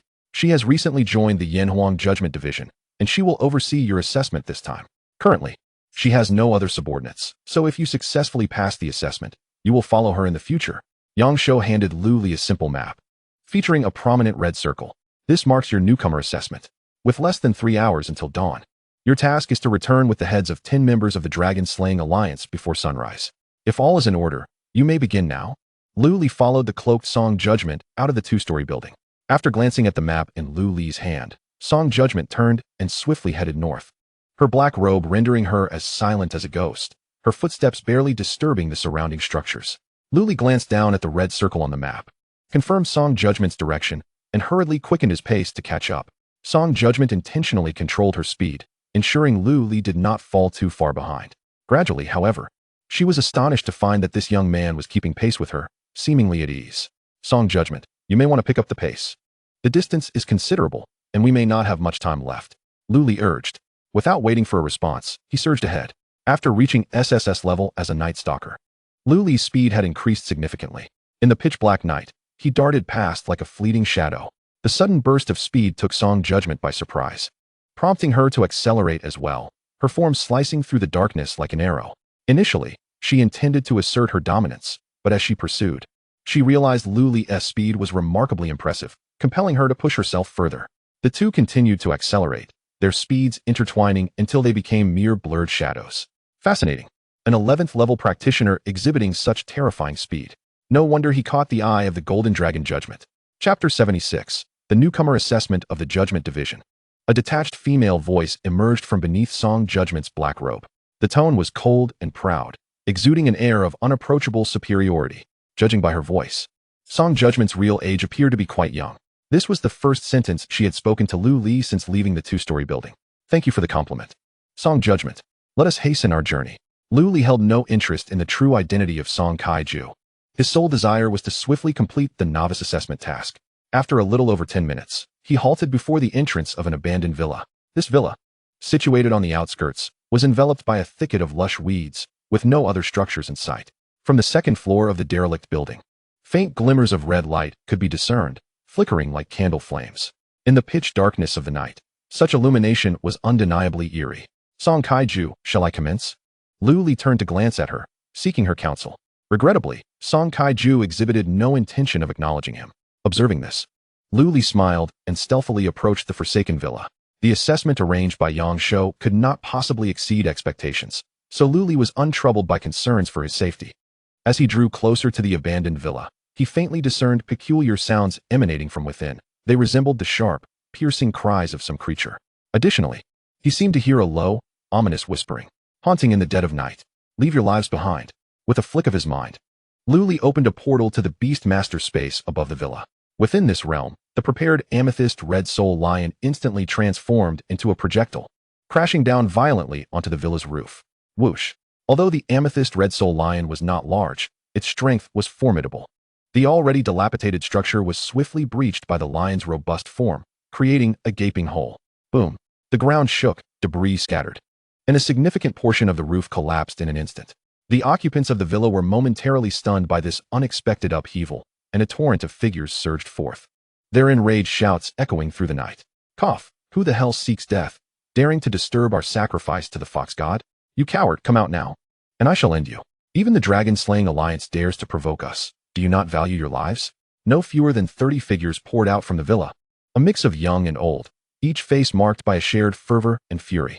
Hidden in the shadows outside the villa, Luli quietly observed these individuals. Once all had emerged, a wicked smile crept across his lips. Yang Kaiju truly looks after me. Not a single level 15 or above practitioner among them. You insignificant pests shall serve as mere interest. Attack. With Luli's command, the concealed Night Stalker demon transformed into a streak of black light, merging with the crowd. Armed with an S-grade shattering starblade, the Night Stalker demon swept through the throng like a specter, leaving no one unscathed in its wake. The crowd erupted into chaos. Those who had just been clamoring now scattered in terror, fleeing in all directions. However, against the Night Stalker demon's speed, their escape was utterly futile. Heads began to roll. Vibrant lives extinguished at the whim of the Night Stalker demon. Many perished without ever glimpsing its true form. After elevating its qualifications to SSS level, the Night Stalker demon's combat prowess surged dramatically. Unconstrained by any tether, it unleashed the full might of its demonic crystal. In less than half a minute, only a handful of the 30 remained. Unbeknownst to them, Song Kaiju had arrived at Luli's side. Her gaze solemn as she watched the Night Stalker demon dispatch its foes with ease. You are indeed a beast master? What is the origin of your beast? How can it possess such strength? Song Kaiju discerned that the Night Stalker demon was merely level 11, yet it effortlessly dispatched those of levels 13 and even 14. This was utterly inconceivable. Had she not witnessed it herself, she would never have believed such a phenomenon possible. Song Kaiju, I shall still be following you in the future. These secrets will naturally be revealed in due time, Luli replied evasively, not wishing to press him further. Song Kaiju's thoughts fixated on the earlier scene where Luli had raced alongside her. The speed of a beast master reaching such heights was unprecedented, shattering all conventional notions of their capabilities. The slaughter continued unabated, The victims offered no resistance. The battle swiftly approached its conclusion, and with a distant scream, the entire vicinity of the villa was left devoid of life. Suddenly, Lu Li and Song Kai-ju simultaneously cast their gaze towards the ruins of the second floor. Bang! Bang! Without warning, stones from the wreckage began to explode, a thick cloud of dust enveloping the villa. Through the haze, Lu Li vaguely perceived a figure rising amidst the debris, emanating a faint red glow, exuding an aura of the uncanny and malevolent. How audacious you are to slaughter the fox god's kin. Have you considered the consequences of offending the fox god? A voice, laced with malice, resonated from the smoke. Following this, a woman adorned with a foxtail and scantily clad emerged into Lu Li and Song Kai-ju's view.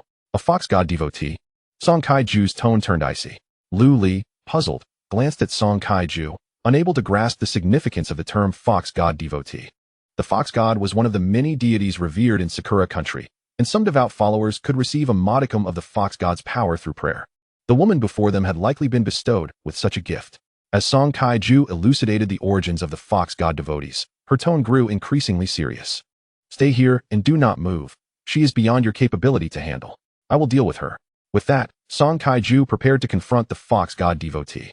Yet, before she could act, Lu Li had already surged forward. No need for your intervention, Song Kai-ju. Tonight is my assessment, and I shall handle these scoundrels. With a light footfall, Lu Li executed several rapid steps, arriving directly before the fox god devotee. Song Kai-ju gazed at Lu Li's retreating figure, a flicker of concern flashing in her eyes. The fox god devotee was not to be compared with the feeble wretches they had just dispatched. An 11-level practitioner defeating a 16-level fox god devotee was utterly impossible.